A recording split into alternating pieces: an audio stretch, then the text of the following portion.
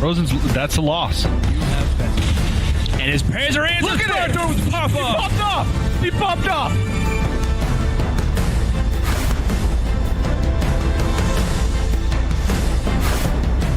No, survival of the fittest looks like it's going to add up to simply lethal from where I'm sat looking at it. Zim going to take the series over Llama 3-1.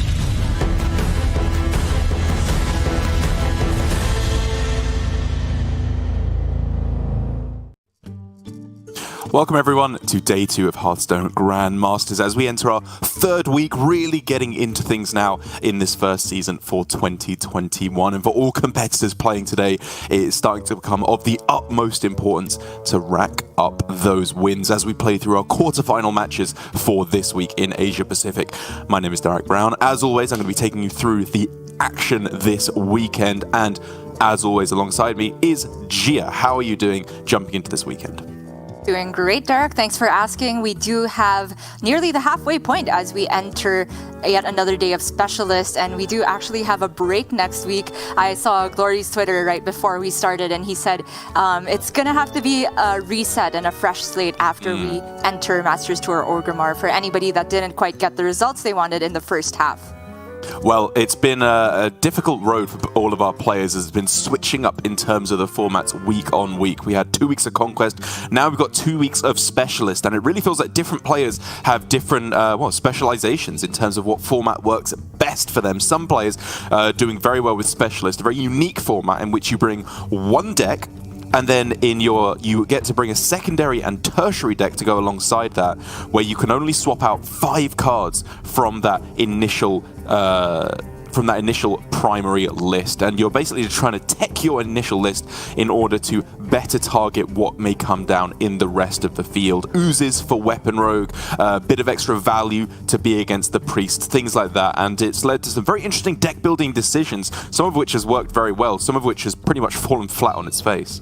Funny you should mention Priest though, Derek, because in APAC 0 players brought it, and we do have a very diverse top 8 in terms of the classes represented. But before we get into that, I'm pretty sure we got to talk about what is at stake for everybody here. It is the dollars.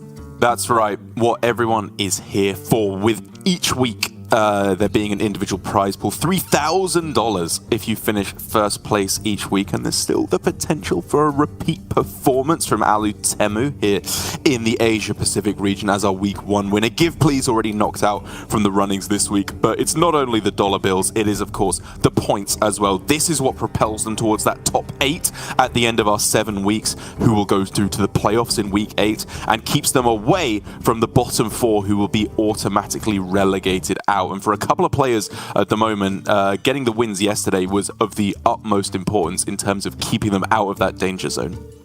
It is true. You already mentioned Alutemu having made top 8 performances for every week. Give Please, prior to Thursday of this week, was ahead of him slightly, but because he did not make it on stream this weekend, we could see Alutemu really cement his lead. But he's not the only one there, because we've got players like Surrender being very consistent. We've got even Alan with a chance to kind of redeem himself from not the greatest start. But speaking of Surrender, he did have a very, very cool series yesterday. Yeah, it was easily my favorite series of Hearthstone. I think I've probably seen all season. Like, the way he got these insane lethals that I wasn't even thinking were a possibility 2 times in an only 2-game series because it's best of 3.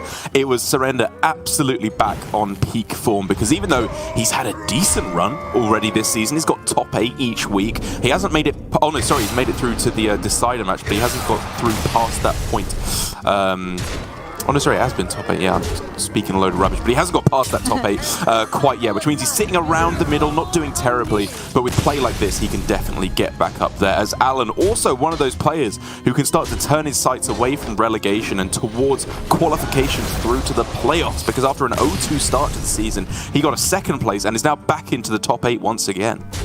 And he did it with this Rush Warrior, which is one of the most popular archetypes for Specialist in APAC this week, up against OTK Demon Hunter, yet another extremely popular archetype. In this matchup, Alan proved that the stats are true to the most extent, where Warrior does have a bit of a favorable, but there are different builds of OTK Demon Hunter out there, like we see from Shaxi with the Lone Champions. Glory was his opponent in this match, the world champion, giving him a run for his money in the very first game, but spoilers, Glory's relief did not last very long. Yeah, it's been a rocky weekend for the Demon Hunter players, if I'm being honest. Like, we saw here from Shaxi, he was able to take the win, and in terms of finding the lethals towards the ends of each of his game, I think his gameplay was very, very tight. But there were quite a few decisions in the early and mid game that we were very questioning of. Same with Chonsu, where he just kind of crumpled at the end of one of his games, making this bizarre play with the Illidari studies that just honestly boggled our minds, and we couldn't really find a reason for. And it means that we have very few Demon Hunters through to the top 8 compared to how many were submitted at the start of this weekend. But one deck that wasn't submitted very much this weekend was the Control Warlock that Dawn managed to get through to the top 8 with against all the odds. It was very impressive. When we were testing out this matchup in practice, it felt like as soon as both players moved to their secondary and tertiary respectively, Dawn would get the shorter end of the stick. But with a very proactive game plan from Game 3 onwards, he was able to just pressure High 3 from the very start. This turn you're seeing right now is the only one where High 3 really got control of the board, and it was just so easy for Dawn to answer it. He even had time to already get the Jiraxis online. So just this last wave of minions was nothing that High 3 could overcome. Yeah, just love that proactive game plan from Dawn. I think it was bang on the money. But that does lead us to our quarterfinals. We, of course, have all the winners who made it through the decider matches yesterday, but also the players that we didn't even see. Alutemu, as always, bringing the same decks as Dawn with the Warrior, but the rest of the field have some pretty strange lineups that we didn't even get to see on day one because they were doing so well. I'm talking Blitzchung with Token Druid, Bank Yugi with Spell Damage Minion Mage, and Tom60229 with Weapon Rogue. And I'm pretty sure they were all the only players to bring that in their own right. And so clearly doing very well so far. It's a sight to behold.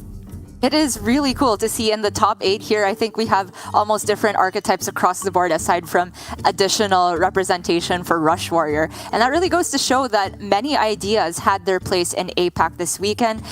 For our first match, we will have some Token Druid representation from Blitzchung, but I don't necessarily think it was a great bring for this week. It so happened that the players Blitzchung matched up against at the beginning were playing Mage and Rogue respectively, which are exactly what you're trying to hit with Token Druid, although those classes weren't the majority of what was brought in APAC. It's going to be an interesting matchup to kick things off here, though, with Alan on the Rush Warrior. Again, it's the kind of deck that we always say, if it's against any kind of deck that tries to win board, that fights for tempo, it just kind of feels like it can't lose most of the time. It does such efficient trades. The Rush minions, when buffed up, are so difficult for any tempo-based decks to keep up with in terms of the pace of their development. But for Token Druid, it's a fairly unique archetype in that it doesn't try to do the same thing as Warrior, where it builds up 1 minion a turn, 1 minion a turn, incrementally building up that board advantage. It explodes onto the board on turns 3, 4, 5, and then it's extremely difficult for any deck without AoE to pull back if they don't already have board. That's very true, and sometimes if the Token Druid is lucky, it's even as early as turn 1 with the Gibberlings, but I think that's why Alan has a secondary deck that has perhaps not just Token Druid, but Demon Hunters as he used in mind. The secondary deck with the Cult Neophytes, Grandmasters, those can really lock out Token Druid turns, and if you manage to clear board and then stick an Grandmaster, then that can be lights out for the Token Druid. I also want to note that even though traditionally there is not very much removal in terms of spells, there is a pseudo AoE effect in Blademaster Samuro for Alan to possibly use.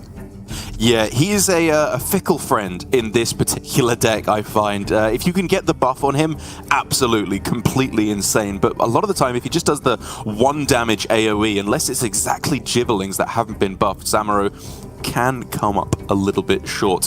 But the standard list here for Blitzchung, his primary at least, is very bog standard, well, despite not having bog beams. But the secondary and tertiary do get a little bit more interesting. Cutting Pride's Fury and Soul of the Forest feel like pretty cool cards in the deck to me, but clearly has found something that holds a bit more weight in specific matchups. It's quite interesting because he did substitute for these double up on buffing the minions you already have cards like Pride's Fury and Soul of the Forest with just more minion generation. So I would assume that that secondary is for decks that have maybe more AoE but don't necessarily, that can deal with individual minions and that Blitzchung doesn't necessarily want to build up tall boards against. I'm not quite sure what deck that is though, especially since looking through Blitzchung's matchup history on Thursday, he has played the primary just all day against Mage and Rogue, and maybe we'll see him switch onto something different against Rush Warrior now. Oh, I think that's the kind of the blessing and the curse of this Druid, is it's in every time we've seen it, it's basically always been the same 30 cards. Sometimes you swap in a guidance for maybe for some of the card draw or whatever else it may be. But I think for the most part, you just don't want to swap out any cards, even in Specialist. There's very few matchups where you make your deck better by taking out the core cards. There's a reason that this is the primary version of the deck. As we see Blitzchung Fungal Fortunes in hand on the coin. It's looking like a pretty respectable start to try and build up that hand for an early Glowfly Swarm. I definitely like the Fungal Fortunes. The one thing I was about to bring up is whether Lunar Eclipse should be considered as well, because we've talked about this from a control deck perspective versus Rush Warrior, where if they get down a Parade Leader or worse, Rakara, Playmaker, and you don't have the immediate answer, your problems can just snowball out of control. So already I'm liking the mindset for Blitzchung here to keep a piece of removal that is very hard to come by if he doesn't have board immediately. Alan here, though, has a deceptively potent hand. Like, despite the fact that he doesn't have the real powerhouse cards to start popping off in the early game, copying a bunch of rush minions or anything like that, he has Samuro, and he has a couple of ways to juice it up a bit. If Parade Leader can stick, obviously that's almost a guaranteed board wipe, but even just +1/+1 on the conditioning could deal with an early board from Blitzchung. Yeah, I wouldn't mind to see that. It is of the exact shape that you can deal with Treants to attack on the Samuro, but I think Blitzchung will be aware of also possible breakpoints from Alan. Like if he sees a conditioning for one, you start to smell that something is fishy, because that's not necessarily something Warrior always does. So maybe Blitzchung would think to react of when he plays his minions, immediately get them up to 3 health or higher. This turn though, he is going for maximum tempo with the removal and Thorn Growth Sentries. Not that he's necessarily going to buff it, but I like the idea of getting a little bit of incremental damage where he can. And if this does stick around, we could see turn 4 Coin Arbor up. Yeah, I love what I'm seeing from both players. Like, I like that he didn't go Coin Fungal Fortunes on that turn with or without the Lunar Eclipse, because that delays your potential Glowfly Swarm that you're trying to draw for a whole extra turn. So I think just developing the Thorn Growth was very nice. And then from Alan, I love that he deviated away from the 2-drops. Even though we talk about how important it is to get ahead on the board against Druid, proactively develop these minions, by buffing up specifically Samuro in hand, he's got the answer to this from Blitzchung. It is so premium. It is extremely difficult for Warrior to deal with this. They run no spell generation other than the Wand Makers that cannot get you Brawl or Rancor, so it really had to be exactly Samuro buffed up to deal with this board, and Blitzchung has to start from scratch, and that's definitely not a position where you want to be, because again, almost all of Alan's minions are able to attack the turn they're played. Kind of annoying that the bumper car can't be killed off on this turn, because that would just make it such a clean turn where you're clearing off almost everything. It almost leads me to want to go double Warmaul on this turn, just to take out 2 of the Glowflies and then sweep up 3 of the rest with your minions and axe. I could certainly see that, although it doesn't feel great to have one of them take double hits, or sorry, both of them. So Alan instead just going to play the maximum amount of minions right now. Only one of them can attack this turn, but by having them on board, it's kind of like saying I'm going to trade again next turn. The punish for this is if Blitzchung gets to buff many minions, but only 3 on board is probably a deal that Alan would take. And here, I'm kind of at the point where, for Blitzchung, I want to start with Nature Studies just to try and find Bloom to get down the Solar Eclipse and the Arbor up on the same turn. He can't quite fit it in here. And so I am definitely interested in... Are you saving the Arbor up to go with the Solar Eclipse? It's such a strong combo next turn if you can stick it. Yeah. I think he goes one more Adorable here and then Solar with the Power of the Wild. Okay. I could see that. And then he could still save one Solar with the Arbor up and then the Bog Beam for when it actually costs 0 next turn. So that would give him 2 4/4s, a 3/3, and a couple 2/2s. And that's 4/4 is absolutely enough here. All he wants to do is value trade to get rid of the Parade Leader first and foremost.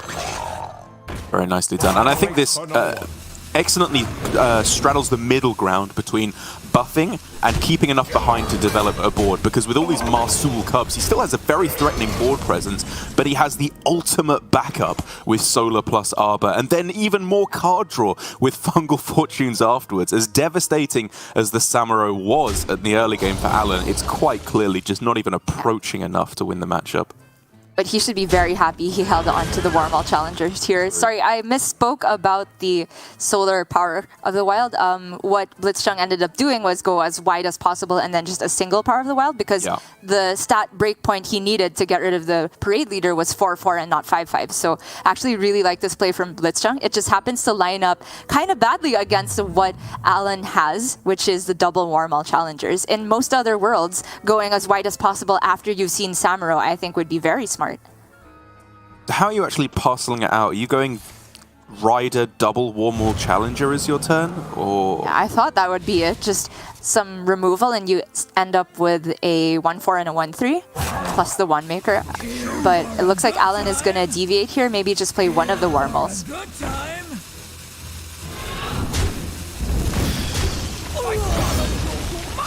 yeah, it still clears up the same amount of stuff, which is perfectly fine. Gets to draw an extra card, and Rakara Warmall Challenger is a fearsome combo for sure. It truly is, but I'll tell you what's a more fearsome combo, Jarek. Bog Beam first, and then Solar Eclipse, Arbor up. That looks like game to me. Yeah, I don't especially see him coming back from that one. I'm thinking, are there any tricks up his sleeve that he can use to get himself out of this one? Again, both one makers have come down, even if there was some random generation. Athletic studies into another Samuro is just not big enough. Yeah.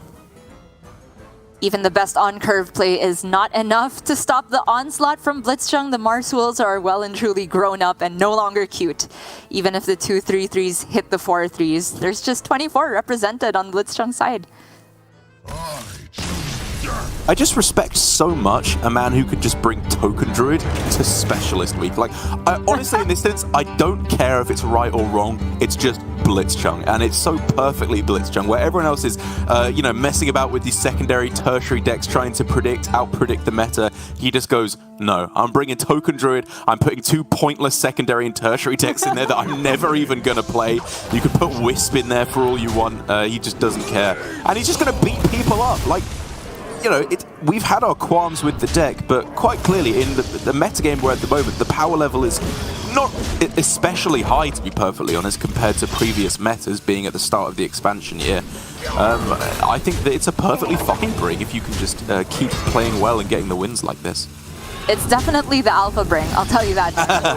we have to honestly say, of course, Blitzchung had a very fortunate draw here, but it gets to the point where, like, has it been just fortunate draws for 3 series this far, where I believe he went 2-0 against Tyler and either 2-1 or 2-0 versus Surrender. Very, very impressive players to beat.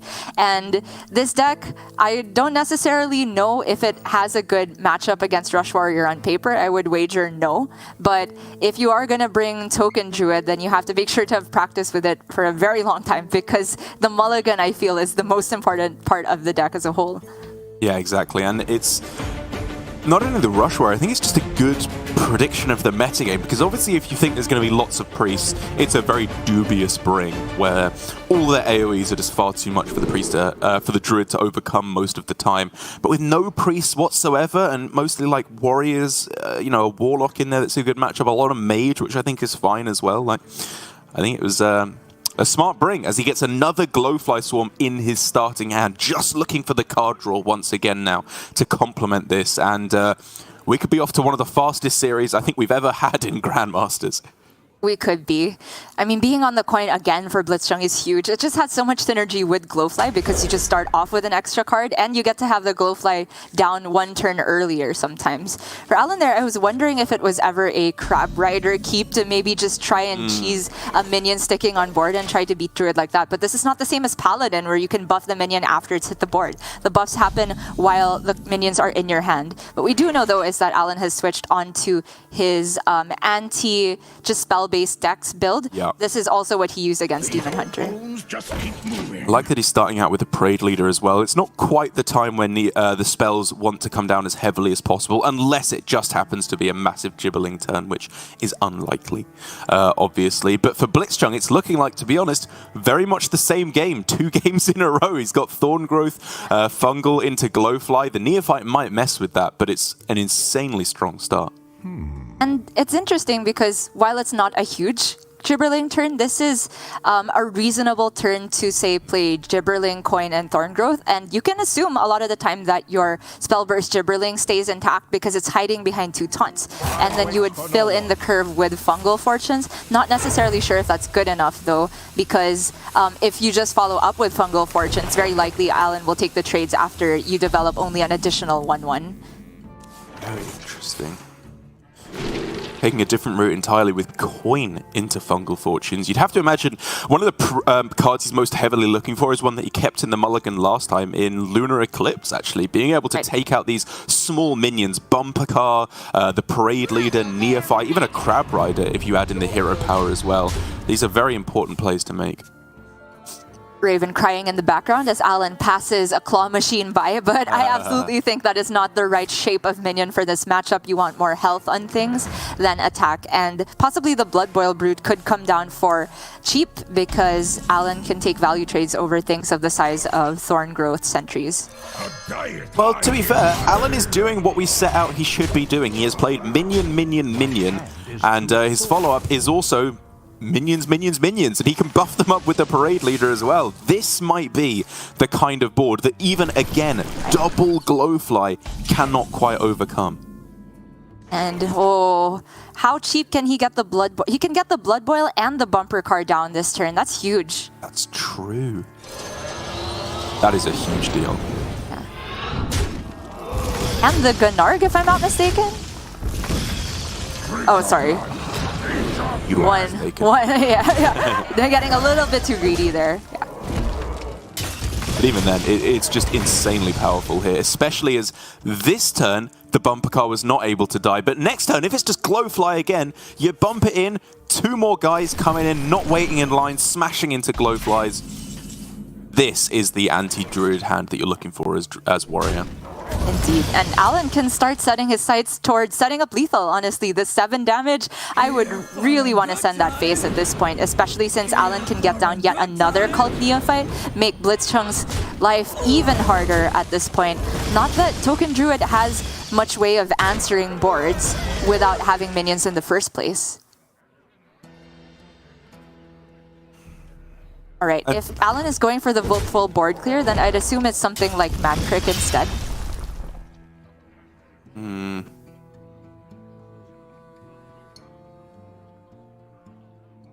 My thinking is that if you are going to leave minions on board, then the Cult Neophyte makes it harder for Blitzchung to buff them all at once.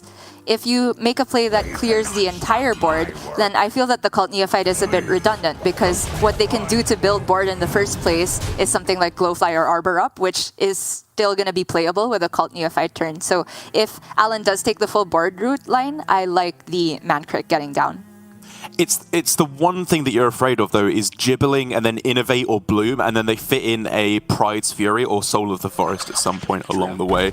And my problem was just, on this turn, are you equipped to deal with that? Or do you go for Neophyte this turn to help you bridge the gap to an emptier board next turn, and then Troublemaker the turn after, which means you very likely will be able to clear off most of the board? Because that is exactly what's happening now. Not to say that it was wrong by Alan to go for his play, because he can still clear up a lot of this, but this is getting scary now. Truly is. This could turn just into a face race. I'm not necessarily sure, but Alan has plenty of health to work with. an entire board of Gibberlings can go up to 4 attack apiece with a single Arbor up. So that's 28. He would have to clear at least one of those or just say that my taunt is going to stick around. That bumper car is so almost the nuts. Again, its health is just too high. Buff it to a 1-2, please, Blizzard. Yeah, this is not looking great for Alan. If he has to take many trades here, even if he takes all the trades, there's still going to be 4 Gibberlings left up. Yeah. I'm thinking we could see something like 1 in here, and then Bumper and Mankrik into one, and then Parade Leader and Sword Eater into another. It's just not great, is it? It's not amazing. And this, you know, as he will just end up probably making trades where possible. I don't think you can go for the plan of pushing everything face. Like, you get 1 Arbor up, 1 Power of the Wild, and your board just disappears. There was also consideration for a halfway play where you trade away maybe 2 Gibberlings and then send the Blood Boil face. That eliminates some of the breakpoints. Yeah. But it's hard to account for all of the breakpoints because they might have a Lightning Bloom that still gives you net 1 mana after a Neophyte comes down. And this is, I guess, the benefit that you do get from Neophyte on this turn. Because I was going to say, if they already have a board, Neophyte doesn't do that much. And I still do stand by that to an extent, but it does mean Arbor Up can't come down, and he's not completely blown out of the game quite yet. But he kind of is. This is looking really bad. The Troublemaker has to cooperate big time for Alan to stay in this, and I don't even know what that necessarily means. I think he's supposed to, weapon the 1/2/2 with no Death Rattle on it. Yeah. And cooperate probably means just everything face, right? Because with 4 minions, it's very tough for Blitzchung to immediately deal lethal. So for Alan here, I think the best outcome is to try and do the face race and force Blitzchung to make the trades for him. Oh, there's 1 face as well. Like, you just hope they don't have Arbor Up. That's the real win condition, I think, here for Alan, as you correctly identified. Well, the Arbor Up is there alongside Thorngrowth Sentries, so Blitzchung can trade down and set up a healthy wall of taunts. That is pretty tough for Alan to get through. Even if he top decks Alexstrasza, he can't send the other weapon swing face with the taunts in the way. Okay, well, I guess not everything is gonna die though this turn.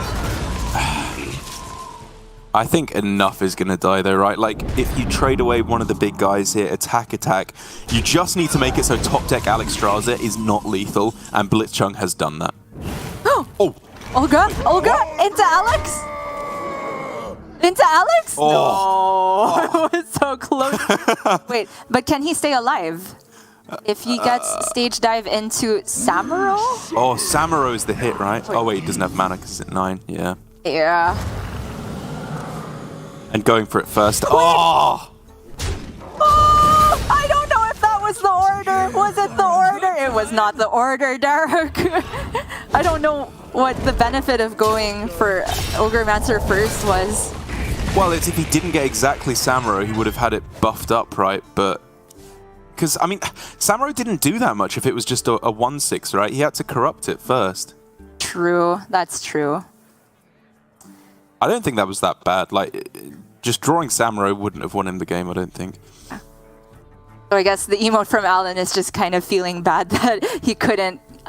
It was catch-22, right? Either unbuff Samuro or don't get to play it this turn. But he stays alive for another turn, if I can see. Yeah, there is currently 12 for Blitzchung. Arbor Up is another 8. And then Power of the... Wait. Yeah, I mean, it's because the Ogremancer is going to generate taunts. Yeah. So if he could send everything face, then it would work.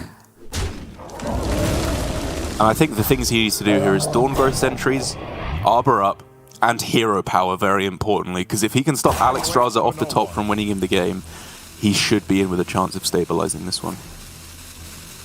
Although, will he think about Samuro as a possibility? Having health on your taunts is also a thing to consider. Blitzchung is choosing to play around that instead. But that means that Alan now has the out of Alexstrasza the Lifebinder. Blitzchung chose to play around Samuro a little bit by going for this line, so Yeah, it's not he did. 100% wrong. Oh, I not wouldn't at say all. it's wrong at all. Yeah. No, I mean, very possibly I was just tunnel visioning because a rush card was drawn and it wasn't played, which means it's very likely to be Samuro. He played around it, and it was that play that won him the game. He was vulnerable to something, and so he played around the card that was more likely to be in hand. And there it is. Alan made it a lot closer than I thought it had any right to be, but Blitzchung, in one of the quickest series of Hearthstone I've ever seen, just steamrolls his opponent with a 2-0 victory. Token Druids going to the semi-finals. You drew hard out, Sottle.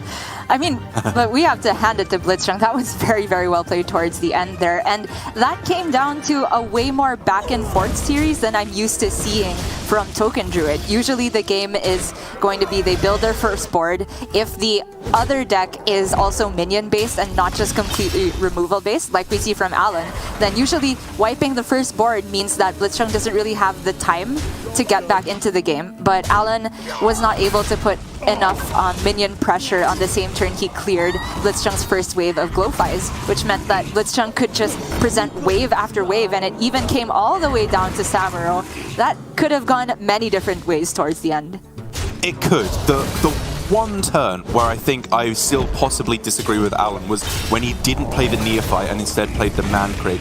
He'd just seen both Glowfly Storms, so the only way that your opponent is going to develop a big board, I feel, is through multiple spells in combination with each other. It's like innovate into Solar Eclipse Arbor Up, or it's a big Gibbling turn, or it's Solar Eclipse into Thorngrowth Sentries. All these combinations that are just locked out by the use of the Cult Neophyte. Whereas I think if they already have a board that you allow them on that turn, playing as many buff spells as possible is a little bit less important. So I do have slight doubts about that turn, but I'm sure, as always, Alan will be able to DM me with the exact bullet points of why I'm an idiot. I mean, it's close, right? That turn, I recall Alan would go into his 6-mana turn. Sorry, Blitzchung would go into the 6-mana turn, so if it were Neophyte and Blitzchung had second Glowfly, Neophyte does not very much at all, but if it's against that Glowfly situation you were talking about, which happened to be what Blitzchung had, then Alan's kind of sad. It's really, really close, and there's even an argument also for not even fully clearing that board and sending some of it to the face. So many different lines you can take from the Warrior perspective, and it really goes to show that when Token Druid gets that super turbo draw start, you can't play around everything. You cannot. And that does mean that it is Blitzchung going through to the semi-finals. My heart goes out to Alan. Would have been great to see him follow up a second place with maybe even a first place, who knows, but it was not to be this week. He can still walk away with a top 8. His points total does still keep him around that middle point. He's got a second place, dropped out 0-2 in the first week. But for Blitzchung, now he's really starting to rack up those points and get towards the top of the leaderboard, which I think we can both agree is where he truly belongs as a very, very strong player indeed. But we are ready to go to our first break of the day, I believe. When we come back, we will continue with our quarterfinal matches here in Hearthstone Grandmasters.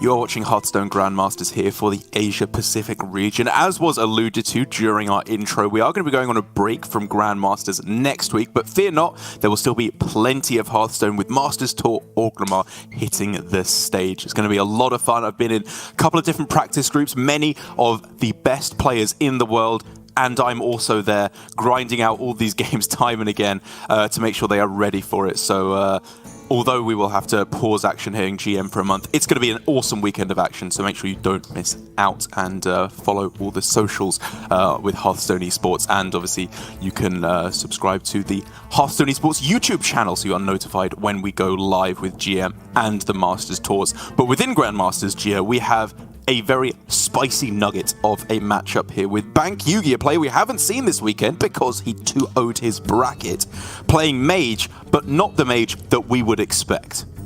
It is true. This is not your spell mage. It is in fact called minion mage because it is running more than 0 minions. Notably, it's running spell damage minions. It's got the Aegwin the Guardian in there. Bank Yugi loves this card, and I can't blame him. The design is very cool, and it has a very, very powerful effect. Aegwin passes on her spell damage to the next minion you draw, and so it makes burst spells very, very difficult to deal with, such as the Runed Orb and the Fireballs that he's put in the tertiary deck. It is still, I will say, a somewhat different build of the deck from what I've seen from most players. Like, it's a very minion mage here, whereas a lot of the versions that I've seen run Aegwin, but they run Fireball, of course, which he does have in his tertiary, but not in the kind of core initial primary build of the deck. So he is relying, of course, more on Aegwin as like a board propagation tool where you can use it with Brain Freeze, obviously Shooting Star, and almost most importantly, Cram Session, in order to always have 2-mana draw 3 at any point in the game after Aegwin is drawn. It's a powerful deck for sure. I personally have yet to be convinced on whether it is worth bringing over Spell Mage, given the, you know, Spell Mage is very feast or famine. We saw in Europe, right, where Boston was saying he won every game where he drew Incantus Flow and lost every game where he didn't, which is pretty emblematic of how the deck functions. This is a little bit more of a middle ground. The highs aren't so high, but the lows aren't so low. But I mean, at the very least, clearly it's been working out well for him so far as he's 2-0. I mean, I'm just very interested to see a mage deck that actually follows a curve. It's been a very long time since we see that. Before this, it was Tempo Mage, where you just hoard a lot of Sorcerer's Apprentices and pop off all at once. But in any case, Bank Yugi will be faced off against the only Warlock in the field, Dun, with his Control Warlock that I was very, very impressed to see his play on yesterday against Rush Warrior, where I thought he was unfavored. Yet again, I think Dun is unfavored because spell damage is very difficult for Warlock to deal with. If they can't get the pressure down the other way, they might just get burned down. There's not that much healing in this deck because the soul fragments are unreliable when you get them. Yeah, it's like you say, there's a lot of healing in the deck. It just takes a long time to get there. And while I feel that Dawn's deck is maybe not the final stop on the evolution of how this archetype will develop, I think it's heading in the right direction. I like, because a lot of the lists have started taking out Ticketus, sticking in double Void Drinker, and although Dawn obviously still has Ticketus in the list, which I think is not likely to be especially powerful in this specific week, with no one else bringing Warlock or Priest, I do think the double Void Drinker, the higher tempo list, you've got Talon in there as well to draw out your Charge, double Strongman, anything that sticks more stats on the board very quickly is a list of Warlock that I'm a bigger fan of. And I think it could work well for him against Bank Yugi, because while the Mage does have decent removal tools with the Devolving Missiles, Spell-Powered Brain Freeze, they can struggle if they get behind on board. It's not like they can just swing everything back instantly. It's true, and as with many mage decks of old, having the coin to start with is a very big deal to proc your firebrands, etc. It is so huge if you can get the immediate removal on a Void Drinker, and that 4 damage might make the difference. For Bank Yugi in particular, I'm interested to see what what role the Scorpids play, because you were talking about how in Demon Hunter you were actually kind of changing your mind about the inclusion because it's pretty likely to get card draw. I don't know the odds of it getting a specific type of spell for mage. Is it removal? Is it burn? But I'm worried about just the large pool of secrets that mage gets that might not be so great to discover against Warlock. Yeah, that's always the downside. There's a few that are pretty good, though, I will admit, against Warlock, like Counterspell. There's a lot of big, expensive spells in Warlock, obviously, with Twisting Nether being at the top of that. Even Mirror Entity can be pretty good if you're expecting a strong man to come down, or a Ticketus later on in the game as well. So there's some tricks that Bank Yugi can definitely pull here. But from what we've seen on Twitter, Gia, I think that card on the right has low-key been the key to success for Bank Yugi so far. This one? That one right there, indeed. Yeah, it has been thrown here, which I think has almost always been the case. I never see people keep Jandice anymore after she got nerfed to 6 mana, but against Glory, it is very true that Bank Yugi got one of the best possible Jandice combinations in the 1/1 that has a death rattle of a 5/8 or 6/8, was it? So you always put the illusion on that, plus an Earth Elemental against Glory. Go check out Glory's Twitter if you don't believe me. And right out of the gate, we are presented with one of the reasons why this deck can just be so busted, because you're very rarely operating with just one Aegwin, given that the pool of spell damage minions is pretty small at the moment, and discovering a second one is not only quite likely, it's also bloody disgusting. Very strong. However, Bank Yugi has not managed to hit the early curve, of which he is running several 1-drops aside from One Thief, ones that you actually want to play when you have 1 mana, and that is making it such that Dawn can tap pretty comfortably here. I would say it's not the end of the world though, because the most Dawn can develop in the meantime is just things of this shape, Armor Vendor and Spirit Jailer, which Bank Yugi could probably take out with a single Shooting Star once the spell damage minions come down. Again, the admission not looking especially powerful, if I'm honest, in the Warlock.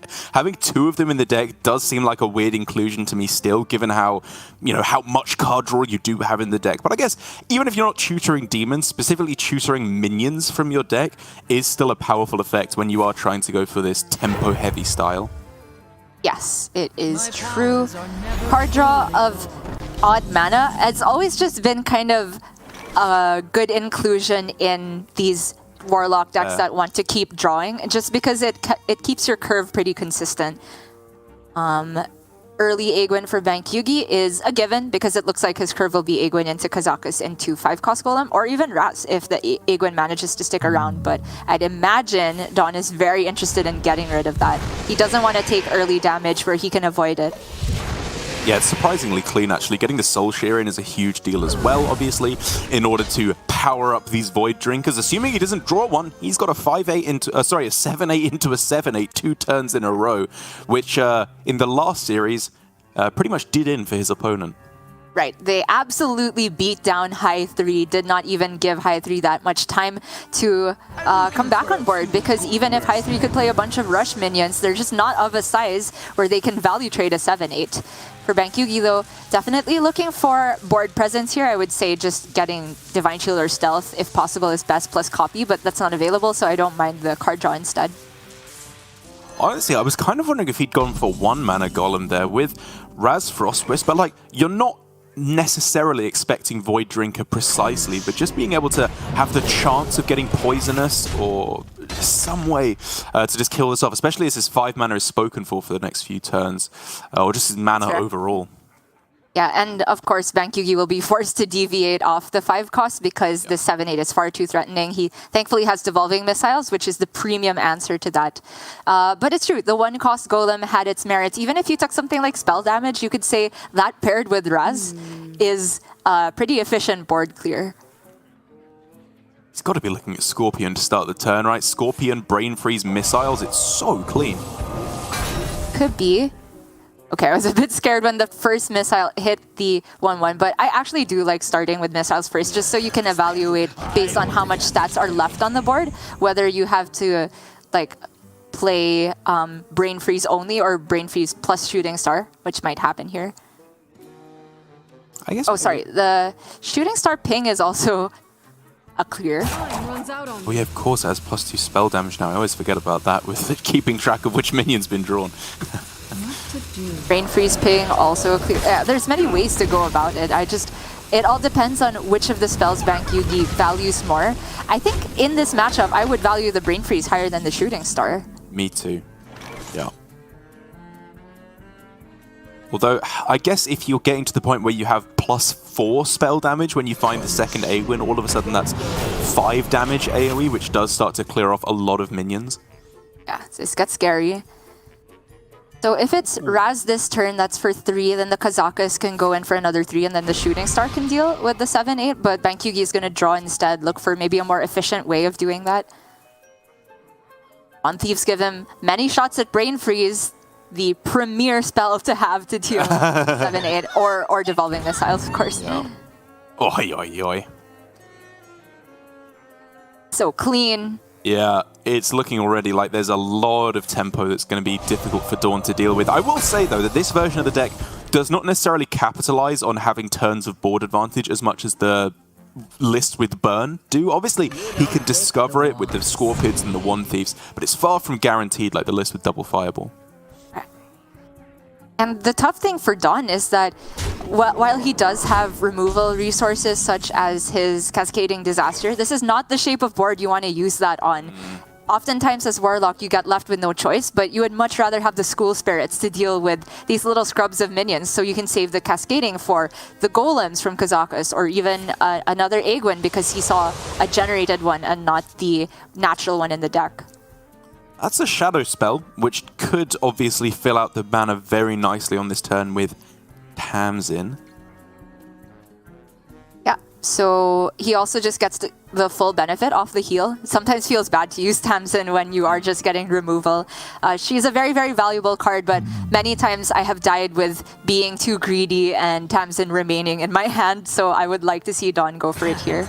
Yeah, I mean, I think your mana is very possibly just spoken for. Like, even if you go Nether, Alex, and then, who knows, maybe even your Charge with the Strongman that you've played at that point already as well.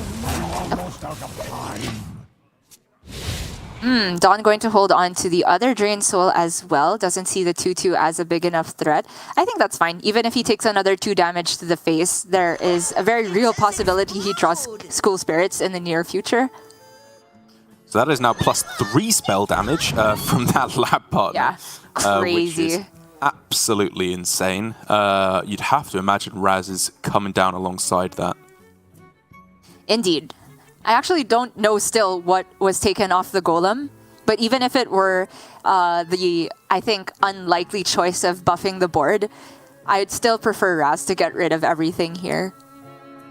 Yeah, it's just the question of if you're expecting Nether next turn, how important is it to have Raz still in hand, which I think is not quite enough. You use it here while it's good, because who knows, they may just not have the Nether, in which case you kind of win the game on the spot. Right, and even if they do have the Nether, between having Raz and the Golem still in hand to follow up as refill after another, I think the Golem's just better because the Raz won't necessarily have anything to buff it.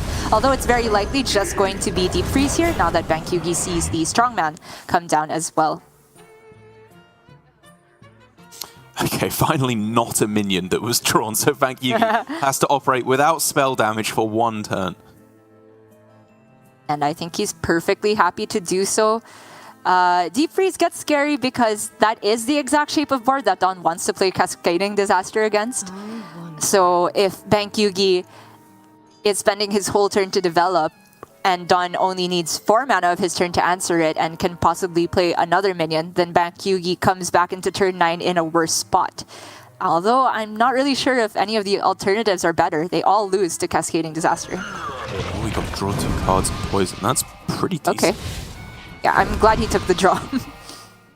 Ooh. There is Aegwin, currently with +4 and shuffling +4 to every minion that's drawn thereafter as well. Oh my gosh, because it stacks, right? Yep, it's insane. And that means that Dawn has to start going now. He cannot give Bankyugi the time to accumulate that Aegwin effect and try to put together these discovered fireballs or ruined orbs, because right now Dawn's only healing is off of the Drain Soul and the Jiraxxus armor, and this definitely does not feel like a Jiraxxus turn.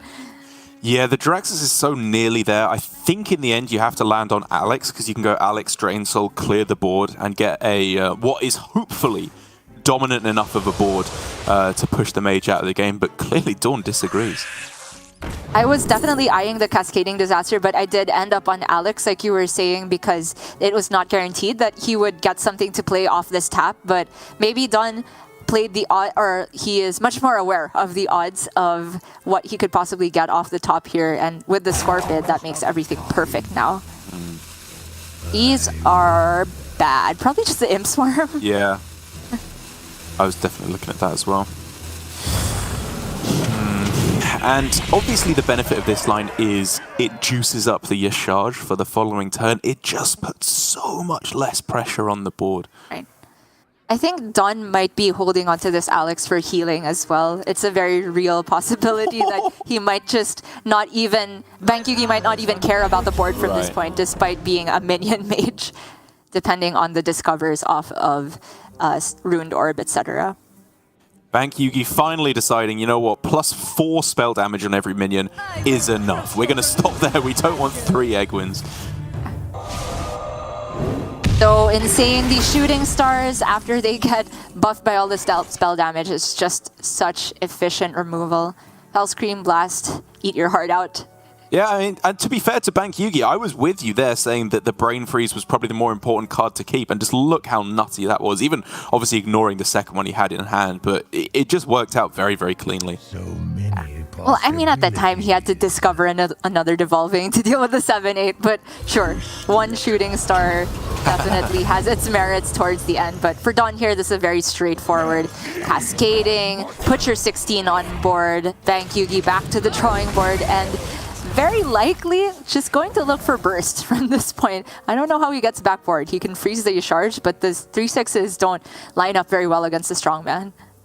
Does whiff on a minion, which is not the end of the world, of course, quite yet. He's got Cone of Cold or even just Deep Freeze to get rid of most of the threat from coming face.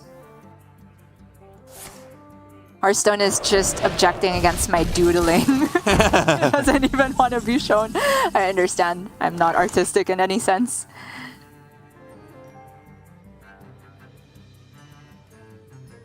So the first question that Raven would ask here is, can you get away with Jiraxis this turn? Can, yeah. And yeah, he can still Drain Soul Yeah. with 2/2 if he really wants to. Sorry, a 3/3 plus the weapon swing. 3/6.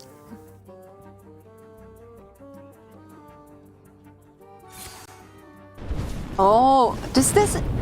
It does not doesn't delete the burn. Aegwin effect. Yeah, it does not delete the Aegwin, because Aegwin's text is the next minion you draw. Yeah, it's That's not, the spell damage. it's not give the first minion in your deck. Correct. Yeah. It gets really weird when you do Elucia and you like draw a priest minion that then gets the death rattle and you have to play it like that gets really crazy. But yeah, I think the Aegwin effect is still safe. Yeah. Bank Yugi does lose Jandis, but this is one of the situations where you don't actually want a Jandis. I think what he wants is just the cheapest possible minion to get the spell damage. Ideally, second Astromancer Solarian? The first one was generated, right? Yeah. So that he can just try and pop off with Ruined Orb or something to that extent. He will just keep freezing this board in the meantime. Man Crit Cram Session? I mean, that's 5 cards if you want to draw that. Obviously, you are turboing towards fatigue at that point, but if you can get the big Man Crit as well to attack face, and as you said, start finding that burst damage. Whew. Yeah, this is the nuts. Oh, right off the top. Don is in a very precarious position here. Everything frozen, not much removal available other than the Soul Shear. And yes, he can burn the rest of Bank Yugi's deck, but he very likely doesn't need it.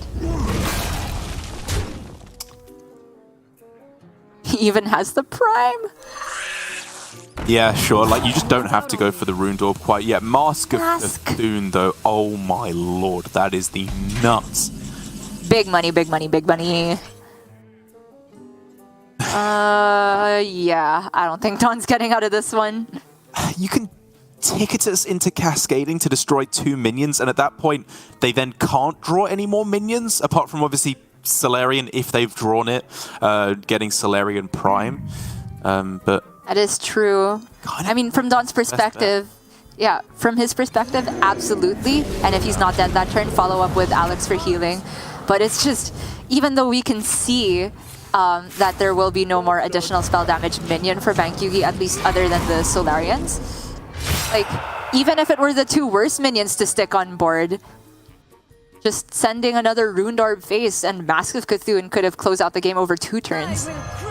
And yeah, this is just lethal. You can literally just trade the Scorpion, bump, Mask of Cthulhu, a million ways to go about it. And Bank Yugi, my goodness, this Spell Mage, it just didn't even feel like it was behind for a second. As soon as it generated that first Aegwin, it's, I mean, in a way, it's kind of like pseudo Incantus Flow, right? Once you get that, you go turbo mode, you draw a million cards, your entire deck, like, you know, Shooting Star, it just destroys any board that the Warlock can develop at that point. I think it was very, very well piloted from Bank Yugi, even to the point where, like, he could have discovered another Aegwin, but didn't go too greedy. Realized at that point that the Solarian Prime was more important to get his win fun. Just felt like solid understanding of the deck all around. Agreed. And I think Don did pretty much everything he could as well in this matchup. He seized tempo where he could. He got huge swings onto the board, deleting what Bank Yugi had and putting 16-16 on his side. But just the way that mage removal works, in that it doesn't even have to be removal, it can just be freeze and ignore your board, is so brutal against the Warlock. I think Don was also just correct to hold on to the Alexstrasza, even though it looked strange at the time. Having that healing would have been his way to stabilize had Bank Yugi not had the immediate lethal that turn, which, to be fair, had to come off of a discovery effect.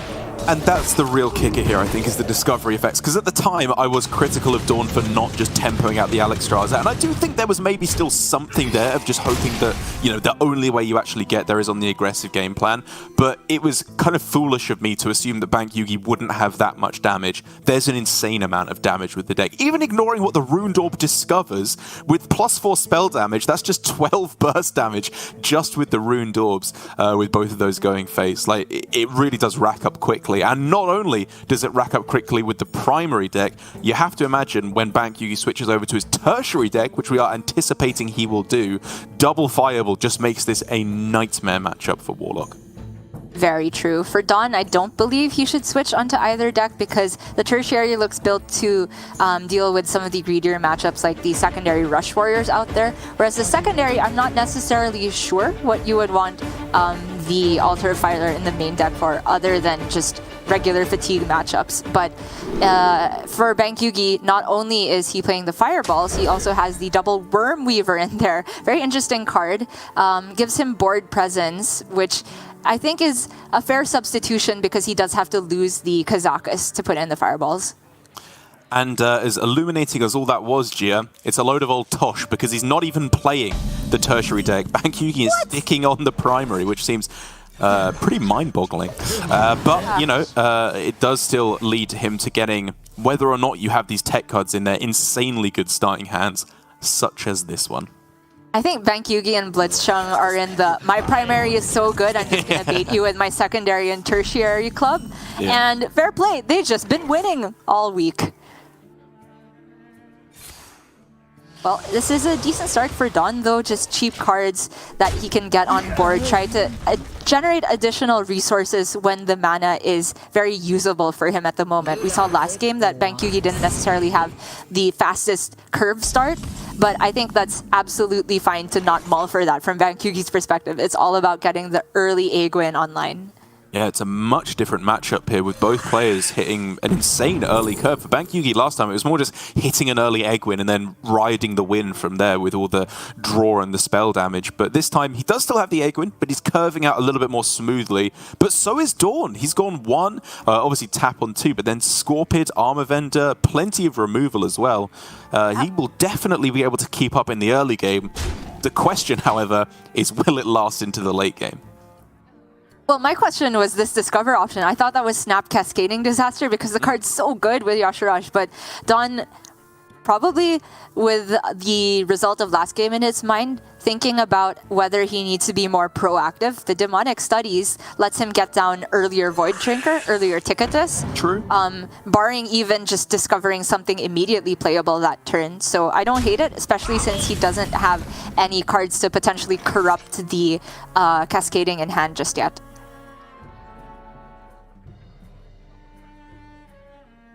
Have to imagine Soul Shear on the Scorpid. So just another tap. Or he could go Demonic plus Armor Vendor, that is maximum stats on board.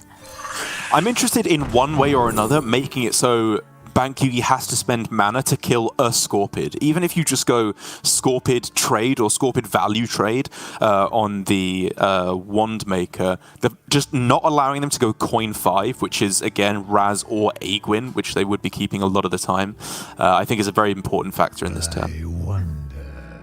But Dawn is forgoing that option because he no longer has the mana to play Soulshear. And imagine Drain Soul is a snap pick here because of Tamsin. It's also just so much potential additional healing. Well, he's not forgoing the option this way, right? Because he can still just VT, and no matter what happens, there will be a Scorpion on the board. Gotcha. 2 Scorpids played. Unless, however, you just go coin Raz, in which case then you can clear off the Scorpion, so maybe it was supposed to be the Soulshear there. Tough. Well, with my play, the first Scorpid would have just then traded into the One Thief, so either way, everything is... I wouldn't say weak to Raz, though, because all things considered, that's a low-impact Raz for this deck, in my opinion. If Bank Yugi decides that's the play, I think for Dawn, you're not feeling entirely sad about it, and that's why I prefer the usage of this Firebrand. Not necessarily sure if it's going to be coin to just get the Solarian out or waste a Snap Freeze, but between those options, I like more stats on board.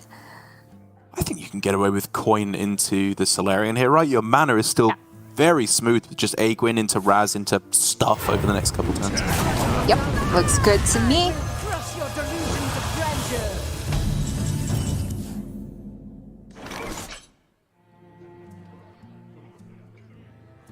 And still just keeping up on board here with Bank Yugi. Dawn able to clear off once again everything that comes down here. And if he can draw into some of the power cards, you know, like as you were saying, the Void Drinker, or get down these Strongmen, it's possible for him to keep up. It's just the Aegwin that's in hand. You just know everything is about to go so wrong. And I do agree with you that drawing for power cards is absolutely Dawn's game plan here. I just think that it has to be specifically this one. Yeah. Soul Theologist Militia, because the Void Drinkers, they die to a single Devolving Missiles. Militia, especially with the amount of fragments that in his deck, might be the way for Dawn to actually get a board presence that's meaningful, that can't all be frozen all at once. Bank Yugi's not naturally running Varden in the deck. Haven't heard of me. Okay, this is value. That's pretty cute. I hadn't seen that before. Desk Imp, not like this. Yeah. Let's jam Fire Breather instead. Looking for something a little bit higher impact here. There's so many discard effects. You hate to see this for Dawn. You never want to discard the Twisting Nether to the point where he's forced to take the Dormant minion. And that's yikes. But at least he can Drain Soul away the Aegwin. Yeah, I think you have to. Drain Soul plus Fire Breather? Oh, sorry. No mana. My bad. Yeah.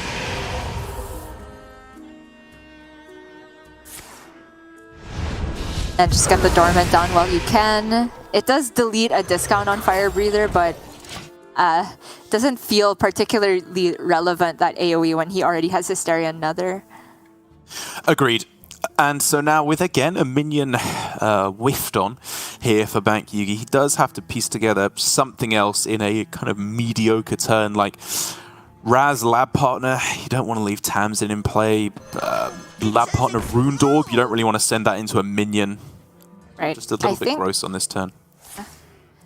I think Runed Orb goes face this turn because, like you said, he already has other spells to deal with minions. He's really just looking for card draw. Cram Session needs to be... Oh, Evocation is worth thinking about. Oh, it's got to just be Fireball right at the end of it. Like, I don't know. Look at his hand.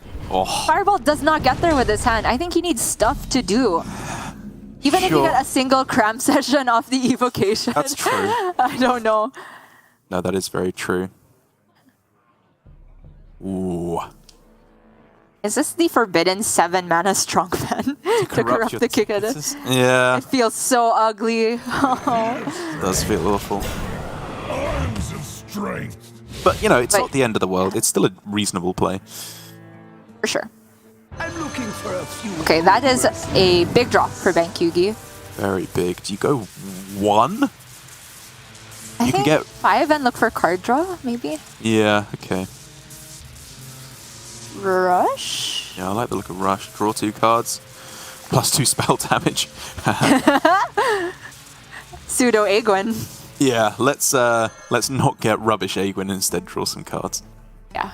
And it looks like he'll potentially snap freeze this 5/6, in which case, are you Ruined Orb face again? Why does it feel like this Ruined Orb goes on a minion? What does that do? It does 5 right here, so you could just go Ruined Orb bump. Yeah, looks good. Shooting Star Ping, not quite enough. One short. Wait, Shooting Star Ping buff.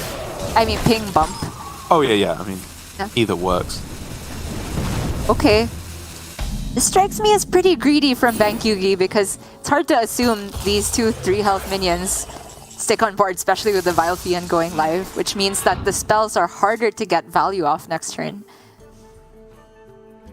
Alright, let's slam our biggest boy here into Alex Straza. It's 8/8s into 8/8s all day long. Into Jiraxxus. Okay, the heavy hitters are coming in. It's not the Sociologist Militia, as you were saying, but I think I would still happily take this. This is a well above average draw in these last couple turns. Absolutely. Dawn has what it takes to turn it around in hand already, and Bankyugi is on the back foot. I think it's a very big deal that he didn't deal with the strongman last turn, because it's the same problem this turn with even more stats. Ooh, okay, this is getting interesting now, because if it was card draw, he went on the Golem, which you assume it would be, and Rush, I guess you're able to clear off something, certainly, if not most things. Yep. As the Prime now, that could get very spicy next turn, because if I'm done, I am going to push the initiative next turn, and Bankyugi has the emergency button now to deal with huge boards. Do you have a clear, right? You can go Shooting Star on the Ticketus, obviously, Ruined Orb on the Strongman, and then double trade just completely wipes the board. Looks perfect to me. Does obviously Start with the Rune Orb then. Okay, different line. Okay, with this line he has a chance of sticking the 5/5, but concern. Oh no! Disaster! I was gonna say I'm concerned. I don't know what the average outcome is for, say, a 6-mana or 5-mana minion, but this is well above average and a nightmare for Bankyugi to deal with. Oh, that's just funny. And if you're done, I think you can get away with Jiraxxus pretty easily here. Oh, You can use the weapon to get rid of the 5/1 and send this big boy face. oh, is that better? I'm looking at Fire Breather into Void Drinker. Like, that is a lot of stats. It's true, it's true. Doesn't even damage the Ticketus, right? Because it's a demon. It's so clean. Yeah. And so is the Void Drinker, so... Yeah, you're right, that is just better. Both of the plays leave the lab partner up, so just taking the one with more stats on board after having seen Bankyugi quote-unquote struggle to deal with the last board seems very powerful. Almost out of time. Obviously, we can see, if nothing else, Bankyugi has the trump card in his hand of Solarian Prime with a measly +1 spell damage, unfortunately. But wow, in the end, Dawn doesn't even want to develop those stats. Yeah. Obviously debating exactly as you and I were in his own head. The benefit of getting Jiraxxus online is obviously you have Twisting Nether, so that plus hero power is the way to answer any board that gets developed, but let's see just what happens. Okay, that's reasonable now, if nothing else. That's very good. That's very good. Okay, that's bad. Okay. Don't do that. You can't be upset about that, Bankyugi. This was a very good outcome overall. Oi, oi, oi. Yeah, Hysteria is just short of making quick work of this. Is this really worth another, though? I was looking at Hysteria Fire Breather. Wait, was the 8/8 a demon? Oh no, the 8/8's an elemental. It was an elemental, right? Yeah. It's Hysteria only Fire Solarian Breather. that's a demon. That felt like maybe too fast a usage of Nether. I tend to view that as the cure-all card. Oh, but now we're talking Fireball being discovered, Cram Session to draw 3 should you so desire. I mean, it could be Raz Ruined Orb this turn. Get rid of the 6/6 that way. True. That is tempting. You sometimes lose out on the immediate cram session for draw though, so I don't begrudge this of Bank Yugi. Hello, this is so much damage. Could have gone again. Firebrand into the Ruined Orb again, but still, Right. doesn't want to clear it in that fashion. I think Bank Yugi cannot be bothered with minions here. It's quite obvious to see. You know, I respect it. Imagine. Just a brain freeze instead. Now you gotta take the minion clear, right? Yeah. Yeah. No, that's pretty sick. Babbling Book brain freeze, sure. Unless he really wants to be a gamer and just drop the Phoenix set up for the lethal. But, I mean, he's got to be aware of the chance of counter lethal at this point. Dawn has Alexstrasza that can be burst as well as healing. Ooh. Oh, it doesn't get Strongman, does it? Because you played it uncorrupted, so it gets you Ticketus, which is good. You know, you burn a lot of their deck. You're starting to get to the point where they won't actually be able to replay the spell damage over and over again. Worth noting. Or maybe that is just the play. I could see something like Hysteria on the Scorpid, which then you can deal with the rest of it with your weapon, and then Void Drinker Hero Power. That does put 13 damage on board. And removes all the spell damage from their side, which is quite scary. Yep, for sure. Okay. Oh, it's so close. Bank Yugi's out of removal that he doesn't want to send face. So that's another 3 spell damage. So that with Raz obviously is kind of what we're looking at, but it doesn't clear everything that well. Oh wait, it clears everything like perfectly now. Oh no, wait.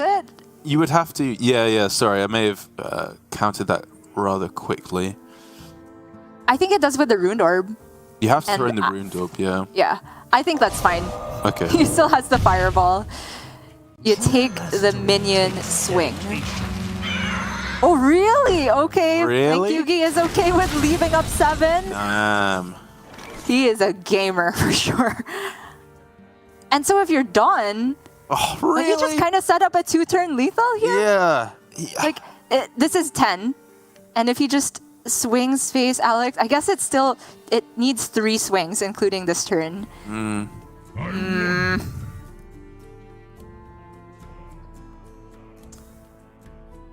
But it's fine, right? The spell damage doesn't go off for a while, so I wouldn't mind you charge Ticketus here, Yeah, and then same. Even trading the Raz, while it feels bad, he is very ahead on board after that. No, I agree. I think that's where Bank Yugi is starting to struggle, because again, it's unlikely he'll be able to kill you from, what would that be, 15? It's not impossible, but unlikely, and from there on you can go Alexstrasza, Drain Soul, and then you very possibly are just fatiguing them with all their burn. If we take a look at what's left in Bank Yugi's deck, it is still mostly minions. The Mancrick is very important to note because that could be even more damage that we haven't necessarily accounted for. So even though the Ticketus burns most of what's left in Bank Yugi's deck, it's very likely that he just immediately draws a minion with the spell damage right back. Almost out of cards. I'm out of cards. And it will be... Okay, Mancrick burned, so it's Firebrand that's left. At least it's a minion. That's the important thing. And I'm really feeling pretty dumb about this evocation pick. At the time, he didn't have card draw. Yeah, I mean, yeah. I still kind of believe that Fireball was the way to go, just because you have so much stuff that will draw you cards from your deck. But I'm willing to admit that on average, it may still be correct to go evocation. I think he kind of has to play it now to find a way to freeze this board. Oh. He had a single, I don't know, brain freeze, 2 of them, that would be insane, and then he can send 1 Fireball face. Or the Ruined Orb. You don't even want to play the Ruined Orb, though, because you want to save it for next turn. So maybe you do just go Evocation and then, I mean, either of the spells benefit more next turn, but he doesn't have mana to work with. Okay, he hit a freeze. He hit a Pexus Blast. Wait, the Pexus is active this turn. No minions in deck. Okay, he's going with Ice Barrier instead. This is probably smart. Okay, yeah. Right. If you freeze one minion, he was still safe from the breakpoint of Alex, but I don't begrudge the Ice Barrier whatsoever. And now for Dawn, he needed to hit more fragments than that.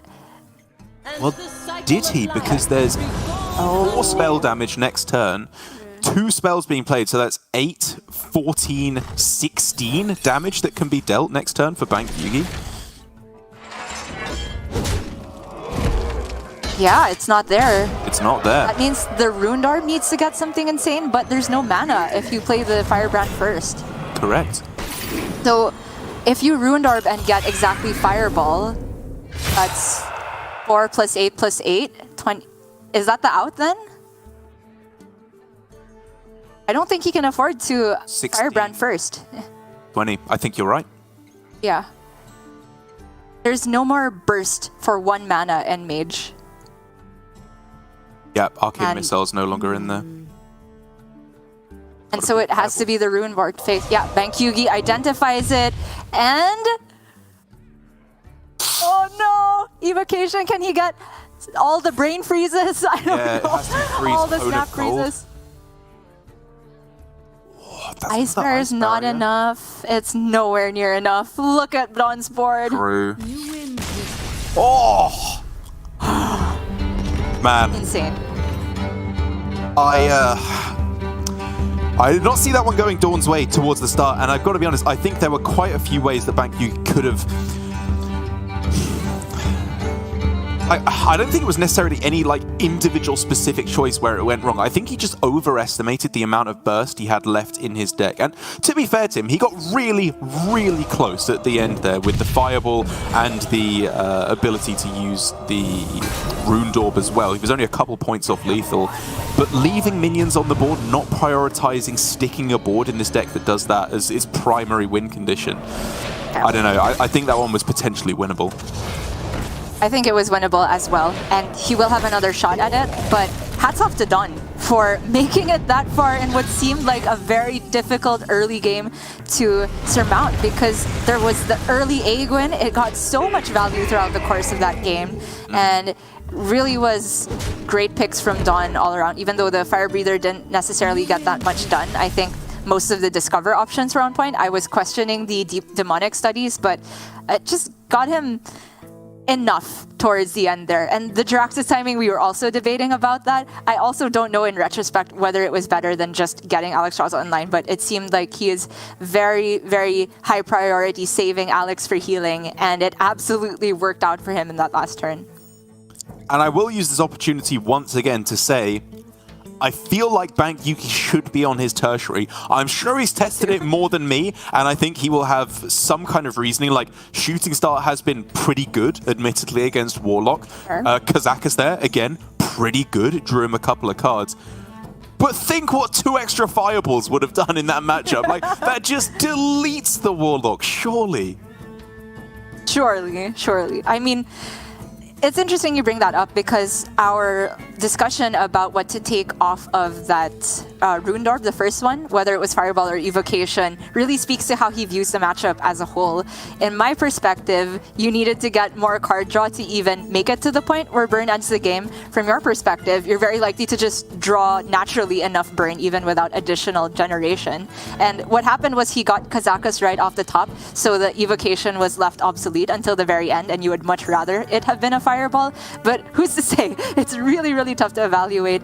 In the long run, though, I feel like just having more burst on a hunch will be good here. And it's not like he loses all the minion presence from Kazakus, because he also gets Wormweavers. And Gia, Bank Yugi agrees. He's switched to his tertiary. You never see this in Specialist. A Game 2 into Game 3 switching of decks never happens. Again, if you're not aware of the format, Game 1, you have to play your primary deck, whether or not it's correctly tuned. Game 2, you can play primary, secondary, or tertiary. You can switch or not. And so you should always be on the correct deck in Game 2. But clearly here, Bank Yugi is thinking, right, I made a mistake here. I'm going to own up to it and stick 12 extra burn damage in my deck, which, again, I think is correct. I mean, it takes a certain amount of bravery to own up to just, you know, when you make the switch, you're saying, I messed up last game. Yeah. Not a lot of players are willing to do that, but all right, Bank Yugi. I agree that this game plan might work better. The only other time I've seen, like you said, changing from Game 2 to Game 3 a different deck is when other people are running the counter to your secondary, so you have to go back to your primary and that type of mind game thing, but that's absolutely not what's going on. Yep. Oh, this is great. This is Hearthstone. This is the APAC that I love.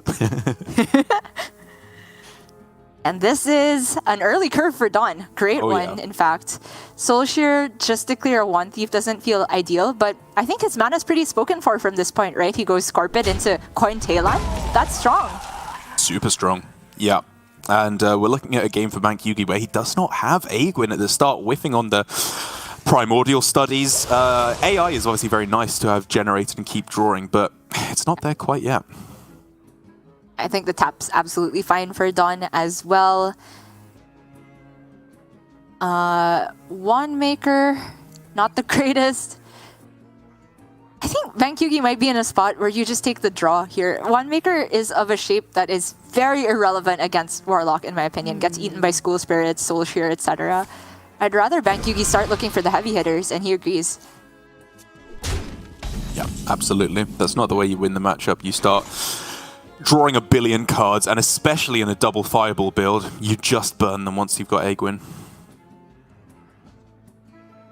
Scorpids for Dawn have been middling so far.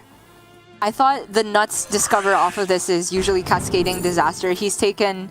okay, Drain Soul's pretty good here. He's taken Drain Soul before. That's also a good one. And he's taken Demonic Studies. Still not sure if the average outcome of Scorpid is actually a card you run in the deck, which is my estimate for how to measure Scorpid's effectiveness. I wonder if Bank Yugi is thinking, oh wait, go back, go back. I want my primary back again. What are these two useless cards doing in my starting hand? I want Kazakas. Oh, Fireball. It's so good. It's so good until it isn't, you know. Very true. But still, for Dawn, he does not have the lock you out of the game cards quite yet. He obviously has Sociologist, which is going to be a huge deal when it comes down. But there's a couple of turns left for Bank Yugi before that is active. You'd have to imagine now, like you were saying, Coin Talon. I think you're definitely looking at Coin Sociologist now instead. Yeah. So just filling out the mana with, I don't know, Scorpid Armor Smith, Soulshear on this turn, whatever, just to juice up the Militia and save it for turn 6. Early Militia is, I think, the most effective proactive game plan against this minion mage. Again, you're very often not going to be able to heal out of the range of double Fireball plus the Ruined Orbs and whatever they discover. And so I think Dawn's best game plan is to instead make Bank Yugi have no time to play all that burst. And that means Militia. That is resistant to... Okay, he is going for the coin here. And this is a very strange use of Tamsin, in my opinion, because it doesn't really remove that much power from the other side. It does juice up the Militia a bit more, given that you get an extra Soulshear, but if that means the Militia comes down one turn later, I'm not sure it's worth it. Oh, this surely isn't correct. Like, you could have just gone Scorpid Armor Vendor this turn, and then just do the exact same play next turn. I was looking at exactly this, of Tamsin plus Soulshear to get an extra Soul Fragment Shuffler, but just do it next turn. You can still then get turn 6 Sociologist. That is what this hand does. Yeah, I am not a fan. In any case, Dawn will have the Talon for the curve, which guaranteed gets him Yasharge. And it does upgrade the Cascading Disaster. Very big deal, because it looks like Bank Yugi, the Jandis gamer of APAC, is about to play Jandis next turn. He's finally not had it burned by Ticketus on the 3rd game. And who knows, he may not be able to draw Aegwin. Maybe he'll be able to generate it off of the Jandis. She's back with a vengeance after being burned twice. But if it is Talon this turn, Bank Yugi will be thinking about, at the very least, Evolving Missiles, because that's a pretty good card to deny Dawn card draw from. However, I think it would still end up being Jandis if it is just Talon this turn. This is not what we stood for. Follow the curve. He's not even a curve deck, but he is following the curve, as is Bank Yugi. Grandissimo. Looks so good. It did look pretty Really? interesting. Okay, he really wants to deny the card draw. Yeah. Kind of funny. Yeah, animations. Love it. I guess the main thing is, you know, he gets to push a little bit of extra damage, which is not a huge deal, but with double Fireball in hand, like, it's possible if Dawn doesn't have the Drain Souls or Alex Straza in hand that just double Fireball on turn 9 or 10 maybe gets there. It's possible. Yeah. And a lot of the time, the Jandis lets you push damage too, because you get rush minions quite a fair amount of time. I don't know about this one. The Jandis looks a lot worse now that there's a Scorpion on the other side. Yes, Bank Yugi can freeze it, but might be too late because Dawn gets to respond with the fully juiced Militia. That's the big one. That's the kicker here that really turns this around. In terms of fragments, we're at, what, 5 soul fragments in the deck, so it's pretty much a peak efficiency as well. Yeah. Ooh! Mozaki?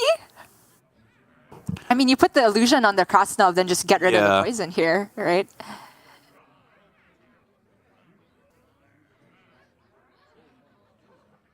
Oh, it could be He's not so freezing good. the Scorpid.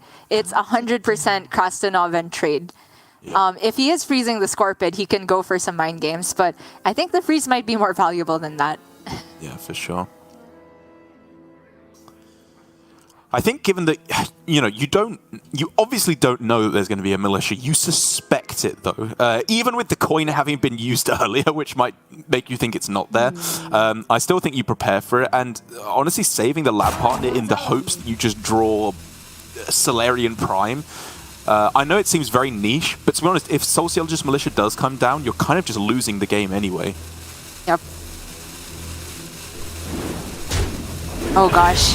Actually, it's not completely insurmountable, but Bank Yugi doesn't have enough spell damage to deal with a Militia board. Sometimes Raz can actually do that in this deck, but with no Aegwin online, the most spell damage he can get is 1 per minion. Yeah, I mean, to be fair, 3 of them die, 1 of them is damaged. Like, Raz ping plus the lab partner is clears up everything except the Militia, right? It's definitely still winnable for Bank Yugi if he gets some good draws. That's fair. I mean, if Dawn wants to be very brave, he can leave up the Masaki. Because there's a world where they don't have Raz sometimes, and you would very much rather have a bunch of 3/3s than get rid of their 3/8, but it's just not Militia altogether. Moog is interesting, right? With Drain Soul in hand? Yeah, that's a lot of healing. I kind of like the look of that. Yeah, this does. But I think, yeah. Dawn wants to refill because he did consume 1 fragment, down to 4 now. Yeah. This is probably actually kind of smart from Dawn. I like this line now that I see it, because again, when I described it out, most of the tokens died from the Militia on that turn if you threw it down. So just saving it for what is likely, like almost everything in the deck is less board development than Jandis. So just do it this turn. Yeah, this is very smart. Thank Yugi. Oh man, we talked about the fireballs. We just sound so dumb now. The One Thief has to get him some type of card generate. I mean, more value, but there's just not many value cards in the 1 cost slot for Mage in particular. It's not like Priest where you can hit Renew pretty consistently. Yeah, really you're just looking for Primordial Studies, into Aegwin, Steward of Scrolls, Phoenix. They were all pretty good, yeah. But this is not it. Dawn has all his bases covered here. He has so much healing between the additional Drain Soul and the Armor Vendor, and now he gets to seize board in a big way. 6 fragments, only gets 5 3/3s on the board, but that is well and truly enough. Yeah, I'm slammer jamming that down every day of the week. And the cool thing about Militia is that unlike almost all the other Soul Fragment interaction cards, it doesn't consume fragments in your deck. So Indeed. if you start with Void Drinker, it means you get 1 less 3/3 from Militia. But if you start Militia, then the Void Drinkers can still go off. Yeah, like there's obviously an argument for going Void Drinker because you already have too many fragments. I would still like to just get Militia on the board. Like, I appreciate they're hoarding a bunch of cards in hand. Maybe it's Raz and double spell damage. That is possible, and obviously we can see a lot of that is already there, and with the Shooting Star, a lot of it could be cleared up. But what if it's not exactly that? Then you just win the game, kind of. Dawn really back and forth. I really love that Dawn hovers between the exact 2 lines we discuss every single time. And Rank Yugi, it's all about the draw off the top now, not the Worm Weaver. Yikes. True mastery takes Okay, well, with the Shooting Star, some of these get cleared. Yeah? Not enough. I mean, it was good positioning from Dawn, to be fair. It does make it more awkward to clear. I mean, Militia always summons on either side of her, so... Well, I mean, with the one he attacked, sorry. Oh, yes. Doing that one right at the end, yeah. I think. Maybe it would have made a difference. Dawn has everything he needs and more. Yeah. This looks like an easy Void Drinker tap Drain Soul turn to me. It's pretty nuts. In that Void order. Drinker first, in case he draws all of them. Yeah, very Nicely unlikely, done. but...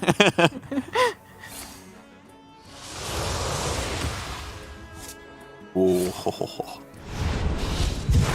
And Yugi shaking his head. He has well and truly lost the board.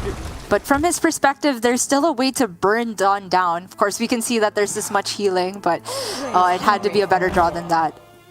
You fight me. I mean, this is just how it goes when you don't draw Aegwin, when you don't draw card draw. And to be fair to Bank Yugi at the start of the game, he prioritized card draw as heavily as possible. He took Thalnos over the lab partner. He took Arcane Intellect off of the Wand Thief. He made it his absolute highest priority to draw cards in his deck. But Aegwin, spell damage, double cram session, all at the bottom of his deck. There's just nothing you can do about it. Yep. If Dawn wants to be uber safe, he can nether this away, and I think it's perfectly fine. It juices the Ticketus, he can still play Armor Vendor after that, and the Strongman, and he has no worries about the board, because he should be very aware that there have been these 2 cards in Bank Yugi's hand just sitting in there the entire game. Yeah. And you can have a strong read on that being burned. You can have a very good read. Man Crick as well. The problem is with this deck is that there is no individual draw that is good enough. It has to be Aegwin into a minion, into a cram session, like 3 turns in a row, or cram session into Aegwin. Like, none of it gets there on its own. And Dawn has so many ways to end the Bank-Yugi. Ticketus, sure. Jiraxis, sure. So many possibilities. Yeah. How can I punch thee? Let me count the ways.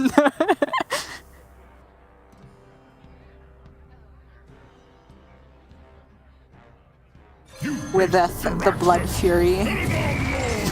Yes, sir. You should know more about this than me, don't you? It was English, wasn't he?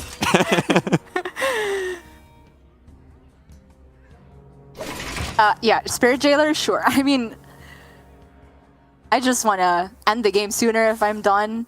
The 1 damage probably doesn't actually give him a breakpoint, but why not?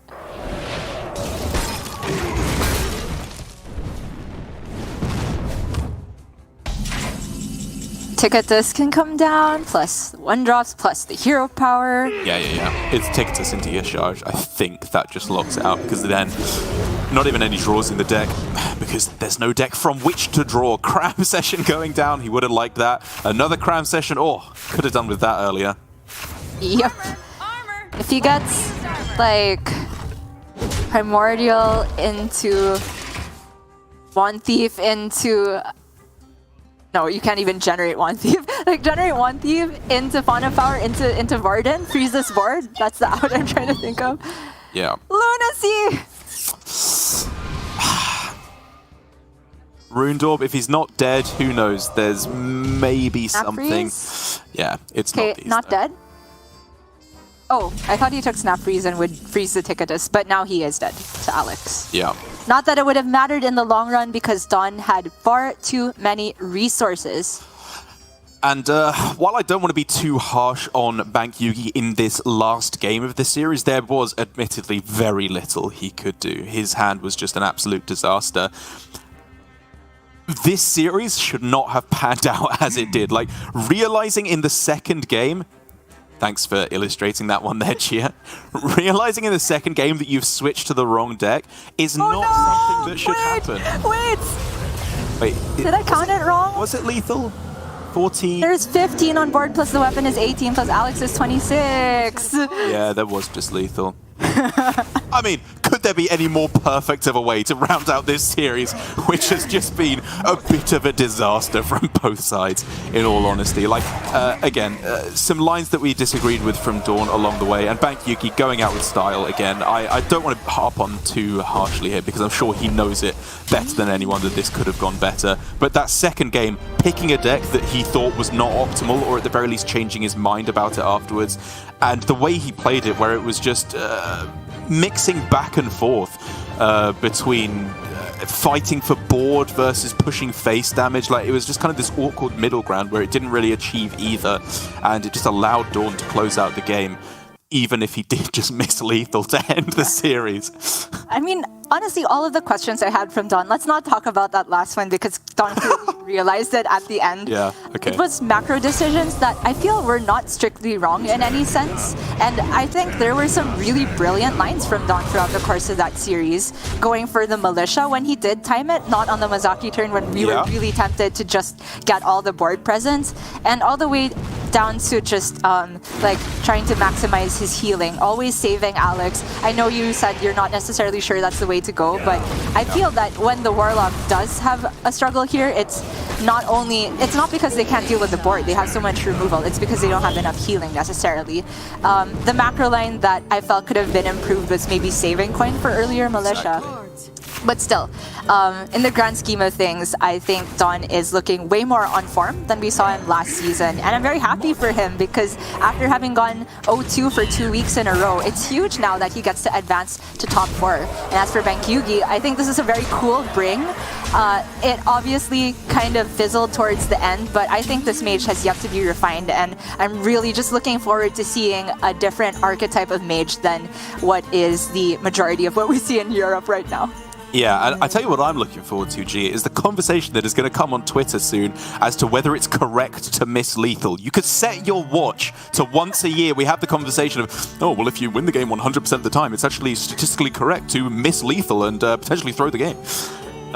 Always a delight to watch players go about that, but obviously while I am trolling somewhat here, Dawn had basically locked out the game. Didn't really matter in the end. So it is going to be Blitzchung against Dawn, a matchup that I think is going to be very, very interesting to dive into tomorrow in the Token Druid against the Warlock. A matchup that I think, from what I've seen, is maybe not so favored for the Warlock as you may expect. Potentially even to the point of just being pretty unfavored, actually, based on who you would talk to about it. But for the rest of the day, Gia, Alu Temu Surrender and then Tom Shaxi, I think, moving on from that series, we can agree that the second half of the day does look like the real showstopper matches. It's true, and we still have so much variety, even though we've already seen 2 very unusual brings for the week in that Control Warlock and the Minion Mage. We have the Weapon Rogue from Tom, and then we're having our second Rush Warrior of the day and Surrender with the only Miracle Rogue to make it to top 8. Even though it's a very popular archetype, it wasn't very represented in Specialist Week in APAC at least. Yeah, and for now, with our second match all done, third match coming up now, we have to say move aside Godzilla versus King Kong. There's a new Clash of the Titans, and it is Alu Temu versus Surrender. Very arguably, as we often do make the argument as such, the 2 best players in Asia Pacific who have just been the most dominant players in the region over the course of Grandmasters. So when we come back, it is going to be a massive match. You're not going to want to miss it. We'll see you then.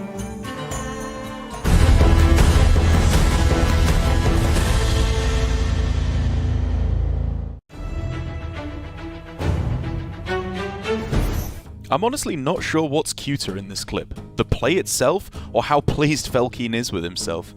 By killing off his own Astromancer Solarian and then trading away his Tailland Fordring, he is able to instantly draw the Prime, and then, well, nonsense happens. This is always a tough choice I struggle with when it's safe to do so, I guess, is Steward of Scrolls versus the Phoenix. Because obviously the Phoenix is just insanely powerful and you can set things up. But Steward of Scrolls is a spell discover, which is a big deal, right? So I always struggle when I have choices like similar to that power level of which one to actually go for. Hey. Oh, that was sick.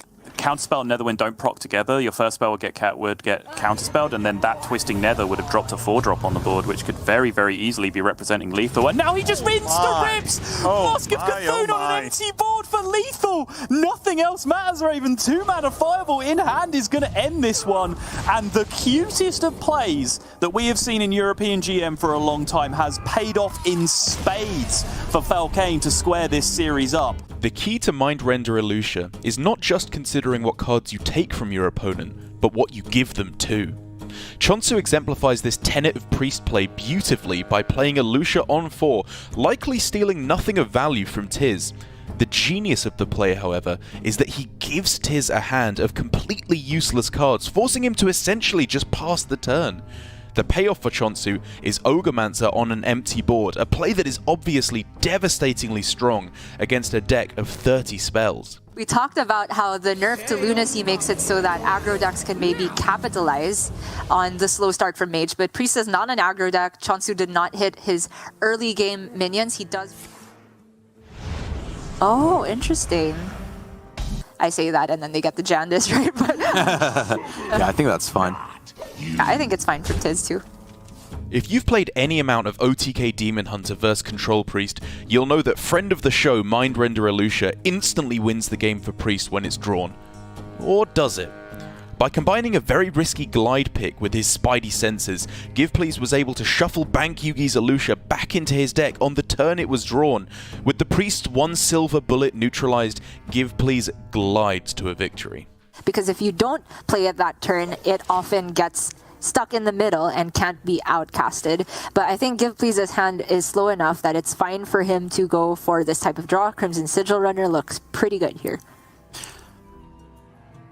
I'm trying to get tricky already. Glide doesn't really do anything, right? Even if your opponent draws a whole bunch of cards, like... I'm just trying to think of any way that you can stop your opponent from playing Elucia, and Glide potentially has some disruption properties. Probably not good enough, because you're going to discard a whole bunch of your own cards, most likely.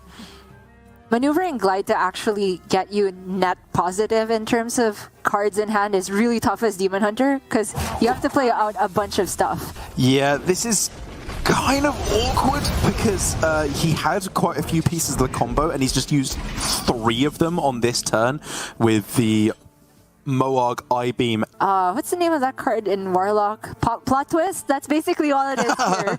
Yeah. Sure thing. Yeah, and that's... the illusion's He could just draw it again straight away. He gets the same amount of cards.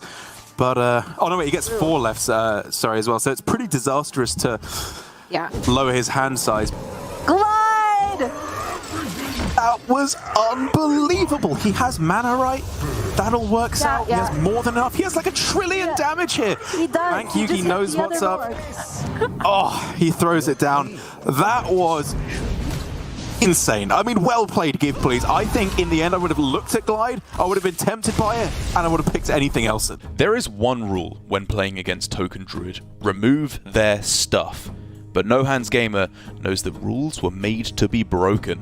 By playing Mozaki instead of clearing up most of the board, he leaves himself in a very precarious situation. A single buff spell puts him on death's door. But by not letting himself be flustered, he follows up with a beautiful clear the turn after. He started on the 2/3, so that one thief has a chance to hit shooting stars? He's going to go the other way. He's saying, kill me now, or I've got to 3-8 forever. He's going into 5! Is he going to double trade? What are you scared of if you trade? Like another combustion? Unlucky, just ignore it, yeah. He's got to kill every minion. Or devolving missiles. Yeah. Shooting star! Oh my goodness. Okay, Now but he that's can- only +1 spell damage, so I think he needs to Wand Thief hit it. I think it might have to be Wand Thief and hit a cheap spell. But let's see. Cheap spells left in his deck. He's got Brain Freeze, which would be the nuts. I think it's just for Brain Freeze. Okay, Cone of Cold, Fonted Power. Font's fine. He can, Okay, that's a he can clear. clear the 3 on the right, and then he can trade into the one on the left. Yep. Time runs out on me. Don't aim face. It's good. That's it. But it's not it, because he's so low on health. It has been quite the start to GM for Give Please, but he certainly met a worthy opponent in Alan in this week's final. Alan had completely exhausted Give Please's removal and set up a seemingly unpreventable lethal, but Demon Hunters always have one last trick up their, well, not sleeve. I mean, doesn't Illidan have a shirt or something? I mean, anyway. Give Please, due to saving his 0-mana Moarg for many turns, is able to find a truly unbelievable lethal from Skull of Gul'dan. Oh yes, another minion that has to be removed. Even just a 6 health Truthseeker. This is tough for Give Please, and that Libram of Judgment, that is the finisher. Again, lethal repped next turn. Even more with the Abusive Sergeant if the minion sticks here. This needs to be a miracle from Give Please off of the Skull. He rips it. Fell Scream. Oh, this is a lot of damage. This is a lot of damage. Wait, isn't that lethal? That's lethal. No I'm pretty way. sure it is because he hit the philosophy exactly and the Ugg Merchant. Oh my gosh, that was the miracle skull. He actually hit it. I'm in shock. Unbelievable. That's He gives the thumbs up. He sees it right away. You can see right there, if it wasn't philosophy, it was only 24.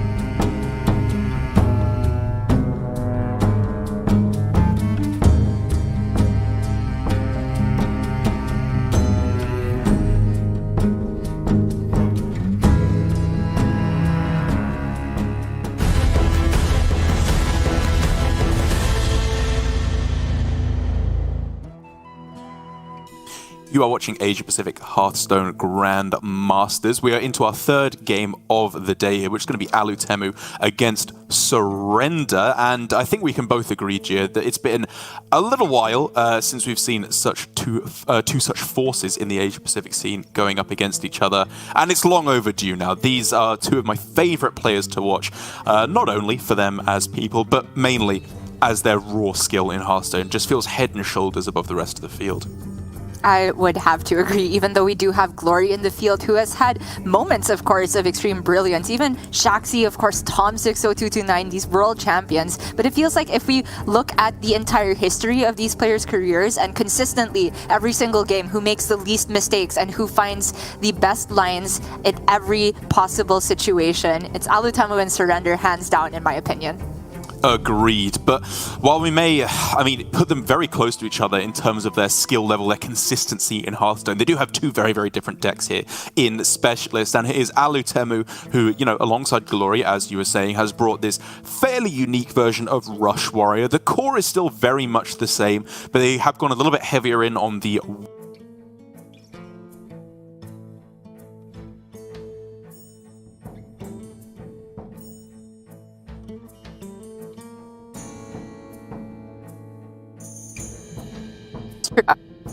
feels forward because also be represented.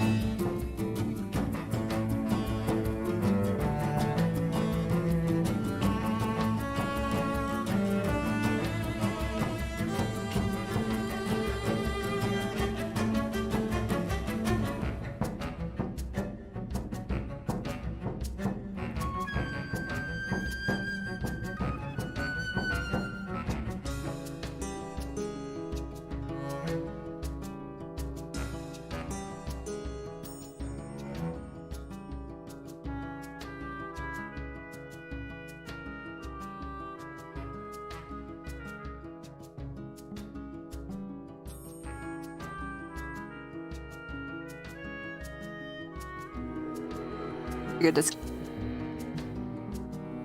Are we live? Right, I think we might be back here. I think we might have had some slight tech issues. Not that you would have known if you'd heard me, because I was just babbling on like a moron with nobody but Gia here to listen to me. But trust me, everything I was saying was incredibly insightful. Just going down how the Warrior deck does just feel overall very adaptable, but also just in its core form very strong against Rogue.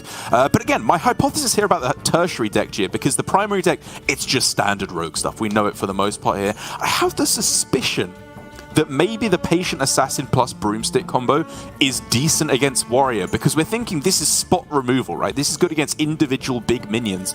And Warrior does kind of do that a lot of the time. It can go wide, obviously, with the Playmakers and all those rush minions, but just a big Run Thack, a big Warmal Challenger as well. Patient Assassin could be very, very annoying. I agree, and the Broomstick, we also can't discount its usage there to try and deal with minions, even if it's not necessarily paired with the Patient Assassin. I think it's got quite some merit for facing up against Warrior, especially when we look at what's actually removed from the deck. Cult Neophyte does almost nothing against Warrior. They only play Conditioning, Athletic, Studies, and Stage Dive. That's their spells, and they're very happy to delay those cards one turn most of the time. It's not that the Cult Neophyte is going to be backbreaking in any sense against Warrior. So I'm curious to see if Surrender will actually be switching onto his tertiary, but I think you're completely right that Alutemu is very likely to stick on the primary. It is just the most basic form of the deck that has good matchups against the field. When we went off the air, sorry guys, we did discuss a little bit just between me and Derek, I guess, that according to qualifier data, Rush Warrior has good matchups across the board except against Priest. So I do think that the deck is a very, very strong bring. It's represented in APAC more than other regions, in my opinion, because it's an archetype that we just haven't seen before, and maybe people don't necessarily trust it as a tier 1 deck rather than what looks like very good arena synergies.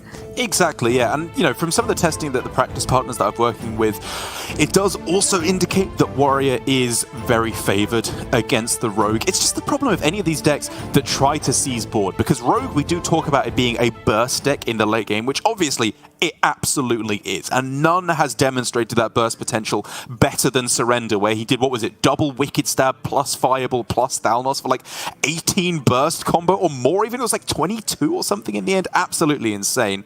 And of course the man crit combo where he drew all the cards in his deck. But if you can't gain board control at the start of the game, it's very difficult for that burst to be enough against Warrior, especially given how fast they kill you when they do have board.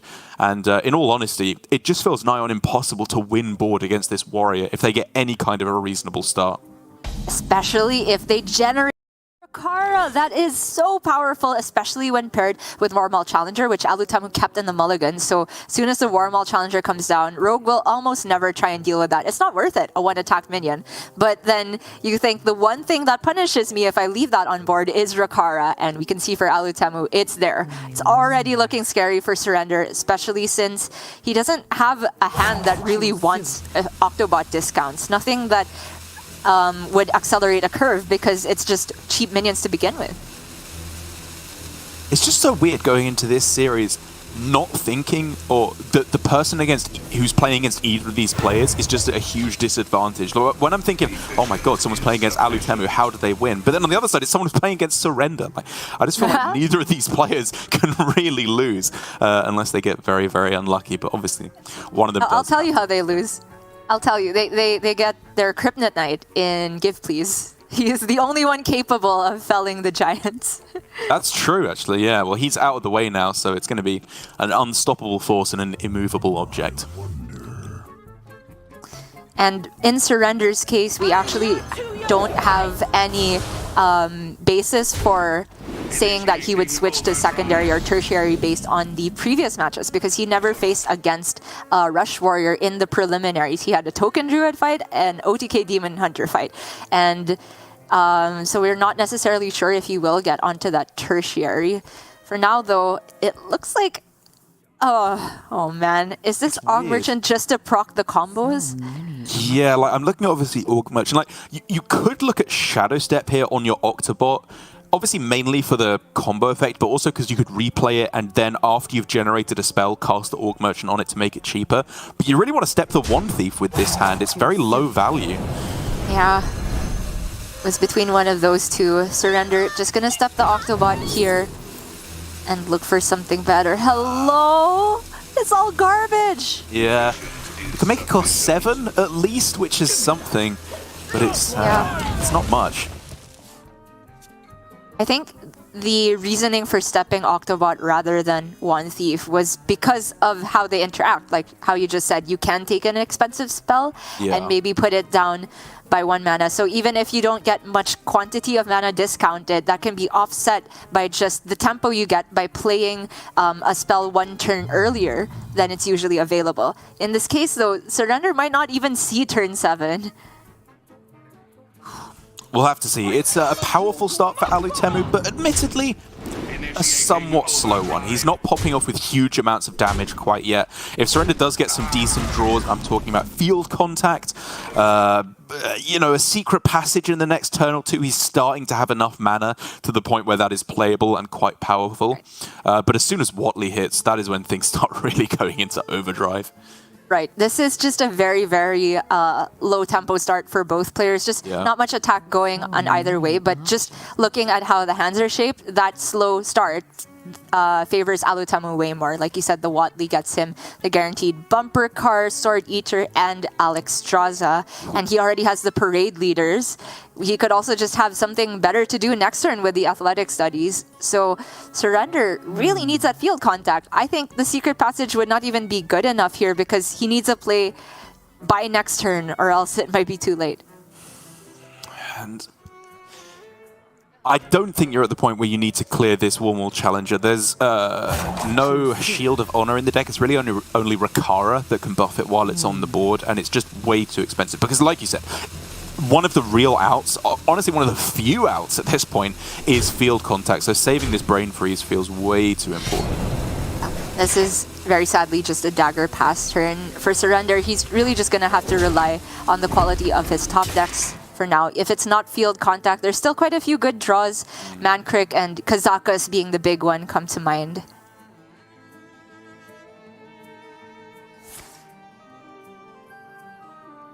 Oh, Rakara for days.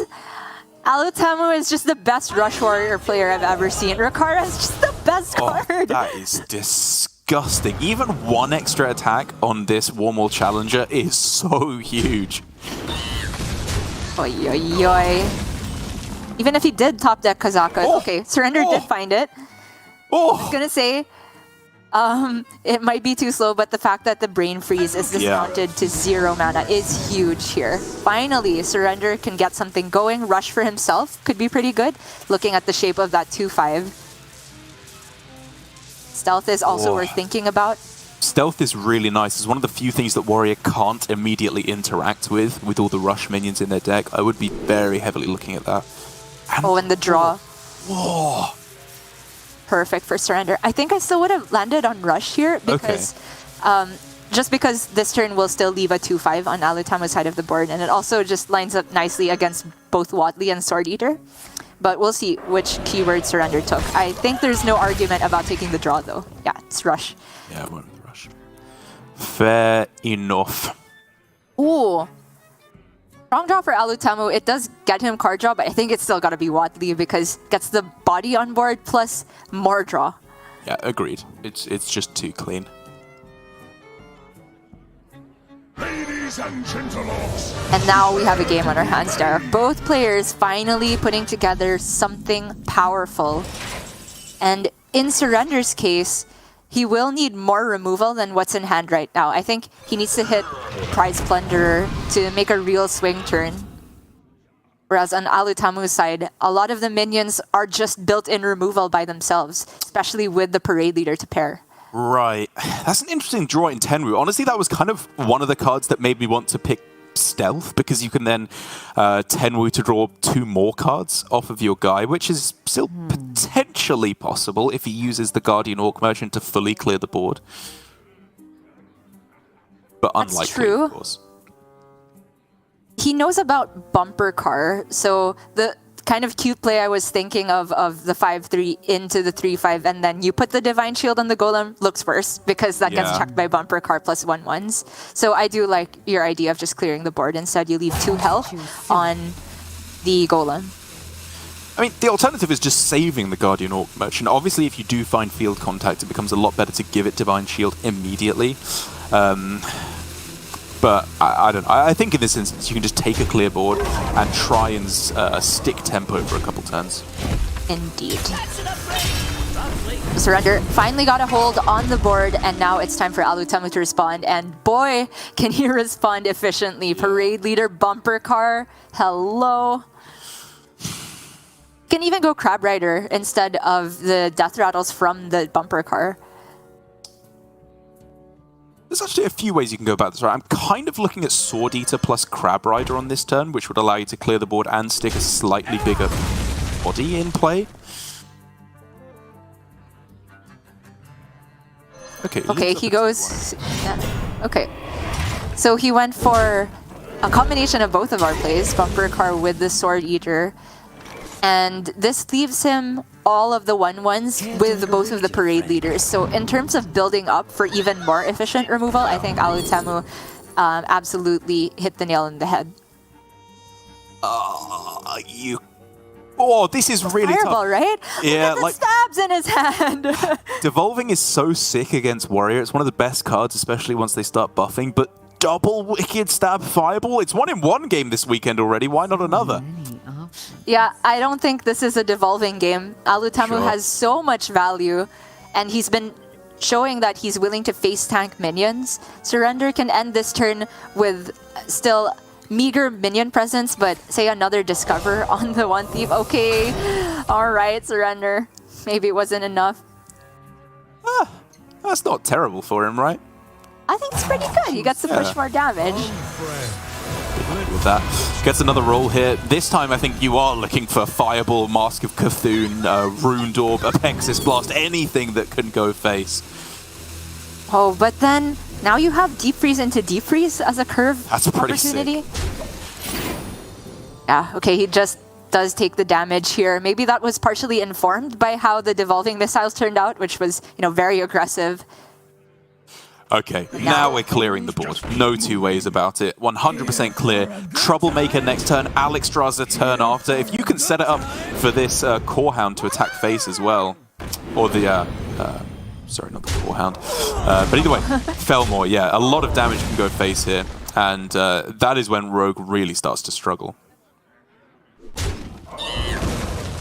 Most of the time they would, but this Deep Freeze is going to have a big impact on this game. Not necessarily sure if it's enough to get Surrender out of the board deficit, but it'll at least slow Alutemu down because he's had to use all of the rush minions in hand actually to deal with the current board, which means that the 3/6s have a fair chance of sticking around.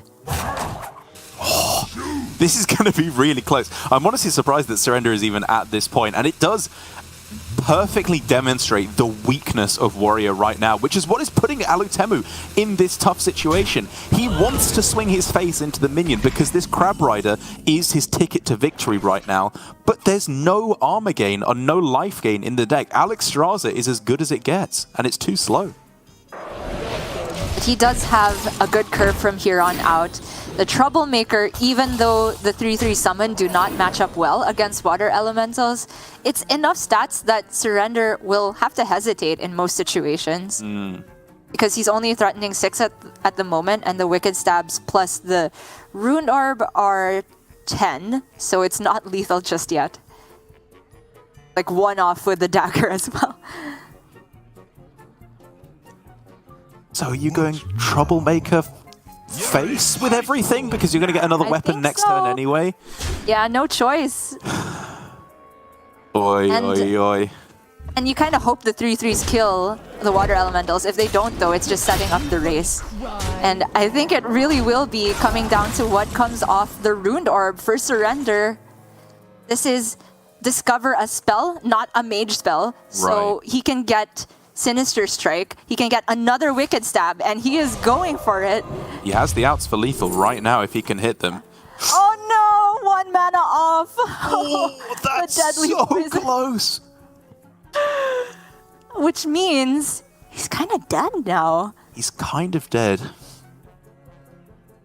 Like, from his perspective, he can survive by sending Wicked Stabs to minions, or possibly even Swindle to find Brain Freeze, that type of thing. Yeah. But we can see the Alex in Alutamu's hand. And It's the Swindle just whiffs. It's just about surviving till turn 10. Once he gets there, he almost always will be able to find the lethal, but he's not going to be able to get there. I don't think he gets to turn 9 even. Yeah. Oh, brain brutal. freeze. Yeah, it's all we're looking for now. Alright, Splendor deals with the 5-4, then he trades into the 5-2, but the Troublemaker sticks around. Surrender knows it's not enough, and by the tiniest of margins, Alutamu wins Game 1. Man, that was a very well played game by Surrender. I think, he had a very low value hand. The only differing choices that we can look at are, of course, shadow stepping the Octobot instead of the Wand Maker, or the Wand Thief, sorry, which I think was fine in all honesty. It allowed him to get a bit more tempo at the sacrifice, of course, of the little bit more value he could have generated. And obviously the Kazakus options he could have picked, but I think in the end there was very strong reasoning behind everything he picked. It's just a tough matchup. It truly is. And now we get to answer the question that we've been asking since the very beginning, which is whether Surrender has this tertiary built for Rush Warrior, or even if it's not specifically built for this matchup, whether he thinks it is good enough to shift onto. Again, it has 2 Broomsticks and 2 Patient Assassins in there, and if I'm seeing this tracker correctly, Derek, he has switched onto it. This is a very, very cool set of tech cards. And interestingly enough, it looks like they've both switched to their tertiary, which I expected from Surrender, as you were saying. The Patient Assassins, very difficult for Warrior to deal with. Alutemu, though, is switching into double Ogremancer in his list, which, okay, against Rogue, they do play quite a few spells, many of which are very cheap and want to combo together. But I didn't necessarily see this as an obvious switch for him. Me too. Obviously, this is not heavily tacked towards, say, Demon Hunter and Token Druid the way that some other players are also playing double Cult Neophyte. It's only 2 cards swapped, so largely the same deck. And the cards that Alutamu has removed to make room for the Ogremancers are one Outrider's Axe, the only one that was in the deck to begin with, and the one of Marchand Elite. These are both cards that Alutamu in the primary was already saying they're not good enough for me to have 2 copies of. And I can get behind getting rid of the Marchand Elite. Doesn't seem like it can consistently go off all that often. But the Outrider's Axe I kind of value just as burst damage. It feels that as much as Rogue can try and beat you down with the Wicked Stabs, the Warrior can also just try and race the Rogue, especially when they have weapon damage.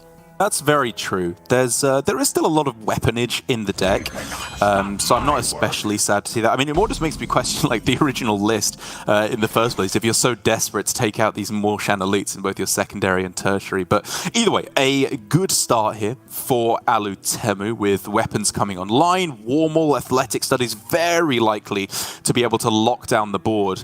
But for Surrender now, his hand that looks in a way pretty similar to last game with Octobot, Orc Merchant, Shadow Step.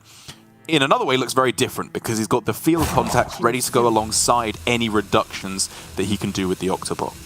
Absolutely, that's the trump card here. The thing is, the only activator for field contact at the moment is what he wants to use to activate the Octobot in the Guardian Aug Merchant. So for Surrender, I think it is a very good idea to just get the Octobot online right now. He doesn't necessarily have to use Aug Merchant to pop off on this. Very likely, Alutamu will just try and bite the bullet and deal with this. Because at the moment, if they did not start with Parade Leader on the board, there's no way, I believe, for Warrior to deal 4 damage in one fell swoop. Kind of interesting to see Alutemu go for the athletic studies, because there are obviously many 2-drops. We're looking at Bumper Car, Crab Rider, even the Razor Gill 3-1, whatever that new Murloc is called. But it does obviously come at the sacrifice of playing something very likely on turn 2 here. I definitely agree with the pick, though. I think Alutamu probably sacrificed the parade leader on curve with this in mind, getting a minion that he can play that one-shots the Octobot next turn. And that means it would deny Surrender the frenzy potential. So Surrender has to think about what's the likelihood Alutamu got something that would deny me my discounts. And he says, I don't want to take the risk. I'm going to proc the Octobot right now. And I think that's largely informed by the draw of Foxy Fraud, which can pair with the field contact. Yeah, I think that's very smart. He could even step the Foxy, play it again. If he gets any combo card to go alongside that, One Thief, Swindle, even just a Prize Plunderer, you would be very happy with that turnout. Alutamu drumming the fingers on the cheek, trying to figure out the turn. And this is a way to clear both minions, even though it feels a bit awkward to send your 3 damage into the 1 health minion. This was the only way he could end up with a clear board on Surrender's side of the field. It's already looking like a decent curve for Alutamu from here on out. The conditioning can go off on turn 5, potentially, as well. Oh, it's a tough choice for Surrender, though. Is this ever secret passage on this turn instead? You can try and get yourself some extra cards to go alongside the field contact, or even if you just like slam Mancrick onto the board, it's just more tempo than what you'd be doing otherwise. I think it's quite good. If he hits a single Swindle or something of that extent, or like you said, Mancrick, playable card, it's worth it. To the point where Surrender is just going to go second passage, because this is absolutely not what the broomsticks are in the deck for. I can see Assassin being played here, but that's got to be Oh, Foxy Swindle. That makes life very easy now. So he's played only 2 cards, so it would only deal 3 damage on the Plunderer, so yeah. I do think I agree. It's gotta be the card draw. It just compounds his field contact pop-off way more on average. I agree. It feels really bad to not play the Patient Assassin, because it could actually just be pretty insane here. It's a cool tech for this specific matchup, but cards are cards. They're just too useful. Cards are cards. Very insightful. I agree. I'm not wrong. And Alutamu going to curve out like we discussed. That Crab Rider entering the hand is very relevant now that conditioning next turn will be up to +2/+2. Look at that. Conditioning Parade Leader Crab Rider is such a sick turn 5. Oh, but this turn's really tough for Surrender because at the moment he only has 1 proc for field contact in the Foxy Fraud. He's running Patient Assassins, which, you know, those don't work with field contact. Yeah. Is this ever Mancrick and wait? Feels so slow.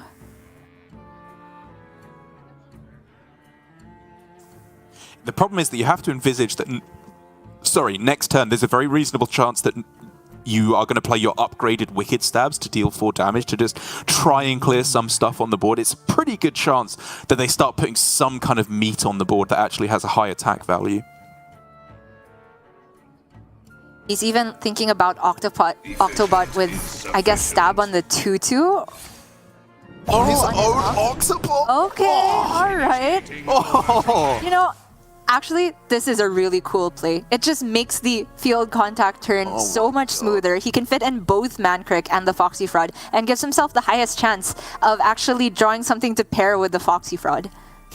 You know what? Fair enough. It's going to have to be the mother of all field contact turns, but it's a very flashy play, if nothing else. I like to see it. Speaking of flashy plays, Alutamu conditioning for a big fat Murloc with Wind Fury. Yeah. You can fit in the Parade Leader if you like. Right, and that's kind of the awkward thing here, because in a way, the best thing to do would be to go Conditioning Hero Power Pass, because then next turn you can go Parade Leader, Playmaker, Crab Rider all in one fell swoop. Obviously, then you just haven't played a bunch of stats, so it's not the play. But the Playmaker does just kind of sit awkwardly in hand now, because you then reduce, the Warsong Outrider costs the full 4, so you can't play it next turn. Right. I definitely like the idea of where you're coming from, of, you know, having minions in hand sometimes is a good way to wait out the rogue and force them to play the resources, and then you can respond and get rid of everything. But in this instance, he has so many minions that even if Surrender gets both the prize plunderers, he's still going to stick something. So I think for Alutamu, going super wide on the board is one way you can play around field contact. The other is to play nothing at all, but he already had minions, so I prefer this. Well, here we go. For Surrender, that animated broomstick is a sick top deck, though, working perfectly in combination. Drawing a card, giving everything rush, brain freeze for 0 mana, sign me up. Then you can shadow step your Foxy again, I suppose. Yeah. Or even the Mancrack. Sure. And then it can go with the Broom. If there's one thing I know about you in Surrender, okay, that's the shadow step target. It's gotta be, right? 2 Prize Plunders is really good. Yeah, it has to be, right? It's so clean. Okay, maybe Surrender counted and it's not actually enough cards on it, but I thought it would go on the Murloc and then somewhere else. But it's true that the Murloc is frozen, so he doesn't have to deal with it right now. And oh my goodness. This turn is so sick. Who's the rush deck now, Alutamu? Oh my goodness. When I was talking about how they need to have both Prize Plunders, and even if they get both of them, you still stick minions, I just kind of forgot about the broomsticks. Yeah, that's such a sick inclusion. But the bumper car on the other side is the top deck for Alutemu. So clutch here to be able to clear the board, fill up his hand again. As soon as he gets run that conditioning, whatever, he's just miles ahead again. This is so huge. It had to be that top deck. Yeah. Alutamu did not have good answers if it were not for the bumper car. But Surrender, is it go again? This doesn't go as hard as last turn, but it's still pretty decent. You can do some powerful stuff, right? Contact, Wicked Stab. You can't get the Prize Plunder to 5, which is the awkward part, but you can give everything rush at least. Oh, it's really tough because what I'm looking at is Assassin to go into the Playmaker, but if you play Assassin, the only Battlecry you can pair with the Field Contact is the Broomstick. Obviously, you want more minions to go with the Broomstick, so I wonder if it's double Assassin Broomstick, and then you keep one of them stealthed? Yes, that's kind of what I'm looking at now. I'm still not certain if that's better than just going in with Field Contact and praying that you get something good, but if you whiff on the Contact, you're very limited on card draw, right? Because then you've used both Contacts and both Secret Passages as well, for that matter. But there is good stuff he can get off the Field Contact right now. Shadow Step would be huge. It's a really tough turn, and if Surrender is roping it, I don't think he's going to Contact this turn. Yeah, he's going down the same avenue as us in the end. So he can't actually keep the second Stealth unless he uses something else to deal with the Murloc. Okay, so he is just going to use the stab this way. Yeah.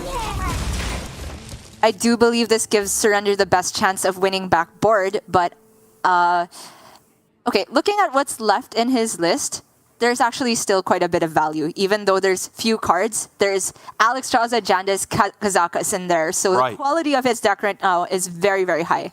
It's incredibly high, whereas Alutemu, you have to remember, the average top deck in Warrior is not that good. If you can get Troublemaker or Alex, sure, you're miles back in the lead, but without specifically those top-end draws, the buff cards don't do much, the rush cards don't do much. You need combos to get anything going. And it's to the point where Alutemu is like, I'm probably going to float a lot of mana next turn too, so why would I feed this Warsong Outrider to the Patient Assassin right now? He's going to hold completely, and Surrender gets another proc with the Field Contact. This is big. First, like, the first proc of the Prize Plunder, pretty irrelevant, but Cycle, so good right now if he can hit Kazakas or Chance. But he can't actually play any of those cards, right? He would have to then just Shadow Step the Prize Plunger. Like, if you draw Jandis, are you really going to play the Shadow Step on anything other than Jandis? That's true. Gosh, does he hold all together then? Because none of these cards can be played without one other. Exactly. And so if he holds, then Troublemaker is very, very bad for him. Yeah. Give me that. So it's just deciding between how long he can wait, and Surrender says he can wait no longer.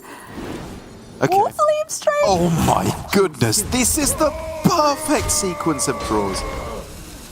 I mean, it was pretty likely to happen that he would get the 3/10 Mancrack at this point. Surrender is approaching the bottom of his deck. Yeah. Mirror Entity. Wow. To play around the Troublemaker. It's like one of the only outs left for Alutemu. And it has to come off the top because Surrender knows both of the cards in his hand are Studies, a random rush minion, and Dark Moon Rider. I mean, but if you can't play the Entity this turn, it's kind of bad, right? Because if it's like Troublemaker the turn after, then they just Rider first. But that's true. I guess Alex Straza is something to think of. Yeah, obviously Surrender didn't have much time. The most important thing is that he got this immense board presence, so much value in hand, and Alutamu cannot set up the race. It's too far away. He has another weapon swing next turn with the Gunnar going off, but that's only 14 with Alex.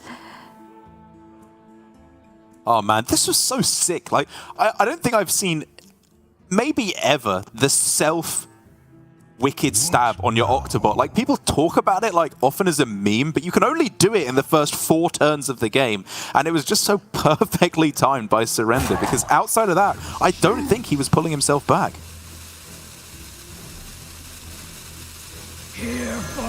Such a sick setup. It is paying off big time here. Patient Assassin checking the... I forget the name of this card. It is just worse than Patient Assassin is what it is here. Right. Like, what do they do? Unless it's exactly Troublemaker to exactly hit the Patient Assassin, at which point you're kind of winning anyway. Patient Assassin is just ludicrous. Surrender has Jandis to follow up here. Attacking from all fronts, he will well and truly win the board this turn. He has Alex in hand for the next turn. He is living, or Bank Yugi is living vicariously through Surrender here as well. I mean, he doesn't even have to unveil the Patient Assassin if he doesn't want to, because the Sten Trasher has Rush on it. I do feel that the 5 attack is more valuable at this point in the game, though. I mean, if they have Dark Moon Riders, they can just clear it off anyway. Like, I think you just cash in your 5 rush and keep the stealth in play. It's so sick. Sure. For Surrender, I'm just interested in him ending the game next turn. Which, if they are on turn 9 playing Dark Moon Riders, I feel like you're pretty happy with that. That's also true.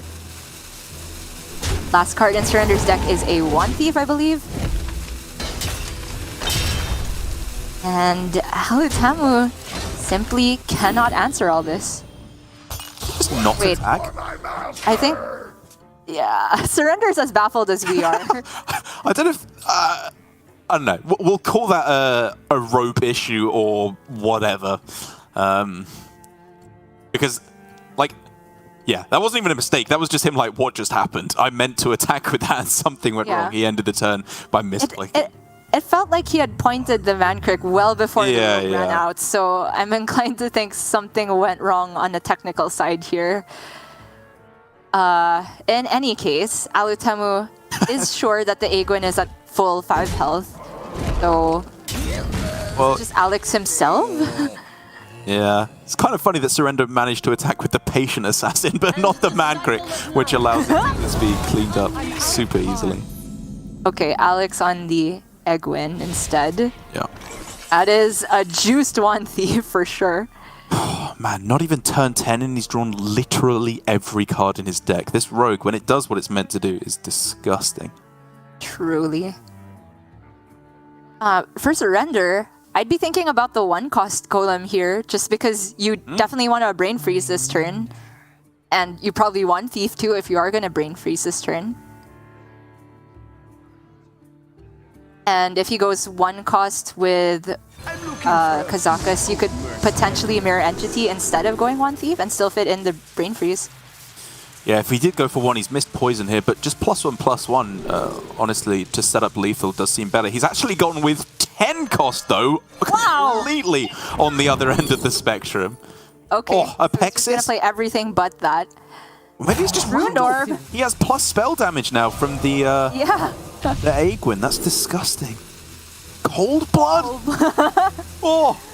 I mean, it literally doesn't matter. He has to Brain Freeze here instead. Oh, true. For the Alex Straza. That's why I was saying 1-cost Golem, because it pretty much doesn't matter as long as you set up for Alex. Surrender is saying 10-cost Golem, because it pretty much doesn't matter as long as you set up for Alex. And there it is, Alutemu, whatever he drew off the top of his deck, we did not get there in time to see it because he instantly throws down the game. Obviously a weird way for Surrender to end the game, considering both of the other games played had like the coolest lethals I've ever seen, and this, something went wrong and he just missed 3 damage and could have hit lethal a turn earlier. It does not matter though. In this instance, he was able to get the win with some really clever plays in the early game on Rogue. Like, those early turns, they're so just fiddly and pernickety, and you have to get them exactly right or your entire deck just falls apart. And I think he sequenced that all absolutely gorgeously, realizing exactly the moment to go in with the field contact when everything in his hand cost 1 or 0. It was so clever. I don't know if I'm reading a children's book right now, Jared. Fiddly, pernickety, and lemony snickety. I don't know what I'm saying at this point. Always learning new words when I talk to you, but obviously, yes, the key play for Surrender was the Octobot with the Wicked Stab for 2. That was incredible foresight to set up a bigger swing turn with field contact, because a lot of times with this rogue, drawing 1 or 2 off the contact is not enough. Even if you do have to give up value in the early game, if you can salvage it all by getting a huger Pride Splendor or Broomstick with the Patient Assassin in this case, then it is all you need to close out the end game there. That was really impressively done, and we're going to see this rogue again. And I think here, what it really shows to me is just the difference in... I'm not even sure if it's necessarily amount of preparation time, but the speed with which Surrender can perceive what the best way to approach a matchup is. Because we've had, you know, over in Europe when we had the Psycho vs. Swids Priest mirror, where things obviously got a bit clowny in the end, but the primary and tertiary decks specifically for the mirror kind of felt like misaligned, like they didn't really understand what the perfect game plan was, probably because they didn't have time to perfectly test it out because it's Priest mirrors, but it wasn't as streamlined as it could have been. Whereas here for Surrender, if you're thinking anti-warrior in Rogue, it would take me so long to think Broom, Patient Assassin. I don't think I would ever come up with that combo, let alone in like the 3 days that they had in order to perfectly come up with the list to tech against the expected field. I just think it's so clever and something that so few players would have come up with. Sure.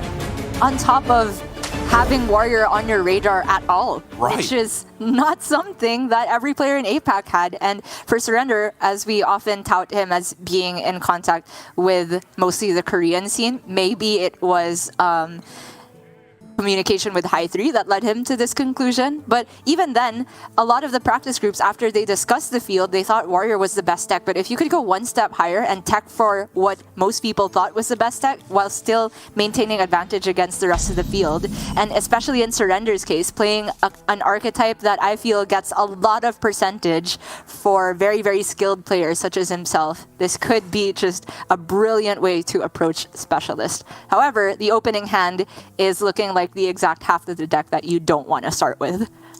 Kind of. Patient Assassin at the start can buy you quite a bit of time, even if it just bumps into a Crab Rider, bumps into a Parade Leader, whatever, just to clear off something. You will take that. But on the other side, Alutemu has a blisteringly fast start to the game here with potentially Parade Leader and then turn 3 Crab Rider, coin Crab Rider. There's a lot of pressure that can start coming down. Yeah. It was between second Crab Rider and Runthak here. Overall, I like the Runthak because he can just save the discount on the from the athletic studies and just skip over the first Crab Rider altogether, get an early Runthak.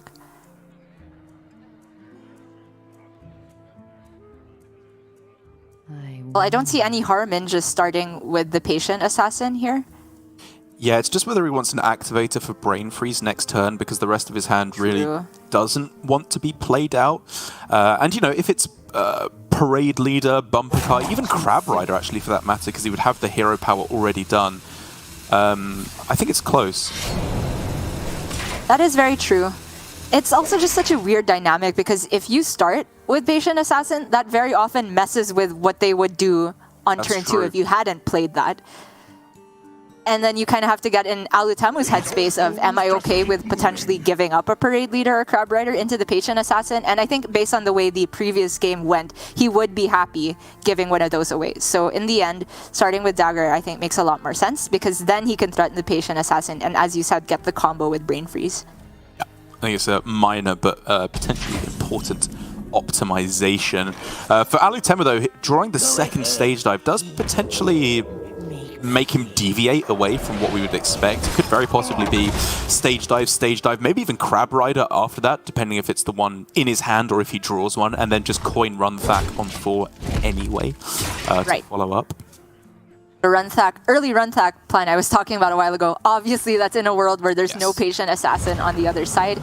So yes, it's already forcing Alutemu to deviate quite a bit. So sacrificing a Crab Rider to the gods. He does play the buffed one, right? Because the other one, like the assassin can value trade the other one. I never thought I would see the day where Patient Assassin being buffed to a 1-2 is actually relevant in a Grandmasters match, and it forces Alutemu to throw out the buffed Crab Rider. That is pretty sick. It is pretty sick. But Surrender has nothing else to do. Yeah. I'm looking This at is bad. I don't even think he can afford to use this Patient Assassin on this because his turn 5 is a whole lot of nothing. You can make the argument that Wicked Stab is much better next turn. So maybe it will be Wicked Stab plus Prize Plunder to get rid of the next threat and then follow up Jandis, but is that better than save the Assassin for that threat?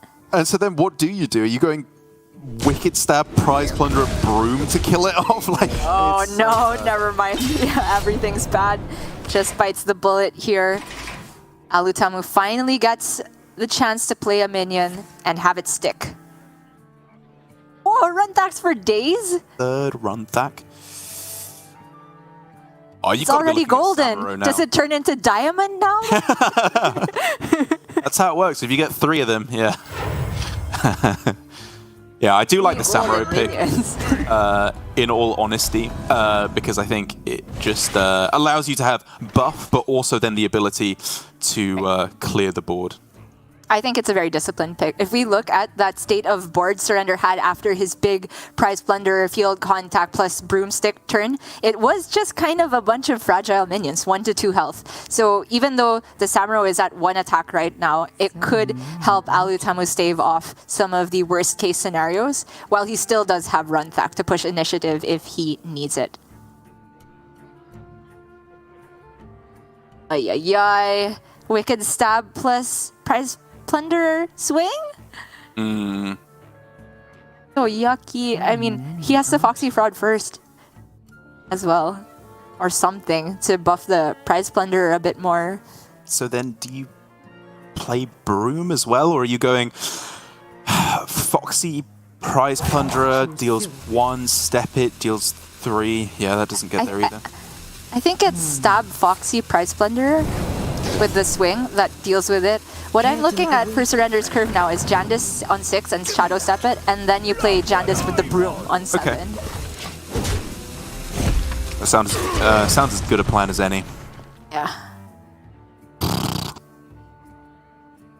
But yeah, second Run Thack, oof. Yeah, the first one didn't get to attack, but this one getting the buff is huge. Buffing the Samuro, buffing the Crab Rider. Some pretty good minions to buff. Yeah. Oh, the way Samuro interacts with Jandis as well is quite brutal. If no taunts are generated, that is. It's like a free tester on which one is the illusion, as well as just hitting Jandis herself most of the time.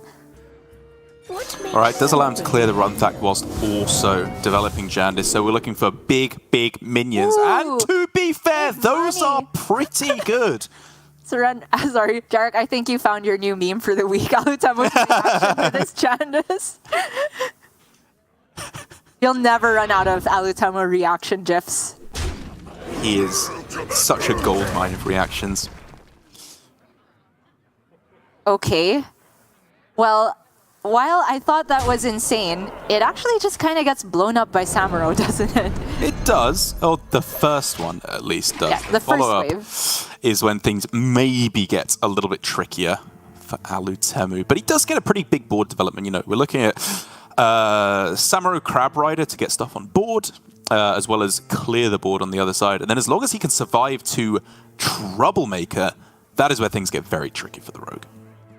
But actually, because Alutemu knows there's second wave of Jandice, maybe it's not Samuro this turn. The Crab Rider now has 5 health, so it can actually go into the 4-2 and then the 5-6, which he knows is illusioned. And I don't think he minds very much leaving up a 3-2, or he could just bumper car with a 1-3. There's probably a better way of doing this if he is going to play bumper car. And you can even fit in ETC, actually, with all those rush minions.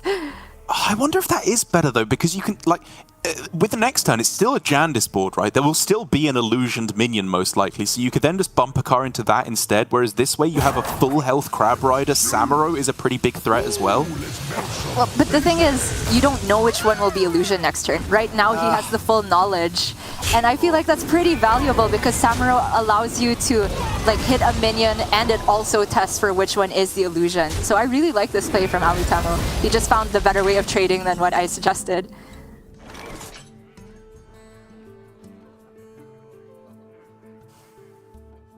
Yeah, I'll go along with it. I still have questions, but obviously I am willing to admit that you and Alutemu combined are almost as good as me, so it's close to being correct at least. Well, yeah, Surrender can't mind game here. That's the thing. Oh, really? You've, like, if it's longer than 2 seconds, you've already thought about it too long. You have to click on the correct one. You can't mind games then. Fair, fair. Is this just studies to fill out the mana? I'd imagine he wants to Broom to get the double dip on this Frenzy minion. Oh, Mirror Entity, again, is actually pretty spicy here, right? It's a turn away from your opponent playing Troublemaker. You could play it and then go Secret Passage. It's a little dubious, but it could have been pretty strong. That's true. In the end, Surrender going for filling out the mana. And he does take the Broom, even though it's only dealing with 1 minion. It is a high priority minion to kill, and he gets to push 5 to the face. Yep. Very strong. But so is this Samuro. There we go. This is the payoff. And you know what? You were pretty right in the end. It's pretty disgusting here, in addition with, what, triple 1-drop or War Maul Challenger. Like, they're both really powerful. There's a lot of ways of... Oh, Surrender's reaction to Derek. You just have so many memes you can make out of this series. I was going to say there's some argument for putting the Samuro elsewhere than the 5 attack minion and then just trade off with the 2 Dark Moon Riders. But I do agree, at this point, saving those for spot removal is very important. Surrender's boards that he builds are often wide and annoying, and Alutemu just used his best wide sweeping response tool. Yeah, very, very sick sequencing from Alutemu there. I retract any doubts that I may have had. And also just a good draw there for Surrender, however, on the other side. He needed one pretty much exactly like this to have any chance of pulling it back. Flame Strike, if you're expecting the Troublemaker on the other side, is a way to deal with the expected wide board. I think he needs something like that. The problem is, you also kind of want card draw. The ring toss is probably never gonna get you card draw here. This is not a rigged fair game being active type of situation. So because of that, I think it does have to be Flame Strike. And he'll have to rely on his top decks from this point onward. Because there's a reasonable chance that some amount of damage sticks on the board so that you can use that with the 5 damage to get the extra 3 to kill off Troublemaker itself. I mean, having said that, it's going to be, what, a 9 health minion now? Unless it came off the top because of the buff from Runback earlier on. But either way, it's the best chance you have to clear it off, so I think you've got to grab it. Agreed. But, oh man. Surrender is running out of time. He's only at 19 right now. Man, this is close. Like, I really still don't know who I want to put in the lead here. Surrender is doing some strong stuff. Swindle, Steward, like, these are good cards. He has a full clear here with the Wicked Stab and the Flame Strike as well. He nods his head at the Troublemaker. He knew this was coming. Yeah. The Flame Strike will, like you said, most of the time be able to clear because most of the time Surrender will still have damage on the board. Ooh, wait, that Hey, hello? That is checking the Flame Strike in the best way, right? Sick.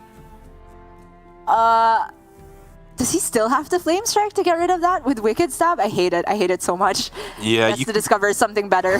Yeah, you've got Broom plus Wicked Stab, if nothing else. Like, Yeah. this is pretty good. Secret Passage as well to keep cycling through his deck. He's in this. Surrender is very much in this.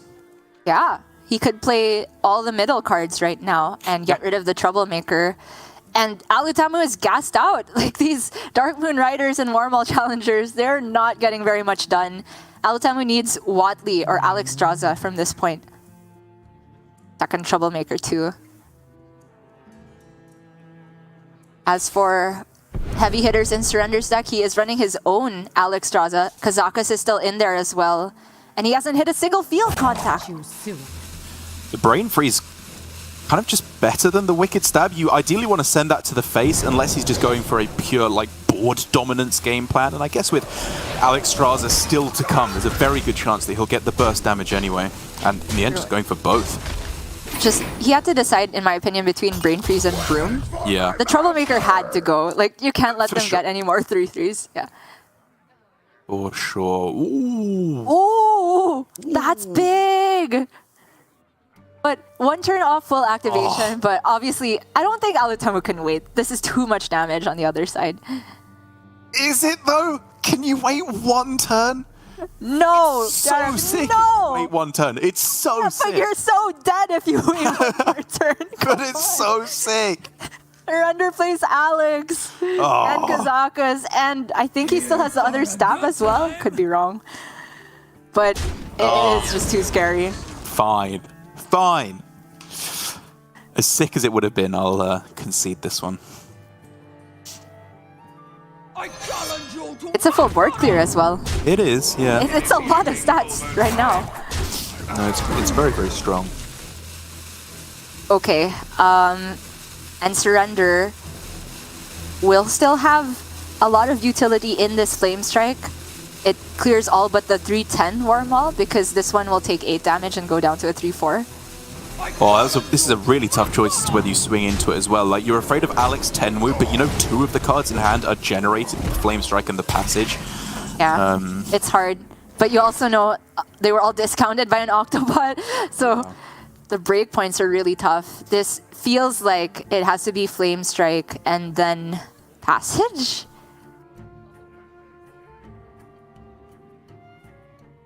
Yeah, there's a couple of ways that you can get tricky here with like Octobot Rush and Prize Plunderer just to like spend 1 mana and deal with a bit of the board first and then Secret Passage. Isn't that 2 mana? If you Octobot... Oh, Oh, do you well, wanna... you rush and then damage it is... Yeah, sorry. I see, yeah. That looks pretty good. Ah, he's going for reducing the hand he draws. Okay, this is clever. I like this. Yeah. Looks really good.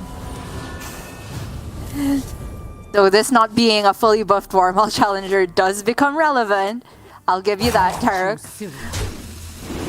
Yeah, it becomes very relevant. Gia, my play was much better, obviously. Oh, Surrender never gets the early man crick, but somehow it feels even better. I know that's true. not true. Early man crick is always good, but Does just feel better. you just kind of forget about it. Yeah. And then Surrender pulls the rug out from under Alutamu. And Alutamu's out right now. Like, even if he gets Alex off the top, it's not lethal. Okay, Well. yeah. Very possibly we would have seen Shadow Step there just to not draw it, but I guess with only 4 cards left in the deck, he'll get every card in his deck with Secret Passage anyway, as Troublemaker is nice, but is it nice enough? It's just not enough. It is really not enough, but I see it as Alutamu's only out to stay in the game was drawing Troublemaker into Alex next turn if he's not just dead. It had to be this exact combination, I think, yeah. Or like some weapon generator, but Troublemaker obviously better, right? Because you got the stats as well. It's not guaranteed to go face, but I think a lot of the time you end up with a board that Surrender either has to deal with or it will just go face. So if 1/3/3 goes face, you have lethal with Alex off the top next turn. Correct. I think Alutamu doesn't necessarily need to swing this turn. Because even if you draw a weapon generator next turn, I don't think it gives him any break points.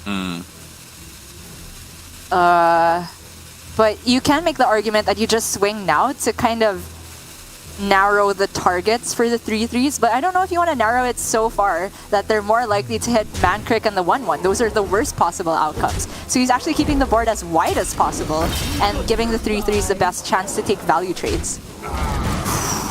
Okay. Oh! Wait. Potentially just lethal right now with... It's one off from Alex, right?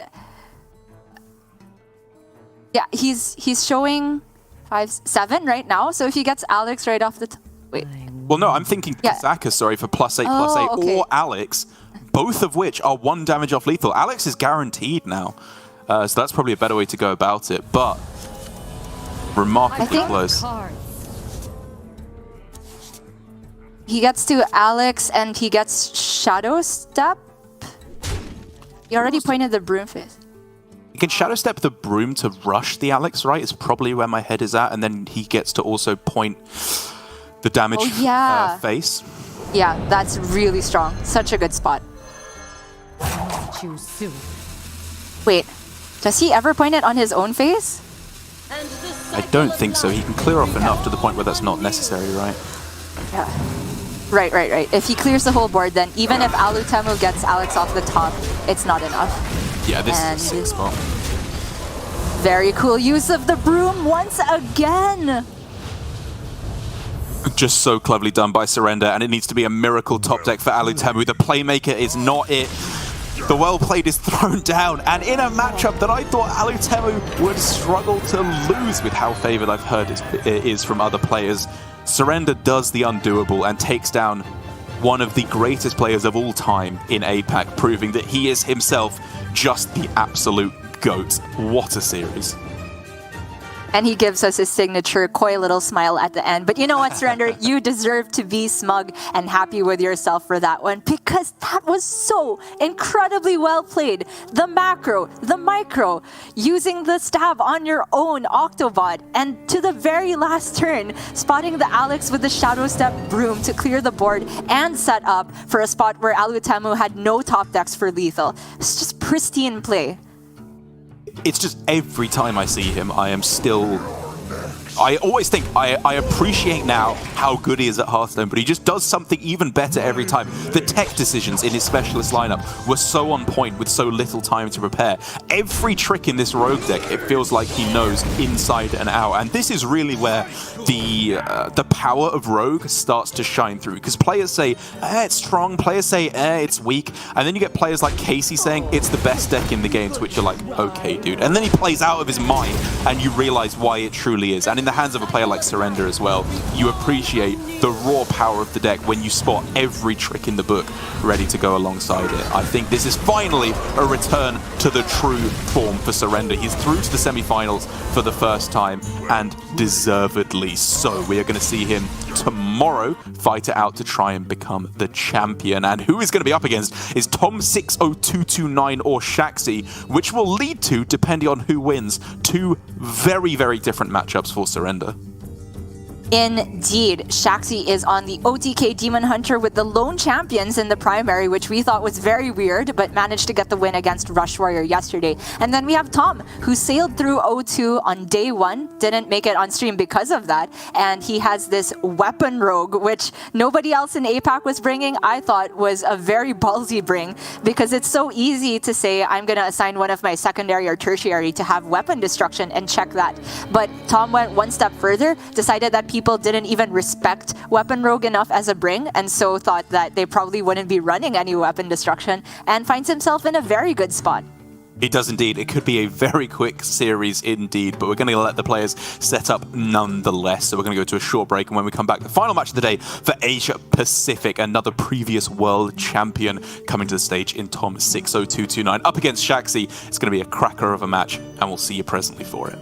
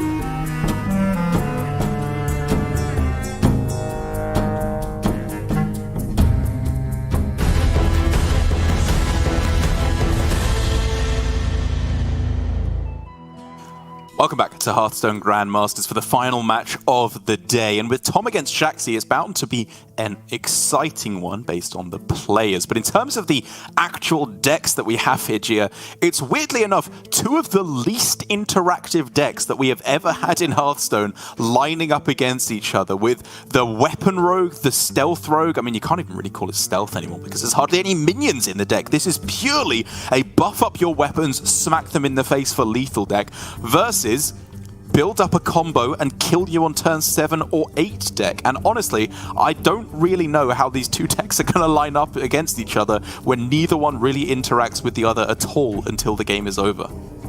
I don't know what you're talking about, Derek. This Demon Hunter deck, it is player interacting with their own brain big time. A lot of the time messing up as well. Whereas for the Rogue deck, it is player interacting with their god, I suppose, praying for a weapon off the top.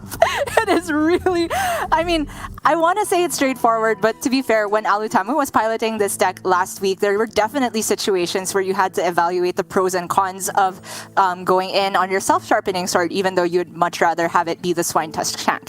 And other situations where you even have to think about overriding your weapon so that you don't overdraw and things like that.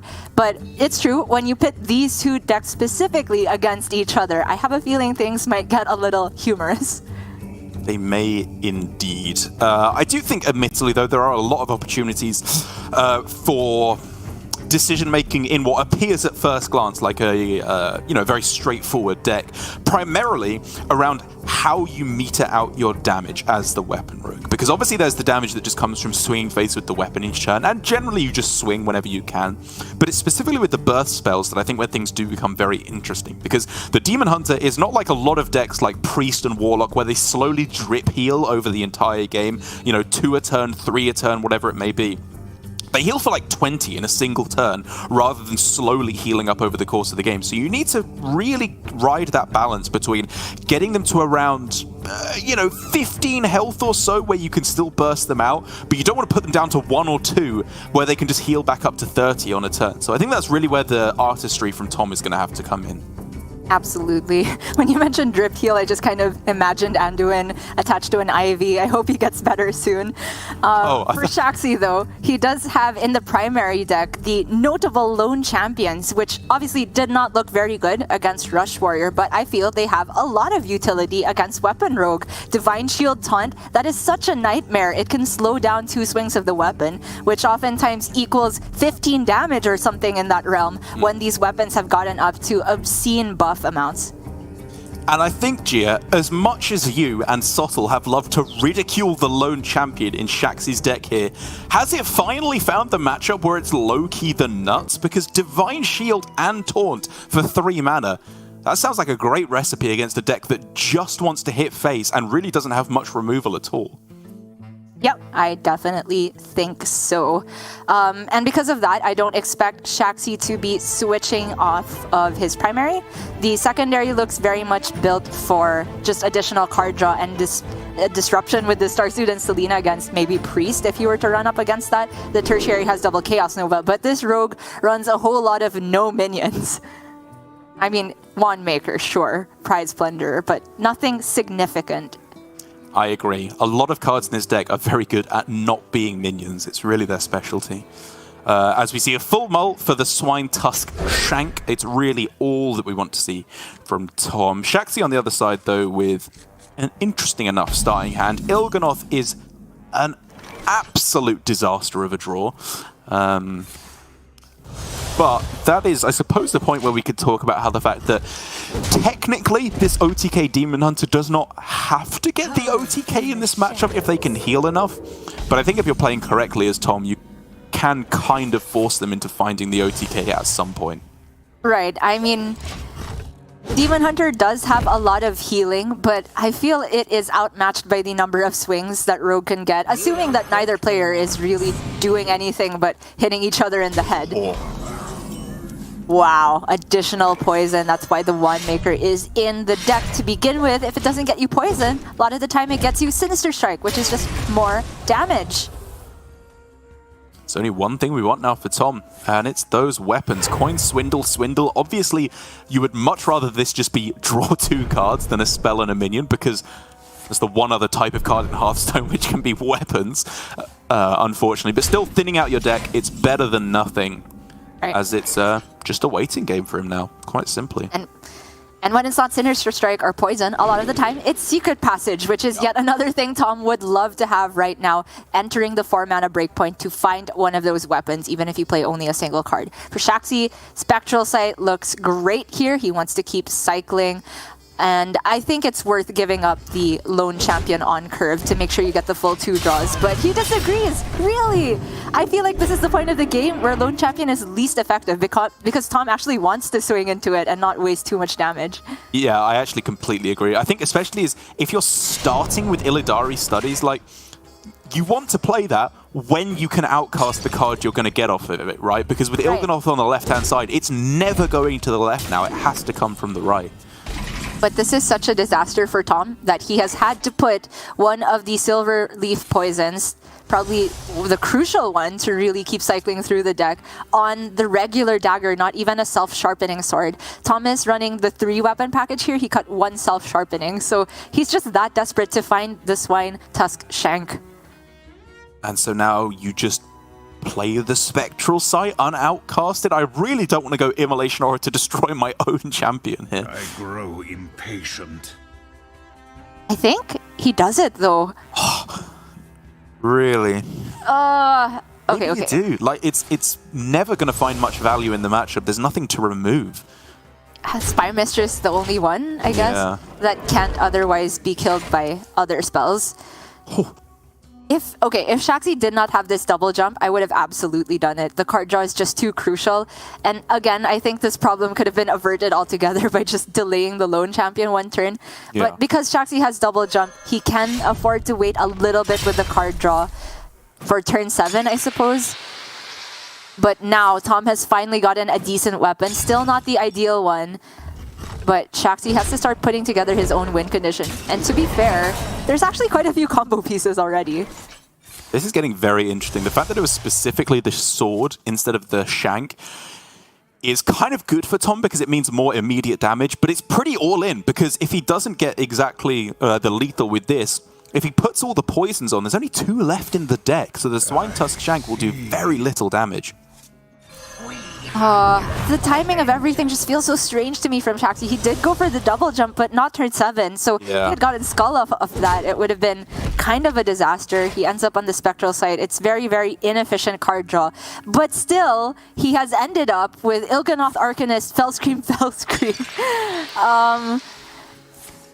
Doesn't necessarily get checked by Cloak of Shadows, but just by the fact that there's not that many minions on board. So you won't necessarily even get all the targets for Fellscream that you want.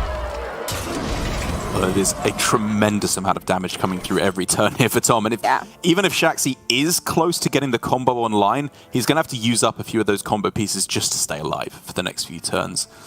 Right. So the Immolation can deal with the Spire Mistress. Yeah.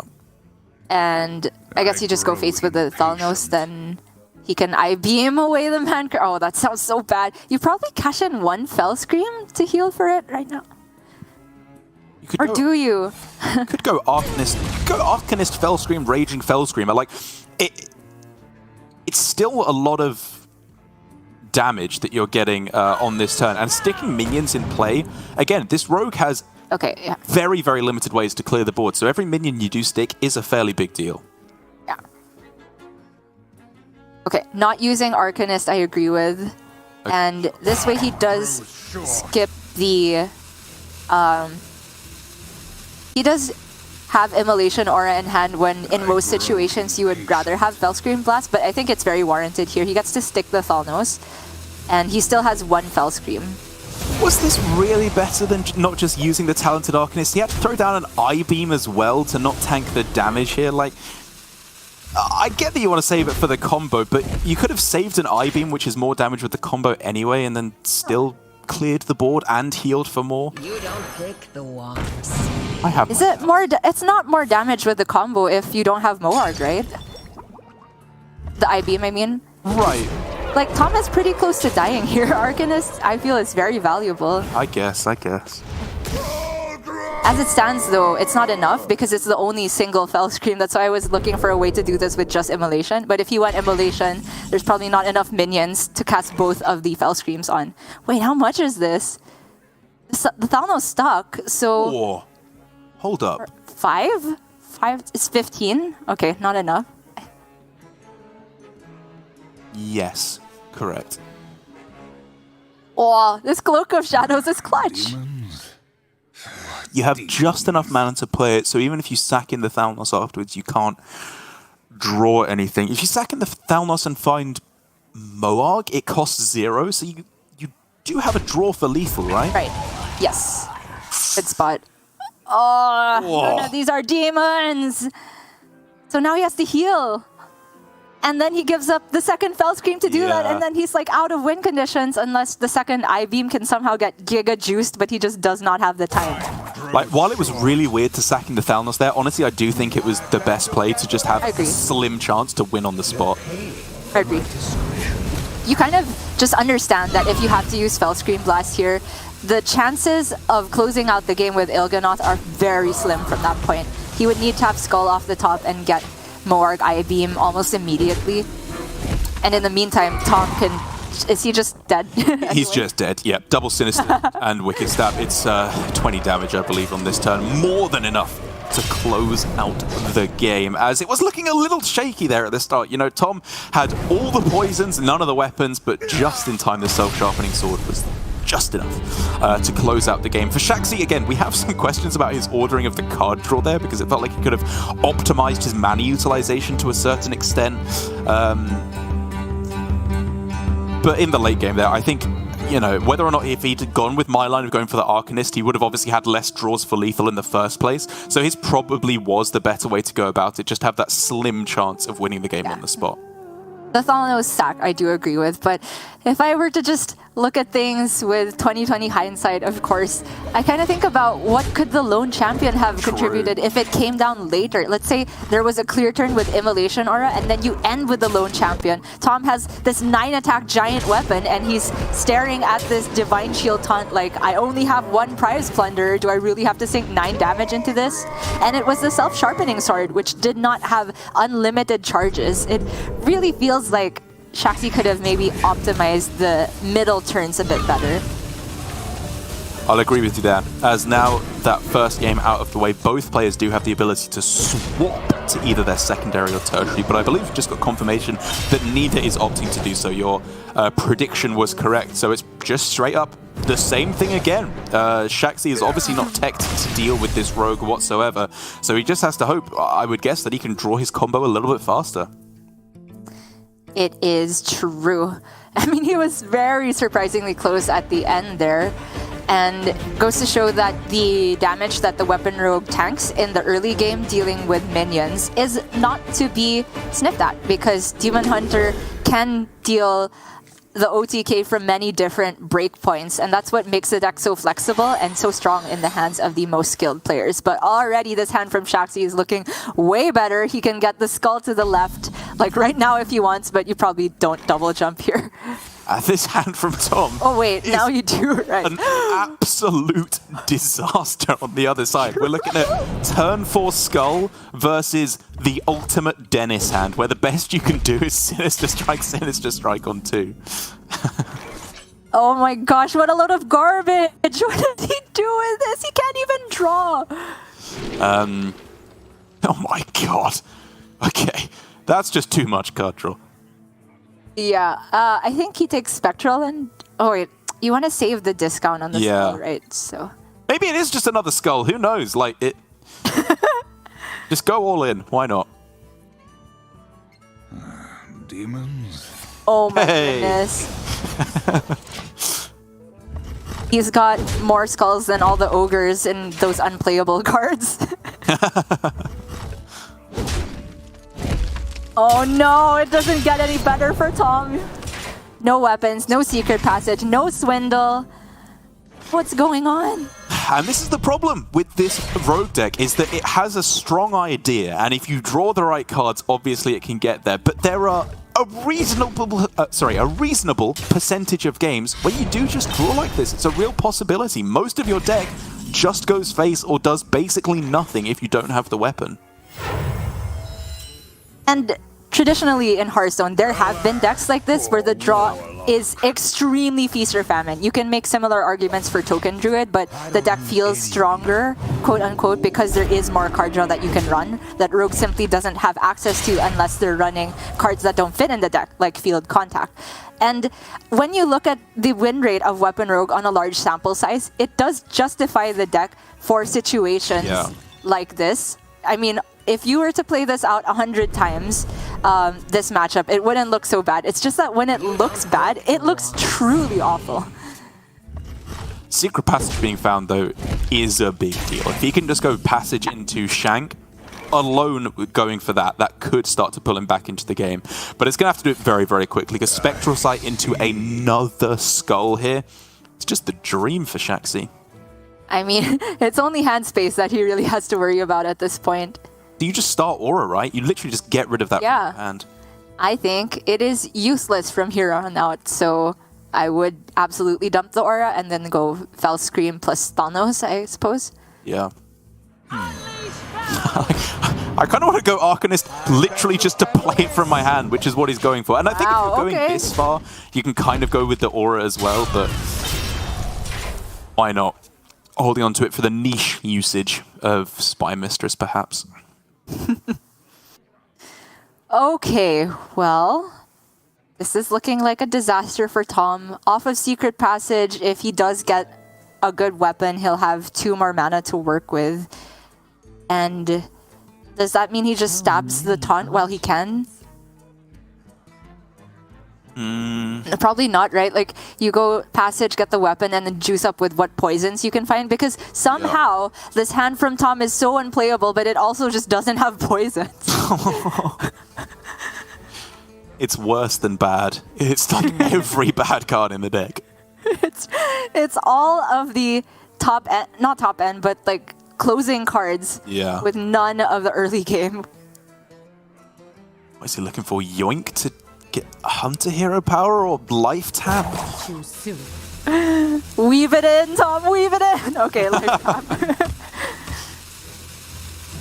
Oh, the Mage Hero Power. So he's trying to stave off the board for now? Okay. Oy, oy, oy. Does not feel good to be Tom right now, especially when he sees the skull. Yep, let's get rid of that. Then let's play Skull. Try and get a 0 mana Il'gynoth, 0 mana Moargs. He hasn't really reduced any of the combo cards yet is the problem, and kind of has missed again. The Arcanist is okay. Yeah. I think you dump the other Aura here. Sure, yeah. I can see the argument for dumping Arcanist because he still has Thanos, but to me the discount on that is very valuable because you can get a super early combo. All he needs to do is not overdraw Il'gynoth. That's literally it. Oh, that would be so funny. It would. Imagine the things I would doodle. But Chaxi won't do that. I have faith in him. Oh, you've got to save the Arcanist, right? That has to be better. I mean, I thought so, but this is not like a game-losing line, obviously, to lose it here. He just has this uncanny level of respect for Spy Mistress is how I'm willing to interpret this. Okay, Tom finally has a weapon, so he can play that Passage and poison up, I suppose. Yep. That's the only real line I'm seeing here. And then you get both the Shanks and you feel sad. Yeah, I mean, that's the only other way you can approach this, right? You can just say the sword isn't good enough here and I have to hit exactly Shank and just go for Secret Passage first instead, which I would definitely respect. But I think in the end, I'm just going sword first. That's so sad. He only hit 1 poison. Yeah. He's just overriding it right now. Okay, fair enough. Oh, man. I think this is better. It sucks, but I do think this is the correct play. Yeah. Swing first, maybe, but yeah. He chose between a play that feels extremely awful and a play that feels just terrible. And this is the just terrible line. Yeah, no choice though. That's the sad part.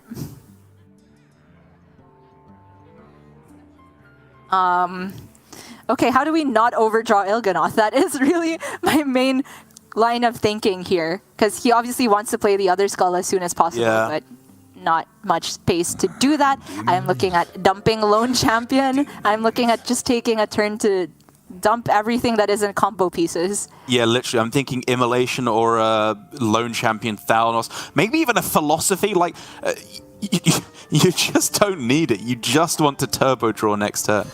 This is just good because you can Thalnos hit face and then the Immolation clears so that your Lone Champion actually gets the taunt Divine Shield. Okay, that's cute. Yeah, I like that play. And then, I guess, Hero Power? If he could fit in an I-Beam, I would like for him to fit in an I-Beam as well, but there's just no way to get it in Outcast position. Oh, okay, so he drew the Moarg, which means now you can Philosophy, sure. Yeah, this does just dump another card from hand as well, so I'm fine with this.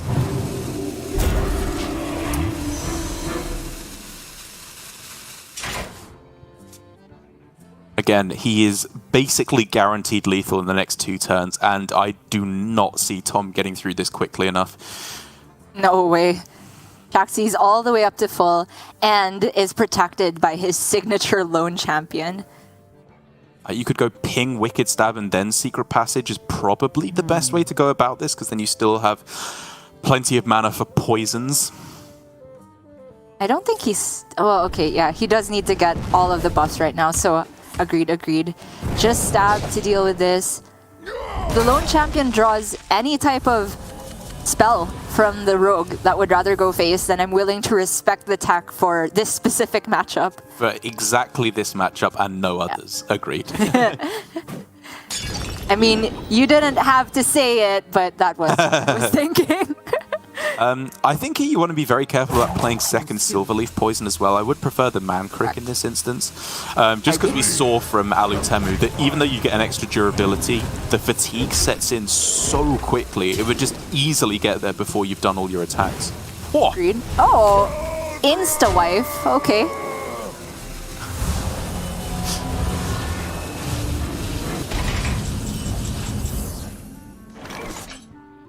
Okay, the skull can be played without overdrawing anything, so that happens. 0 mana Moarg, okay. 0 mana Orc Merchant, yeah, even with not reducing Il'gynoth, you have the combo. It's ready to go. Yes, he also has studies, so he can roll again for more card draw if he likes.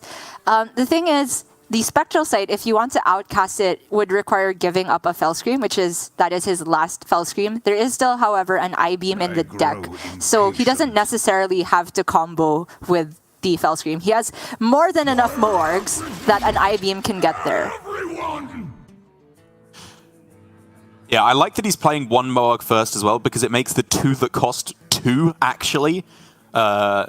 It means that he can basically guarantee copy an actual 0 mana cost Moarg rather than one that was reduced from the Fell Screamer, which means the combo will cost 0.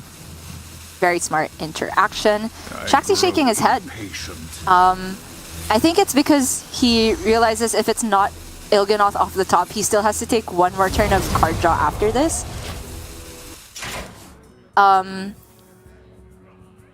And he's just not going for the Spectral Sight this turn, because if you do get Il'gynoth off the top, you would rather have saved the Fell Scream, of course. If not, though, he still has the chance for I-Beam. You don't pick the Poisons stacking up. It's so close, but it just, I think, does not get there in time. A draw away from lethal for the rest of the game, and plenty of card draw to keep on coming for Shaxi. It's not quite plenty. It's the Spectral Sight and then potentially the studies.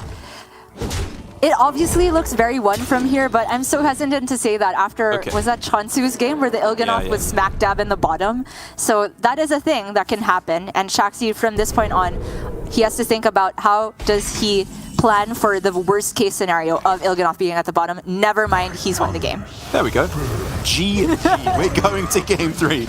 Double, plus the spell damage. It's not even close here. And it does mean that after a disastrous start, it proves how fallible the Rogue is. But even having said that, you know, it was close. I think given 2 more turns he could have gotten there. But obviously, you know, every turn that goes on, Demon Hunter gets exponentially more likely to have found the damage. And so we are going again, Gia, all the way to Game 5. What looked like a lightning fast day is at least not over in 2 hours. I'll say that. I mean, I just don't understand how we can go, was that 9 turns of there being 10% interaction is what I'm going to call it. It is just really funny to see these two particular decks head to head. But again, I think that it's really more dependent on what Tom gets in the opening hand, because Shaxi runs enough card draw that you can expect him to have hit Hilgenoth by X turn. What is the real defining factor that can't be accounted for is what gets discounted off the skull, which can very often make the combo happen 2 or even 3 turns sooner than it usually would be able to.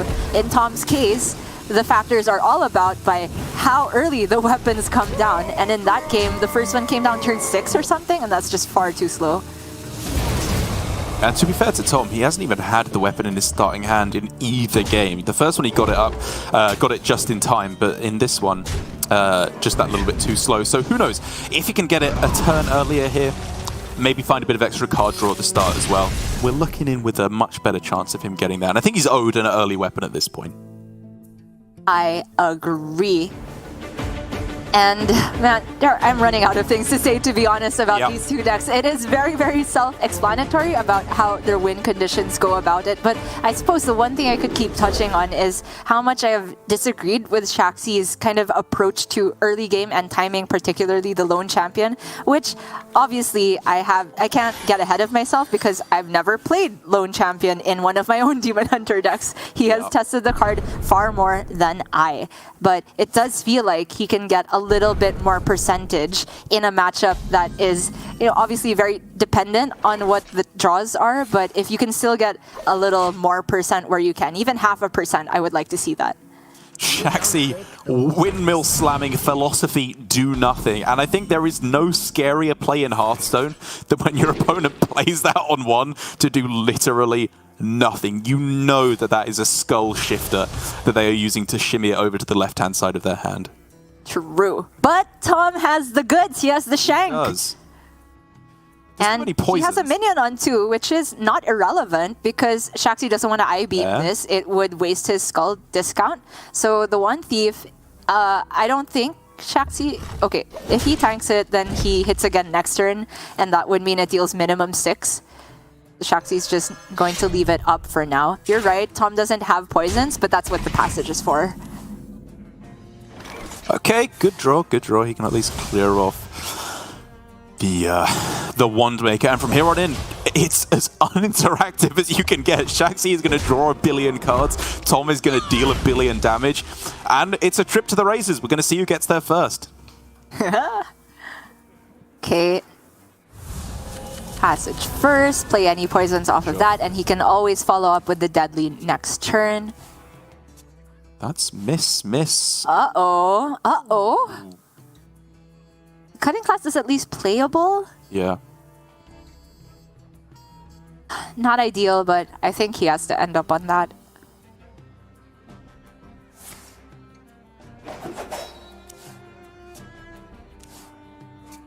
I just find it so ironic that Tom, who is maybe the saltiest player we had in APAC, at least in terms of applause frequency, is playing a deck that is just of this nature, which is salt-inducing on either side, I would say. It's the true nature of a degenerate salty player. You play the most degen decks ever and tilt your opponent off the earth. But some big draws coming in now for Tom with Deadly Poison, and Silver Leaf as well. Cycling through the deck, dealing a bunch of damage. He needed to get this now because Shaxi is deceptively close to getting the combo in the next few turns already. He actually chooses Mankrik over the Silver Leaf, though, and I think this is a very close decision point because obviously you want to start drawing after the Mankrik has shuffled into the deck, but you also want to get as many cards as you can throughout the course of the game when your hand is of this shape, where you did get going and you did use a Secret Passage very aggressively. So overall, I think the Mankrik has more benefit because you also get the minion on board.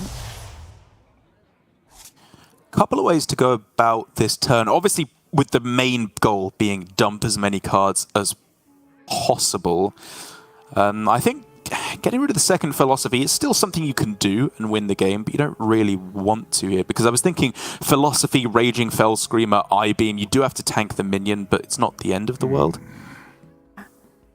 Shaxi was hovering Arcanist, which I would assume goes with the I-Beam, because I really like the idea of maximizing the I-Beam heal while he can. So I would rather see that get used than the Raging Fell Screamer. And it does use all his mana, because that I-Beam was not going to get an outcast position anytime soon. The zero-cost I-Beam staying in the middle is very relevant for Il'gyanoth as well. This card draw is so brutal as well, so likely to find the Man-Crick consumed by hatred, especially with the Silver Leaf. And honestly, you can just start loading up with the Cloak of Shadows now. Like, if he has nothing better to do, sure. Because the Cloak, as we discussed many times, doesn't really prevent any OTK from D100. But yes, the Man-Crick coming down here, huge. Kind of forces Shaxi to heal once again. Because there are breakpoints to die from 16 if your opponent's showing a 7 attack weapon. In fact, Tom has that burst. He has 10 from hand.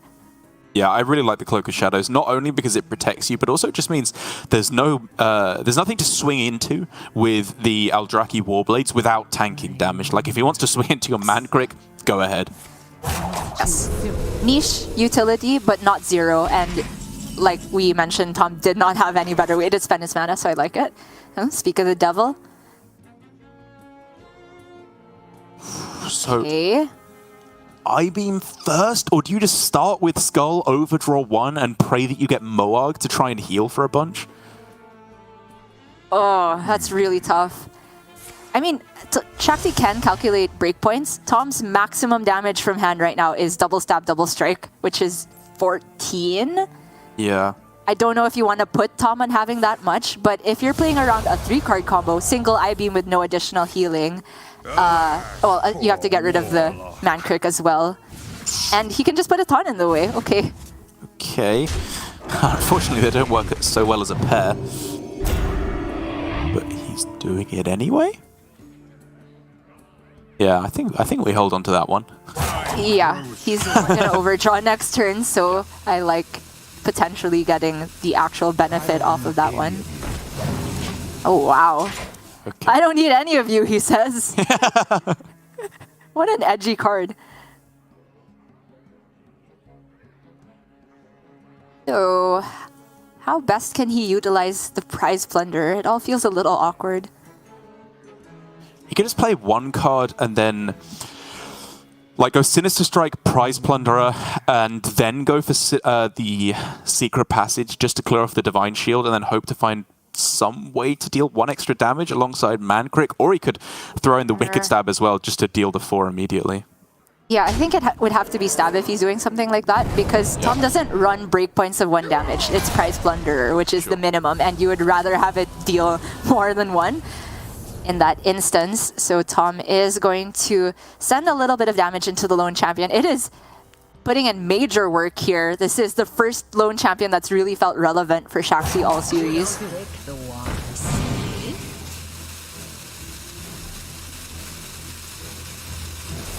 Is he actually stabbing that one too? Okay, I guess like you're not that likely to get the stab off the top, but I don't know. I feel like that in deck is more important than too far on board. Okay, but 25, is that a relevant breakpoint? Well, it's 24 that you can deal, and then the hero power, as that is now... a lot. That is a lot, yeah. Okay, that's hero the power 6, 12, always... 24. It's 25 damage he can deal here. Yeah. So it was a breakpoint, you're It was right. a huge breakpoint. He would have lost the game if he hadn't done that. That was insane. Counting again. So it's 2, and then you double it twice. I grow impatient. Oh, mate. So it is 20. It's 24 plus the hero power, 25. You're absolutely right. Oh my god. It was the winning play. Killing a minion that didn't have Taunt. I would not have dreamed of targeting that lone champion there. Me neither. And I would have lost the game. I was about to say that's a very niche thing to play around, Derek, because they also need to have the mana to hero power on 7 mana on top of the combo, but this was that situation. Yeah. So sick. So sick. Doesn't mean he's won, obviously, necessarily quite yet, because it's a huge heel turn, but it means he's in a very strong position heading into the late game. Yes. Shaxi has used so many combo pieces, but he's also built a very scary board that Tom will clear up with double prize plunderers. This is huge. Yeah, you're killing both the Moargs here, I think, right? So they can't do any big healing. Absolutely. No big burst damage with the Il'gynoth either. And then you just kill him.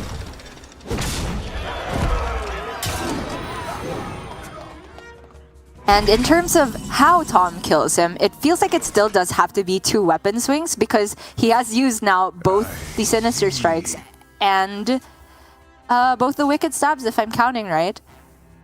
Which is a very big deal because Shaxi will have information now all face up about how much Tom can do in a single turn. But at the same time, for Shaxi, the combo is still very much alive. 1 Moarg left. Illidari Studies could get him another Philosophy as well. And then the Arcanist plus Fell Scream Blast. It's there. He can get the lethal here, but he just needs to draw through to the rest of his deck without dying, which is a very big ask. It's these types of situations where Demon Hunter players really shine or crash and burn. Demons? Alnos looks pretty good to just cycle. He can just Immolation Aura, although if you Thalnos and then Immo, then the Spectral Sight still doesn't get outcast because you draw off the Thalnos. Yeah. So he goes Eldrazi instead. Pushes face. So that means next turn he can potentially outcast the Spectral Sight.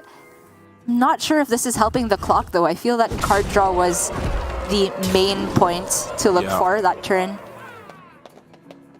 And I think all we're really looking for here for Tom is Cloak of Shadows. The burst damage is all gone at this point, I believe.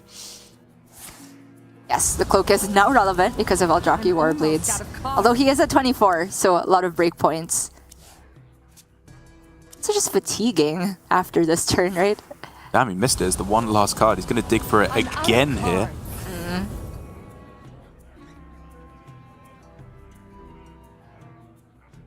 I mean, I assume he is. If he played it again, he would know what the last card in the deck is, right? Right, yeah.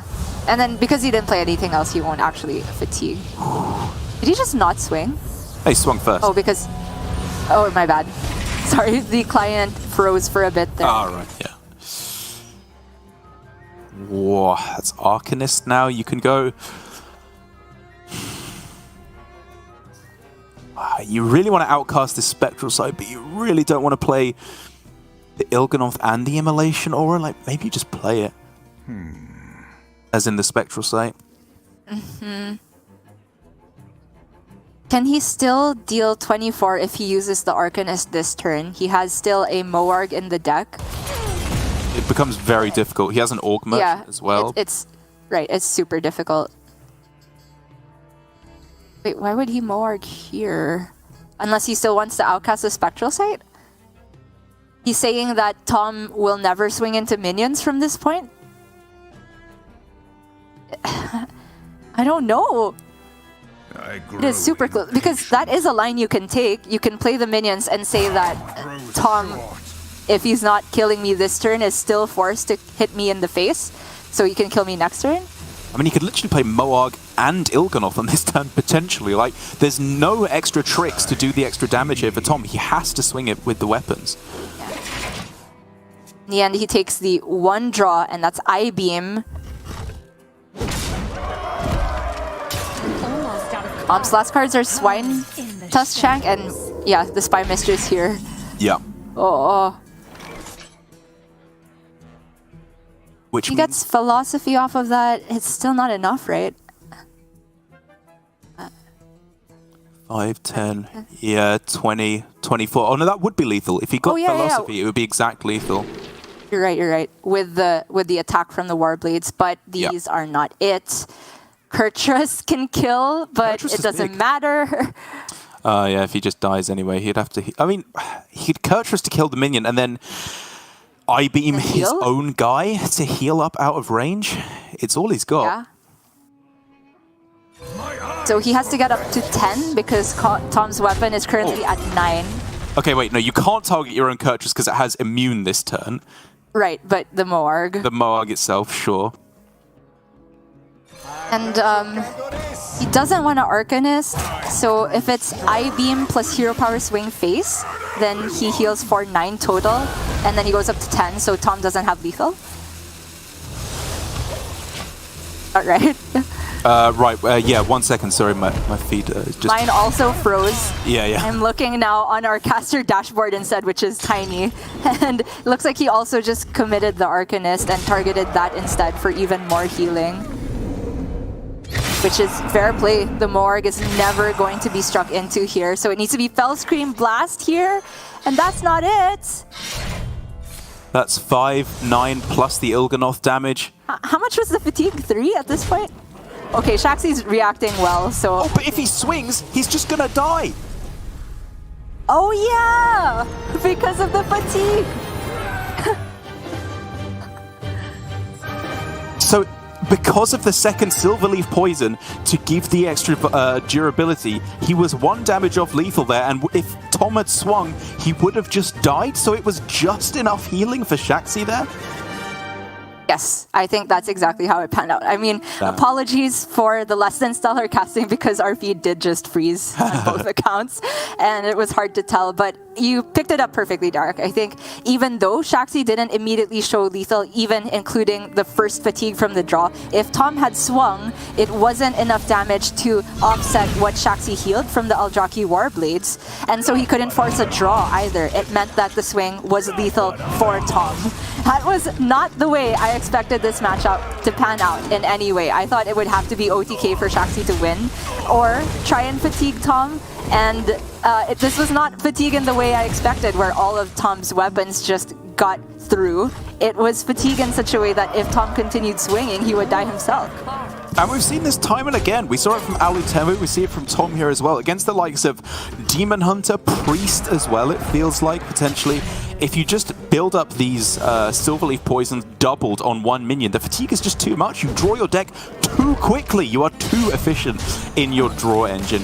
And that, in the end, is what led to Shaxi taking a win, which has big ramifications for the rest of our bracket. I get the suspicion that a lot of our other players, would rather face the OTK Demon Hunter than the Weapon Rogue, but maybe some not. Dawn on the Warlock is a pretty rough matchup against the Demon Hunter, so he'll definitely be banking on Surrender, I think, to take the win there. So many ramifications with 4 very different archetypes left here in the top 4. And none of them are Rush Warrior, which I thought was the deck going into this weekend for APAC at least. We have Token Druid, we have Control Warlock, the only ones in the field. We have Miracle Rogue that I'm not actually sure if nobody else brought it, but Surrender was the only one to make top 8 despite it being a popular archetype. And then we have Shaxi on the OTK Demon Hunter with a weird-ish build. Still don't think it's as weird as Tizis, but the Lone Champions, they finally put in their work in that series. And you know what? I'm happy to see things pan out this way. You just can never expect what's going to go down in APAC. Yeah, it's crazy, crazy stuff. And I think the play, for the most part, even if it wasn't perfect at all parts, was incredibly enjoyable throughout. I love the different lines that the players are taking. So many different aspects of their play are being tested here within Specialist in this week that I think it's a very good mix of lineups that we're getting here. But very well done for all of our players here. It does mean that we have tomorrow to head through to for the semi-finals, and then we're going to crown our Week 3 champion at the end as well. There is Europe and Americas yet to come today, in which there is plenty of action. Again, I think Europe is looking a little more similar to APAC here, where we have some players up at the top, with Tice doing incredibly well so far. Americas, however, a lot more of an even playing field. But with that all said, Gia, any other closing comments for us here in Asia Pacific? Just that Surrender remains the GOAT, like you said. Yeah, he is truly on another level, and I cannot wait to see him play again tomorrow. But thank you very much for watching here, Asia Pacific today. We'll be back tomorrow with all of our semi-final matches. So for now, enjoy Europe, and we'll be back tomorrow.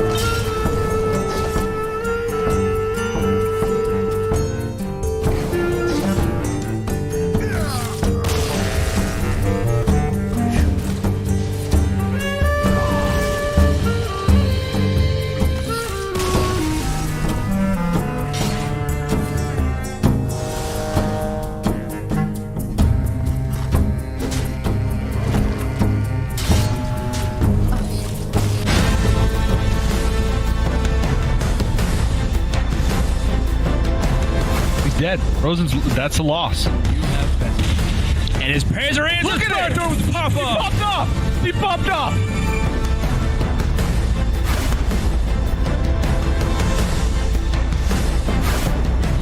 No, survival of the fittest looks like it's going to add up to simply lethal from where I'm sat looking at it. Zim going to take the series over Llama 3-1.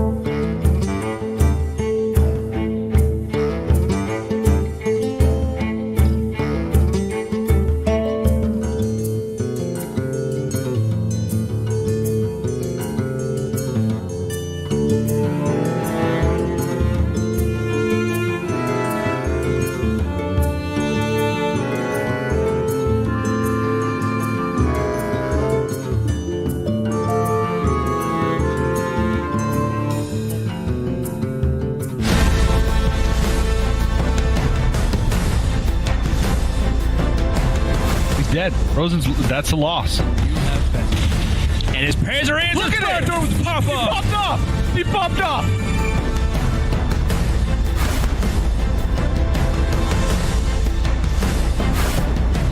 No, survival of the fittest looks like it's going to add up to simply lethal from where I'm sat looking at it. Zim going to take the series over Warmer 3-1.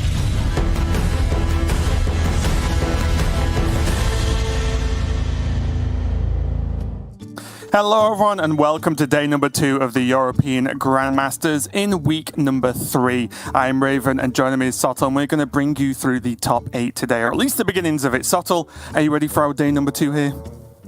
I certainly am, yeah. I think we had a great day number 1. We had the highs and lows in terms of match length, in terms of play quality, in terms of drama. We had all that kind of business going on. I've got to admit, I'm a little bit disappointed in our European players so far this season, because it feels like we can barely get through a day in the European region without some sort of catastrophic misplay going down. It's not something I'm used to seeing, and I really don't want, particularly TJ on the Americas broadcast to have anything to hold over our heads. And honestly, some of those Americas players have been playing pretty darn well, so I'd really like our Europeans to step their game up. I think today is a great opportunity to start going down the right path again.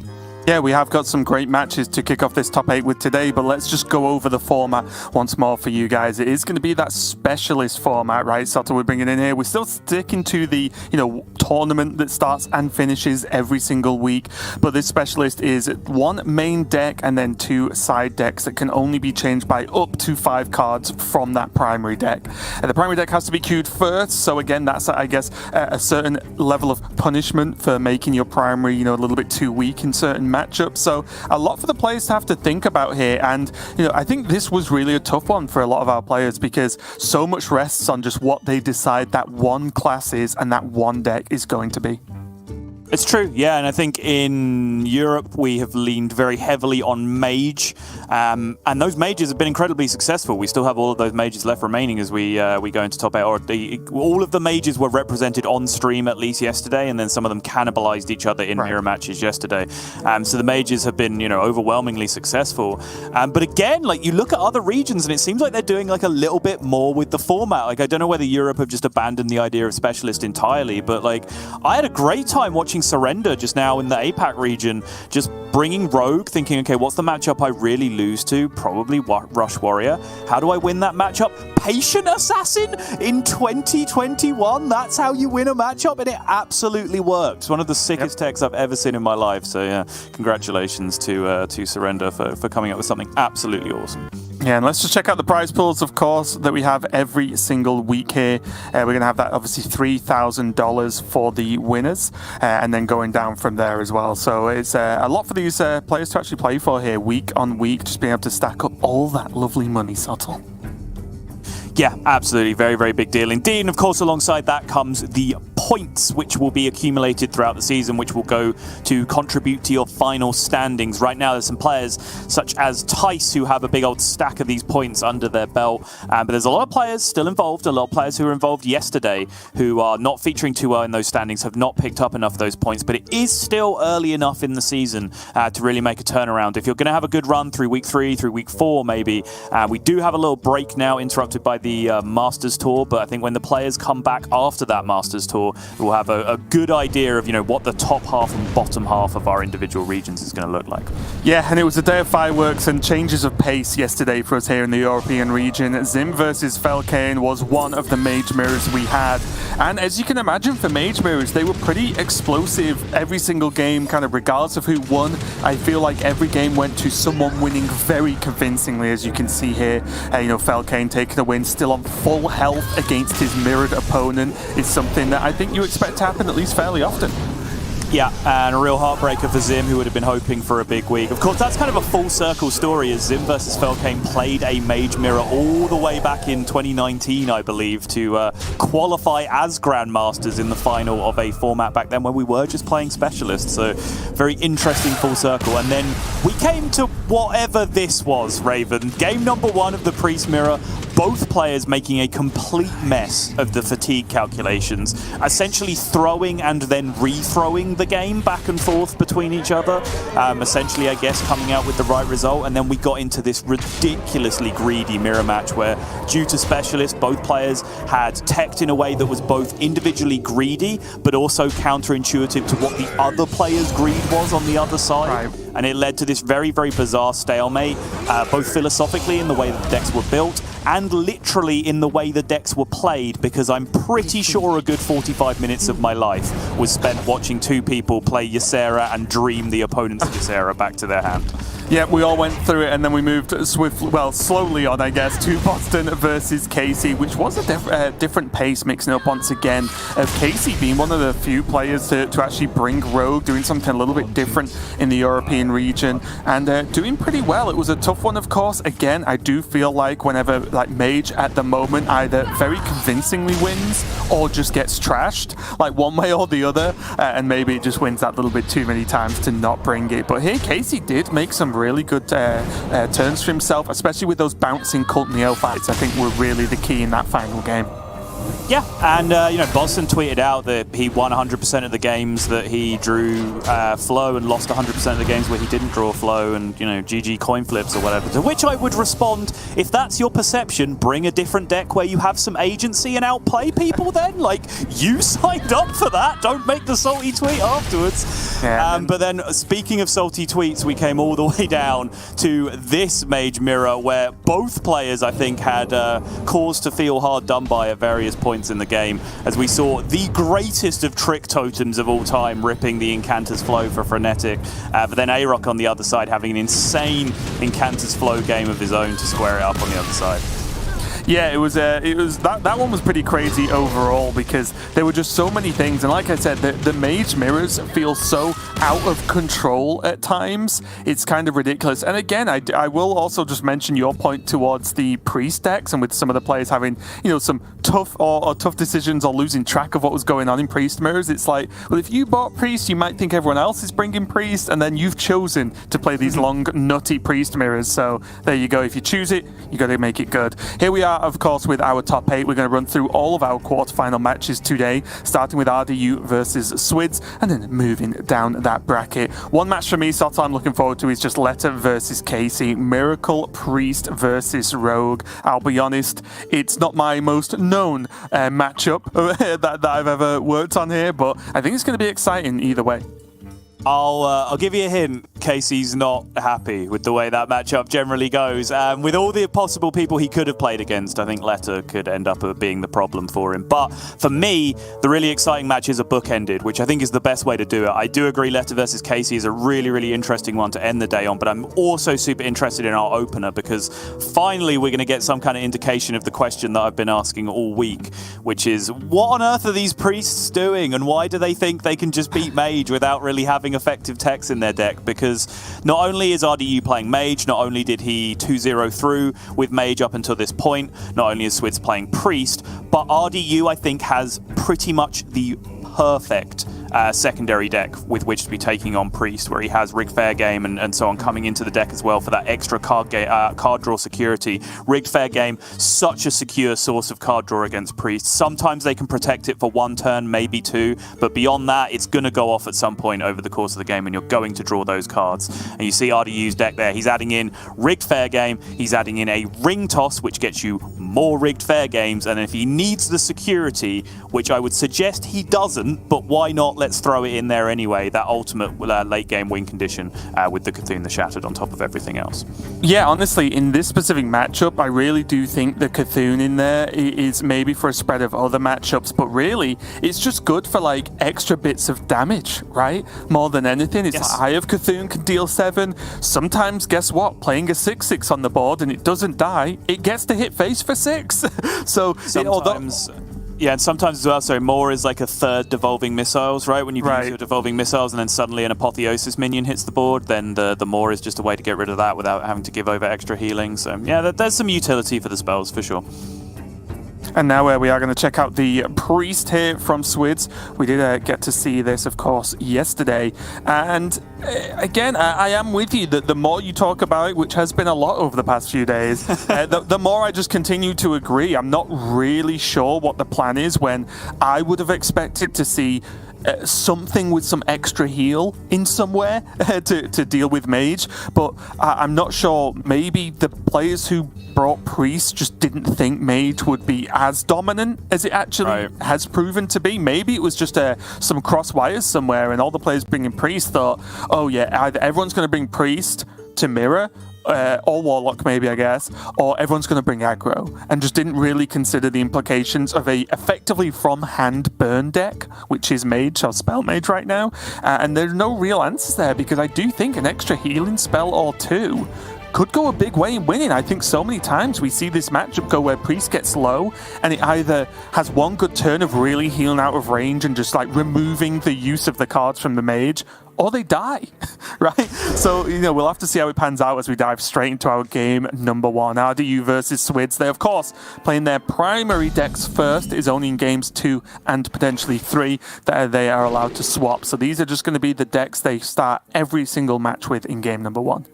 Yeah, and just like to clarify the position, I guess, this is the game where RDU might just live or die by Incanter's Flow in the opening hand, right? Because primary versus primary, if you don't hit early Incanter's Flow, sure, I think Priest has game with, right? They can actually tempo quite effectively, especially as Swids is playing the Mankrik list. They can put on a bit of pressure. The Mage is a bit slow because none of their stuff is discounted, and you can actually get there, right? After that, I think just the additional text that RDU has in his deck almost makes it irrelevant, because with the addition of Rigged Fair Game alongside Cram Session, alongside Spring Water, alongside Arcane Intellect, you're going to hit Incanter's Flow by like turn 4, turn 5, turn 6 anyway, because if you don't hit it in your opening hand, you're hitting card draw in your opening hand. That's just how the deck's built at that point. So I think that removes a lot of the redundancy. But yeah, that top deck from RDU, picking up the Incanter's Flow and the smirk that came with it, I think tells you everything you need to know. I think this is absolutely the right response from Swids, just to understand, okay, I can't heal out of range. It's not possible. They play like 70 damage in their deck. I'm not going to be able to get it done. Let's just play for tempo instead. Yeah, and speaking of approaches to the matchup, on RDU's side here is the Mage. How do you approach Priest? Like, is it heavily based on how you draw in, or... I'll change my question, actually. So, will RDU just throw burn as and when is available to him, or do you think he needs to save like a big one turn of burst, or is it somewhere in between?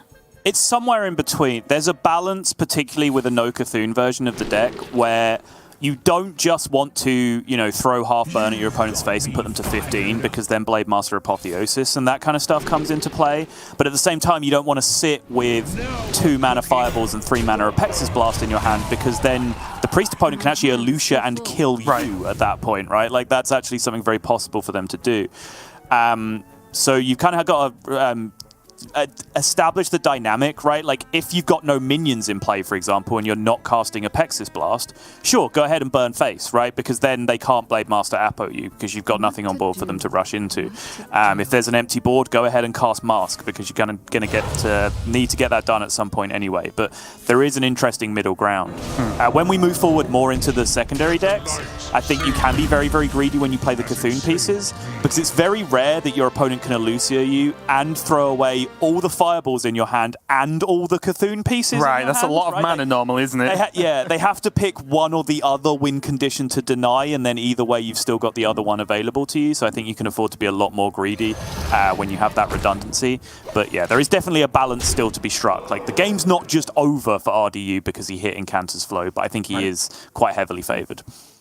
Well, he is starting to piece together a lot of this damage here. 2 3-mana Fireballs in hand, a sprinkling of card draw, arguably as well with that corrupted Ring Toss. And also, he got a decent minion, I would say, from the Apexis Blast. Like a 5/5 is probably just what you're okay accepting at this point. He obviously doesn't kill the 4/6 in one go, but he's got a multitude of ways to deal with this board, or at least the taunt side of it.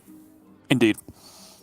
Yeah, I think the one thing that RDU is missing right now to give him outright security is, of course, after Mindrender Elucia, the best card in Hearthstone, Devolving Missiles. You still have both of those remaining in his deck, which would effectively help him clear up basically any board state that Priest can present, right? Like, this is what Priest tries to do when they're behind because of Incanter's Flow being cast, is just make annoying board states, try and bait RDU into pointing damage spells at minions. Right. That's what you saw there with Skystalker, right? Annoying Death Rattle minion. that RDU had to deal with, but of course if you have access to devolving missiles, that's all irrelevant. But since RDU hasn't hit those yet, he is having to fight just a little bit more honestly. I will say the Firebrand, definitely one of the better minions you can get from Font, right? It's just a good minion in itself. Helped him clean up that board with that combustion as well. And although, you know, he will almost certainly lose this 5-1 this turn, he's not falling behind on board, and he did only use up an Apexis Blast previously.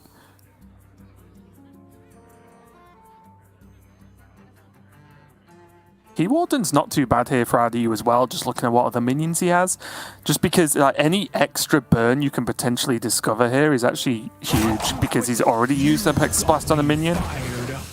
So not too bad at all, if he gets the time to play it though, or at least the wiggle. Yeah, not to mention, it can also just give you Devolving Missiles. That is a card that it can hand to you.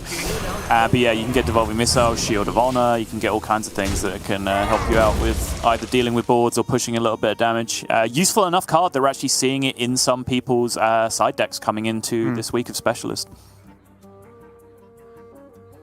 Another kind of tricky board here. These 4/6s are very annoying for RDU to deal with, and there you go. That's a small win in Swids' book, I Look think, at the just nod. getting that fireball.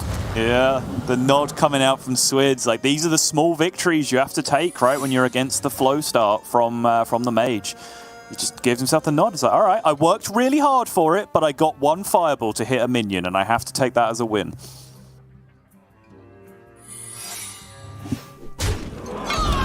Oh, RDU whiffing on the rigged fair game there, though.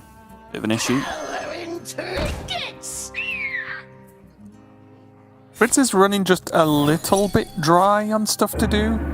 The Draconic can obviously help that massively, but outside of that, I mean, I can't even look at that Ysera in hand, so honestly. Oh, it already went pains. green. The death went green. Yep, it's a 5-4 off the Netherwind portal. That's so clutch in the end for Swids to be able to keep cycling off the Sethic. That's insane.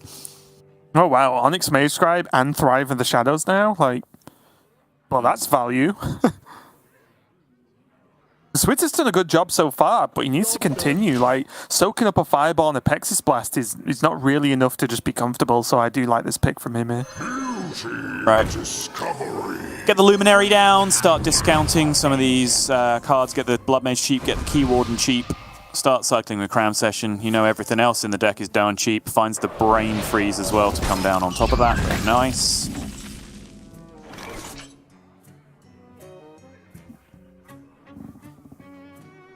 Health activate? Looks like that's what Swids is leaning towards. Leaving up spell damage is a little bit spooky though, but currently there's not anything to actually do about that.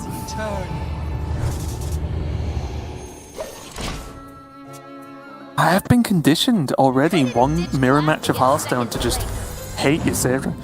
Yeah, I'm just looking at these, I was like, oh, Dream, go away. That Brain Freeze has got to be clutch, right? You would imagine?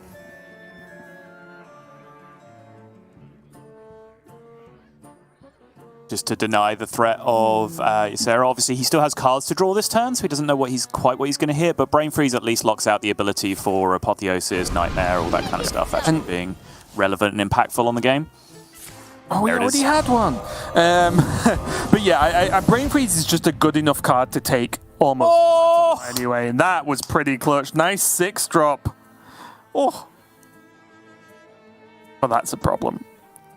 You know how everyone was like, Apexis Blast got buffed because you can't get Jandis anymore. Yeah, well, Ysera got nerfed because now it gets devolved into Jandis. Idiots.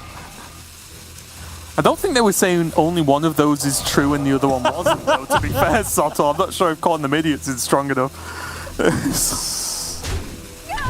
Oh my goodness, this Luminary still being alive is so insane right now for like the state of the hand. I'm pretty sure it'll go down to the Awakens here, of course, but still, looking at a Fireball get generated and then get shot down straight to 2 mana is pretty ridiculous.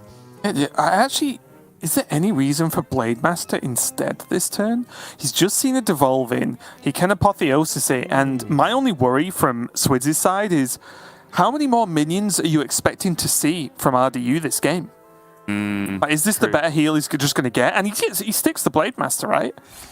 He can even put his hero... oh no, he can't now. But he could have even hero powered the Blade Master as well, so we'll see how it pays off. Yeah, it's a very, very good point, I think. Right now, 23 does not feel safe. Orb picked up for RDU. We can take a look at the 7 cards remaining. Can see still 2 refreshing spring water left in there, which means there will be calls of lethal coming very, very soon. You best believe. It's just hilarious. I was like, why is Soul showing remaining cards already? And I was like, oh, RDU's only got 7 left, and Switz has 17. Yep. Well, sometimes I still forget the card draw level of bot potential, should I say, of Mage, with Encounters, of course. And that's specifically why I wanted to highlight it, right, is that RDU has done this without hitting a refreshing spring water. They're both still in the deck, and they're still down to the last 7 cards remaining. That's really nice here for RDU. These 2 Brain Freeze can actually just be used. Who cares about them killing minions? He can just stop Apotheosis being a threat for 2 turns straight now. Mm-hmm.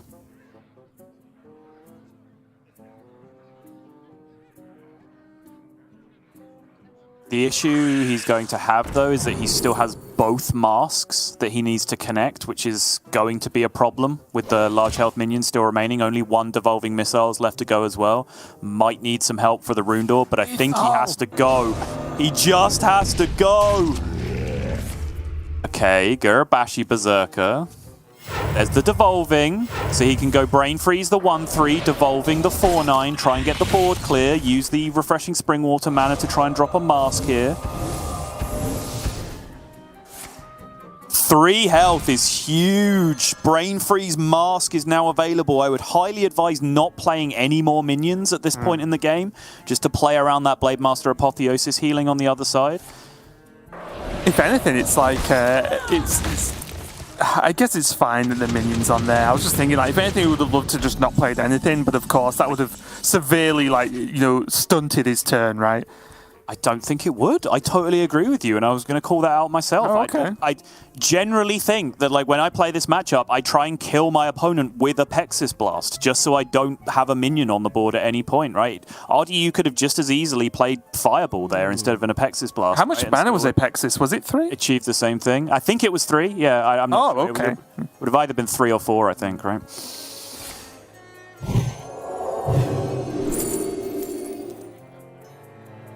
Going to be able to reduce all this down with palm reading. Imagine Sweds is just going to look for literally anything that's heal. Whoa! Oh! Okay. I mean, that's technically heal. It is very technically heal, yeah. My blade seeks Now I think RDU has a problem. Not too quickly.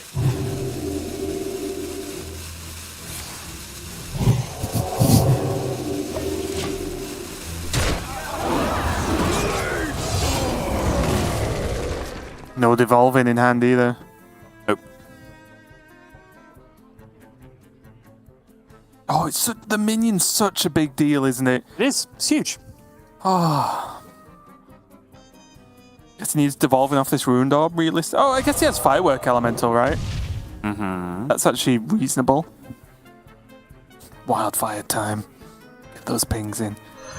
Can fit in the Luminary now, yeah. Seems fine. 12 damage. Kablamo. What, Book and Potion? Don't see why not. Oh! Okay. It's tempting, right, to greed the potion at this point. You might get something much juicier out of the Font of Power, but I think it is a pretty attractive option to go for here with the potion. Especially because it guarantees the 4-3, right? Yes. Because that's going to be a huge deal with Font. True. Very true. He's just got 1 mana deal 12 Battlecry. Yeah, if only it went face, right? But they're looking at the remaining cards again. We can see, are you just in a spot of bother now? Because the burn damage is run out. There is nothing in there, really, that he's too interested in. He just has those 2 Fireballs and the Mask in hand for 22 damage. So, rightfully, I think, going with the minion option with the Potion of Illusion there from the Babbling Book. Just trying to get some board presence, trying to get some minions to connect. He could have gone Wildfire and started stacking up those Hero Power Soul. True. Again, Swid's going for a rally. Interestingly enough, does have a reasonable rally pool, I think. It's just, I was just looking at Desperate Prayer and just saying just pick every healing option and literally out-heal RDU and end the game that way. Yeah, that's fair. I think minions are generally a better idea, though, because you know there's a mask left, right? So minions in play can function as healing in a weird way, but then because you know your opponent went like Potion of Illusion, you know that your minions in play can also fight their minions in play, so that not only do they heal you from Mask, they can also heal you from the minions that you have to deal with on the other side. So I think I like going minions, personally. You want to cast a spell? I want to cast a spell. Needs help. He needs help from Paveling Book, and why would you ever doubt it? Just knows. 1 mana Zephyrus. Yeah, the original Zephyrus, Babbling Book. Huh? What just has to fight through here? I imagine this has to be a mask turn, right? I would expect so, yeah. You can convert your combustion into 2 face damage if you really want to. Seems fine to me. Yeah, I think RDU needs every point of damage he can possibly get to face. Yeah.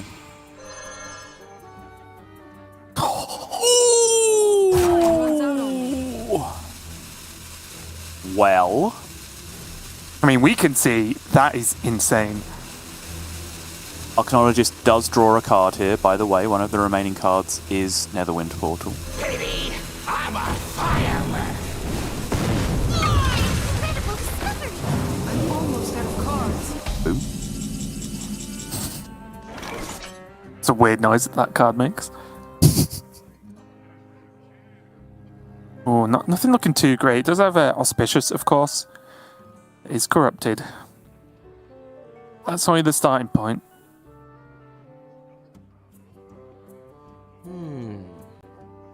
Yeah, just running out of removal options. He does have the ability to thrive in the shadows. Go digging for something he has remaining. Wants a quick look at the minion first because he is running Psychic Split in his hand as well, so he might want to duplicate. Oh, okay. Oh! Hitting the taunt is filthy there. It scares me a tiny bit that he's played Apotheosis preemptively.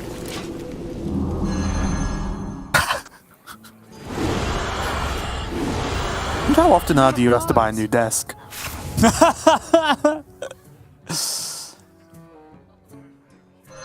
Okay, Luminary, Like lethal or something. Mazaki, Refreshing Spring Water. The fatigue cards count as spells, so you get all your mana back. No, they don't. I'm trolling.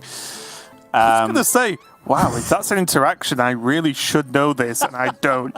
This is something I've literally never seen. You would have believed me, though, wouldn't you, if I'd have just kept going? Yeah? Well, I would have asked you. I'd been like, Yeah. oh, that does that subtle? Yeah.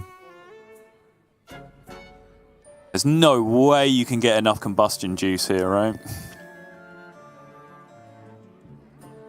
I'm just looking at, like, close your eyes, triple fireball, and just hope Mazaki gives you even more spell damage. Runs out of what to do. Nope. Yeah. No way to generate another card either, so not even a chance at devolving, which would have been the biggest impact here. 7. This Just gotta try and stick a board. 1 and 5. But he still just can't. He just can't clear the other one, right? Yeah. It's just dead. Just dead. Simply dead. It's the weird kind of lethal. Yeah.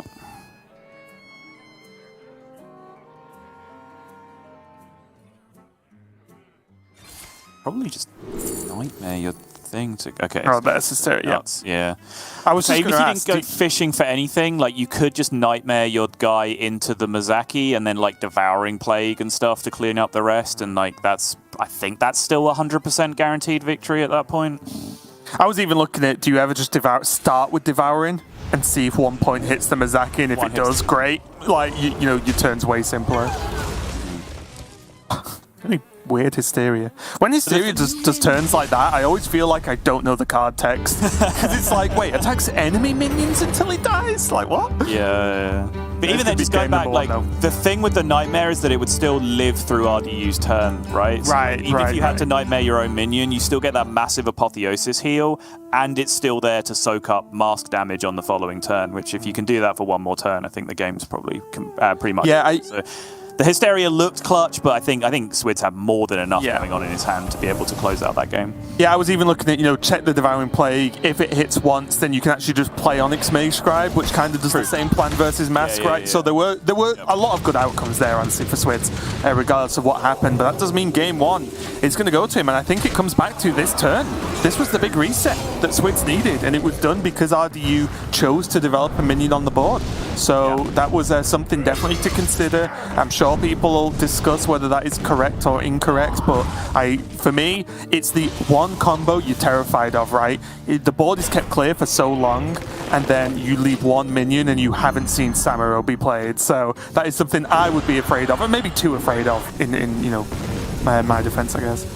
Yeah, and all I'm saying is that you're right to raise it. It's definitely an issue, but sometimes, right, sometimes you just have all the burn in the world, right? Like, RDU did throw a fireball at a minion that game, which meant it's not the freest game in the world, but sometimes you just have all the burn in the world. You still have both masks, both fireballs, both Ruined Orbs, both Apexis Blast, right? At that point, you can play around everything because you're just so far ahead. Sometimes when that's not the case, you're like, well, I'm going to use the Apexis Blast because having a minion in play is a good thing. My Priest opponent is only halfway through their deck, so if they have Apotheosis Blade Master combo already, congratulations to them. I'm just going to do the generically good thing of putting the minion in play. Personally, it's something that I do think about a lot, though. As I said at the time, I generally do try and plan out my 2 to 3 turn burn you over the top to end with Apexis Blast wherever possible, just to deny that ability to rush lifesteal back into it. But that's not to mention sometimes you do it the other way around because Mizaki, because Raz, because actual sources of extra damage that can come out from doing it the Apexis Blast way first as well. So it's a very tricky deck to optimize because of all the different branching paths of random effects and so on that you can get.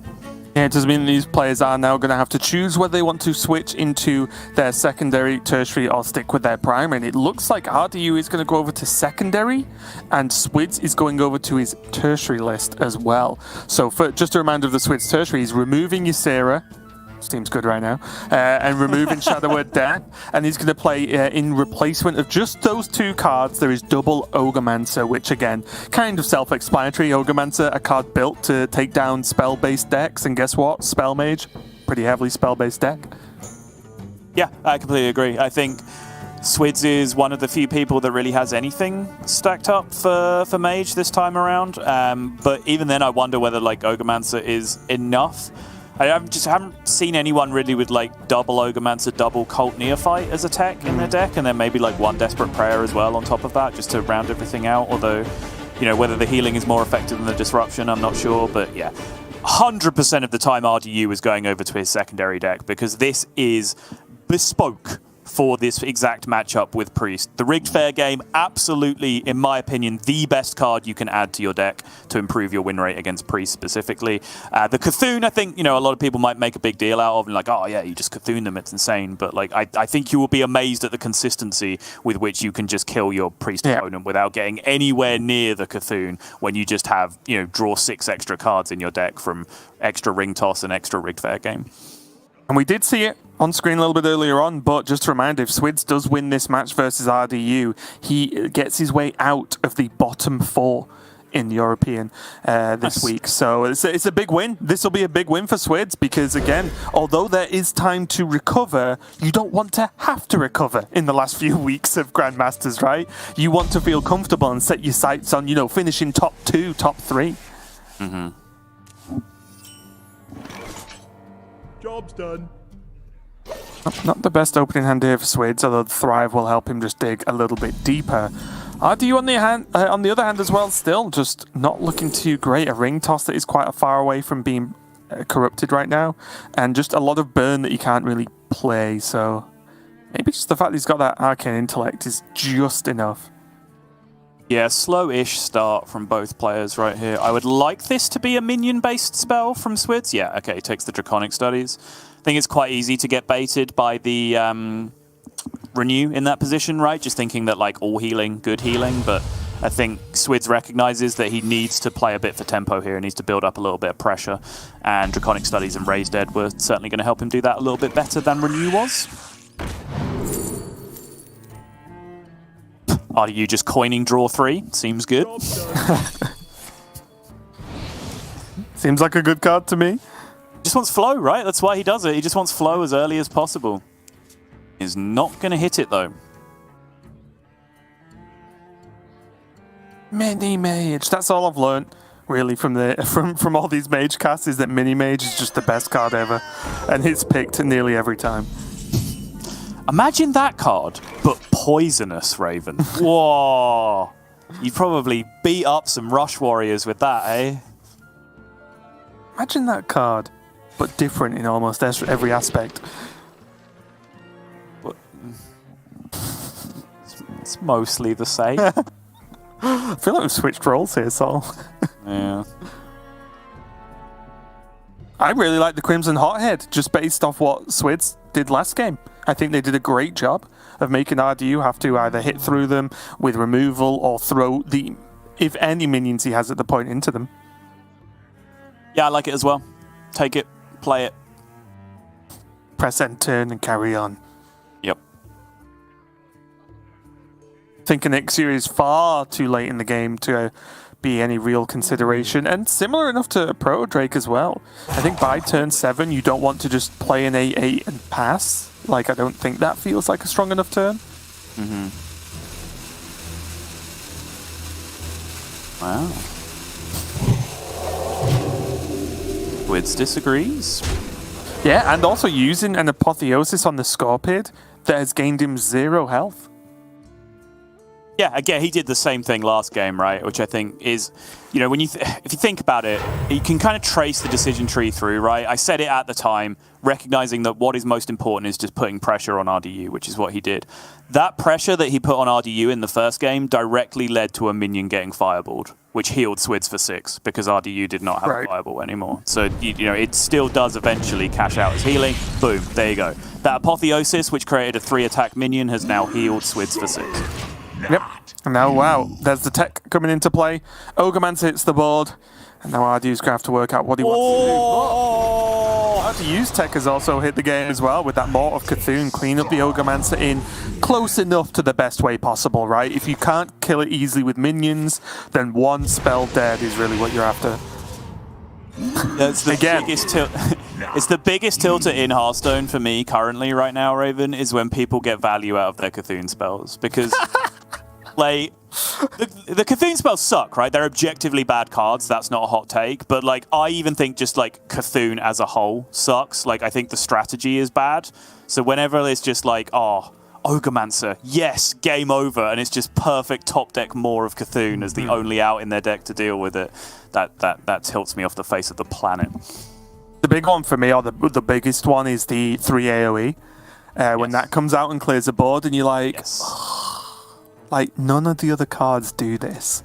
Whereas like you can kind of say that if that was Body of Cthulhu, then it challenges the Ogremmancer next turn. You know, like, you can make like half arguments for the cards that do similar things, but nothing does a 3 damage AoE to the whole board, right?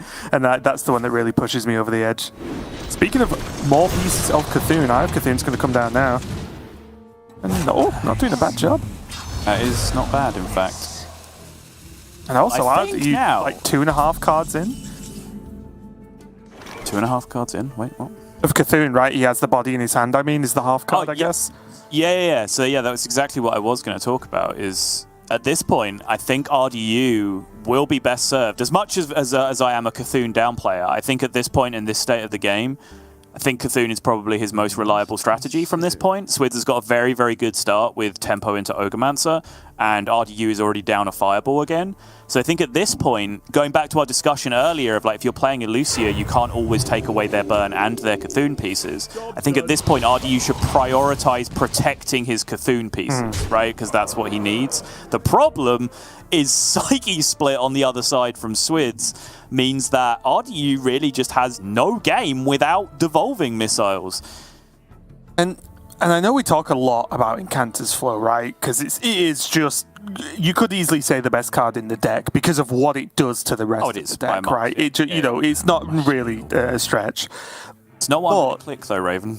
Well, this is good synergy, Sol, because I was just going to say, even though Incantus Flow is so powerful, no problem cannot be solved by devolving missiles, right? Like, you just deal with any problem you may have as mage with just devolving missiles, and you're quite right to highlight it, because that is what RDU's missing. So much so, he's just going to play Mask of Cthulhu to deal 11 and just start to try and chip away at this board.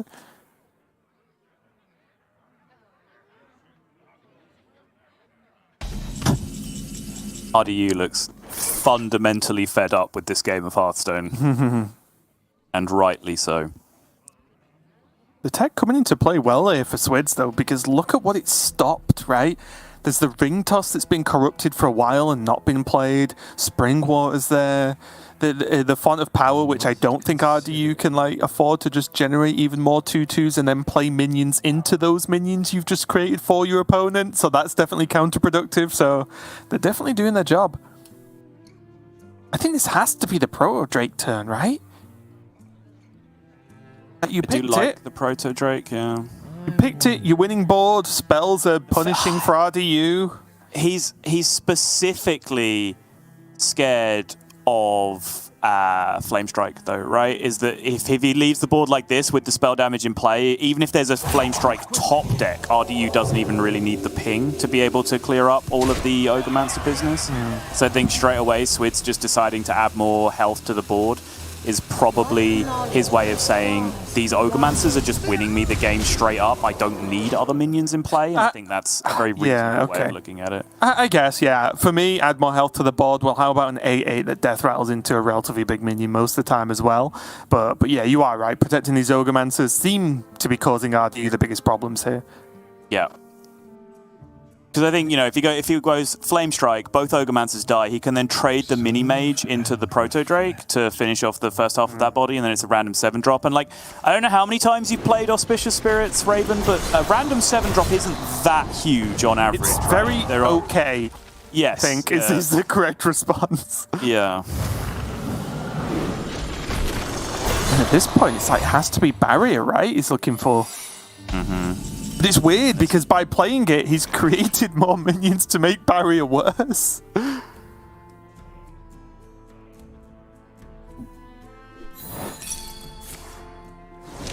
I wonder how close we're getting here, because Swids, if he's feeling the state of the game correctly, he will understand that any Cthulhu pieces in RDU's hand, he hasn't given RDU time to play them. Right? Not in the least that, you know, they would be spawning more Ogremancer pieces at this point, but he's just been putting on so much pressure that RDU has had to do purely defensive things the whole time. So if he can get enough stuff out of his hand, I think a Lucia into steal a Cthulhu piece might just be the final nail in the coffin here that Swids is aiming for. Yeah, if he's not just dead already. I mean, look at the development on board. Yeah, so this what I was meaning was this covers all angles, right? RDU has to magically clear this board, and then Swids has plan B. Yes. It's Flame Strike off the Spring Water, and then he can clean up with the Brain Freezes, but he's just absolutely nowhere close. And after so long hyping up this deck as a free win against Priest, it looks absolutely unplayable in the face of Ogremancer, Raven, and that means Swids is going to march on through as one of our 4 Priest players at the start of the week. He is now going to take his place in the top 4, being the, I believe, the first non-mage to eliminate a mage from this week of European Hearthstone Grandmasters. That elusive title for a player, Not nice true. and short as well. I take it back. Casey did it yesterday. I take it back. But still, it's the control priest in there for Swids, and you saw the tech come into play, right? And I know, especially the last couple of weeks, you've heard me harp on about Ogremancer, but to me, I'm surprised we've not even seen more Ogre-Mancers in some lists. I guess it's because it's a mage-heavy region this week, right? But just generally, it's just such a good card, even if it doesn't do this level of work that it's clearly done in this specific game. Creating just awkward situations for your opponent in a relatively spell-heavy deck is huge, and it's paid off for Swids greatly. 2-0 versus RDU, and like I mentioned earlier, that means that Swids, before he does anything else, so before he even plays in top 4 tomorrow, he is now out of the bottom 4 section of our standings overall, which is huge, because guess what? Bottom 4's relegation zone. You don't really want to be there. 100%, yeah. I mean, it's a great performance from Swids. I was not personally expecting Priest to be the first deck that we will be seeing in the semi-finals. But again, as a balanced and reputable and serious journalist as I am, Raven, I will hold the L on this one and say maybe the Priest players knew what they were doing, and 2 Ogremancers is, in the end, good enough. I know Derek is gloating in our Discord right now because we did run sets on this exact matchup, I think, between RDU's decks and Swids' decks. It may have been Psycho's decks that Derek was playing. And I was in Encounters Flow Gamer a lot when we practiced, but you know, it didn't really feel close. There was one game I lost because I was just too busy laughing at how free the game was that I forgot to notice that I had like 22 damage of illusurable damage in my hand that Derek just stole from me and killed me. But apart from that one throw, like, it looked so free from the mage when we were playing it that it's a big surprise to me to see Priest coming out on top. And I will defend you a little bit here, which is a bit of a rarity, honestly, but looking at this top 8, it's Mage Priest that we just saw, Priest 1, Mage, Mage, Mage, Mage, Priest, but Miracle Priest, which arguably in no real universe should be there, but only due to Letter's incredible play, I imagine. And so there's that Priest, and then Rogue. So Swids is the only control Priest that made it to, you know, the top 8. And yes, he got his victory, which is fantastic. But that means our first match of the day is already over, and it's mages as far as the eye can see for almost the whole rest of the day. So we're going to go to a quick break while we set up our match number 2. Don't go anywhere. Don't go anywhere. I'll try and say that properly. We'll be right back.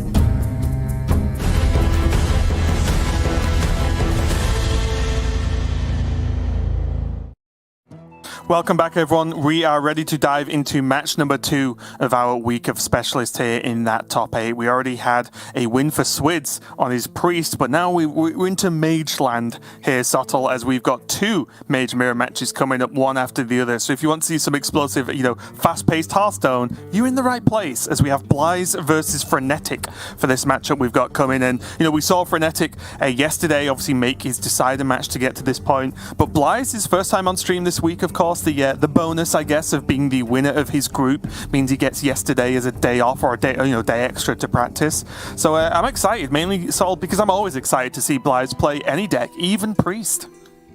Yeah, and based on the way he played the Sorcerer's Apprentice mage from the previous metagame, the small spell mage, or whatever you want to call it, he would just throw cards out there. And I'm not saying that he's not, thinking about what he's doing, but he would just see plays so quickly and he would play so rapidly. And because there was so many cards being involved in playing an individual turn, when you're, playing Evocation, dumping your whole hand, playing Mana Cyclone, everything's discounted by double Sorcerer's Apprentice. I remember there was one turn I counted where he cheated like 41 mana in 30 seconds or something like that, like playing a turn. This deck doesn't quite hit those lofty heights, but it can get somewhere in the same direction if you start getting those Incantus Flow Springwater turns together. So very, very excited to see if Blyze is going to keep up that machine gun style of Hearthstone that we have come to know from him. And I do think it's fair to say that it's very likely we'll see this secondary kick in for Blyze in the mirror, which is the addition of the double counterspell, which is we've seen as a big deal from previous matchups. Yep. And then we see Frenetic's version of Mage. He is one of the few players right now, I think, just even outside of GM, that is choosing to bring just a core deck of Lunacy in the deck. I think the way the deck's going in general is that people are just dropping it as it's just deemed not quite needed anymore. But I do like it being in there as just an extra spicy choice depending on what you've got up against. Yeah, it shows that the nerf is pretty good, right? Like, say what you will about whether you think the card should exist or not, just, conceptually, like, is that kind of effect healthy for a card game that some people like to play competitively? But, the idea that, well, some of the GMs think it's good enough, some of the GMs don't. That's probably a good place for the nerf to have landed, right? It's kind of the debate that you want to have with as many cards as possible. So it's a good spot to be in. But yeah, it looks like Blyze has prepped together with Felkane and Zim, which is the dynamic that we've known about from previous years as well. So no great surprise there.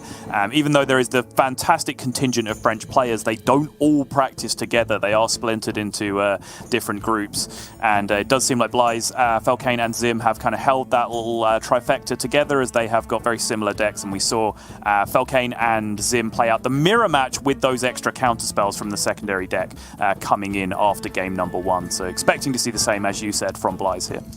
Yeah, and I think it's very interesting tracking Spell Mage is like history already, because obviously it was incredibly powerful with Lunacy on 2. It received a nerf, and then opinions were split just a little bit. And now, although we are seeing it in Specialist, which is a different format, it's not, I guess it's kind of close to ladder, but still it's not like the normal format for competitive play. We're even getting to the point where a lot of players, or the general consensus is, oh well, you need to get Incanters on 2 or maybe like 3 latest, and without that the deck just struggles a lot of the time, or at least in a lot of matchups. So it'll be interesting to see what changes or doesn't change with Spell Mage in the future. We've got Masters Tour coming up this week. I'm sure Spell Mage is going to make a splash there, but when we fast forward a few weeks, maybe with the addition of the mini set, like maybe this deck will just go away if it's so reliant on like an almost exact mulligan.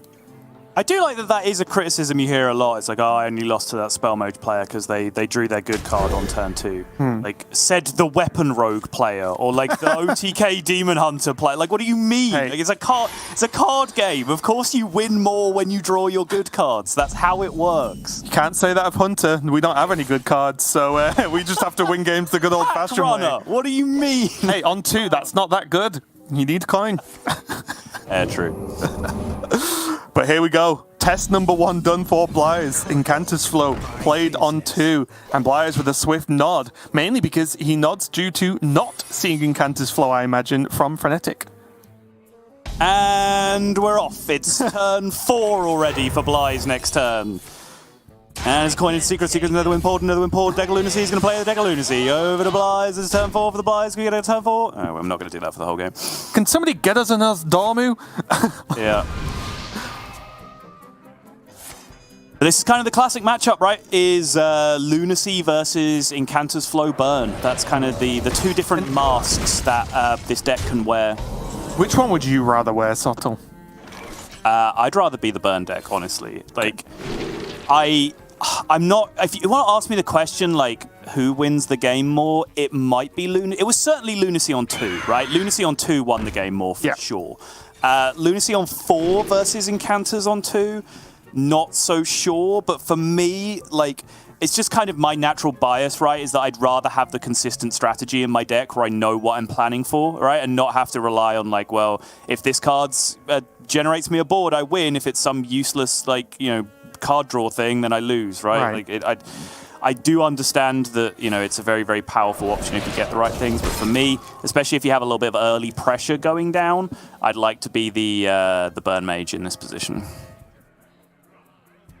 And well, Blythe, speaking of Burn, does have that Egwin in hand, which is pretty nice. Frenetic does have Phoenix down, though, and we've seen time and time again, when you can generate a Phoenix, it's a really, really big deal because it's spell damage on your own terms. It's not like, say, Blythe has played this Egwin. Well, if Frenetic kills the Egwin, then it's not actually doing any bonus damage, right, with that effect, whereas Frenetic can make use of this Phoenix on demand. He has had to Flame Strike, though, and that is arguably a slow turn there from Frenetic to just hand it back over to Blythe.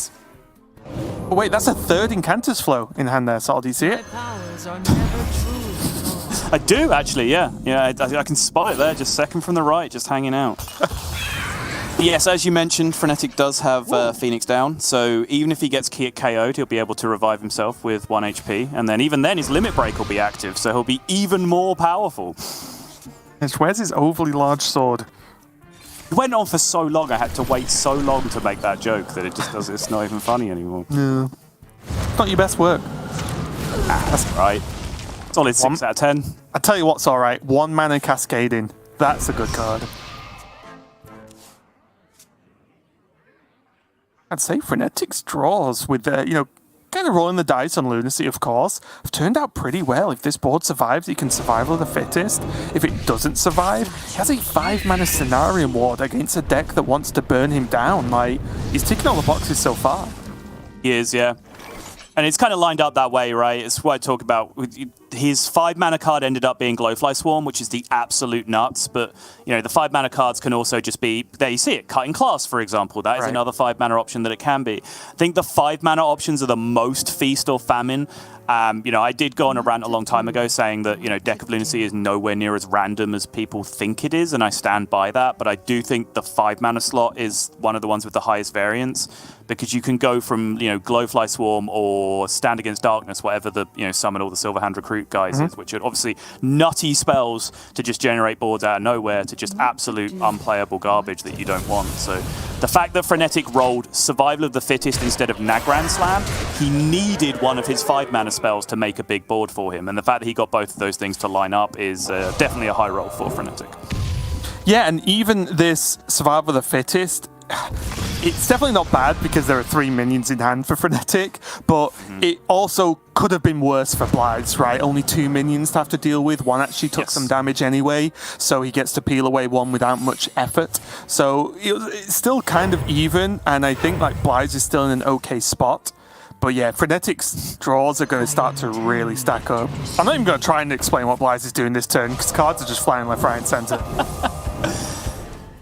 Phoenix down, couple of Brain Freezes in hand that he can line up for big clears, and a Mask that he can drop in a couple of turns as well. He's only a Fireball or 2 away from lethal here, and those Fireballs are incredibly cheap, as is any card draw he can piece together.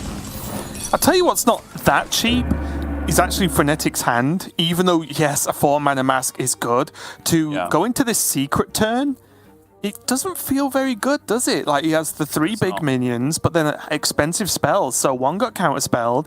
He could still be on the receiving end of a Netherwind pull, for all Frenetic knows. Oh, Donk Tonk is pretty insane here. That Grand Slam Dire Frenzy! Mirror Entity is gonna. I mean, that's a huge Just deal. lethal on the other side. Oh no, he can dunk tank. Okay. This has to go face, right, to protect against rigged fair game. But even then, that doesn't clear. Like, I'm so unsure about that turn. Like, there were so many secrets in play that you can kind of just play around all of them, right? And the best way to play around all of them definitely did not involve playing a giant minion or dealing 0 damage to your opponent's face, right? I think rigged fair game and mirror entity were the first 2 things to play around that turn, because you've just given your opponent 11 damage and a bunch of double discounted cards with which to do this. Mask, clear the board, refreshing spring water, refill mana, Apexis blast you in the face. You're dead, son. It's just game. Oh, what happened? I'm not sure, but it went wrong somewhere for Frenetic, because for me, it was the second the mini mage was played, I think, was the biggest blunder. You can talk about whether you know face damage should have happened or not with that dunk tank, but the dunk tank, I think, at that point had to kill a minion because there was so much damage facing him the other way. But I think the mini mage just wasn't needed. As you mentioned, with so many secrets being played, you know that it's almost all of them. So guess what? Entity is a secret. Did he need to play the minion there? I don't think so. And certainly now I think Frenetic will think he didn't need. Yeah, I think that was emphatically not it. I think that term was just kind of garbage, all things considered. I think Mask of Cthulhu was top of my list of cards that I wanted to get played that turn, just because 1 damage to face, probably, from the Mask of Cthulhu would deny a rigged fair game if it was there, which I think it was pretty likely to be. But honestly, you know, I made the call early on, saying that, you know, I do like being the burn deck in that scenario, and you can see why, right? Like, you do have to sit there and just think about, well, let's, you know, acquire some resources, right? I need my turn to play Skull, I need my turn to play Nourish, I need my turn to draw some cards. Maybe then I have one turn where I didn't quite get all the spells to line up perfectly and I have to top deck something good the next turn. In that 2 to 3 turn gap while you're setting up, the mage on the other side can just, you know, draw 8 cards that are discounted and just set up for this insane burn plan with devolving missiles on the other side, and that's exactly what Bly's did. And even though that game felt like it was over in a heartbeat and the players weren't considering their decisions very much, I think Bly's knew exactly what he was doing and executed on the Incanter's Flow game plan perfectly. And it also looks like, taking a quick look at things, it looks like Bly's did not choose to switch to his secondary, and both players are just rocking the primary again. At least if the information I have is correct, because he still runs 1 Netherwind in his primary, which is in hand right now. Yes. I believe there won't be any counter spells. Wow. Okay. Always fearful about this play, like never know how correct or incorrect it is still to this day, where you do the early discover and get the Phoenix, and then you just kind of drop it because you have the 1 mana to spend. Because you are sitting there like, well, you know, I don't have a Crown Session in my hand, there's no guarantee that this is going to pay me off in 2 turns' time, I just have to kind of hope that it does. But at the same time, you know, spend your mana, and I'm sure you'll find something to do that pays off that card in 2 turns' time. Frenetic's already smirking. Yeah, that's not it. Talon. Talon plus overdraw subtle is the problem here as well. Yep. Is there an objectively funnier minion to get in Spell Mage randomly than Talon Fordring? I'll have to leave that one with me, I'll have a think, but it's close up there if it's not first. He does have what we will now forever dub the Felcane available to him, though, which is pretty sick, right? He has Astromancer, Solarian, Talon, kill your own Astromancer, all that business that we saw Felcane doing. Yeah, shame he might be dead before that's relevant. Will he? He's the flow gamer this game, remember? Like, he's actually in a pretty decent position, all things considered. And speaking of which, second flow.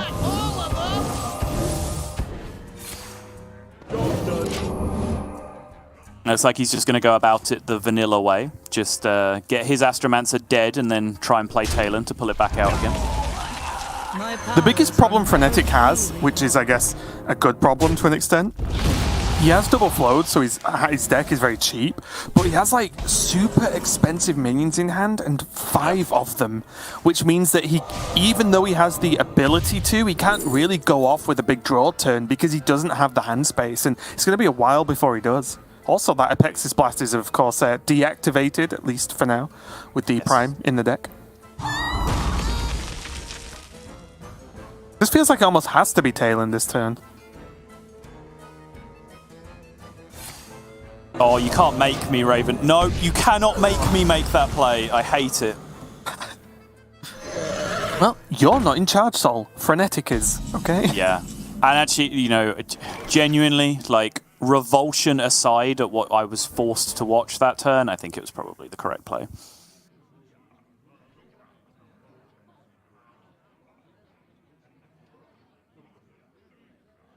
That's what I'm talking about as well. This handful of big minions is tough because I think Frenetic would have loved to be able to play a minion out this turn, but just too afraid of this huge minion on Blaze's side. I think even though Frenetic has incanted twice, it feels like he's still playing the defender as opposed to being super aggressive here. So Blaze doing a good job of, you know, keeping up the tempo right now.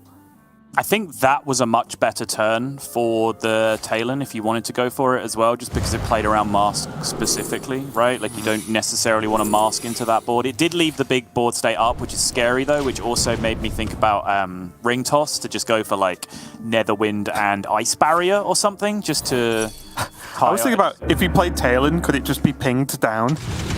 Sure. Oh, another, like, full Mask. Blaze is only a couple of cards away from a good time, and he has a ton of card draw, and like we said, there's no real way for Mage to heal. Raven is lethal. It's just always lethal. Oh, Blaze not enjoying this amount of draw. He's just got 7 mana again. Nothing in his deck costs anything, and he just got 7 mana back after casting Mask of Cthulhu already. So absurd. Looking at Aegwin, I guess, yeah, picks up the Aegwin. He's run out of card draw from this point, so I kind of feel like it's again a Talon to fish for that Prime, right? Like, the Prime might be his way out, but decides to hold off. He's just going for the pressure with the Raz on the other side, which is, you know, realistically, I suppose, threatening counter-lethal the other way around, but now Blaze has to go digging for lethal of his own. He can hit Fireball right now. He doesn't, but remember, his deck is still full price, so he is now out of lethal outs. Cannot draw cards and hit cards that will hit him lethal. Does have double devolving though, so he can really reduce down this board, and has that combustion as well, so probably would have actually quite liked to hit the Water Elemental.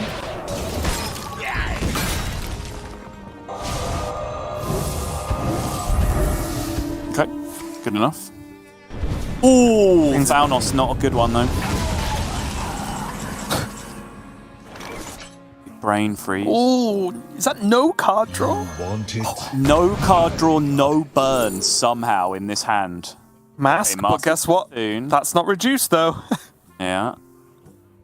Inexplicably, these two players are somehow failing to kill each other from this position in the game, which is outrageous. Okay, Blaze gets the Refreshing Spring Water. He has more card draw. That's combustion though. Come on! Are you joking? Cast a spell. I want to cast a spell. Shooting Star? What is this garbage? You can go Brain Freeze, Shooting Star, Combustion, yep, which cleans it up.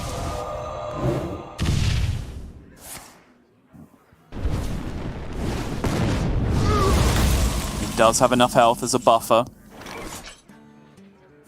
for the Mask of Cthulhu, but that Cram Session could be a very, very big deal here. Yeah. And so the chain begins. Yeah, that technically pushes 1 extra damage. Why not?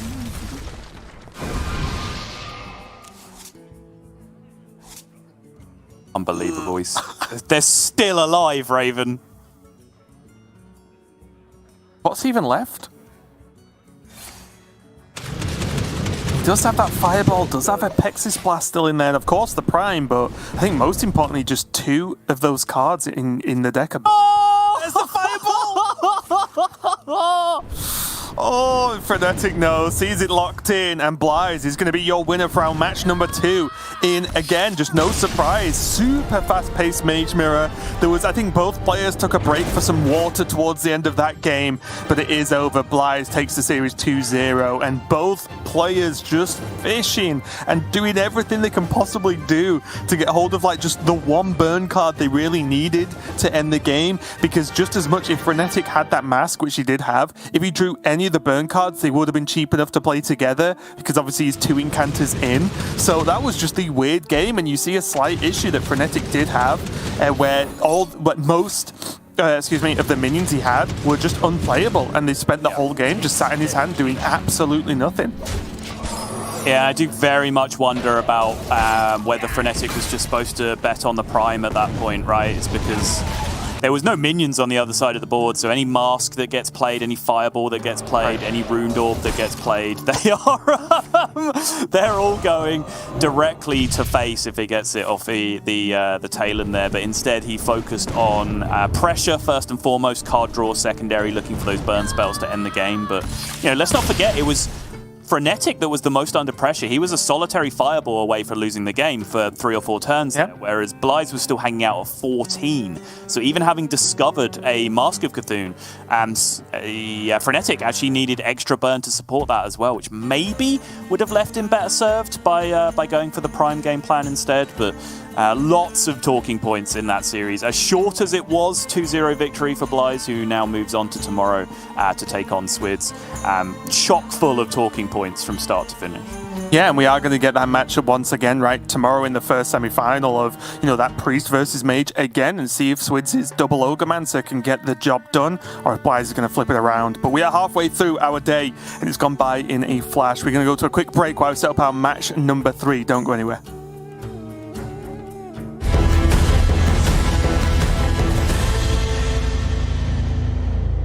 Hey everyone, and welcome back to Mull It Over. This week, we take a deep dive into last week's unexpected highest win rate class, Hunter. Not many players brought face Hunters, so take the sample size with a grain of salt, but know that America's Week 2 champion Tincho's lineup did feature it. I say unexpected because Hunter isn't exactly a tier 1 deck, being unfavored versus popular archetypes such as Control Priest and Aggro Paladin. But it drew bans from several players because of its good matchups against Control Warlock, Spell Mage, and Miracle Rogue. Currently, Face Hunter has 2 general builds. The first one runs Tour Guides, Scavengers Ingenuities, and Scrap Shots for more reach. And the second runs Kolkar Pack Runner and Warsong Wrangler, as well as the Mankrik plus Barak Kodobane package. The second version was more popular in GM last week, so we'll focus on that one. The card you always want to keep is Intrepid Initiate, as it's got the highest potential damage output among the 1-drops. When it's not available though, it's still sensible to keep Volpertinger or Demon Companion.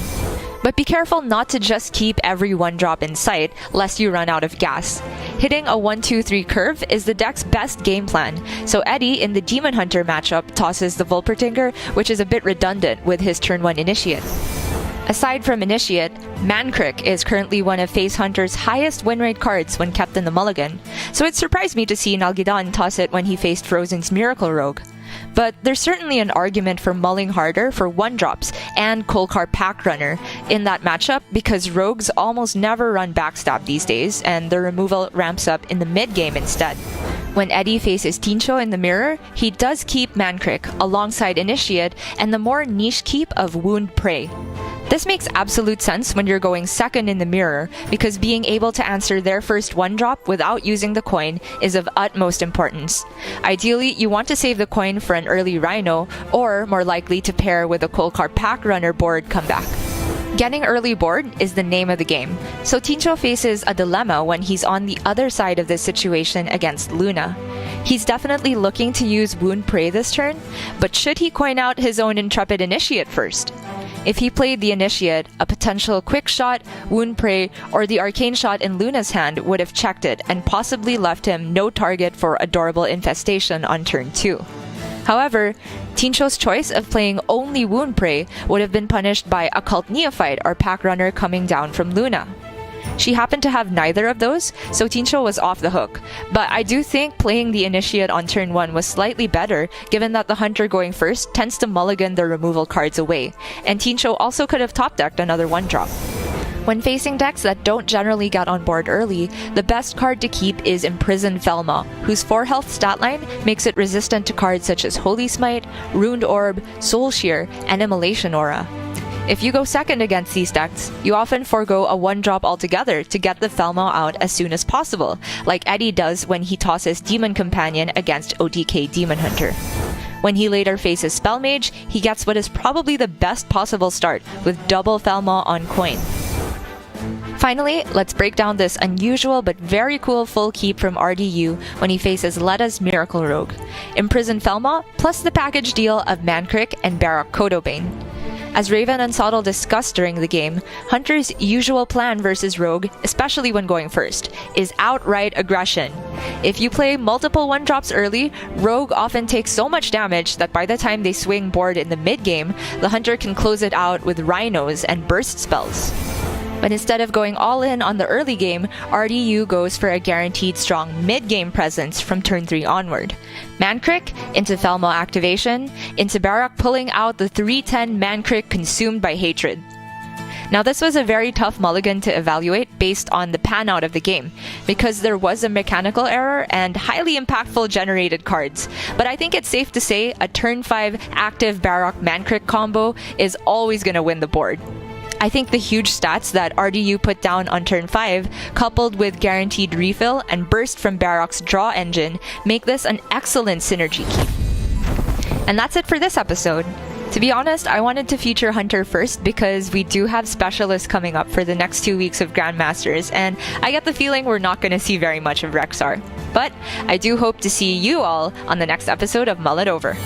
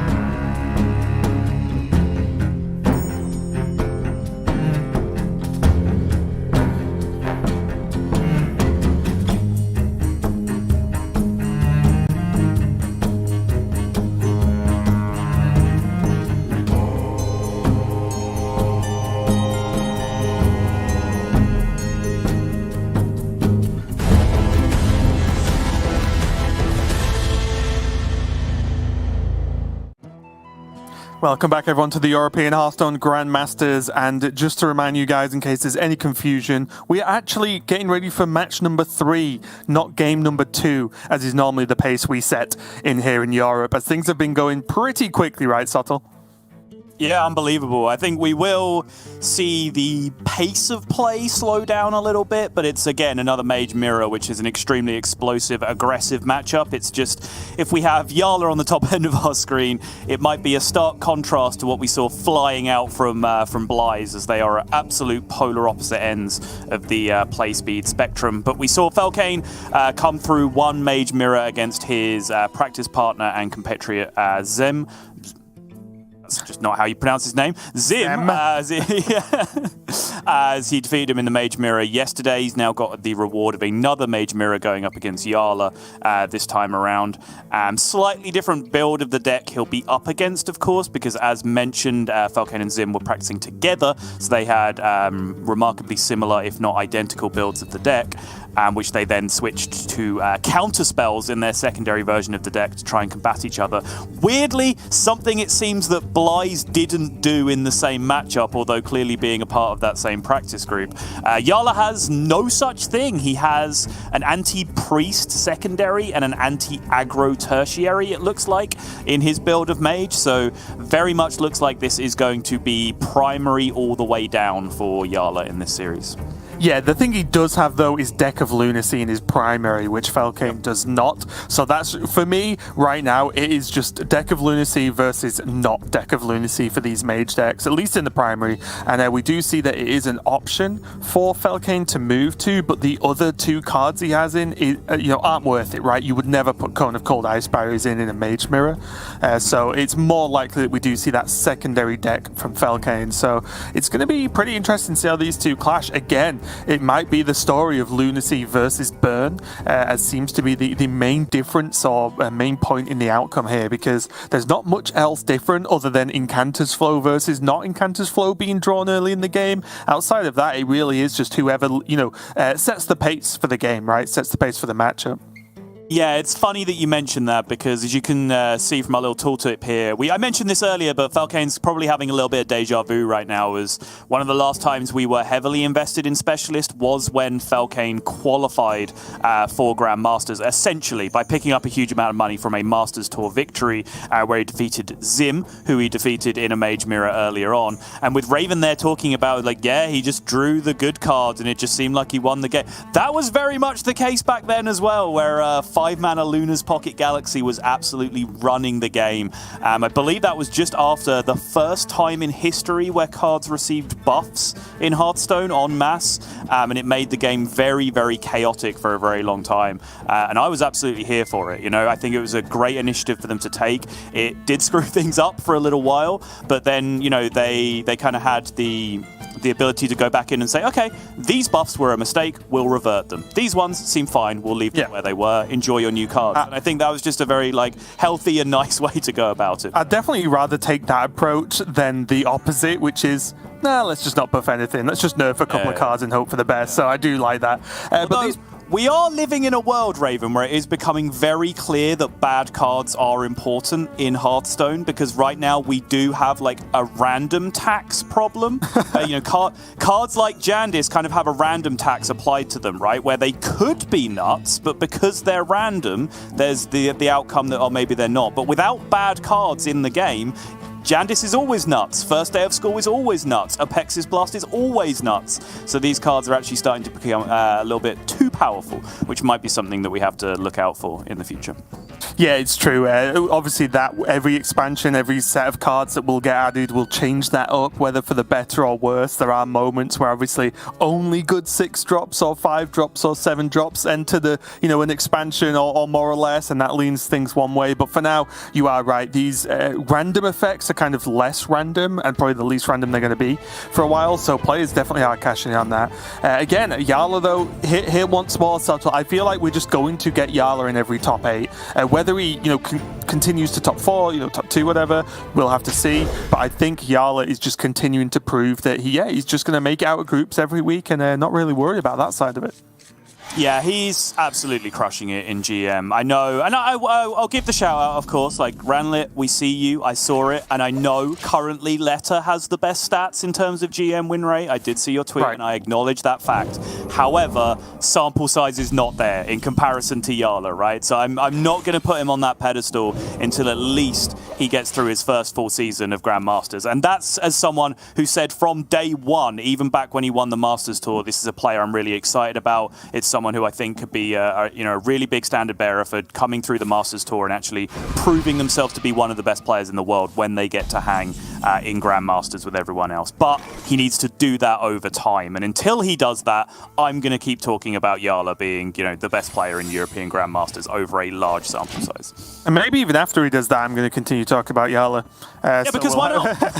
Because just why not? I'm just used to it by now. Here, back in this game, back in the present, both players having Incanters on 2, so we can say fair game so far, so to speak, on both players' sides. Yala just digging in with more card draw, but now is an interesting choice of whether he could just go for that Apexis Blast, although you feel like the damage is a little bit wasted if you aim it at the minion. Like, there's a Brain Freeze that does that job. He could just do both. Brain Freeze the minion and Pex's Blast the face. I think I'd like that the most. Now you're thinking. I know you can't see me, but my face screwed up beyond all recognition. Why is he talking about a Pexis blasting the minion? What lunacy is this? Because it's an option. He could do it. And I presume your face always looks like that when I'm talking, so I don't need a camera for that, so. Not far off, actually. You know, when I was asking for someone to give me a collage of, like, all the players' stank face when something disgusting happened to them on the other side? Yeah, mine's just listening to you talk. Oh, sequencing like an absolute champion. Card game lord Yarla over here. Well, do you even come back from that, from Falcane's side? Never mind in game, but even emotionally at this point. Oh, just got outplayed. As soon as that happens, you just have to be like, my opponent's too good. They thought of everything. They're going to play around combustion the entire game. Their sequencing's going to be on point. They're going to know the odds of every single random outcome. There's just no way. Yeah, the day when Yarla gets like bamboozled by someone, it's going to be one of those things where like the human beats the machine, right? Like finally, isn't it? Like the AI can be beaten. Join the pack. Well, that's a 4-4. Top tier analysis is always solid. I like it. Yep.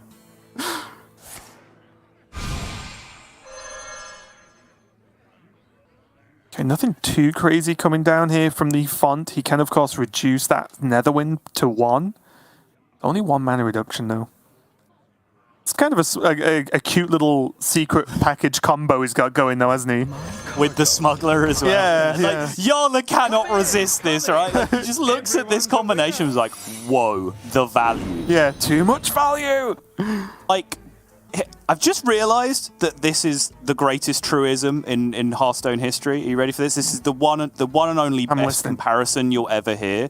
Yarla is Trump if Trump was good at Hearthstone. Oh, that is very true. Yeah. I can't even pick at that, Sol, because I think every word you just said is fact. Sorry, Trump, I love you. You know I love you. Still funny, though. Suddenly, Falcane's really behind on board, doesn't really have the cards in hand to get him anywhere. He's going to try a Font of Power for himself, but his card's slightly less combo-based. Oh, it's just gotten worse.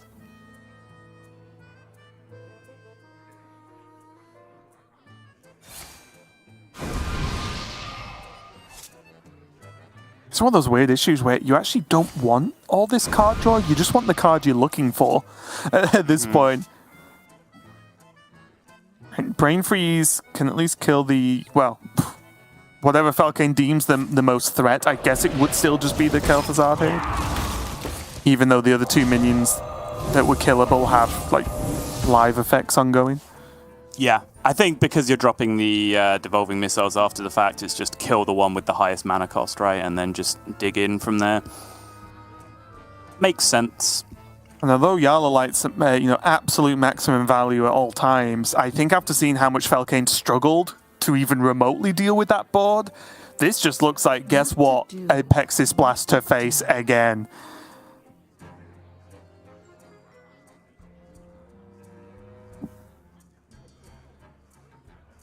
Can't see why not. He's got some boxes to open first with the Font of Power if he wants to go that way. Looks like he is. And then from this point onwards, it does just look like a pretty clean Apexis Blast. He does pick up Arcane Luminary, though, which I feel like we're just seeing every game at this point. It's so insane when you get it off Font of Power. But, I mean, Apexis Blast into Jandis? Like, that's got to be a tough curve to beat, surely. And the thing is, I think right now, the Luminary doesn't achieve much, right? There isn't tons of generated cards there. Obviously, the minions get reduced, but it's not enough to warrant spending 3 mana on it, so I do like this turn. Falcane going to try and go off himself now with Refreshing Spring Water to draw. Again, there's just nothing quite good enough. The board is big enough that Mask doesn't feel strong. Maybe Brain Freeze Mask is just the best turn here for Falcane. It would activate his 2 Ring Toss in hand. hungry. Do you like this Worm Weaver business? Yeah, alongside the Brain Freeze. The old Brain Weaver play. Yeah. Brain Weaver into Worm Freeze. What a combination. But yeah, this does a lot, right? He kind of counter-develops a board, which is important because he knows he's going into mask turns. I think as fast as some of the other Mage games have gone past, I think I have seen this as a mistake that I kind of wanted to call out, is that players have played too reactively going into their opponent's turn 7.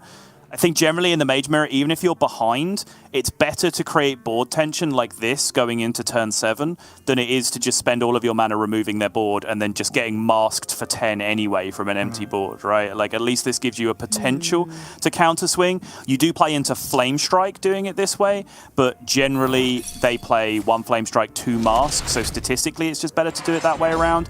And you're getting the secrets up in this particular instance from Felkane, which kind of plays around just straight up 7 mana Flame Strike coming down with Counterspell anyway.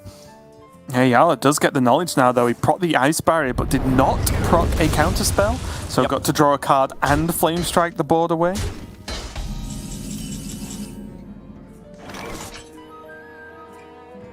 Again, Felkane's hand just... Yeah, Felkane, I think your visible response is accurate. There's just not a lot to get done here. Like, he can clean up this annoying board, but doesn't progress his game plan himself. Yeah, Ping Combustion, good. No positioning issues there, of course. That was random positioning due to a Devolving Missiles a couple of turns earlier from Felkane. So, small minion in the middle, of course. No skin off Yala's nose, who has already proven that he will sequence everything perfectly for this entire series. Also, Felkane sequenced that pretty well too, right? He would have pinged the minion away if he'd played this minion first. Yep. Yeah, good catch.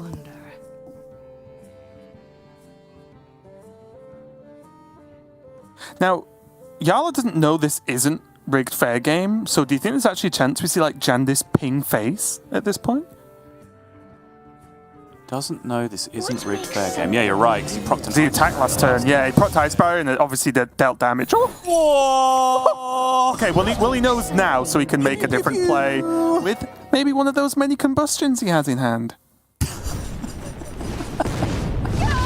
At least, I love Felkane, honestly. I wish he could just be on camera for every game, regardless of whether he's playing or not.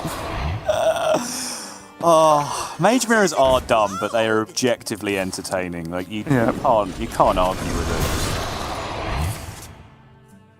Now he's going to devolve and like hit the Jandis once. Yep. Yeah, Jandis once and turns 2 of the 2/2 taunts into Flame Imps. No, he hits the 4/6, so there's no weak minion anymore, right? Ah, good point. Okay, yeah. So Jandis once, 2/2 into a Flame Imp, and then the Fell Soul Jailer into the, 5/10 taunt that's a 4-drop? Yeah. There you go. Yeah.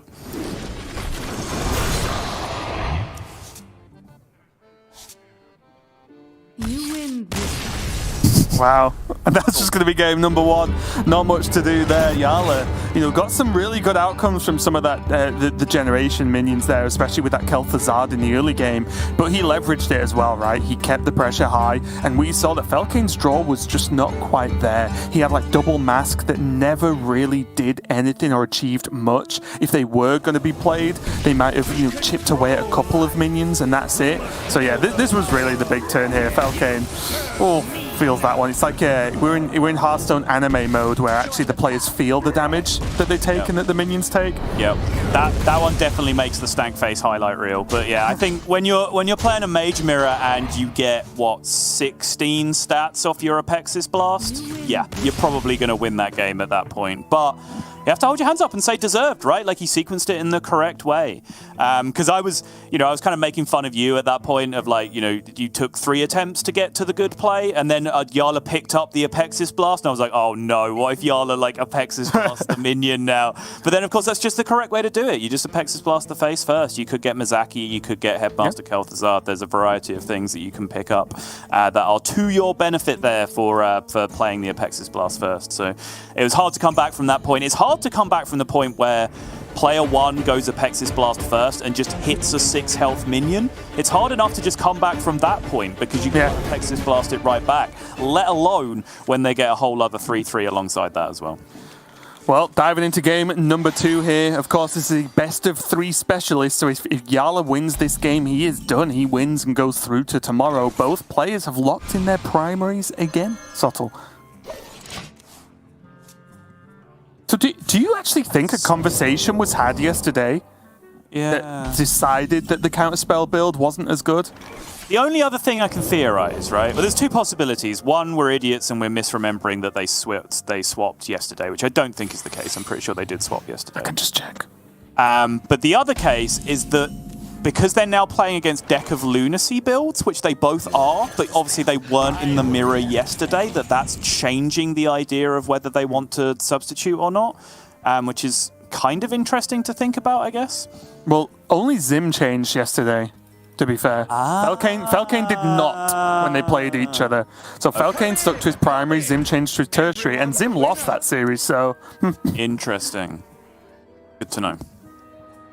Mystery solved. What we're saying is Zim is the odd one out of the practice group. Yeah, I guess in the approach to the mirror. Yeah.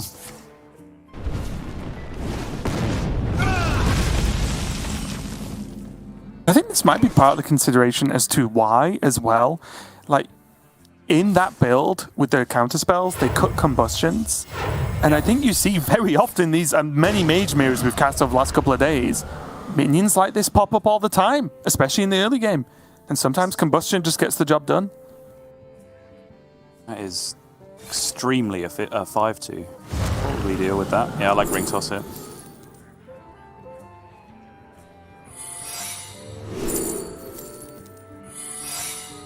Counter and Netherwind, I would imagine. Yeah, me too. Yep, that's what he's got.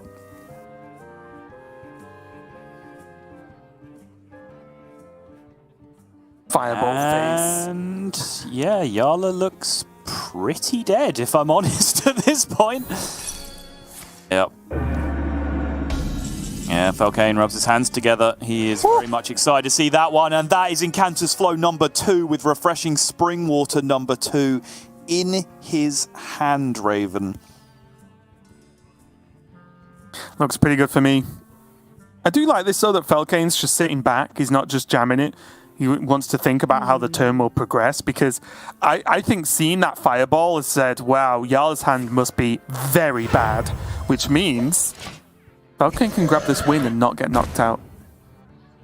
Yeah, go for Caldara. Yeah, just goes for the big boy. Boulder Fist Ogre hitting the board. I love to see it, personally. Big minion come down, resistant to Fireball, having just seen the one Fireball coming down, resistant to Pexis Blast, and actually pretty resistant to Devolving Missiles as well, just because of the native high mana cost. It means he's going to be left with a reasonable-sized minion after the fact. He's going to try and go minions first, and then go with the big explosive turn with the Incanter's Flow.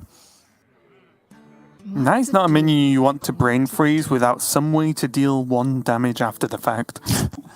I mean, it's a minion that you want to Devolving Missiles, like every other minion in Hearthstone. Yes. Outside of that, you are correct. What was it? Everyone thinks they're cool until they've been hit in the face by a 9-1. Everyone thinks they gangster. That's how it goes. I did the PG version, sorry. Yeah. Time runs out on me. Bless our Lord and Saviour, Keaton Chucky Gill.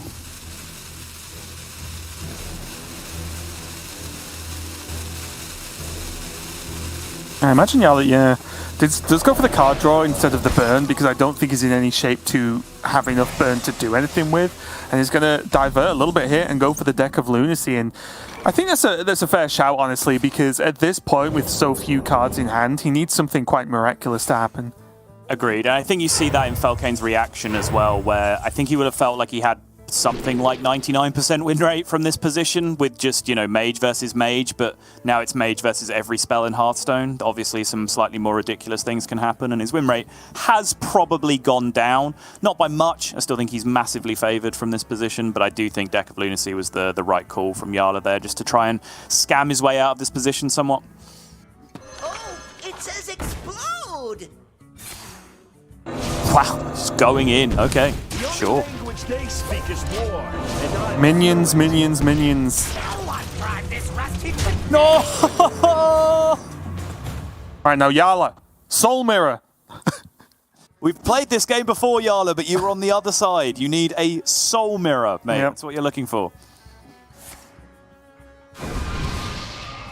That is Fell Guardians, not Cycle, right? Those are the two that I still just get the art mixed up on. Yes, they're the minions, the taunt minions. 3/1/2 taunts, yeah. Mm-hmm. Hex, Libram of Hope.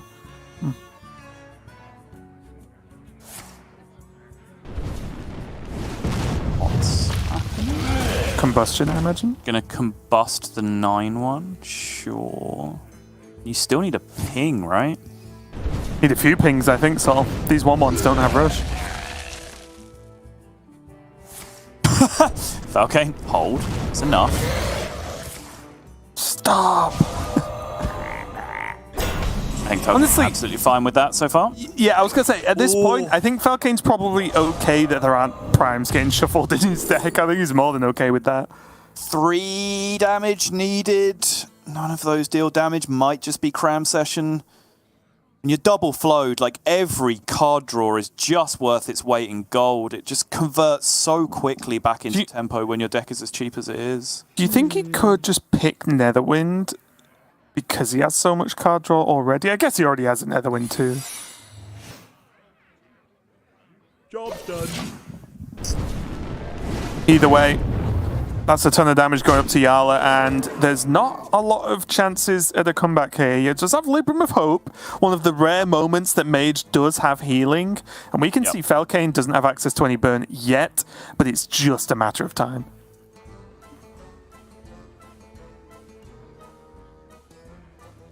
He can't test for a counterspell, can he? I wonder. Oh, that Hex has actually ruined him, hasn't it? You mean using it on the previous turn? Yeah, well, it being a 0/1 that's there, because if it wasn't, he can double trade the 1/1s into the 4/4s, and then the Fell Guardians become cheap enough to test for counterspell to unlock the Libram. Oh! That Hex is actually a nightmare. That's so true. Yeah, there's no way to scam it, is there? Yep, no, because pinging obviously completely annihilates the problem, because that's the whole point, is mana cost. Yeah. Yeah, he just can't. Yeah, you could ping the frog, but it still only kills 2 minions, so you're only just getting your mana back. You still can't test for counterspell at that point. So what he can do now is Fell Guardians, he finds the counterspell and initiation now. Yeah. So this removes the damage off board, but he's on 3 health still, right? He's got on 3 health for an additional turn longer than he wanted to be. Draw. Draw. Yup. 9. How many fireballs does he have?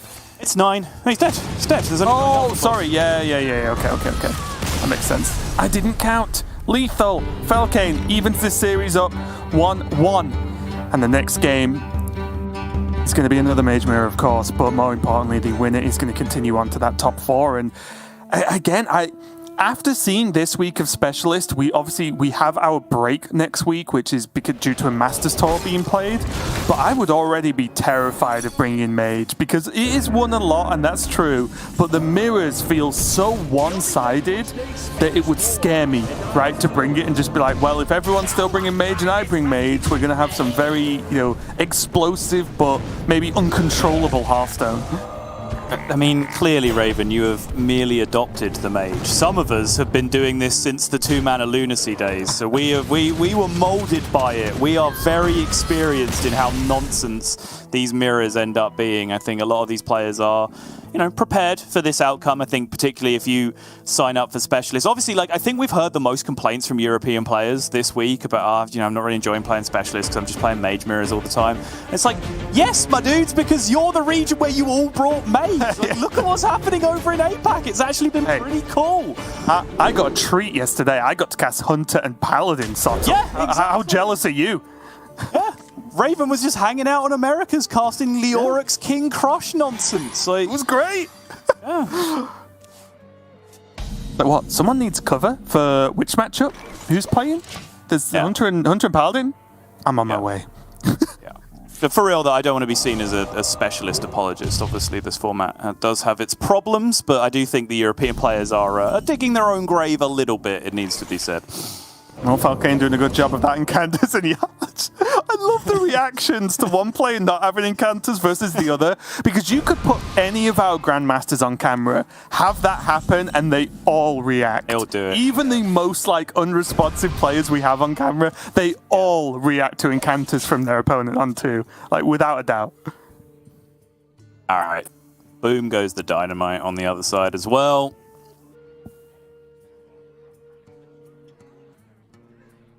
I was like, but could I get more value from this Incanters later? Well, no, that's literally the opposite of how Incanters works. Do I need to Incanters slow this turn? I mean, Fireball to face is a pretty reasonable choice. That 6 damage is always going to go face.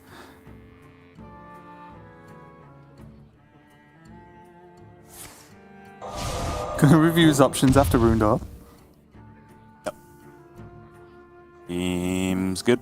Do you like biscuits? Do like biscuits.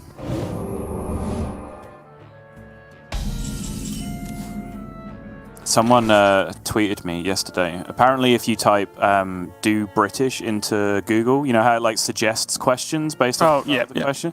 One of the suggested questions is, "Do British websites use biscuits?" Which, in terms of bad British jokes, is actually quite good. Yeah, took me just 1 second, maybe half a second. I was like, "No, okay." It's quite funny. Okay, I'm just chuckling now. It got me more than I thought it would. Hilo Fiala, of course, he did get that Incanters far. It was going to be quite the remarkable turn if it wasn't played, but does need to get this card draw going. He tests for Counterspell and now finds out it's not. Yeah, and now can still rip the Springwater, still have the full mana refresh, the 4 mana refresh to be able to work with on this turn. Unfortunately, with how that interaction works with drawing Ring Toss, you do draw an uncorrupted Ring Toss. It is a shame. You'd love that to be corrupted by the Springwater. But Springwater can't do everything, okay? It already does enough. Shut up. Wow. Tell me to shut up. I didn't even say anything. Yeah. There is still plenty of card draw, though, for Yala, the Arcane Intellect to help out, of course. Cram Session there on the far left for if and when this Phoenix is going to proc. And this is the type of turn, I know you talked earlier about a very early Phoenix, but this is the type of hand where you can easily play Phoenix and say, well, Cram Session exists, my burn exists, it's fine. But Felkane, going to be pretty happy with that outcome as Mirror Entity ended up being that secret. Yeah, he was so happy with getting that Phoenix on the other side, and I think rightly so with the hand he has as well. He already has Mask, he already has Cram Session. Does have the opportunity for a pretty insane swing turn in a couple of turns' time. Yeah, look at all this room for damage now that there's a Phoenix there. Brain Freeze is going to clean up this 3-4 very cleanly as well.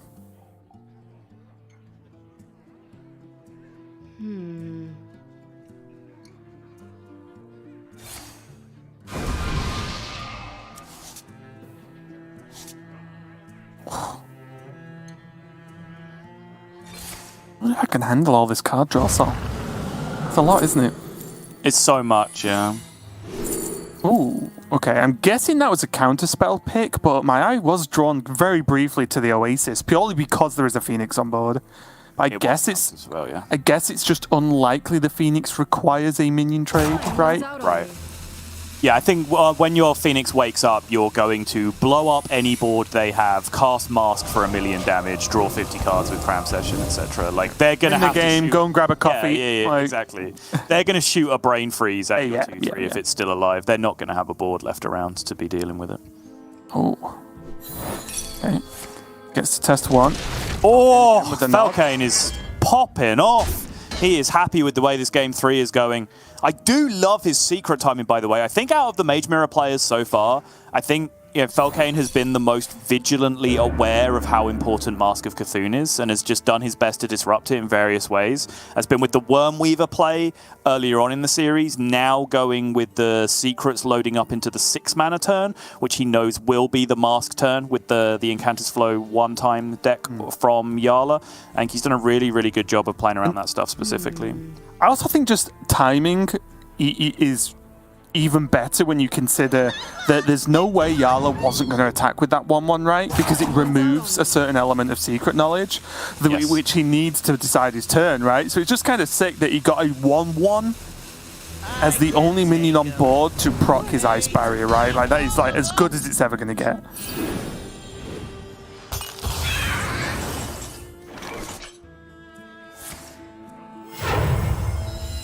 And we're off. Cram session, discounted cards, refreshing spring water picked up, which now gets him all the way back to Flame Strike if he wants it, but he's going to go with the Brain Freeze instead. Save himself some mana, he can do much more efficient things, I'm sure, with some of these cards drawn. Still has Spring Water number 2 available. Can't Apexis Blast first, which is the only slightly irritating part of this turn. What if he just does Apexis Blast first anyway? Because I think he wants to just start chucking some of this damage to face, right? I kind of want to, like, Combustion Spring Water Mask this turn. Okay. Just because it's the clear board, right? And you guarantee... Yeah, that makes sense, damage. Yeah. What if he gets a Calfazard? He's doing it! Oh, okay. A Tent Trasher instead. Sure. Oh yeah, thank you, Derek, backing up my point as well with the Boulder Fist Ogre play, right? The Koldara Drake that he coined out instead of going for the card draw to block that same type of thing to play around mask damage hitting his face in the previous game. It's another one to add to the list. It's a great point. He does really seem to be hyper vigilant about those types of plays. Yeah, I mean, if you narrow it down to its simplest form, right? One clean mask, as in not hitting any minions, takes a third of your health. Like, that's a lot. So, and then Mage, as we keep saying, doesn't really heal. Even this ice barrier activating is, I would say, a rarity in the mirror. So, yeah, I think it's a big deal. He saves a ton of health and makes Yala really have to work for the damage to actually finish this game. Mm-hmm. What to do? Now Yala, though, with his Phoenix going off, does have this extra spell damage to play around with. And has a Brain Freeze. Those two things are very, very nice. Yep. Alright, so 1 mana, your stuff's dead. Let's draw the cards. Pretty similar turn to what we're seeing from the other side, but so far, Yala does not have the refresh with the Spring Water. He only has 1 remaining left in his deck at this point, but he is going to have a fairly straightforward turn. Was that card draw really? I guess. I was just looking at Mask. It would deal 11 to face with only 1 health on that board. Now they're going for a completely different path though, right? Valuing card draw and activating these secrets will slow down Felkane's next turn. I did just view it as a, a pretty reasonable Mask turn then when he found out what the secrets were, sorry, Joe.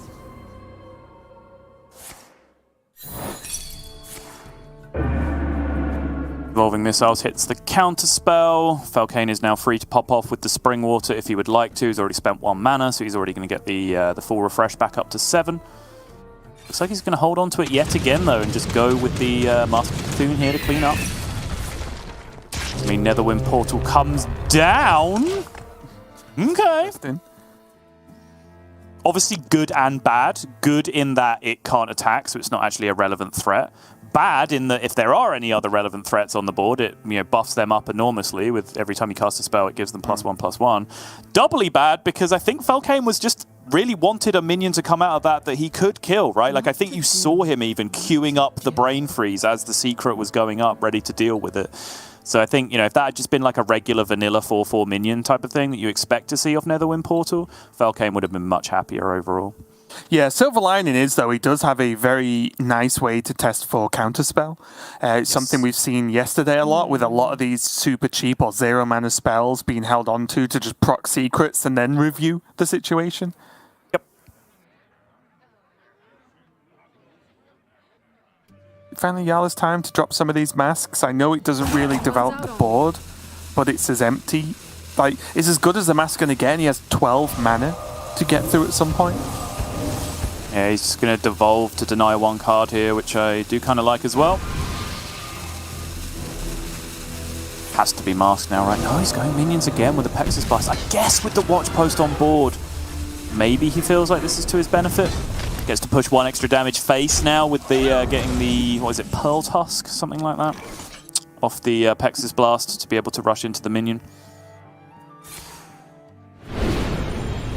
However, in doing that, he gets punished by Combustion. This is the biggest tower I've ever seen.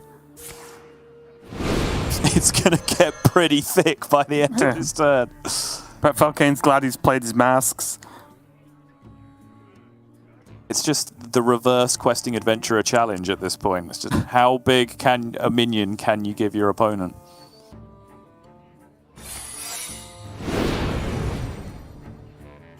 Yeah, like this. Yeah, this is basically Falcane trying to develop enough damage to push it over the edge, right? Yellow's on 15, Falcane has Fireball and this Apex's Blast in hand. Now there's even more minions on board. He gains a coin, which isn't too shabby here, if this Tomb Pillager dies. Yeah, big deal. You see there, remaining in the deck, there was 2 Ruined Orbs still, which I think are the key pickups now for Falcane. If he can just weave in like 1 or 2 more pings, then on 10 mana he does just have lethal from hand as soon as he can hit a Ruined Orb. That tower is nothing compared to a Patient Assassin. True. It is the card of the weekend so far. The Patient Assassin absolutely doing work for Surrender over in APAC.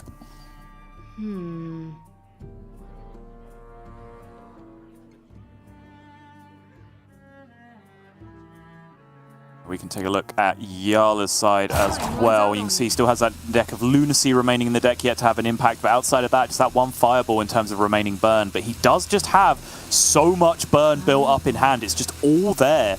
2 more Apex's Blast, 2 masks, and a Fireball. The problem comes from the idea that, you know, maybe he's missed the boat a little bit with these masks so far by not casting them in positions where there's empty boards. He's having to work very, very hard to keep this board clear now.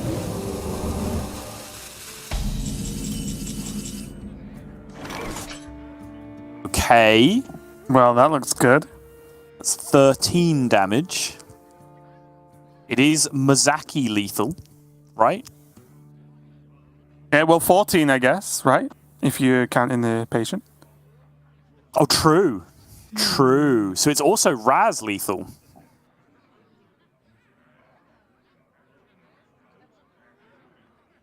Aren't we glad you can no longer discover the same card from the card that discovered it?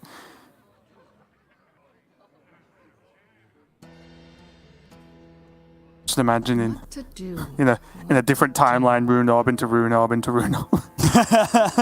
So what can you do here? Nothing, right? You can't even get like primordial stuff like spell damage discover into lab partner. There's not even enough mana to do that off the discover. I was actually a little bit surprised the turn wasn't just like Flame Strike ping Rune Orb or something, you know, and just do the little bits of damage and kill off this tiger. Because I do think this this minion is a problem. Oh boy. That sure is a 2-mana Fireball. That goes face, 16. That was the last burn card remaining in the deck, as we established on the previous turn, so he can't draw any more cheap burn here. Even if he picks up Aegwynn, he can only fit 1 burn spell in alongside it, so that changes nothing. Falcane is well within his rights to think he's dead here, by the way. If more of that burn was buried in the deck for the double out... Oh, no, he can fit in double! He can fit in double! Yeah.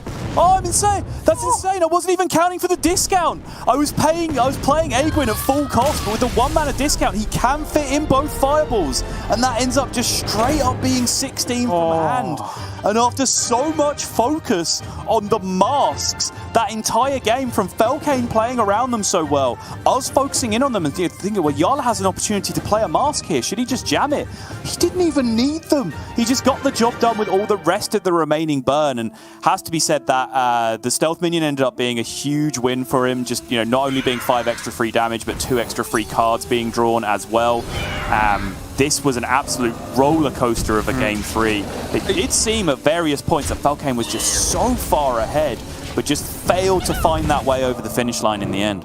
I think the only real criticism from me, if we look at that one game, is the Tiger didn't have to be left alive to attack and deal 5, which feels like such a big number in these bursty mirrors.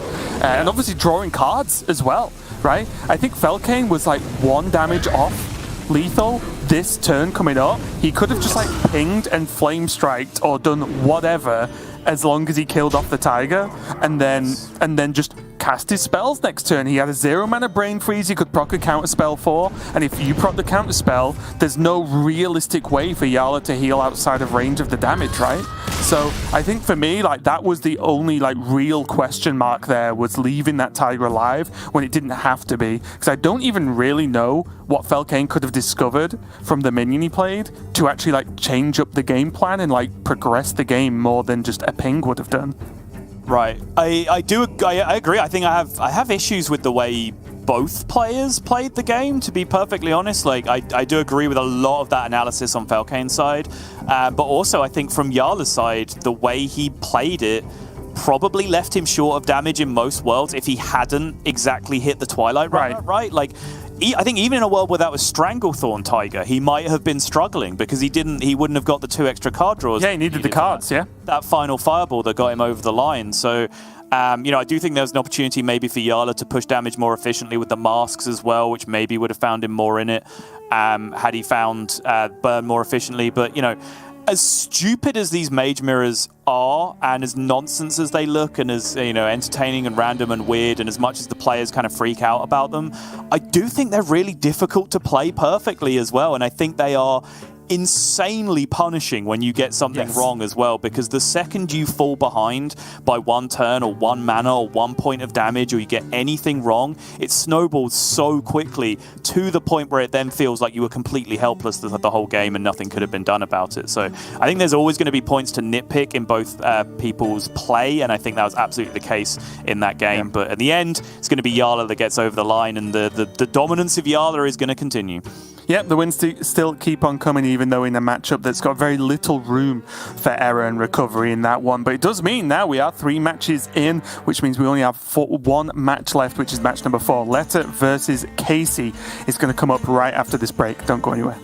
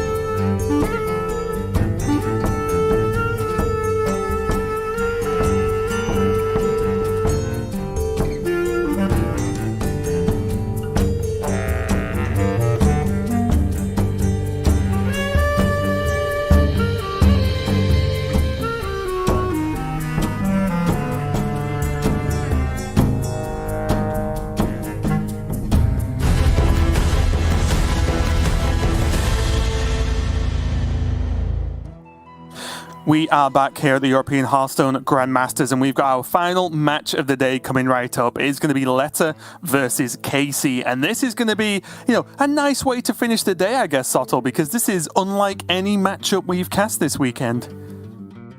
It certainly is, and there's a lot going on here. Firstly, how is Letta even here? Like, give this man a medal for even being in this position, because I kind of told this story yesterday, but even the Miracle Priest specialists, which clearly Letta is, and then Zanananan add to that as well, they literally present their stats with Mage excluded, because that's how polarized that matchup is. And they're like, if Mage wasn't a factor, if Devolving Missiles wasn't a factor, this would be like a 65% win rate deck. It'd be the best deck in the game.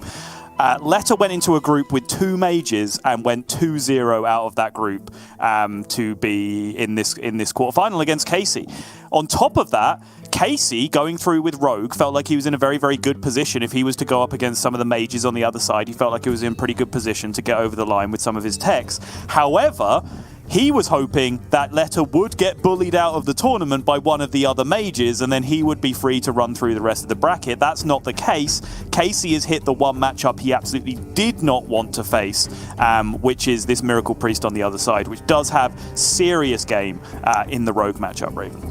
So, in summary, mage players are to blame, as always. Yeah, absolutely. Is what I get from those comments. But the biggest thing that strikes me here from Letta's Miracle Priest is how little there is the amount of changes in his optional decks, right? The secondary, he gets that Zyrella and Flash heal, maybe, to help out in the mage matchups, potentially, just as extra heal. I'm not sure where he's at on how much heal he actually has consistently. But he does lose some of his other options. And in his tertiary, it's just +1 Psyche split and removing Blademaster Samuro. So really, really interesting approach here. And it's just a deck I like watching Letta play, because I think to bring it not only week 1 and week 2 in Grandmasters, but week 3 Specialist and do okay with it is very, very, very impressive indeed. And I just like seeing the kind of small, cute plays that I would never see probably in a million years that he manages to pull out the bag. But here's Casey's Rogue Sottle, and what does this deck really do in terms of giving him some game versus this Priest?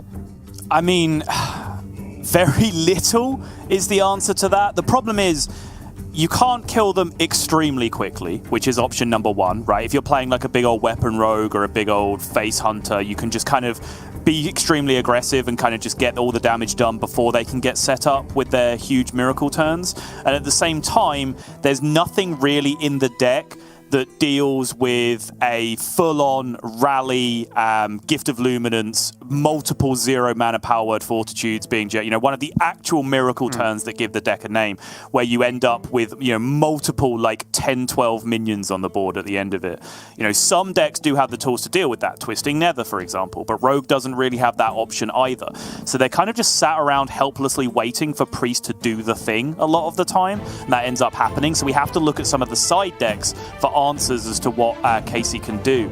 And really the best thing I'm seeing is double Ogremancer in the secondary deck, but that comes alongside 2 Acidic Swamp Oozes as well, that clearly being an anti-weapon rogue tech on the other side. So I'm really not sure what Casey's best route to victory is in this matchup, rather than just play it really well and look for the small edges you can get where you can get them and just try and get out of it with your skin intact. Yeah, well, we'll dive into secondary and tertiary decks after game 1 is over, because of course in Specialist you do have to start with your primary deck first, no matter what. And there we're getting off to a quick start here for Casey, just getting that Swindle down nice and early, and getting a relevant minion, should I say, on board, right? Because one thing you do want, or Casey may well be looking for, is to gain control of the board so that in the turn, or at least in the early game, Letta doesn't have the opportunity to stick minions to then have a very early miracle turn. Yes, agreed. And that was already first major decision of the game for Letta, a tough one in my opinion, because Raise Dead obviously is a very premium card in the deck, but he took a Holy Smite and then, branching off that decision, chose not to use the Holy Smite so that he had something to potentially pop off with in future turns with a Sethic or Nazmani, even though it means tanking this Bloodfen Raptor to the face over a couple of turns. These are the small little details that you really do have to learn and refine in order to get any kind of reasonable win rate out of this deck as Miracle Priest. Yeah, and this Miracle Priest, one thing you want to keep your eye on is how many spells in hand are targeted spells, right? So it's all important to Letta's going to need to keep an eye on that, and I'm sure he will. But right now we can see Luminance, there's Power Word Feast twice, so there's plenty of targeted spells here for Letta for now. But when things start getting crazy, there are instances where you can suddenly look at your hand and go, oh no, and you've got, you know, loads of, whether it's just general removal that isn't targeted, just an awkward cards like that. Even rallies can be awkward sometimes. Casey clearly in his feelings about all the credit we're giving Blythe for being the fastest player in Hearthstone right now. He's come out to prove a point today. He's popping off. Well, if there's something Casey knows, it's Rogue. Casey's been, you know, a Rogue player, or even, you know, Rogue Master, I guess, pretty much since I knew who Casey was. You know, he has never not been like one of the strongest Rogue players I've known since day one. It's not something, you know, he's grown into, at least as far as we saw him in like public, I guess, and in tournaments, but something he just was from the beginning, and I don't think that's going to change anytime soon. Yeah, and so it's a very difficult deck to try and commentate on, is Miracle Priest, because even with this hand that does nothing, what you have to do almost is just assess how far away you are from a Miracle turn. And the answer is actually not very far if you're Letta in this position, because he kind of got the perfect discount on his one Nazmani roll on the previous turn. He went Nazmani, Holy Smite, and the discount from the Nazmani hit the Gift of Luminance. So just in like a couple of mana's time, when he has like 7 mana, 8 mana available to him, if he picks up a Sethic Veilweaver, especially a Sethic Veilweaver from a Insight, that means he can play that very cheaply. He can play Rally very cheaply to get the Nazmani back. He can play Gift of Luminance very cheaply because it already got discounted, having all been discounted by the palm reading to begin with, and actually start popping off very, very early. Yeah, that's it. He's basically just a Sethic away from a good time right now. Now he has 2 rallies, which means he can just play a Sethic if he wants, if he can draw one, and just sacrifice it into the board, right? It's absolutely fine. He just wants it in the pool, and then because he can get, you know, a cheaper rally off, it's a little bit stronger. Okay, Sottle? Sorry, I know we've talked about this before. Like, I went back and I was like watching like some old Dream Hacks and was commenting on like how much more mank you used to sound than you do now. But when you just went pool at the end of that sentence, I was like, oh, there it is. Don't you dare say I sound like a Scouser. Don't you dare. Well, our friendship, what little of it there is, will be over. It's okay, Raven. You'll never walk alone. Gag! Moving swiftly on away from anything to do with me, Casey does have the ability to go for a pretty big turn here, and most importantly, reduce down a lot of his hand with this efficient Octobot there. Not played it out yet, and of course he does have to spend some mana for it, but these are all pretty good cards to reduce. Yeah, and this has not really gone to plan up until this point from Letta. This is just too much damage efficiency coming out here from Casey. Picking up an Apotheosis here just to represent even more threat. And Letta needs to be going off next turn, I would say, from this point, because Prize Plunderer number 2 is available. Although Casey might even be looking to hold on to it here for extra flexibility of dealing with the next board that comes down. Yeah, he is. Okay. That's what intrigued me. I was going to say the only thing missing from this turn was a field contact. And I thought he was going to just make a trade of, you know, whatever the smallest minion and then prize plunder. But he did just choose to use the Brain Freeze instead. So either way, keeps hold of a very cheap activation for field contact. Still has that Foxy Fraud as well. So still has a lot. And also just has 8 mana Alexstrasza he could dump down next turn if he fancied it. Right.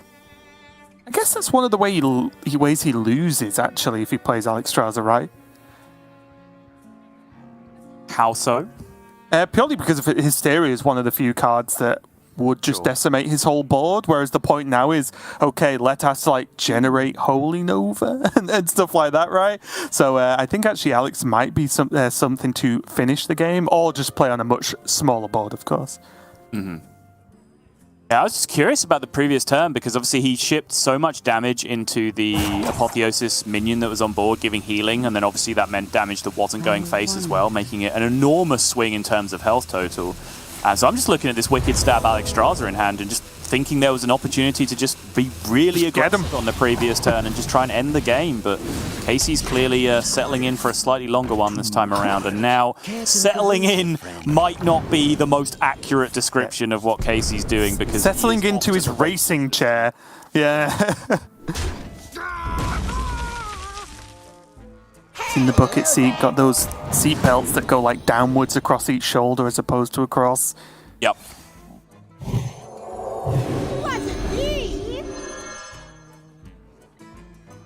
Well, Maker getting devolving would be huge as well here.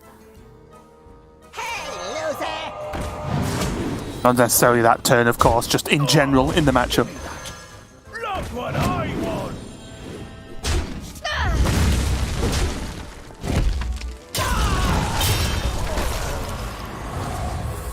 And again, it's one of the downsides of Miracle Priest, and why it's also just very impressive that Letta 2-0'd out of his group is, if you just don't draw a Sethic or you don't draw a Nazmani, you're in trouble. You can just die. Yeah. That is now, what, the 5th Nazmani this game, including revivals and psyche splits and so on, and 0 Sethics, and you need the split. You need both of them if you're really going to get the Miracle turn going. Discounts are useless if you're not refilling resources at the same time. There's one of those nice plays there from Letta, buffing up one of Casey's minions and then going for that big hysteria I spoke about would be, you know, a punish to playing Alexstrasza in the same kind of fashion here. He's just like desperately trying to stick a board. Still, if Sethic is top decked, he can go Sethic, Gift of Luminance, Power Word Feast, try and start a chain, try and generate another rally, another Raise Dead, something along those lines.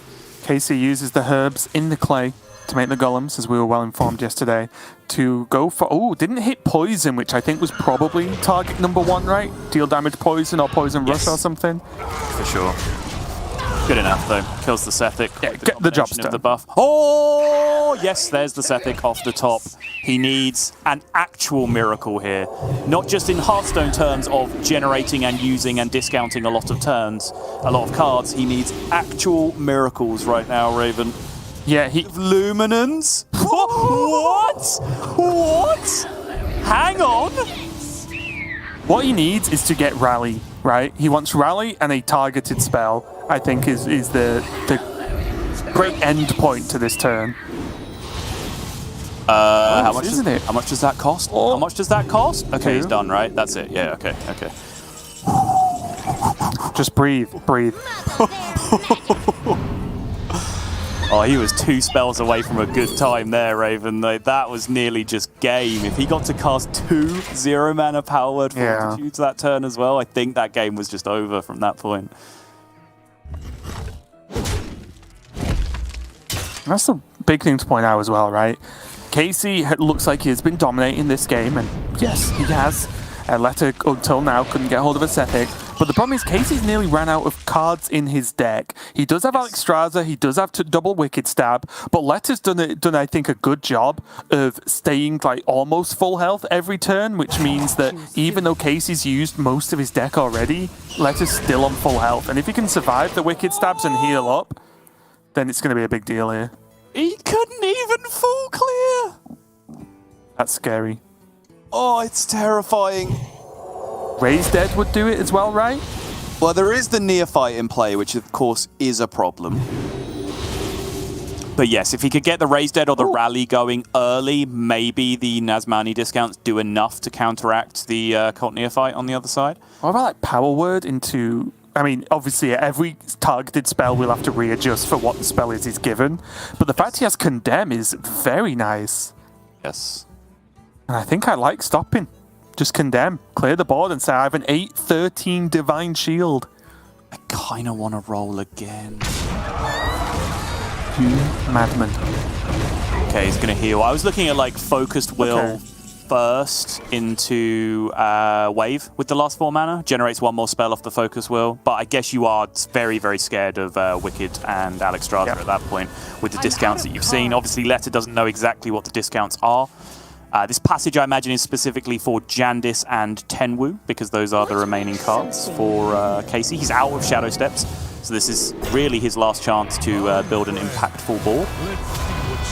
Oh, and that condemn for Letta, though, is going to be clutch. Yeah, and I think this is why the condemn was saved, right? This is also where my head was at. I'd literally just looked at the deck list when you started talking about that. So I wanted to hold on to this condemn to deal with the multiple illusions that might be coming down from the Jandis this turn. I actually wonder if... Yeah, Soul Mirror condemn? Is that just insane? Oh, well, who cares now? You're about to see true power. Oh, never mind, he didn't get it. I thought he was going to get a Nazmani. No such fortune. He can focused will, right? And then there's still plenty of damage on his existing Sethic to be able to trade over, so that's no problem. He knows the range he has to play around on the other side is 20, with the double Wicked Stab plus Alexstrasza. 21 if you're going to include the dagger. Why that one? Why did he add health to that one? I'm so confused. Does have Rally now, though. Does. He needs more targeted spells. He has Rally and no targets anymore. Right. This was not how I expected this turn to end. No. I actually just straight up looked at Soul Mirror Condemn. He would have gained the top with the armor as well, right? Which is always nice. Mm-hmm. He condemns away the rest of the board pretty much. And although he doesn't like pop off with the Sethic, he gains a whole board out of nowhere.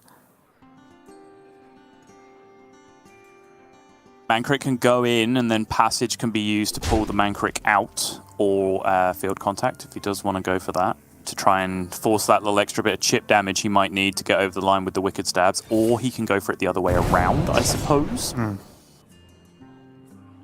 Get the 8/8 in play. Another 6 from Wicked Stab, 3 from the Enraged Mankrik that's going to hit. So that's 9. Yeah, Casey's going to need something to stake in Letta not to heal to 1,000,000, right? He literally can't kill him this turn, unless I'm really bad at counting. No, absolutely not. You are exactly right. He is at the mercy of these Sethic gods this turn as to what comes down, and that looks like a Renew off the top, Raven. That is the dream card. Yep, there it is. Renew goes phase, Apotheosis, and Casey is out. Yep, had not even seen it at that point. I just know Casey's concede tendencies down to a T. He knows that Apotheosis was absolutely unbeatable in that position. And Raven, how did he win that game? Like, he was so dead for so long.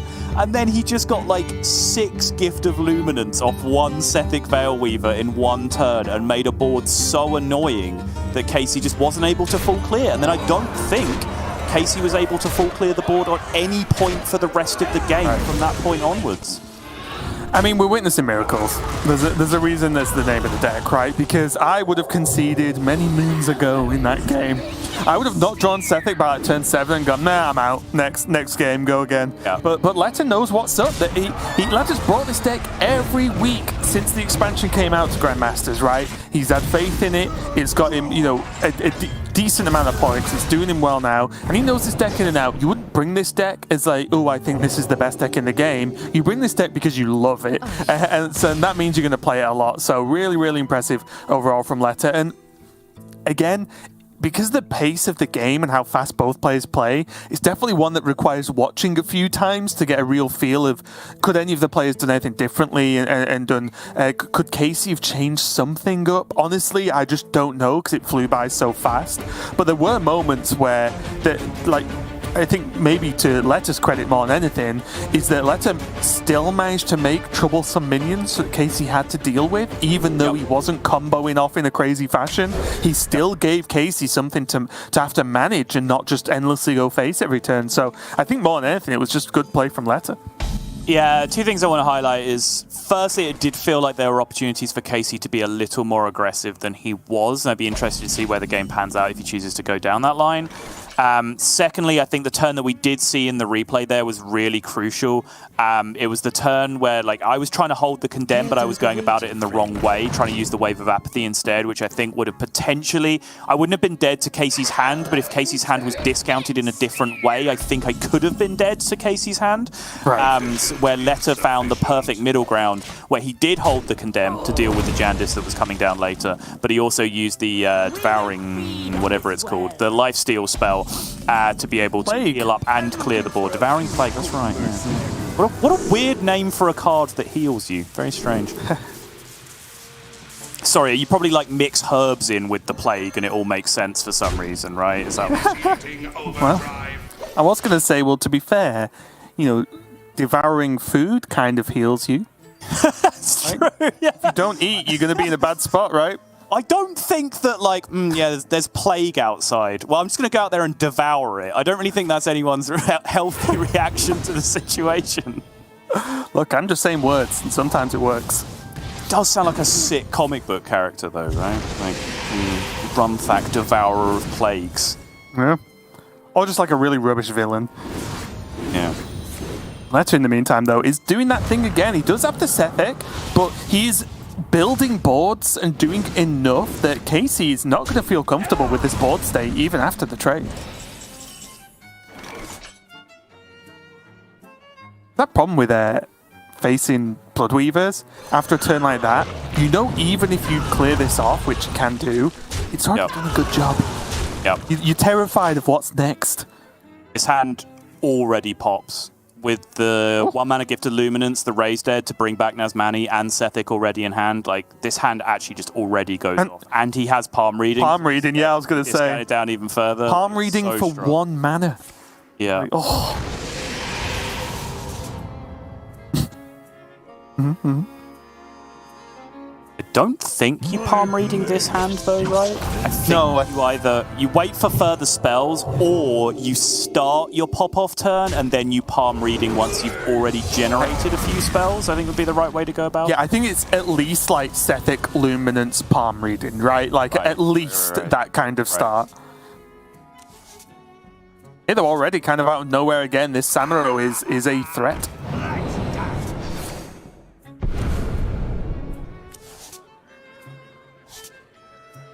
Alright, there's the Neophyte. Those did really look like the best cards in Casey's deck in the previous game. It was those Neophytes that really caused difficult turns for Letta and allowed Casey to seize tempo, but Casey's already behind in this position. He's just playing Neophytes to stall, really. It's not protecting anything, it's not consolidating a board state, it's not gaining tempo. It's just surviving at this point, and surviving is nowhere near good enough. And look Letta just plays his stuff. And this is, I was just going to say, and I'm going to get my notebook out here because Letta knows this deck, right? I would have not played them both. But it's the confidence, right? He's like, okay, he almost certainly can't kill both. And if he can't kill both, why don't I invest my mana this turn to give me more mana next turn to really pop off?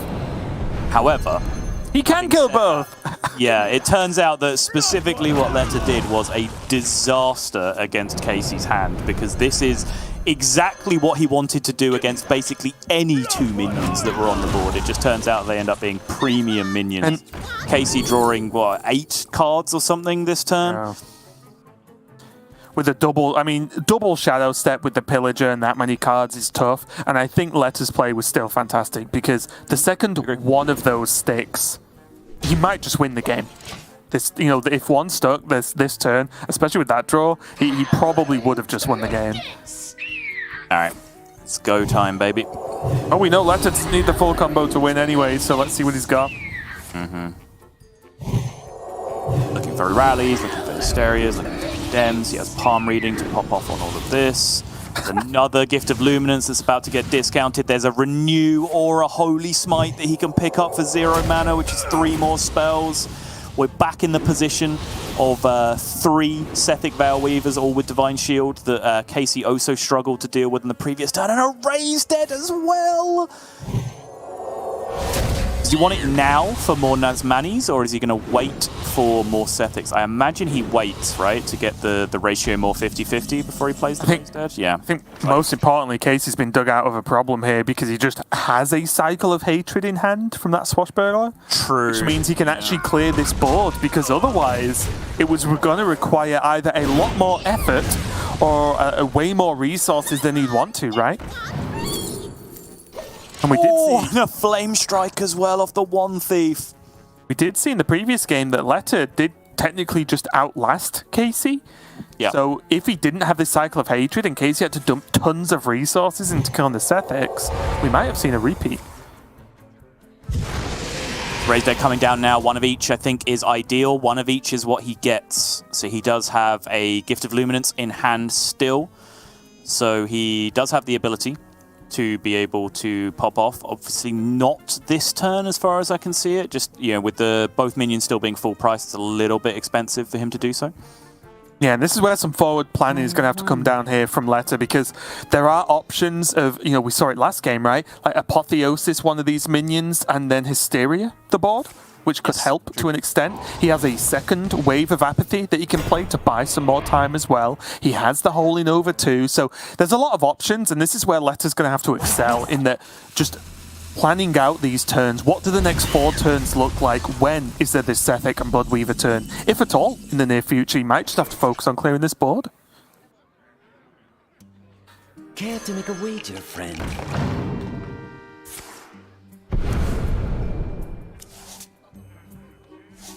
There's the Neophyte, number 2. That's a huge deal for Casey. Now he's in a much more aggressive position to be dropping a Cult Neophyte. He's in a position where he can actually push some damage. This gives him a Holy Nova, which he can basically undo the work that Letta did on the previous turn. Heal those back up for 2. A small thing, right? Because he could have played the Spirits afterwards, although I guess he wanted to know what he got first. Mm-hmm. That's double Hysteria now, though.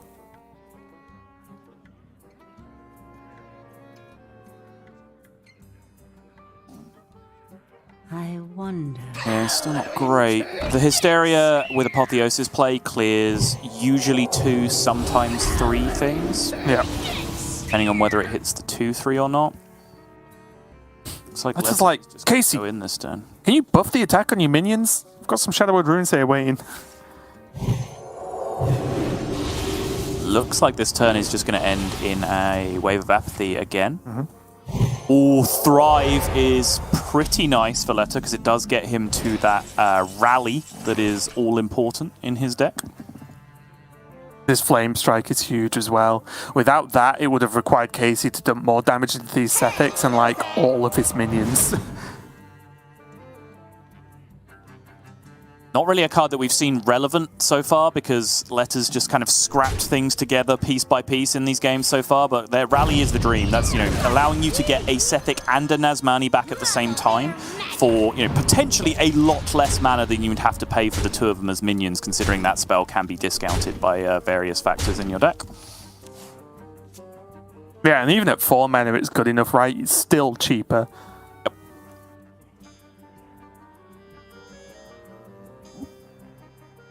This board. Very awkward to play with Hysteria as well, but there's Soul Mirror but not playable. But does he take it anyway and try and survive? Costs 6, but then it costs 7 because of the Cult Neophyte on board. Unlucky.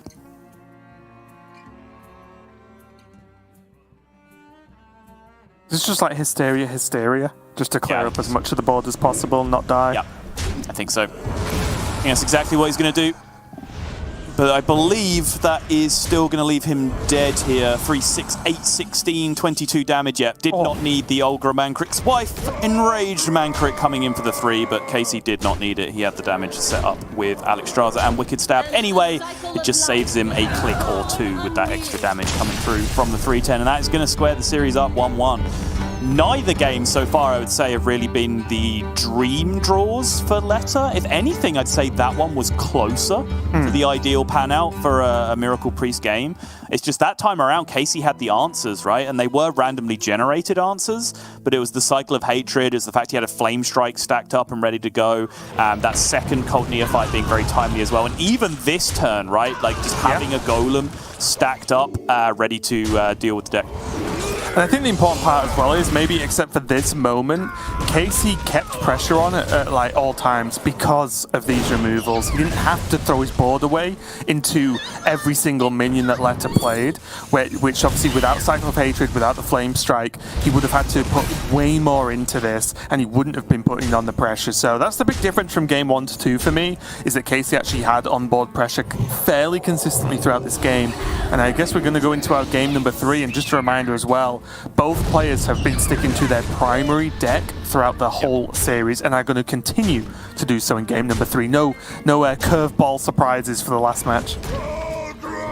Yeah, for sure. I did, go over it briefly at the start. It really doesn't seem like anyone has big techs for this matchup. Like I said, Casey has 2 Ogremancers, but Ogremancers are just okay in this matchup, I would say. Like, very often you play Ogremantzer into one of their turns, and then they just pop off and have their miracle turn anyway, and then just last thing they do, they just play a Condemn or something, right? Like, and that Condemn costs them 0, because their whole hand costs 0 if they've successfully popped off at that point. So it can put roadblocks in the way in the same way that Cult Neophyte can, but I think Cult Neophyte in general more effective against this deck. Letta on his side doesn't really have anything teched in that I can see, so yeah, no great surprise seeing these players play out primary versus primary. It's a little bit surprising, honestly, in how the games are panning out, because 1, I'm not used to seeing this matchup be this close. 2, I'm not really used to seeing this matchup be played out in this fashion by the way that Letta has been playing it. And I say that as someone, I've played a bit of this deck myself. Like, it's not a deck I enjoy, but I try and do my due diligence with every deck in the metagame just so I can at least talk about them a little bit. But I have watched Xananan's stream playing this deck a ton. What I can tell you is that Xananan plays this deck extremely differently from what Letta does, which is creating an interesting dynamic right now. Yeah, you can say a lot of things about my co-caster Sottle, but one trick is not one of them. As they do like to be pretty varied in the old prep. Efficient Octobot going down here from Casey, though, getting off to a reasonable start. And honestly, most importantly for me, Cult Neophyte on demand right now for whenever Casey feels like he needs to defend his board, or just block out a turn from Letta. But this hand for Letta is the juice. He just needs to find the way to set the juice loose here, Raven, because he's got just about everything he can possibly need. He is a Nazmani short of Jin at this point, but he's much rather have Sethic plus discount plus Gift of Luminance in hand, right? Like, if you were going to be given one half of the combo, give me Sethics before you give me Nazmanis. Right. That's a Nazmani off the top. Saw it. Yep, there it is. So now, like, in a weird way, like, Rally's the next best card, right?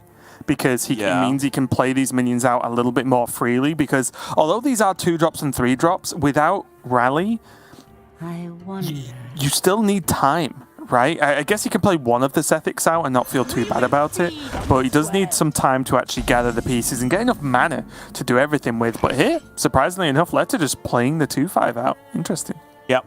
Again, slightly unusual turn, I would say, but I think it does make sense on this occasion.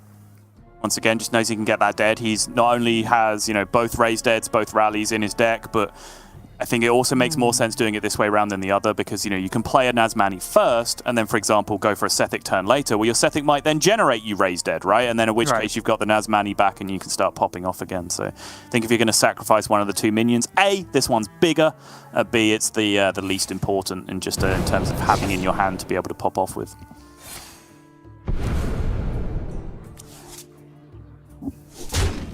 Initiating overdrive. Okay. Pretty good reduction there. Everything now just 0 mana in hand. And go time. Yep, Casey's just like every game. He's just had this every game, and you are spot on, Casey. He has. And yes, correct. Goodness, this hand. What is happening? Oh!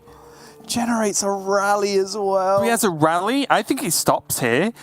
Oh, he's going to play the renew. Okay. I thought he would have stopped and then had like rally, 0 mana renew into, X going forward after that. I was a little bit surprised he played that. But honestly, a lot of things that Letter does surprises me, so I shouldn't be surprised. I think currently with this hand, he's not planning to use that rally until turn 6. And again, I'm with you. I'm way past trying to predict what Letter will do with this deck. But if I was playing this hand, I would not want to rally until minimum turn 6, because on turn 6, I can go rally, play the Sethic that I have, but then you still want a 0 mana spell to start popping off with, because a 0 mana spell would then discount potentially one of the other 1 mana spells that you have in your hand, and you can continue that chain of 0 mana spell into 0 mana spell. And that's where it's difficult, isn't it? Because you also want a certain shape of hand. Like, if Letter had Initiations and Soul Mirrors, well, that plan doesn't work because you get to reduce once, because nothing else is ever going to be cheap enough. Right. Rut Rogue. This is not good. Yeah. Oh! That thing got left. It's alive! It's alive! Yeah. And if that's going to happen, you take the rally. Surely. Oh, yeah. Well, again, I won't be surprised to be surprised by Letter's play. Yeah. Okay. Wow. He wants more mana. Oh, no. Okay. Wait. I'm so confused. He does it this way to not burn a card off the top, I guess. He just wants to generate the board. Didn't really care too much about getting 1 discount. He just went buff first to fill up his hand and then played the card that wasn't going to replace itself in his hand, just so he can actually draw a card next turn. Yeah, and he ends up having to, Casey, ends up having to prize plunder for 2 here and have to trade in with the dagger potentially. Yeah, none of this is playable.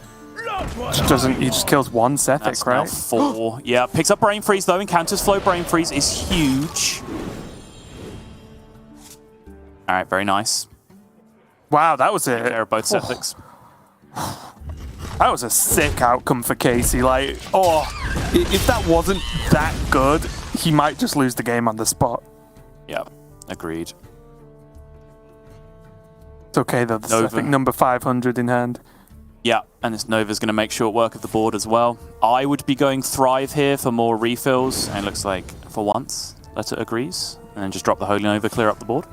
Yep, no rush, especially considering now, after seeing the 2 Plunderers played and died, it means that this 2/4 is, progressively more safe, right? 2 Prize Plunderers and a Brain Freeze just in that 1 turn.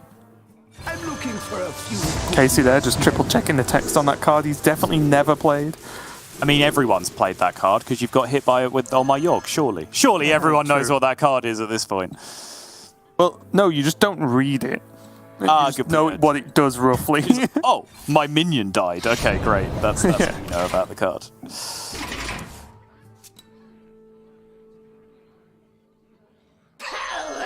Go time again. Go time, yep. Yep, I like this.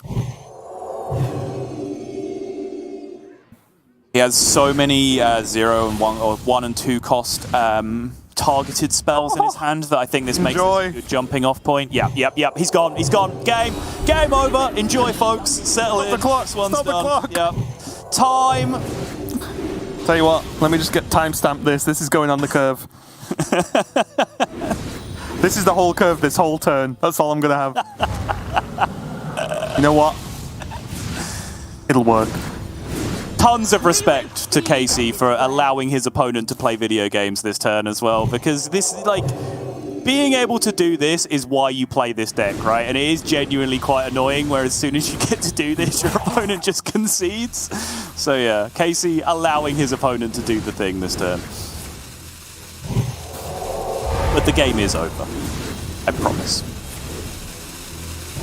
And Casey pulls out the quadruple Alex Strasser play.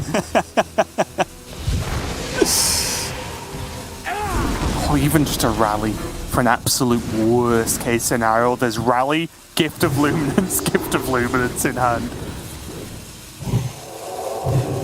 And draw your attention, Raven, to the fact that this Soul Mirror over here costs 0 right now. Only if I can draw your attention to whatever the heck all this is. right? Ah, yes. Yeah. Because it is pure madness, subtle.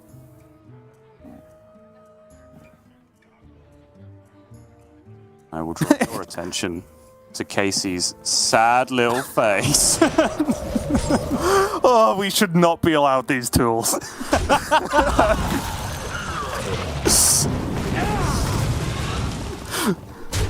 And fair play, Casey, just making a good job of this, right? He's trying, he's doing his best, and you know what? You can't ask for anything more than someone to try their hardest, right? Again!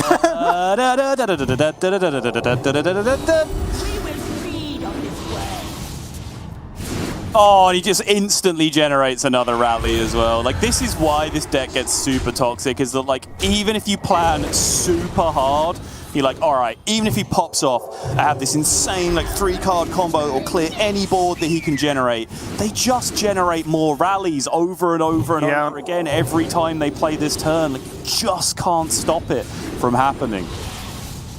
Most importantly, there's just a 2-mana Alex Strasser in that for 8 damage. Oh, look, 10 Yasuo, wrong character. Samuro, apologies, just on board out of nowhere as well.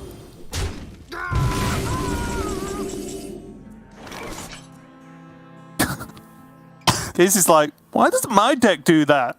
Yep. Wow. Is Letter about to make top 4? Looks like it to me, unless this Jandis is the ultimate Jandis. I mean, if there was a broom in his deck, maybe, but I don't think there is a way out of this. Casey would still lose, but yeah. Yeah. Doesn't look like it's going to be enough. Yeah, there's Too the expensive concede. to get anything done. Casey's going to give it up. What a series. Yeah, incredible. And I think as well, that series was also cool because we saw the multiple expected outcomes, right? The time where Letter manages to stick a board even if it's a bit messy and then, take over. The time where, the rogue player Casey manages to go a little bit too aggressive. The tempo's there. He can do enough removal to keep going and push the damage for lethal. And then we saw the ultimate unlocked power of Miracle Priest when Letter actually had, got to do the thing and go nuts. Yeah, I'm glad we saw it. Just in case this is anyone's first time viewing Grandmasters, they haven't seen Letter already playing this deck, they haven't really encountered the deck on ladder. It's not the most common deck in the world, so in case you haven't seen the nonsense potential with this when it's fully unlocked, like, I called it when I called it, and I was 100% confident when I did. If you just achieve a certain critical mass of things on board, as Letter did with, I believe it was double Nazmani, single Sethic, with already having like 10 spells in hand, which, sometimes if you're low on spells, that critical mass is 2 Sethics and 1 Nazmani, right? Because you need to keep generating value. But because he had so much value already, all he needed was double Nazmani to keep hitting those discounts, and the game was over, and that's exactly what he hit. Played it super interesting. Like, I don't even feel comfortable enough as someone that usually wants to die on a hill with a polarizing opinion one way or the other. I don't know whether the way Letter plays this deck is good or bad. It's certainly different from the other ways that he's played it.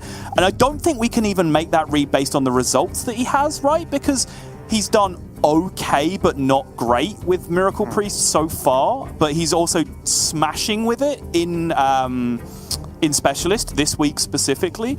So it's underperformed for him so far, but now overperformed in Specialist. So it's hard to say whether like his way of playing the deck is correct or incorrect. Like, I'd love for like him and Xananan to get on a call together and just like debate the relative merits of even the tech inclusions they have of like Zyrella versus Blade Master and the way they play the deck, because I think the deck is still a little bit underexplored up until this point. Dead Draw as well, I guess, could jump on that call as well because he's been jamming a whole bunch of the deck. But insane to see Letter make it all the way to top 4 with the deck that kind of just concedes to Mage with the amount of mages that we have in Europe so far. And a really exciting top 4, and a very different top 4 we've had as well this week to go on tomorrow, of course, because yes, Jarl as always seems to be knocking around in the higher areas of the competitions every single week, but we have Bly's, Swids, and Letter in here as well in this top 4. So this is the week where these players can really gain some ground and set their eyes on that, kind of top 4 of the whole standings for Europe, honestly, and try and just build up to that and get in on this specialist week that seems to have panned out so well for these players, and quite badly from some of our other players who were sitting at the top. When you look at, Tice 0-2'd out, Viper 0-2'd out as well. There was a couple of others who didn't make it that are high up on the point standings totals. So a really, really big week for especially this top 4, that even the points they get already are good, but then if they win tomorrow one match, then these points increase over almost everyone else again. It's just very, very strong overall. Apologies if I disappeared there or froze for a second. Not sure. Should be back now. But yeah, I think it was a great week to round out. I think, when we came into this with Specialist and we're like, 8 mages potentially, I think there was an opportunity to be like, okay, Specialist is going to let us down. It's going to be pretty uninteresting. And it's been fast. I'll certainly give it that. But I think the mage matches that we have seen have been explosive and entertaining at least. And I think, the variation that we have had in Europe has led to some particularly interesting matchups, as we just saw there with the Rogue versus Priest. Priest versus Mage, I think, was the most interesting thing to me all week, and we've seen phase 1 of it complete, and we're going to move into phase 2 tomorrow now. But, from this point onwards, how can you not root for Letta to take down the whole thing? But we'll have to see if that'll be the case tomorrow. Yeah, we'll have to find out, and that means, just checking the old time here, we're very early. This is like the fastest we've ever finished in a European Grandmasters Day, right? I think I'm just gonna it's light outside. I'm gonna be able to on a broadcast day, hang out with my wife, make dinner. What are all of these things I'm capable of doing with this amount of time left in the day? This is ridiculous. Well, don't worry, it won't last long. So we are going to be done for the day, of course. Only 4 matches today. We have our 3 matches tomorrow for those semi-finals and finals. But maybe more importantly, right now, we do have Americas coming up later on today, just to finish out day number 2 for all of the regions. So make sure to tune in for the Americas Grandmasters. I believe it's going to be Frodan and TJ for you guys tonight. But until then, we'll see you tomorrow.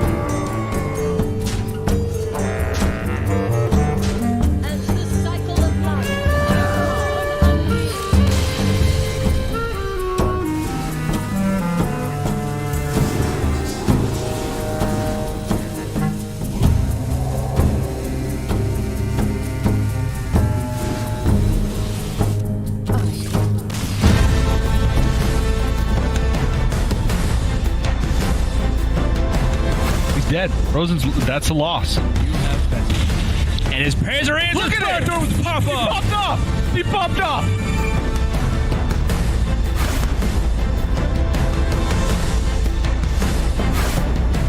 No, survival of the fittest looks like it's going to add up to simply lethal from where I'm sat looking at it. Zim going to take the series over Warmer 3-1.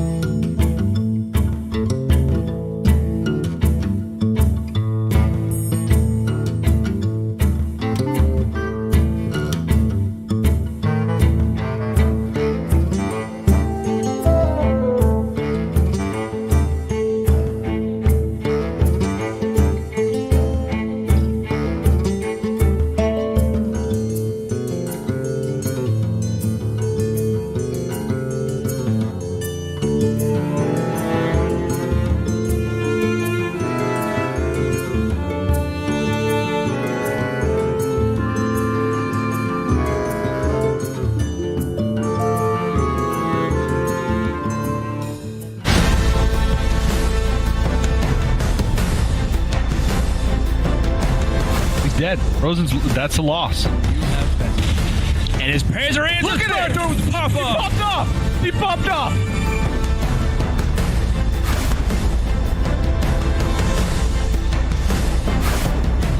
No, survival of the fittest looks like it's going to add up to simply lethal from where I'm sat looking at it. Zim going to take the series over Warmer 3-1.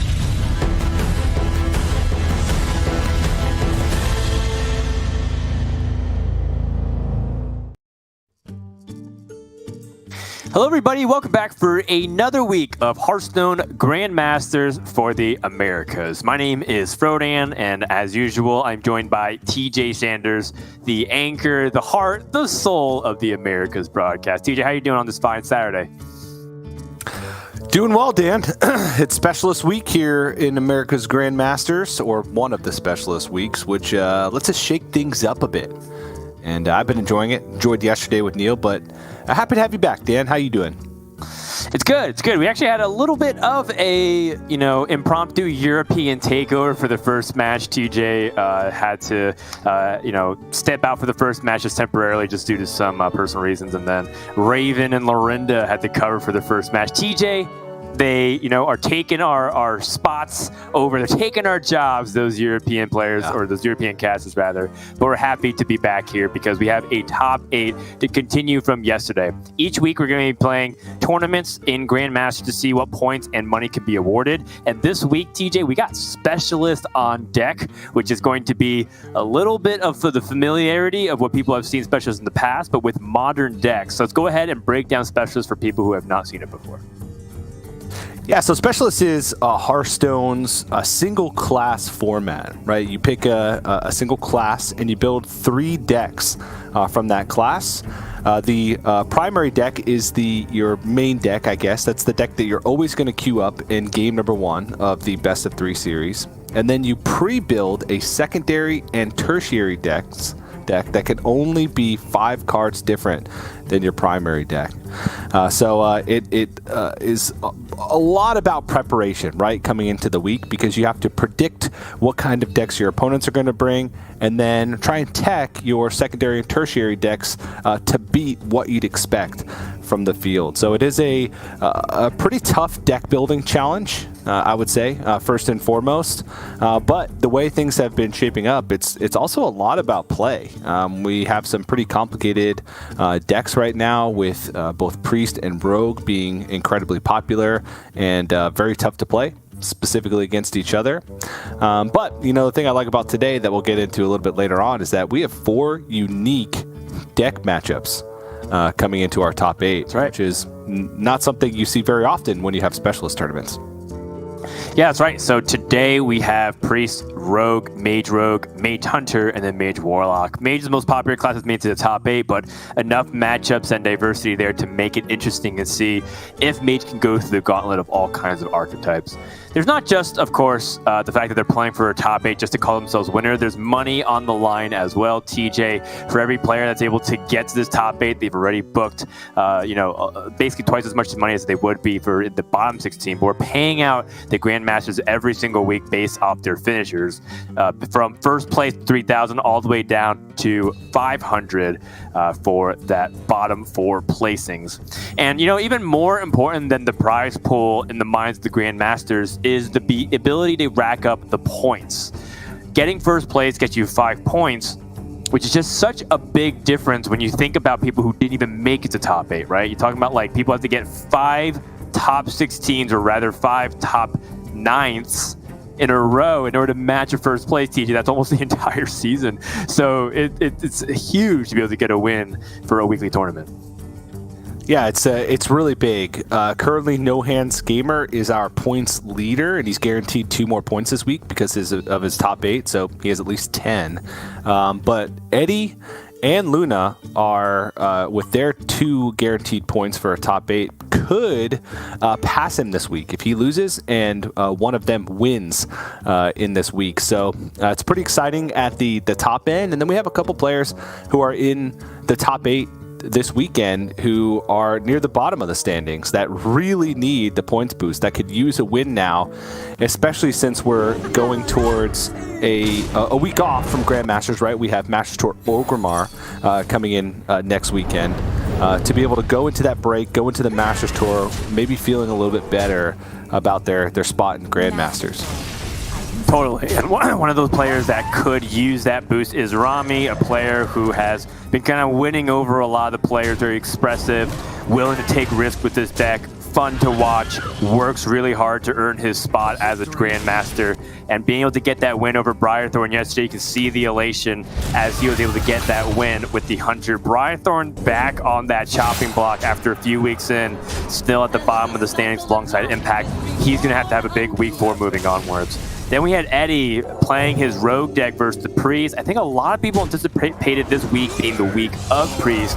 And it looked like there were moments of that, right? Like, look at this crazy board clear, all this pressure from Rogue. Wave after wave of threats were checked. But, you know, despite the fact that Eddie was losing this game, he was ultimately able to triumph over Monsanto's Priest deck. And it could simply be because Priest is a great deck, but there's a few classes that are really good at punishing the fact that Priest sometimes is a little bit slow on the startup, right? And it seems like that was a consistent theme across almost all the matches that we saw yesterday on broadcast. Yeah, it was quite a consistent theme, and one of the tidbits before we start talking, what? I was just watching Language Hacker scream at his TV behind him. Before I start talking about this match in particular, I do want to point out the crazy stat that Eddie has made it to every single top 8 possible since the inception of Grandmasters. Anytime there's been a top 8 to get in, he's been in it, which is insane. And we're going to get to see him again today. But yeah, Language Hacker, that game 1 was... I've never seen a more unfortunate series of events to cause a Warlock to lose a match against Priest, where Mind Raider comes out the turn before he's going to corrupt Ticketus, plays Ticketus on exactly turn 9, and then burns his Jiraxis, which is his only other win condition. He was able to come back, though, and win with his secondary deck, or one of his secondary or tertiary decks. But it was quite funny to see, because the story of the first 3 weeks of Grandmaster has been, for Language Hacker, getting beat up by his own Warlock, it seems. Yeah, very much so. And we also got to take a look at the final highlights of a very close Rogue versus Rogue, is Weapon Rogue versus the Miracle Rogue. Dreadeye actually brought it super close, and it came down to the final turns of Luna just being able to win that race. And that one was a really tight one, but another consistent performer. TJ, you mentioned how Eddie's always made top 8. We talked about how Luna has been really consistent outside the specialist season. What a way to start her week 3, being able to get a top 8 when it was a format that she's been vocal about not really necessarily being strong and not necessarily liking nearly as much as Conquest and some other formats. But, that's a great way to be able to book yourself a top 8 while also, proving to perhaps the doubters that weren't sure about where she would perform going into this format. So that brings us to our top 8 for today. We're going to play the 4 matches, and then tomorrow we're going to play the last 3, the semifinals and the finals. And then we're going to have our week 3 winner. After today and tomorrow, TJ, we're just a little bit under halfway through the season, which is kind of wild to think about, just because Grandmasters feel like it's simply begun not too long ago, and yet some players are committed onto certain paths, right? Like, some players are very much on playoff-bound road, and some players are just already thinking about, can they avoid relegation? And that's what we're ultimately marching closer to week after week. So you can bet that each of these players in the top 8 are really trying to make it count. Yeah, they really are, and it's kind of interesting how things have shaped out in the top 8. There's a lot of players that are at the very bottom of the standings and a lot of players that are at the very top of the standings, and we don't have much in the middle. You look at Killin' All Day, Rami, Nalgidon, and Language Hacker all in like that bottom 6. And then No Hands Luna, Eddie, and Frozen all kind of in the top, with Frozen being the one player that's kind of been in the middle, but I've been really liking his performances on broadcast so far, and I think he's been playing some great Hearthstone. It's just a matter of getting that big win for all of it to pay off. So we could see top end separate themselves from the pack, or we could see some of those players at the bottom of the standings like Nalgidon, Killen, and Rami really cement themselves with a win here to try and boost themselves in the standings again right before that break week. I think this is one of the more important weeks to find a win, because you can ride that momentum into the Masters Tour and then into the following week after the Masters Tour for Specialist again. Yeah, it's wild to think that, we just closed the Masters Tour and yet we're having another one. It's going to be exciting to see who will be also joining us moving forward in Grandmasters. We talk about playoffs, we talk about relegation, the dreams and the, hopes that get crushed for, not being able to be a Grandmaster anymore. But, some players get a chance to, hold on to their spot. Just like in the previous Masters Tours going into 2021, we saw like Just Saying, for example, he actually had the ability to reclaim his GM spot because he was one of the highest earners, but has since retired because, as he was talking about, he's like moving on to real life jobs. He didn't feel like he could balance job and GM and wanted to actually do a good job representing Americas if he was committing to it, which is understandable. So, who's going to be the ones filling up that spot? And we have players like Tincho, for example, stepping up in that spot, which is really cool. So with that, I think the first match is getting prepared. So this gives us an opportunity to drop this day in history. It's April 24, 2021. As we see Frozen Eddie queued up, I'll make it real quick. Back in 1859, construction of the Suez Canal officially began. And then just 250 years later, TJ, we got some fresh, dank memes in order to really, give us a lot to meme about with the Suez Canal being blocked. It was really fun. What memes will surface, TJ, from our upcoming series? Hearthstone's great for the competitive stuff, but we also love to have our fun. And maybe you're about to find out as we have Priest versus Rogue coming up for game number 1. Remember, they have to play the primary decks before they switch to their secondary and tertiary. When you look at their head-to-head, TJ, do you see anyone that has a specific edge right now when you look at how their first 30 cards are? Eddie did beat Monsanto yesterday in a very similar matchup, right? There's not too many differences between Frozen's list and Monsanto's list. One of the big differences is in some of their secondary and tertiary choices. But overall, I think it's going to be a very similar matchup for Eddie. I think primary is kind of a toss-up, right? Eddie is playing the version of Rogue that we'll see in a second with Alexstrasza, which gives you combos with Tenwu to get massive damage. Frozen, he's playing a little bit more of a tempo variation of the Priest than that we've seen from some players, like Fled, for example. He's got Mankrik, he's got all the 2-drops with Sethic Veil Weavers and Wand Makers. So, and of course Venomous Scorpid too. That's a pretty good tempo card. So it's going to be about the tempo in the early game, I think, at least for the primary decks. Because if Frozen falls too far behind and takes some chip damage early and doesn't have the heal to kind of, back it up or get back up to a healthy life total, Rogue, once you hit that turn 10 marker, has significant amounts of burst.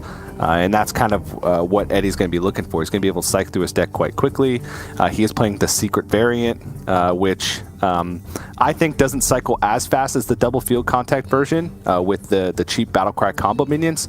But you're looking at Dirty Tricks and Sparkjoy cheat to kind of help you cycle through your deck, so you can get those burst combos online pretty much right as turn 10 hits. I think the biggest thing we need to look at is once we factor in that secondary deck from Eddie, both Ogremancer and Cult Neophyte, great tools against Priest to, again, try and go for that tempo, block those key turns that they're looking for to protect your early minions, and then you can follow up with the burst later on. So I think the primary deck is going to be a big win for either player because it sets them up to only have to win once with secondary or tertiary, but I'm going to have to give it to Eddie just because of the performance that I saw yesterday against Monsanto.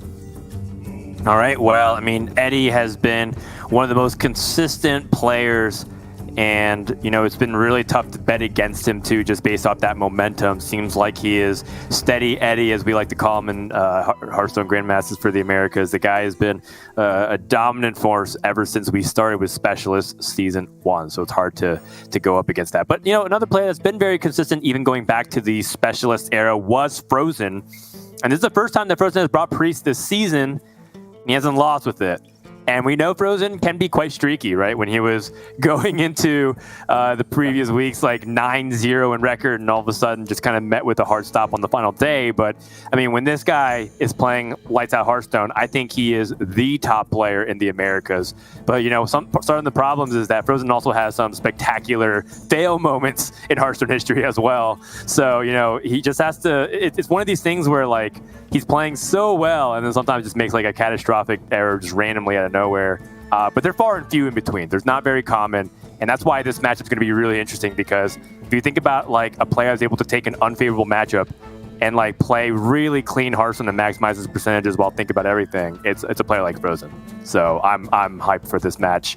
Remember, it's best of 3. We're not playing best of 5 specialists. Otherwise we might be here for a while, like a little bit too long. And we do have 4 matches for today, so it's going to be fun, TJ. And when you watch the other regions, did you feel like you learned anything from Asia Pacific or Europe from the first couple days here and watching other regions? Is there anything that we feel like we can carry over to the Americas in terms of lessons that we have? It's kind of hard to say, just because there's a lot different decks in Europe and Asia Pacific. One of the things about Europe is it seemed like they favored Mage a lot more than players in Americas, even though Mage was a very popular deck and honestly very good, right? It's the most represented archetype, the Spell Mage, in the top 8. Just wasn't quite as represented as it was in Europe. But the Priest matchups, especially with the ability to tech in cards in secondary and tertiary, it seems like a really hard deck to beat. So I think that's kind of where my head's at here is like who's going to be able to beat the mages. We do have Rami with a Hunter, and I think he's the only Hunter in the top 8, but he's like well positioned because of the way he built his deck with Face Hunter as his primary, but essentially switching archetypes completely with the addition of Selective Breeder, King Crush, and Leorix in his secondary list. That's a really great call for the current metagame, in my opinion, and one that if you're expecting a lot of Priest Mage, which has pretty much been the story, then I think that choice is going to work out. And so he's the player that I have my eye on. But we'll get into that matchup a little bit later on today. Right now, Priest versus Rogue, primary versus primary. All right. So start things off with Rogue. Pretty slow hand from Eddie. It's a lot of ramp up. It's a lot of like refueling with the field contact, the dirty tricks, the secret passage. Those are ways to get additional resources in your hand. We're gonna start things off with the efficient Octobot though on 2. That is one of the best cards that Rogue can have in the early game, even just to discount the few cards that you have, but really just to get things going. Now the issue does become, you know, one of the dynamics of this matchup that I was thinking was the card that Frozen just drew, Mind Render Lucia. We've been seeing a lot of commentary, TJ, on Twitter and through a bunch of people's streams. You watch it, it seems like this is a card by a lot of high-level players who believe that it might be a little bit too impactful. Whether it's strong, too OP, whether it's too strong, I think that's really up for debate.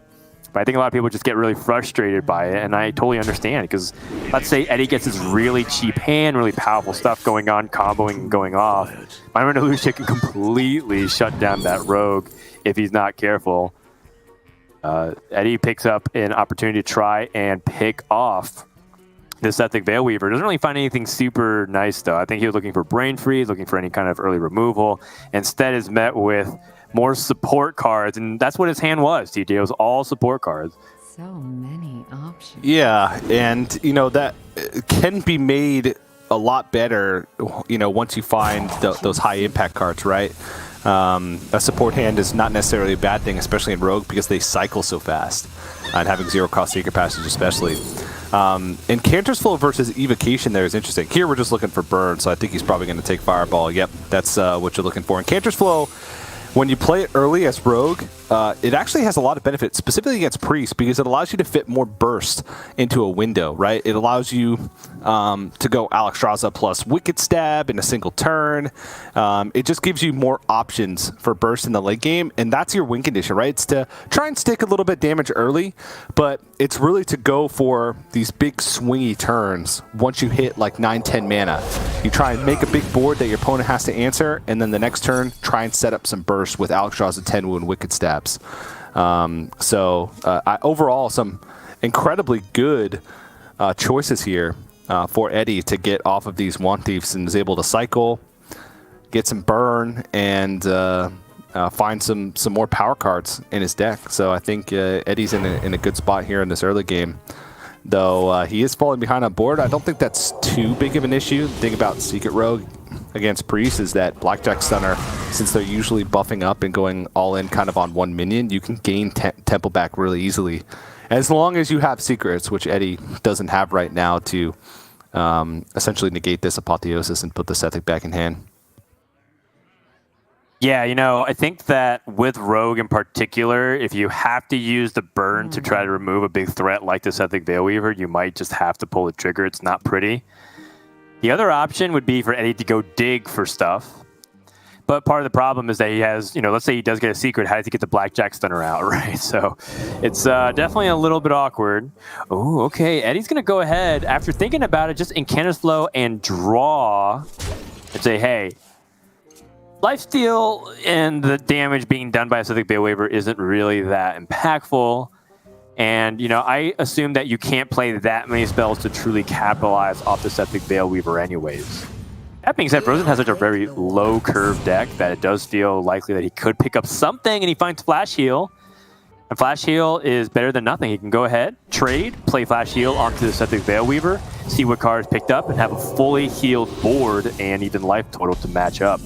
So, you know, Frozen in terms of this early game seems to have that advantage.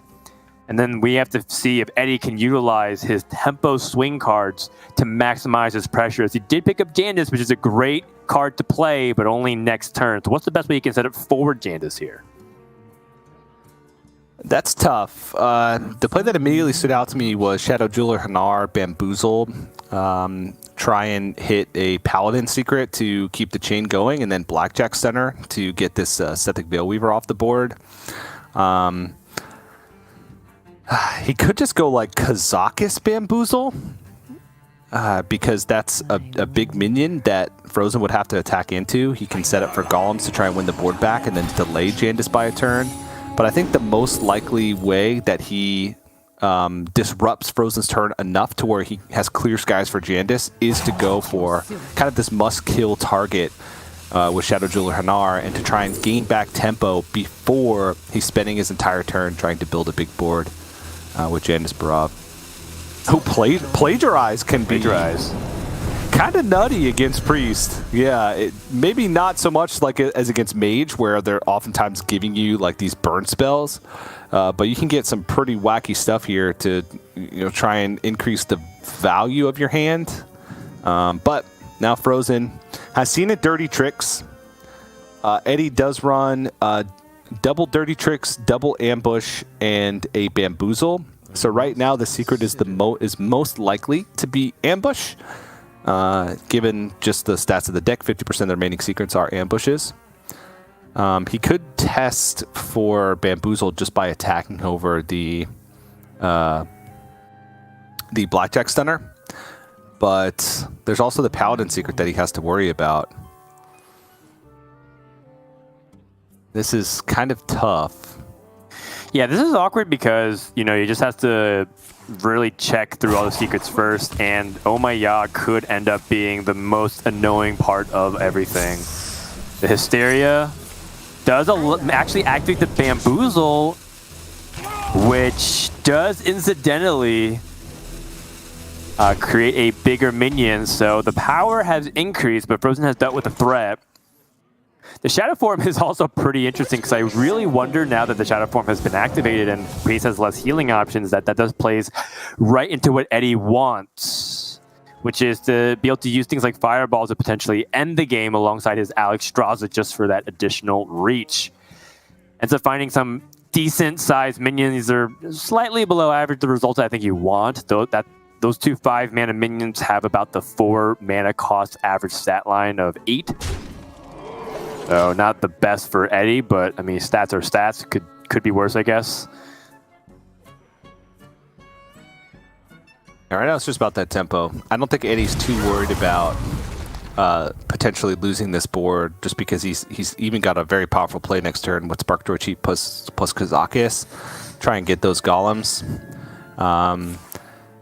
Frozen giving up the hero power I don't think is that big of a deal. He is playing the more tempo-oriented version of the deck, which does mean that he's playing less heal. He's not playing Desperate Prayers to try and heal himself back up, and that could be a concern later on when, you know, talking about Rogue's win condition does burst.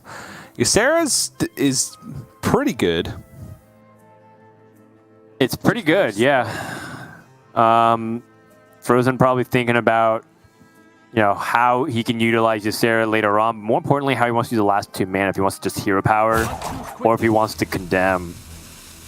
And I think he's like considering whether or not he needs to kill off minions, how much can Rogue leverage the power. The fact that mage spell from the One Thief hasn't been played, I think he's going to start valuing his life total, and that makes sense because of what we described. He has 2 raised deads in the hand. He can't actually afford to take too much damage. Otherwise, he might just end up incidentally getting into burn range, despite, you know, kind of predicting it. That's definitely the trade-off that he has to consider. Speaking of the trade-offs, Eddie has to weigh whether or not he wants to just go maximum board presence with things like Divine Shield, or is there anything else that he wants to get off this Kazakis Golem? The one downside of Divine Shield in this matchup specifically is being mindful of Hysteria, because with Divine Shield, it can clear more targets, right? Stealth is obviously the best option because then it can't be interacted with. It's just Soul Mirror at that point.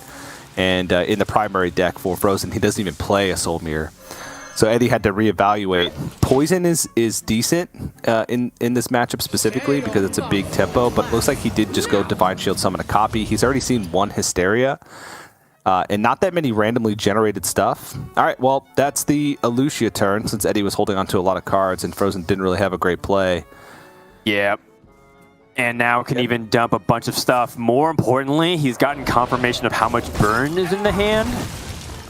The Fireball and the Alexstrasza. I mean, what Frozen can do as the icing on the cake too is after he's done dumping everything, he gets Secret Passage and make sure that there's almost no way for Eddie to rebound. Reckoning, of course, deals with the prize Plunderer because the 3 damage does belong to that Battle Cry.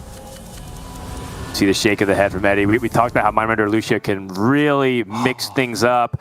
Frozen can burn the 2nd Secret Passage and get the dirty tricks underway. This is so nasty. And if I'm Frozen, I'm also going to probably play the One Thief and pick the worst card possible. This is also weird because Eddie has Plagiarize up. So those cards are going to go into Frozen's hand.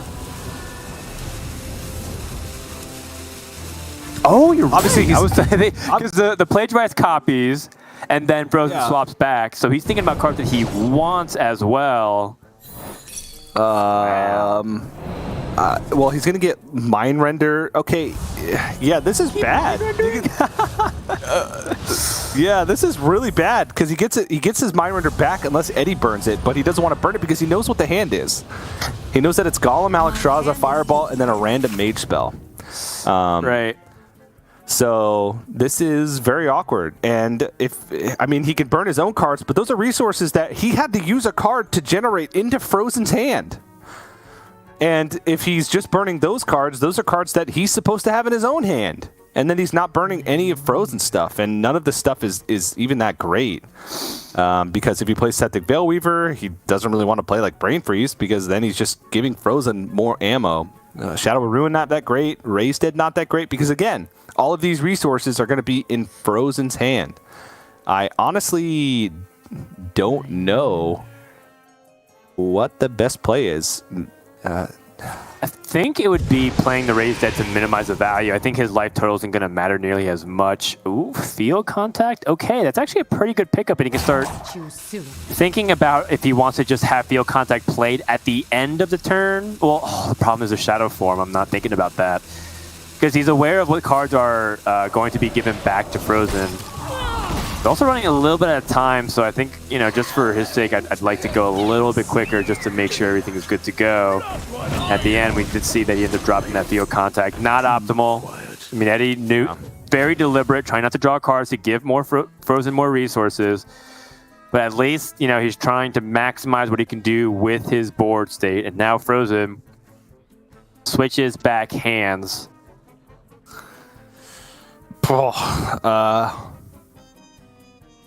Eddie is probably going to struggle here.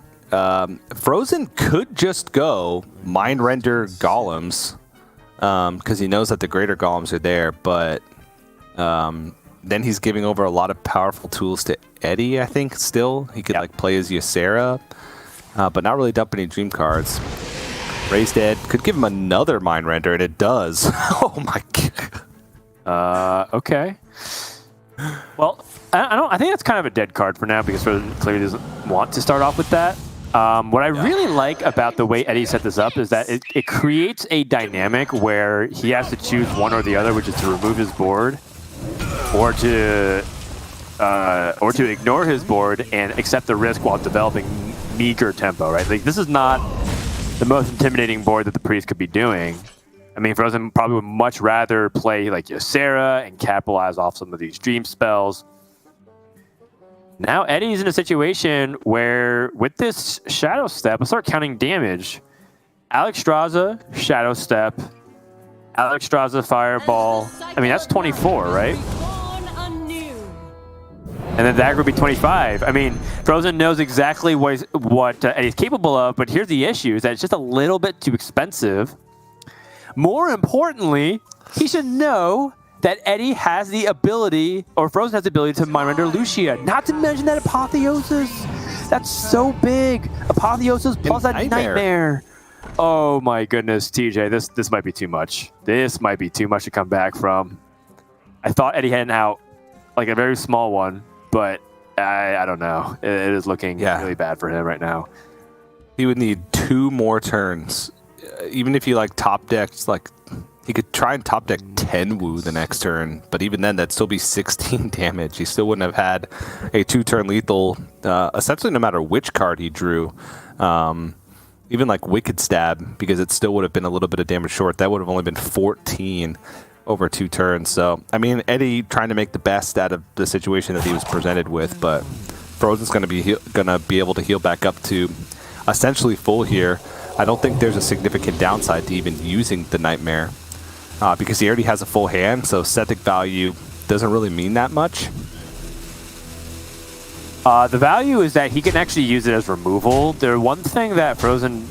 and he can also use it as burst for obvious reasons, but you know, let's say that there's this minion that he wants to be able to use Shadowward Ruin on. He could go ahead and use Nightmare on that instead. I think right now he's just trying to threaten lethal without overcommitting to the board. He knows that the range of burst from Eddie, even if he had the optimal stuff, wouldn't be enough to kill him right now. And, you know, Wicked Stab is drawn, TJ, so it looks like Eddie's just a little bit off. More importantly, Eddie is also going to die if he doesn't do anything to his board state. Yeah, I think he's dead no matter what. Because let's say he goes like Wicked Stab on the Sethic, and then Alexstrasza. The only way he's not dead if he Wicked Stabs the Sethic, then Alexstrasza's his own face. Because if Alexstrasza's Wicked Stabs Alexstrasza's Frozen's face, and then Wicked Stabs the Sethic, Frozen has a pretty easy lethal with Nightmare, then Mind Render, then dump the Fireball that he knows is there because he has that information. So the only way that he survives is to Alex his own face. Well, he's going to try. Remove him as much as the board, and I think Frozen should have it here, right? This is partially the reason why he didn't use Nightmares, because he wanted to maximize his damage as well. And with the Nightmare, the ability to play a second Ysera. Ysera gives you back your first card. You have 1 spot in the hand for the Ysera, or rather 2, because Ysera does count as the card. Or you can also use the Fireball. It works in a multitude of ways, it turns out, this turn. And Frozen will be able to close out that first game. Nice style points. able to go ahead and swap and play some mage cards for the win. Frozen's going to take game number 1 in this best of 3. Really well done. And expertly navigated by Team Liquid's Frozen. And, you know, in that first game, what's so important is being able to get multiple chances because you know that your opponent's going to have tech cards that are going to be strong against you. So I'm looking at Eddie's secondary deck where he has 2 Cult Neophytes and 2 Ogremancers. And against a class that is just built upon having a ton of combat tricks in the form of spells, it's going to be very powerful. Let's take a look at some of the more important moments. I love Frozen's mentality to recognize that he's in a situation where he needs to be protective of his life points, even at 28.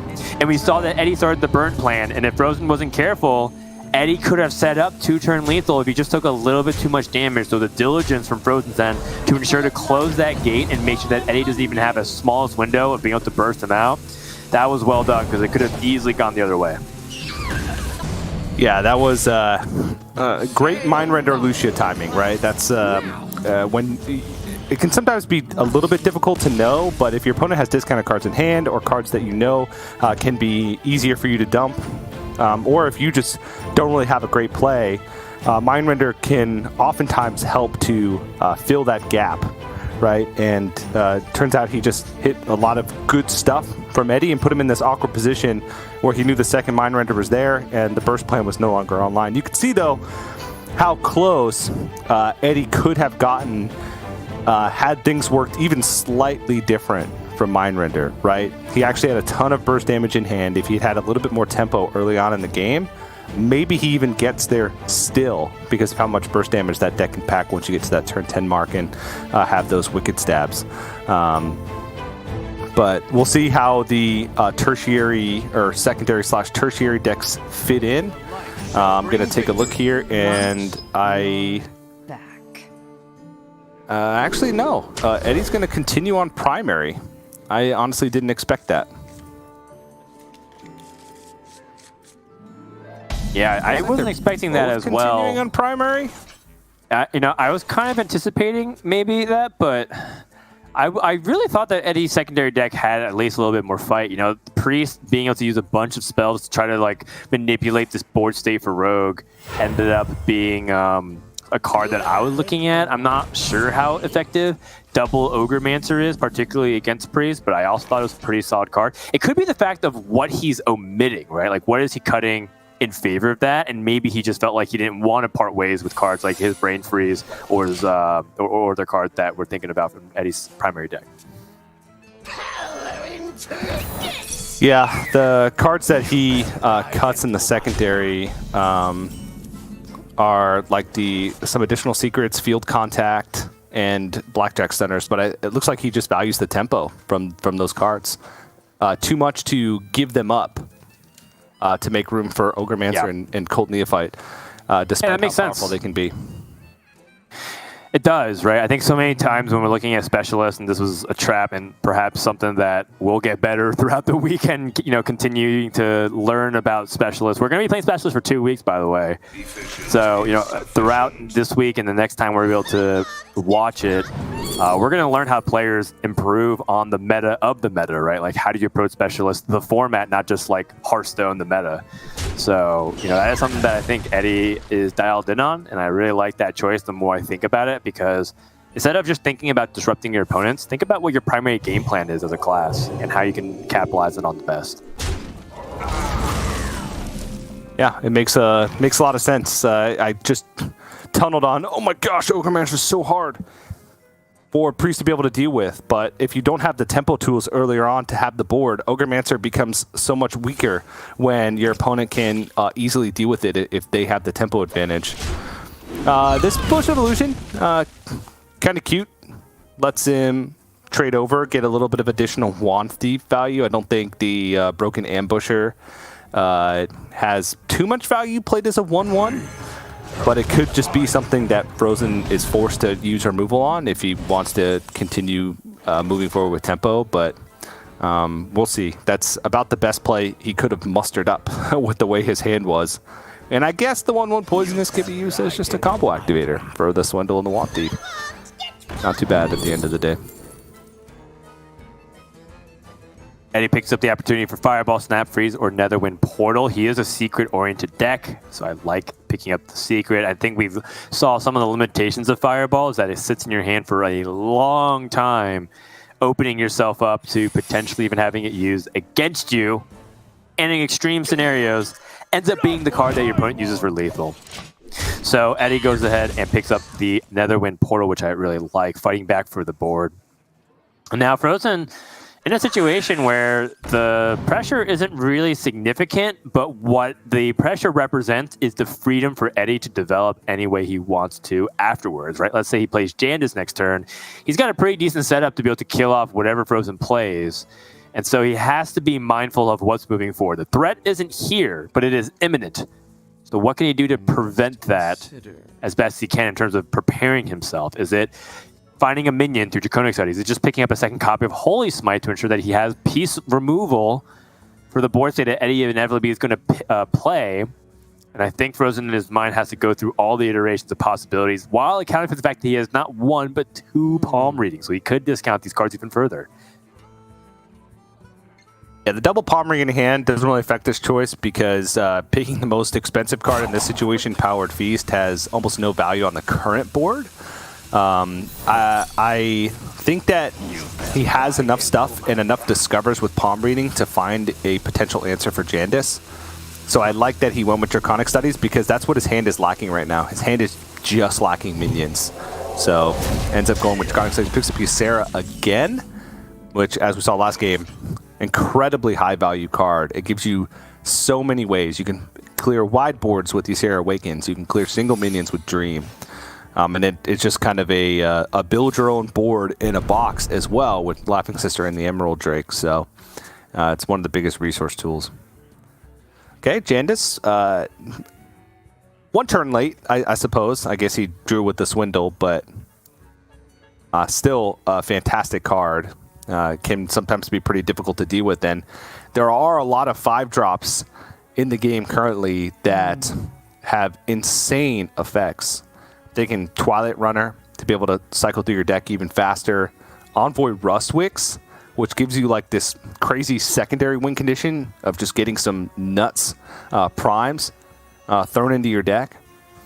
There's also some different ones like Burning Blade Acolyte, which is a big minion, and the illusion doesn't mean anything because that can sometimes be a big hit. There's a lot more. I'm just going through the ones that are like the highest value, but there's a ton that are just have great stats, like Earth Elemental, that you can use as well. Yeah, we talk a lot about how Jandis is going to be the setup for Rogue. Eddie spent a long time thinking about how these trades should go down. By the way, palm reading number 3 coming into the hand. So the issue that I think Eddie was going through his hand, that was a pretty hard part of the last turn. I think a lot of people was like, why wouldn't you trade the 2 small minions and keep your poisons around? Poisons can get way more value. The problem is that if he wants to play Jandis, Hysteria is a big threat. If he ends up finding like an Earth Elemental, his opponent plays Hysteria, guess what it ends up surviving on the board is the 1/1 Poisonous. It has a chance of immediately killing off 2 minions and then the Poisonous to completely wipe him off. So he has to be very mindful of what he's setting up towards, and more importantly, what Priest can be doing, because they have a lot of shenanigans up their sleeves. Speaking of shenanigans, Frozen with another opportunity to pick up a dragon here for the Honored Maze Scribe, Malygos, and Runaway Blackwing. All value cards in their own right, although I guess Blackwing is more tempo as opposed to value. I'm thinking how good Onyx Mage Scribe is, given that you have cheaper spells, and you're going to get more cheaper spells to the Ysera. Yeah, the one thing that you might be worried about by picking Onyx Mage Scribe is just hand size because of Ysera, but it's 4 mana. It's 4 mana, and he has palm readings as well. Double palm readings in hand that he can use to reduce the cost of the spells that he's going to get. So I think that one ends up being an easy choice. See, there's some good 5-drops. No crazy effects or immediate effects onto the board, but a stealth minion, great, because if you put the illusion on the stealth minion, your opponent has to use AoE to be able to check for it. And Lake Thresher is just one of the best proactive cards to have on a board to try and maintain tempo. Absolutely. Now Eddie hovering over the Wand Thief. Thinking about how much more you can extend onto the board here. I think it should be fine.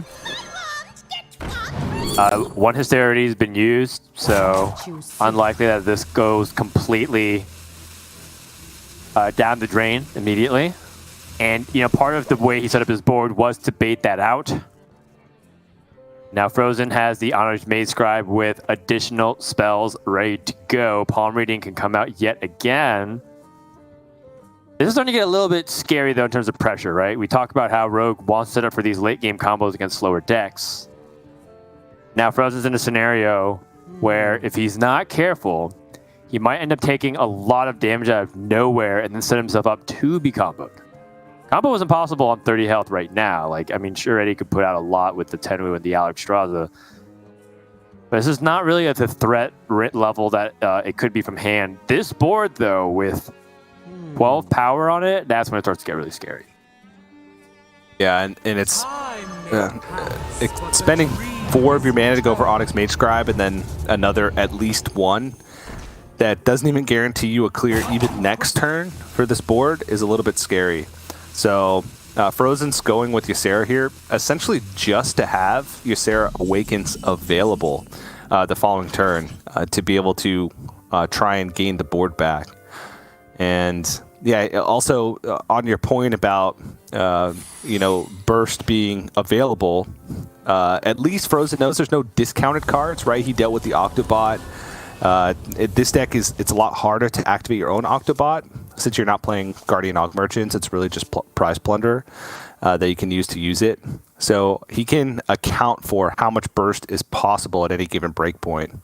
So he realized that, okay, I can spend, it's not an emergency. I don't need to find removal immediately. I can play Ysera, have my removal for next turn, and not be too worried about you know, finding those being susceptible to crazy burst this early on. Are you going to go ahead and play the Kazakis?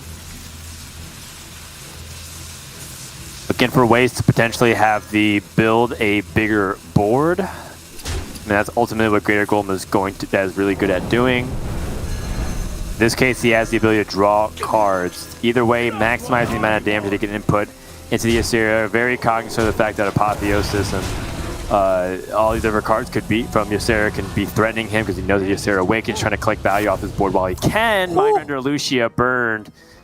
Eddie pretty happy about that. We saw the impact of Mindrender Lucia, but it's not like Eddie's out of the woods. Just because you got rid of a Lucia doesn't mean that you can that you're super favored from this spot. Frozen still has a lot of game. That Holy Nova means that he doesn't have to use his Ysera Awakens here.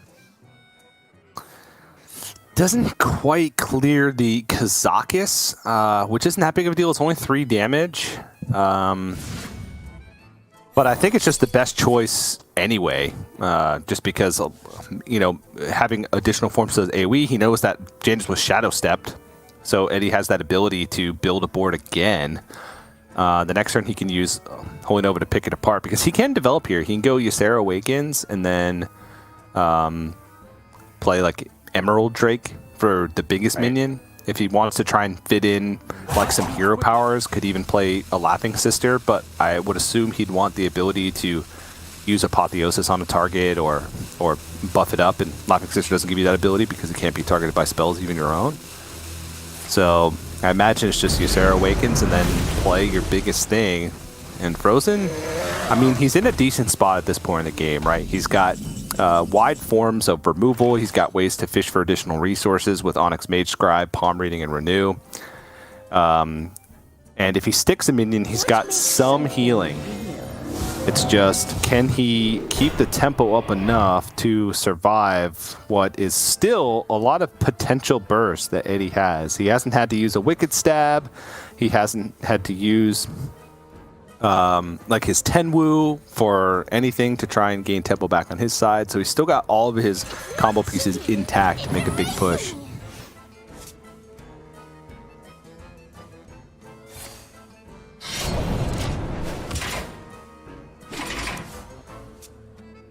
Well, I mean, this is one of those scenarios where Frozen can really capitalize off the tempo. That zero-cost Dream can really set the Gurubashi Berserker back to the hand, and Frozen can also continue to try to trigger the secrets first to see what he has to defuse before committing more onto the board here.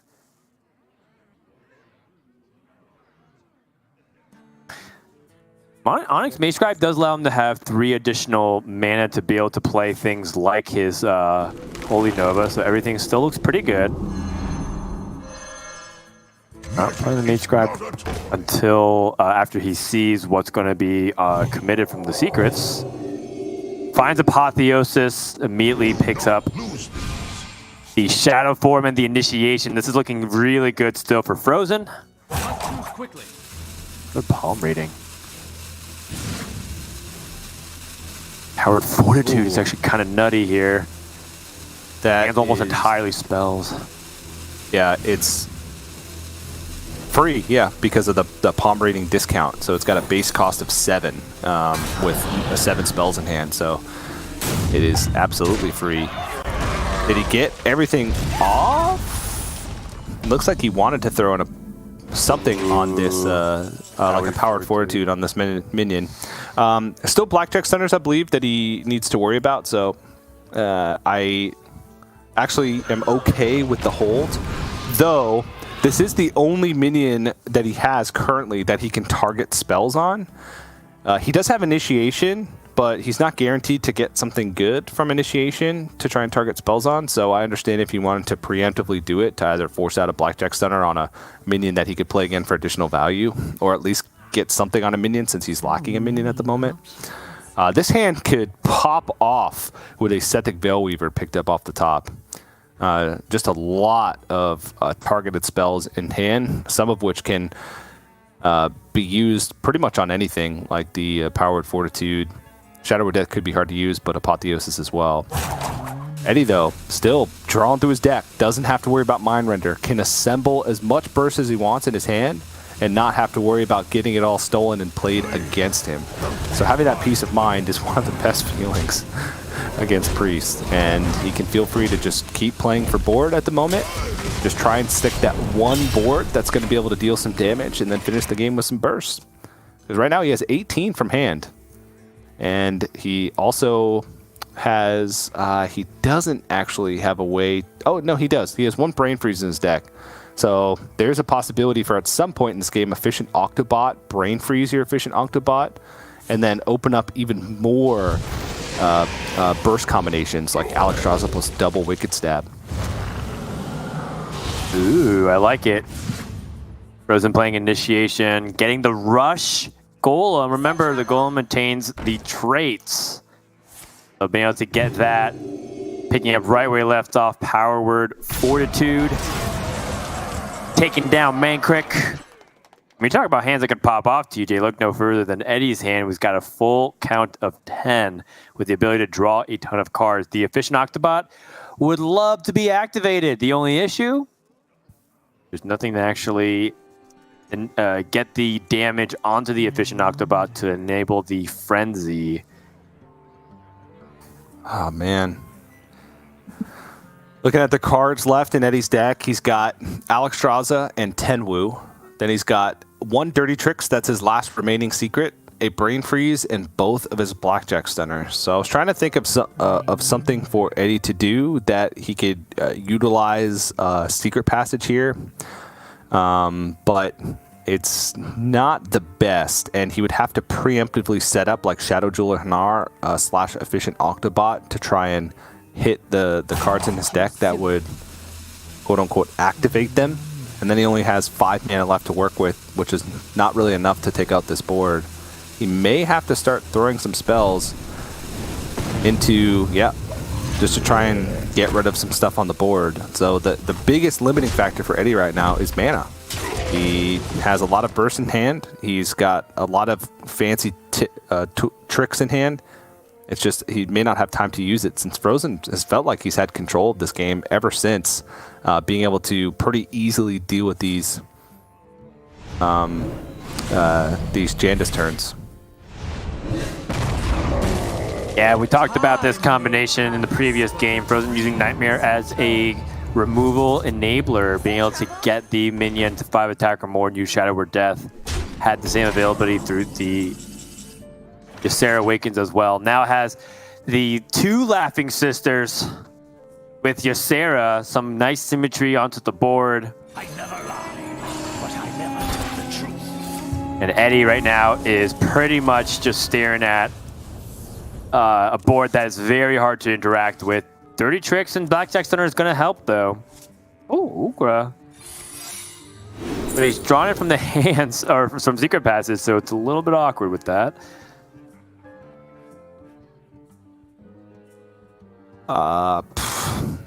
I guess Oh My Yogg, just because it's the cheapest. He could pick Mirror Entity so. because he knows that probably the only minion left in hand is an Emerald Drake. And Oh My Yogg, Frozen theoretically should have some spells to dump with Oh My Yogg. He's got Nightmare and Dream and Ysera Awakens, which are cards that Eddie knows are in hand. Snake Trap. Yeah, that was one I did not expect. Yeah, Oh My Yogg makes sense because Frozen played Powered Fortitude for 1 mana, which indicates that his hand is entirely spells. So Eddie should know that the only minion in the hand for Frozen is the Emerald Drake. Wait, hold that thought. We have Ysera going back to the hand as well. I mean, you're talking about a battle of value. Frozen can get now 3 Laughing Sisters. A golden Laughing Sisters available for Frozen, although it's not the same game mode. I'm pretty sure if you triple a Laughing Sister, you just win the game. It's one of the secrets of Hearthstone. I don't think I've ever seen 3 Laughing Sisters on a single board. I don't think it'll happen in this game anyway. Oh. The Whirlwind was like the actual nuts, but Frozen needed to attack into the Shadow Jotnar first. Yeah. That would have been funny. That would have been very funny. Here's also a bigger issue.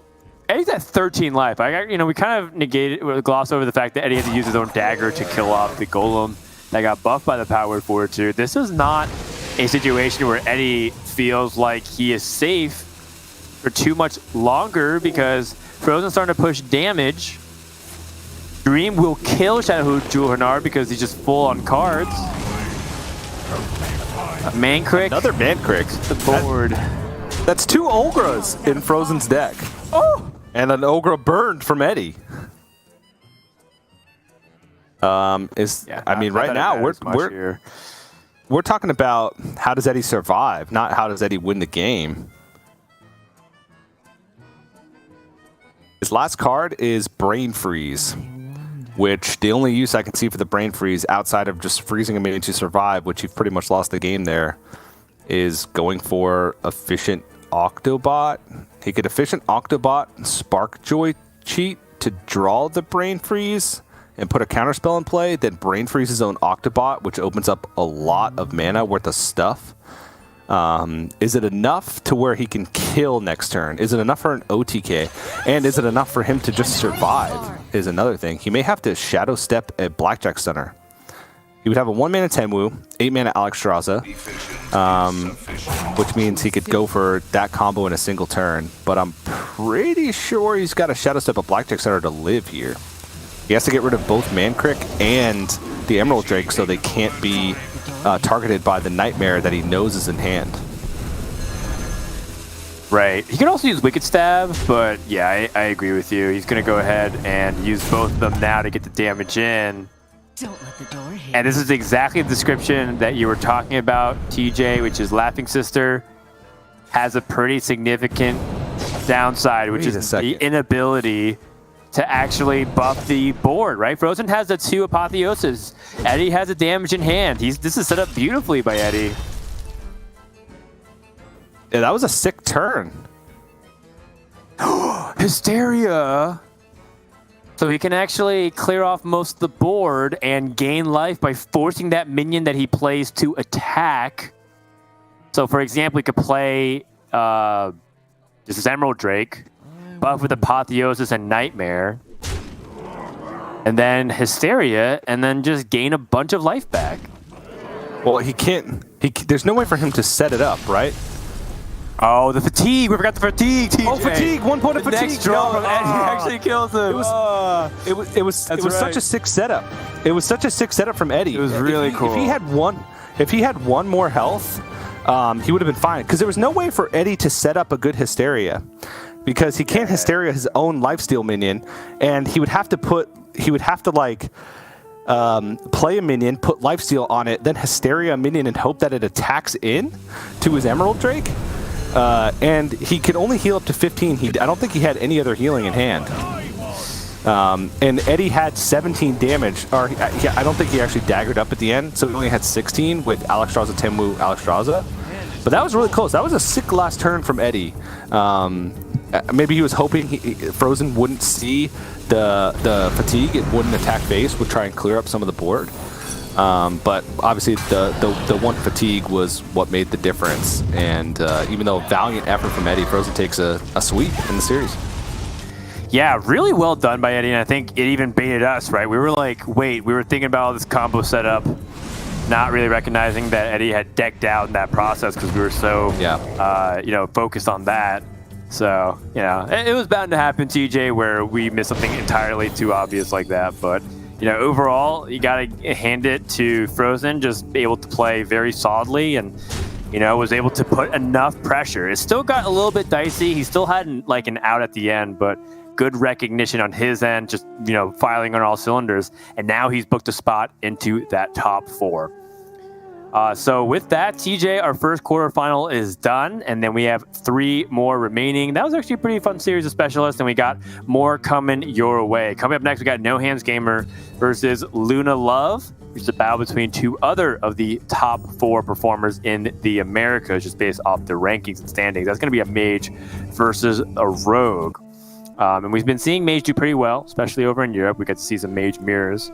I'm curious to see if Mage really can live up to that hype. And we'll tell you a little bit more about it after the jump. We're going to take a break. And after a few minutes, we're going to get quarterfinal number 2 underway here at week 3, day number 2 of Hearthstone Grandmasters. Stay tuned.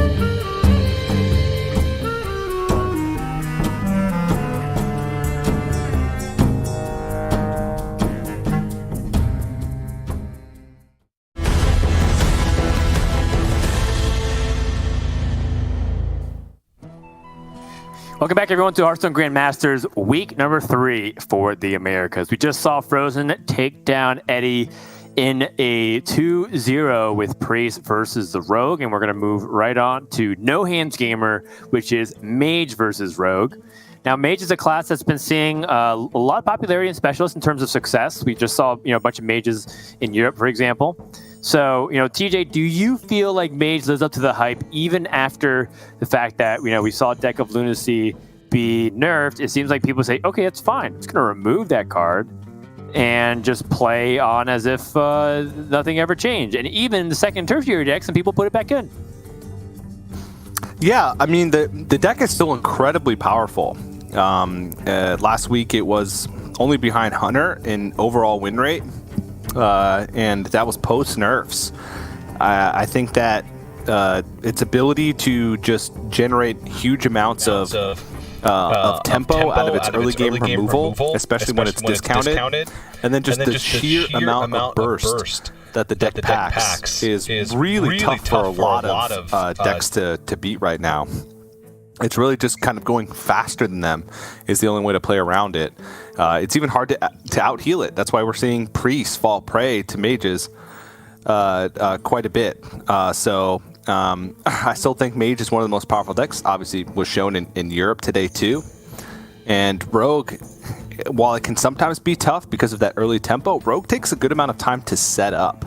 They need to try and have these big swing turns where they're drawing a lot of cards and get to those Jandis and Kazakus Golem turns before they're able to burst out. Because if you're just playing toe-to-toe with waiting to see which deck can burst their opponent first, Mage wins that a lot of the time if they're able to just keep the early boards under control because they have so much damage in the deck. And I think like turn 5, turn 6, if Mage has control of the board, if they can utilize an Apexis Blast and have, full reign on a board, then they're in the driver's seat. They are the favorite to win that match. So it's just about getting to that point. And that's why I've been liking it a lot. No Hands himself has actually been floating in top 10 Legend, playing a mix of things, but a lot of Mage over the past week in preparation for this weekend's tournament. And it just seems like it's very difficult for him to lose with the deck. Yeah, there's a lot to unpack from what you said, TJ. There's just a lot of good stuff there, so not really going to argue much. As Luna taking a look at what she has available for her secondary and tertiary deck, you can see that the secret package, not secret passage. Thank you very much, Invisalign, making it difficult to speak. Moving in and out, and as a result, the Miracle Rogue becomes Secret Rogue, the Secret Rogue becomes Miracle Rogue. It's just a lot of different things that you can kind of do to make your deck more threatening in that right. But overall, against Mage, I think the Ogre Mancer and the Cult Neophyte setup that Eddie has that Luna has, given that it's her secondary deck, is going to be a lot more effective. So game number 1 from No Hands probably in his mind is like, this is the game I really want to be able to take to get my chances maximized as much as possible against that anti-spell package that's available in Luna's secondary deck. So, I think there's another thing we talk about packages is kind of being rotated in and out that's pretty underrated is Cthulhu. I feel like this is something that a lot of people don't attribute to Mage in particular because Spell Mage has largely been anchored by the fact that you have Incanter's Flow and you have all the different ways to generate cheap spells with really powerful effects. But, we've seen mages in the past experiment with the Cthulhu, the Shatter being sprinkled in even before this expansion for Forged into Barons. And it's been okay for a while. So, I'm not necessarily sure if this is the kind of matchup that you want to whip out, but I just want to make a call out that I do like that inclusion from No Hands, even if it's not relevant in this series. And it just shows you that Mage has a lot more range, which is why I think people really like this kind of deck for Specialists. Yeah, the Cthulhu plus a single copy of Rigged Fair Game is enough to give you like a 70+% win rate against Priest, right? It's pretty insane. They have almost no way to proc Rigged Fair Game. You're drawing a ton of cards. You have so much time. And then Cthulhu gives you a secondary win condition if they manage to deck you out and you're forced to use burn on minions, right? So I think that this could be No-Hand's biggest test. He's got a Priest in the semifinals right now in Frozen, if he's to win. And then the only other thing he's really afraid of in the field is Rami's Hunter, if Rami can start taking wins. So that would be in the finals. So I think he's well positioned with both his secondary and tertiary decks, and especially given just his recent track record of play, first place and a second place, the current points leader for Americas, a player that's top 10 legend, putting in the work to practice. And I think he, just given the performance of Mage and his current form, I think No-Hands has to be the favorite, not only in this series, but so far as tomorrow into the finals, if he makes it there. Yeah, Mage has been pretty good. Rogue has definitely been one of those X factors that we're still not entirely sure about. With Eddie, of course, losing means that Luna's the last remaining Rogue. Luna, a player that has been super duper consistent, the most winning player in the Americas over the past couple years, making it the 3 World Championships. I think pretty much, if you've been following competitive Hearthstone at all in the past couple of years, you know exactly where Luna stands relative to everybody else. But No-Hands very, quietly and consistently making a run for the top finisher every single week, and right now is the #1 point earner in the season, despite players still sleeping on him a little bit. I think other competitive players aren't, but I think the general fan base of people who are still following competitive Hearthstone and kind of recognize Americas and say, like, well, who's the top player now that some of these players have been relegated or have retired? No-Hands Gamer is really making a strong campaign for that, which is just cool to see these new blood rise up. So with that, we're trying to get the players in the seats, taking a second or two to get set up, so thank you for being patient. But looks like we're almost ready. I want to say a little note that actually was sent to me by Luna, actually, talking about like why Eddie didn't switch decks, because you really have to have Blackjack, Stunner, and that Secret Passage versus Priest, because many people consider that Miracle Rogue going to be unfavored versus Priest if you don't have that hard removal, because you don't have that consistent way to deal with that threat. So they're so powerful once Priest starts sticking things onto the board, which makes a lot of sense. And also, we saw a little bit of that where Frozen stuck minions and Priest, Eddie couldn't do anything much versus that Priest. And I wonder if that's the same case versus the Rogue, where it's like, you really need to have things onto the board, otherwise Mage is just going to completely kill you and overwhelm you. It's even though you don't have any minions to deal with on the Mage's side, sometimes Font of Power just creates such big tempo swings that you're not prepared for. So yeah, I think the Rogue is definitely one of those weird decks going into this week that I wasn't sure how we were going to do. And I think right now we're seeing a little bit of that, right? We're not exactly sure how Rogue sits currently. And the win rates, TJ, of Rogue don't tell us any bigger story when you start looking at some of the public data out there. Yeah, it really doesn't. And I think Rogue is in a spot right now where it's pretty good against everything. It's just not great against any particular thing, which in Specialist does not equate to a good strategy, right? Because you want to have a deck that start with a deck that's good against everything and then be able to tech it to make it great against things, where it just doesn't feel like Rogue necessarily has that ability. It'll never hit those like 70+% win rate matchups. It just doesn't have the tools to do it. Whereas I think Mage does. It's a good deck to start off with, and then just a couple card differences in the lists make it great against a lot of the popular archetypes, specifically Priest in the metagame. The hardest part about Mage is getting through the early game and or playing games when you're playing them straight up, when you're playing them without encounters flow. Those are the tough ones. When you actually have to spend the original cost of mana for each card that you play. Those are the tough games. Okay. 4 secrets in a Blackjack Stunner opening hand? Get me out, Dan. Oh! I mean, Dirty Trick is actually a pretty good one because this is a spell Mage deck, so they're going to give you card draw, but yeah, not the best. I mean, how often is Bamboozle going to come into play, right? Like, maybe your opponents play minions if they get Font of Power or something else that can activate that, like a Primordial Studies. But Bamboozle implies that they're going to trade, which Mage is really good at not trading. They're good at removing your board and pushing damage. It's almost to the point where I kind of wonder if Luna wants to just play a tempo Tenwu just to kind of get something started and pressure the opponent, but at the same time doesn't really do much, and it's a really valuable combo piece. The fact that she has Alex Strauss in hand, so it's one of these ideas that the more I thought about it, the less I was thinking it was a good idea. So I think Luna ends up agreeing and going with this ambush. Hey, maybe No Hands ends up playing a minion from hand somewhere down the road.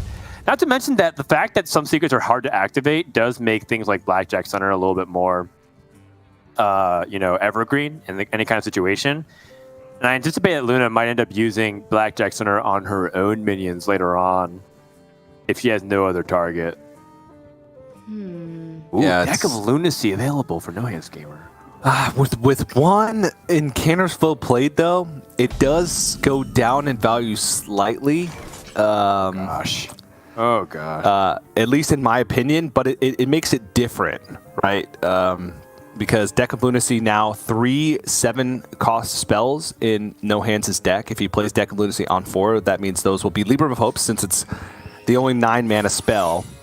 And you could still get things that generate minions. You're just getting less of them overall after one Encounter's Flow Deck of Lunacy as opposed to a normal Deck of Lunacy, which can sometimes be an issue. But you're still looking at roughly the same amount of burst, because like the difference between 4 and 5, which are the most popular costs of spells when playing Encounter's Flow and Deck of Lunacy versus non-Encounter's Flow Deck of Lunacy, there's just the same amount of burst in both of those. There it is. Well, here we go, TJ. Another Blackjack Center. I mean, there's nothing really Luna can do here. Yeah. In a reasonable manner. She's got her entire late game combo burst. Tenwu, Wicked Stab, Alex Straza, Shadow Step. She's got removal in the form of Blackjack Stunner. I mean, there's really nothing good for her to do whatsoever. No Hands is just going to draw cards.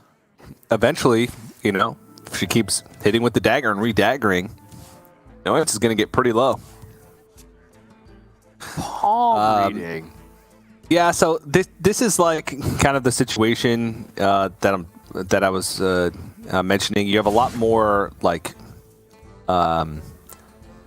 removal and minion-based spells, like minion in your deck-based spells, when you play Deck of Lunacy with 1 reduction already.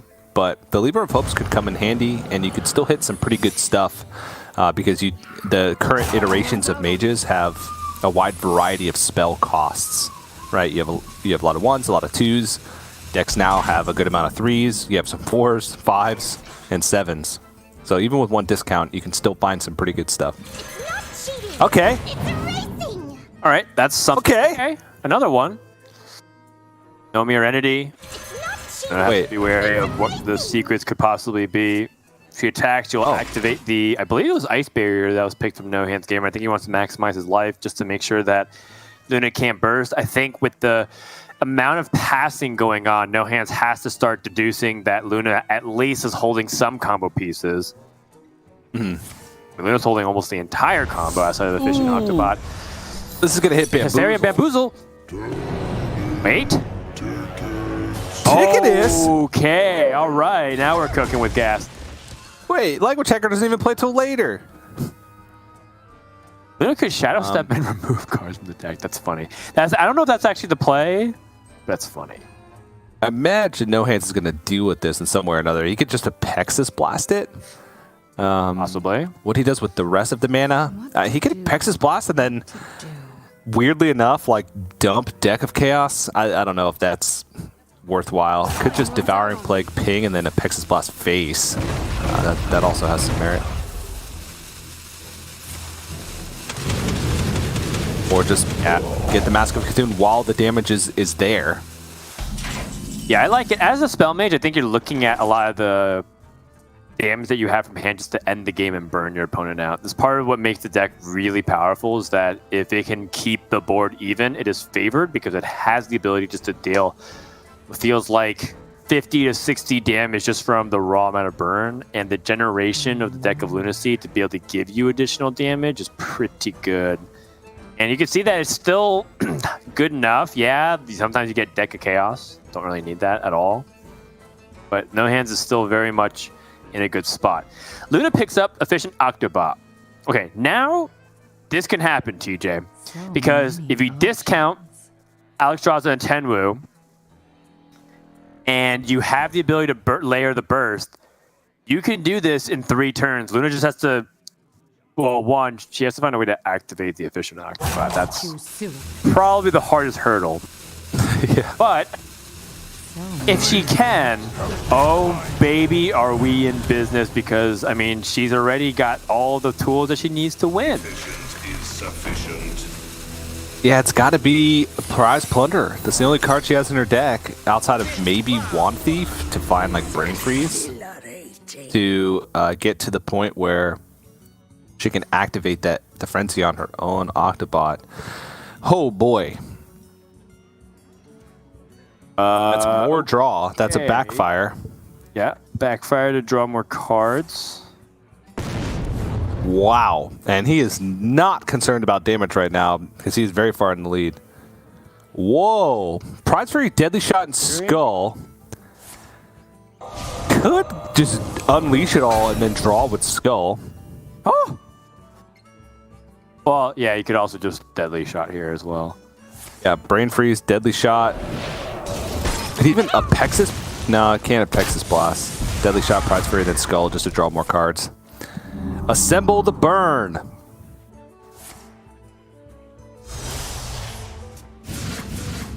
Whoa. 3-mana Libram of Hope. A free Psyche Split. And what? That's you can do it all. Board. I mean, you can do it all right now. You can copy the Guardian and then summon a bunch of Treants with the giant board. This board, prior to this turn, had nothing on it, TJ. I just want to let you know, it was 0-0 of stats. Now, all of a sudden, out of nowhere, the Deck of Lunacy goes and does this. Yeah, okay. We do have the Jandice, though. 2 Blackjack Stunners. I mean, she's dead on board, even if she Blackjack Stunners both. She might have to Blackjack Stunner, Shadow Step, Blackjack Stunner again, and then Jandice. Or maybe Jandice first to see if you find a Rush minion that could take out one of these minions. Or Wicked Stab, yeah. Or Tenwu. Just remove the entire board is a possibility. It's just a lot of resources. The one thing about playing against Deck of Lunacy, though, is you're not as scared of burn, just because, you know, it's likely that a lot of their burn could have been changed into other spells, but then you could be afraid of burn in other ways. The 4-cost spells turn into 7-cost spells, or the 5-cost spells that are discounted to 4 turn into 7s. I mean, it's GG anyways. Double Apexis Blast is going to wrap it up, so No Hands going to take game number 1. And we kind of expected, you know, Spell Mage to have that edge. It's very difficult for Rogue to get things going when you draw like that from Luna, especially. Like, Luna had a chance, obviously, going into it, but with each successive draw after the opening mulligans, it looked very hard for Luna to make that comeback. So No Hands cruises to a game 1 victory. Going to game number 2, I have to imagine that the Cult Neophyte Ogremancer package for the secondary is something that's on the mind. The question is, you know, will No Hands change it up whatsoever? As, you know, ever since he had that Counters Flow in Deck of Lunacy, just goes to show you exactly why this combination had been nerfed. Just the Deck of Lunacy was too strong, generating crazy boards out of nowhere and getting an insane amount of tempo. But even then, it's not like No Hands really needed it. He had so much going on for him, even despite that. Yeah, just, I mean, that's one of the ideal hands that you could hope for as a mage, and one of the worst hands that you could hope for as a rogue. So I do think that maybe the secondary deck from Luna could do some work. I don't think that you need some of the tools that she ends up getting rid of in order to make room for Cult Neophyte and Ogremancer, which are the 2 cards that can sometimes be the bane of mage. Luna showed us that they are also the bane of Weapon Rogue. Who needs oozes when you're playing Cult Neophytes and Ogremancers? She was able to have quite a good performance against Dreadeye's Weapon Rogue yesterday with the help of those two cards. So I doubt No Hands is going to switch at all. His tertiary does have Shooting Star and Ice Barrier. But I don't know if those are really necessary to fight against Rogue. It's possible. Shooting Star is a decent tech card for like Jandis. What does he take out? Arcane Intellect and a Ring Toss. I can see it. Yeah, maybe. I don't know. I feel like maybe if he feels like he's getting overwhelmed by the amount of pressure, that could solve some of the problems. If he had the Shooting Star to deal with, those boards that start to rack up damage over time. Like, if you're playing things like a Cult Neophyte, you're able to survive. You need to still deal with those 3/2s as effectively as you can. So, Luna, when she queues up her secondary deck, the issue really is whether or not No Hands Gamer feels like his primary deck is good enough. And it still might be, right? Like, in the end, it's totally fine to do so. And the tweaks are minor. The thing about Specialist is that I think just because you can switch up to 5 cards doesn't mean you should. And I like that. Some people even choose to just do no real changes, like maybe 1 card at most. So No Hands just with a couple of changes here and there is going to probably lean towards that Shooting Star list. Ice Barrier, I think, is what I really like about it the most, just because that Rogue wants to push that damage, so maybe it's going to be really valuable. And I have to imagine that No Hands probably likes that the most, given that the other cards that he's going to cut for that isn't nearly as important, I'd say. And it looks like they are going to switch. So they're going to switch to the decks that we assume. No Hands Gamer is going to go to his tertiary with the Ice Barrier and Shooting Star, and Luna's going to be playing her secondary, I believe, with the Cult Neophyte and Ogremancers. So should be on a little bit more even footing this game, I think. I think that Luna's techs help more than No Hands techs, just because of how it's a spell deck. Outside of Font of Power, they're not playing minions. So right. And I guess Primordial Studies, but those are all born from spells as well. So it just seems like Ogremancers and Cult Neophyte are such great fits when you're trying to build a specialist deck and keep Mage in mind. If with the Encounter's Flow openings, though, Mage is still a very tough deck to beat, and you have to time those cards right. Ogremancers not as much, because Ogremancers, a lot of times you can just play it as early as you can, and you're going to get some value out of it, right? It's more impactful when you can play it alongside other minions, same with Cult Neophyte, to play around cards like Devolving Missiles. But overall, Luna should be in just a little bit better of a spot than she was in the previous game, but I spy with my little eye an Encounter's Flow. Encounter's Flow to start things off. Tertiary deck coming out from No Hands Gamer, secondary deck from Luna. Already you start to see the impact of that. Luna has a turn 2 play with the Cult Neophyte. The question is if Luna wants to hold on to cards like Swindle and Shalju. Hanar finds a secret immediately to combo with the Hanar. I like it. One thing that Luna lacked previously was proactive plays. And you want to play cards like Swindle after you have finished dumping your hand and getting the tempo on your side. So I like this. No Hands plays Font of Power, finds all expensive minions. 3 legendaries, 3 golden legendaries, TJ. High dust, high value. Is it too slow, though? A little bit. Very well could be. He does have the Encounter's Flow, though. But no real card draw, no spell damage minions picked up. Okay, Primordial Studies is actually quite an important pickup for the Cram Session and for potentially the Raz Frost Whisper, because it'll be able to clear some wide boards. No Hands is just hoping that there's not a big, the most impactful secrets for Luna here, hoping for real no dirty tricks or I guess even like Oh My Yogg, right? Because that could really change how he plays his next turn. Plagiarize is the secret picked up, and Galloping Savior was the Paladin secret. Yep, great choice, considering that it's very likely for Mage to play multiple cards in a turn when they start discounting everything. No Hands immediately tests, sees if his secret tricks, or dirty tricks rather, is not. Also not Oh My Yogg. Yeah. So, hand space at 9 cards could go just Blood Mage Thalnos and Cram Session here.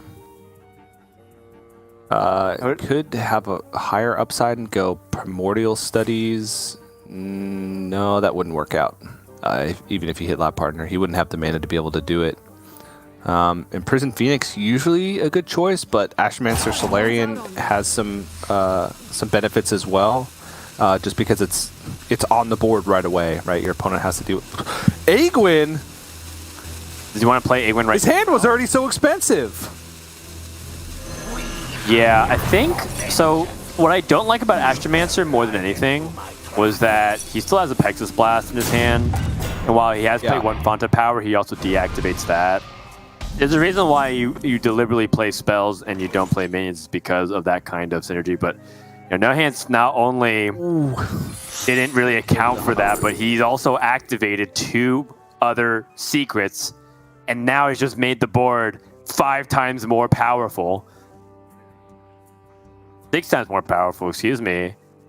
And Luna's just going to go right back at it. You can see No Hands upset with how he played that turn. Just like activating secrets. If he's going to activate secrets, he could go ahead and play Brain Freeze anyways. There's just a bunch of these like small little things that I feel like No Hands probably felt like he could have done better. So many options. And as a result, Luna's going to capitalize on it. And that Cult Neophyte's going to be so devastating. Yeah, I'm not really sure what happened at the end of the turn there because it did look like he had time to play Brain Freeze. Maybe not. Obviously, No Hands does play with the eye tracker, but also filling up his hand too. If he was going to pick the Aegwin, I wouldn't have. I guess with Ambush, it would have just been killed if he had just coined it out, even since that was the biggest minion.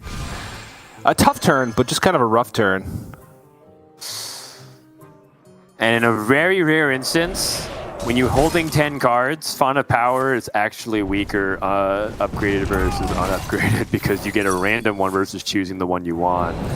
Yep. Not exactly a situation you see all the time. And now Luna gets the ability right back with some cheap combo cards, finds another Cult Neophyte. She just witnessed the difficulty of dealing with her board. She can go ahead and double down because she has ways to continue to boost that with the Tenwu, for example.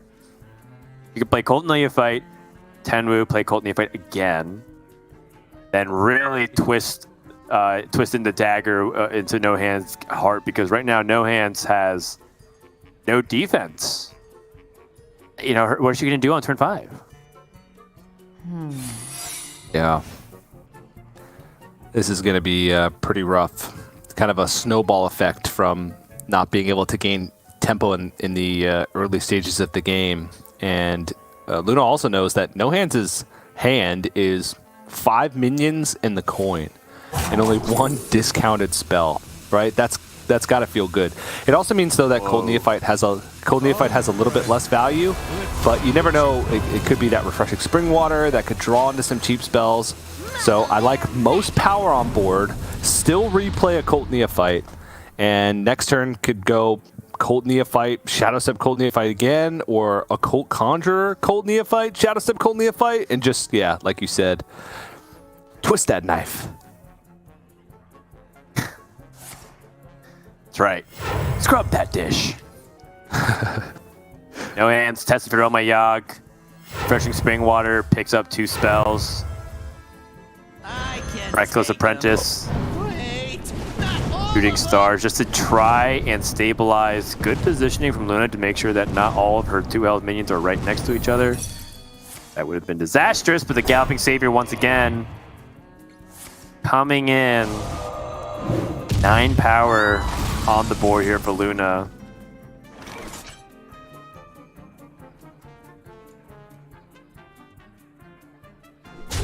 And she can just keep going for this. She can play Cold Neophyte one more time.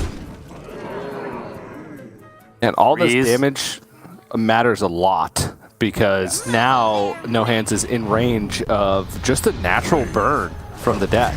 And even his defensive cards like Ice Barrier won't really be able to save him. So he's on a clock here, and I just don't think that 1 Incanter's is enough, especially considering Luna's just blocking out his ability to play spells each turn. Very cleanly done by Luna this game so far, just showing you how to methodically pressure the mage strong enough turn after turn and really disable any ability for mage to get going, despite having a great hand. No Hands had a really good opening hand with the Incanter's Flow and the Font of Power, but you know, kind of an unfortunate Font of Power that didn't really go his way in terms of playables.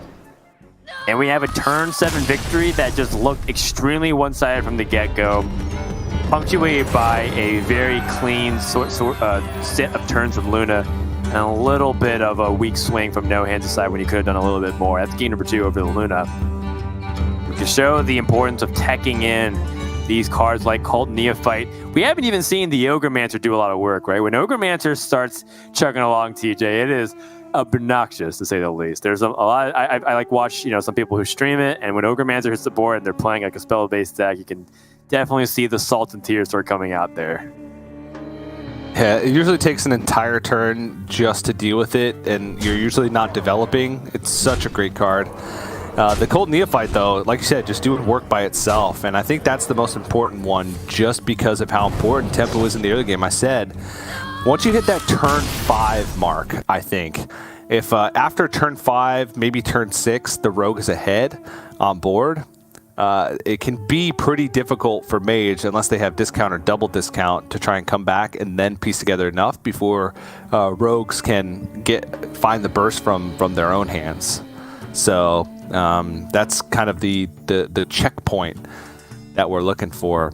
But now we're going to be back to same decks, obviously. Specialist is not a format where players switch decks very often in game number 3. In fact, if you switch decks in game number 3, you're kind of admitting that you made a mistake in game number 2 and queued the wrong deck for the matchup.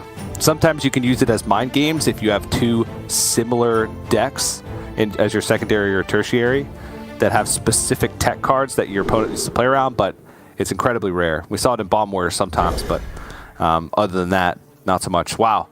No Hands. Hits Incanter's Flow each time, keeps Devolving Missiles, Incanter's Flow, and Refreshing Spring Water. Those are the 3 cards that you want almost every time against Rogue. Super high value. Yeah, very, very high value indeed, and I think from No Hands, he has to kind of figure out a way that he can get ahead of Luna before all those things start to snowball onto him. It was a game of advantages. It was supposed to be a game of inches, but Luna was taking, yard after yard. Meter after meter, TJ. There's still some Europeans who are watching. Wow. Font of Power off the top. Devolving Missiles also, disable the ability for the Efficient Octobot, but that is a 0 mana Font of Power, which gives No Hands even more flexibility if he has hit something really powerful. And now Luna has to kind of go back to the drawing board. Had she found a way to discount the Ogre-Mancers, oh man, that might have been lights out for game 3. Yep. This turn still would have been dead no matter what, though, given her hand, even if the Octobot's stuck. At least she gets to develop Dirty Tricks, which very likely to be proc this turn. But No Hands does just have a Flamewaker to play on the board. Could also go a little bit wider with the Confection Cyclone plus the Sugar Elemental and hold on to did I say Flamewaker? Firebrand? The Firebrand for later on to try and go for a bigger swing. Especially next turn, No Hands could go, say, Refreshing Spring Water, then Firebrand, then a cheap spell in order to try and gain back the board. But right now, Luna doesn't really have anything that she could do with the board. Blackjack Center Bamboozle is the only place available, and not super high value in this case.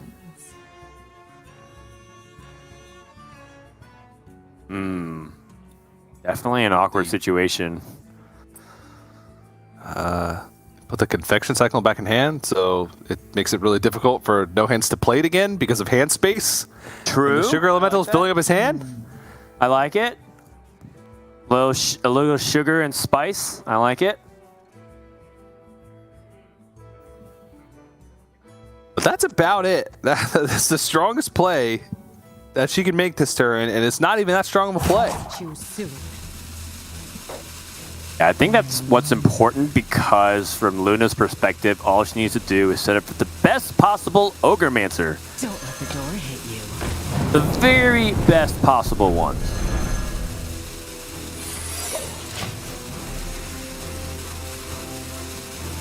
Which just means having the board.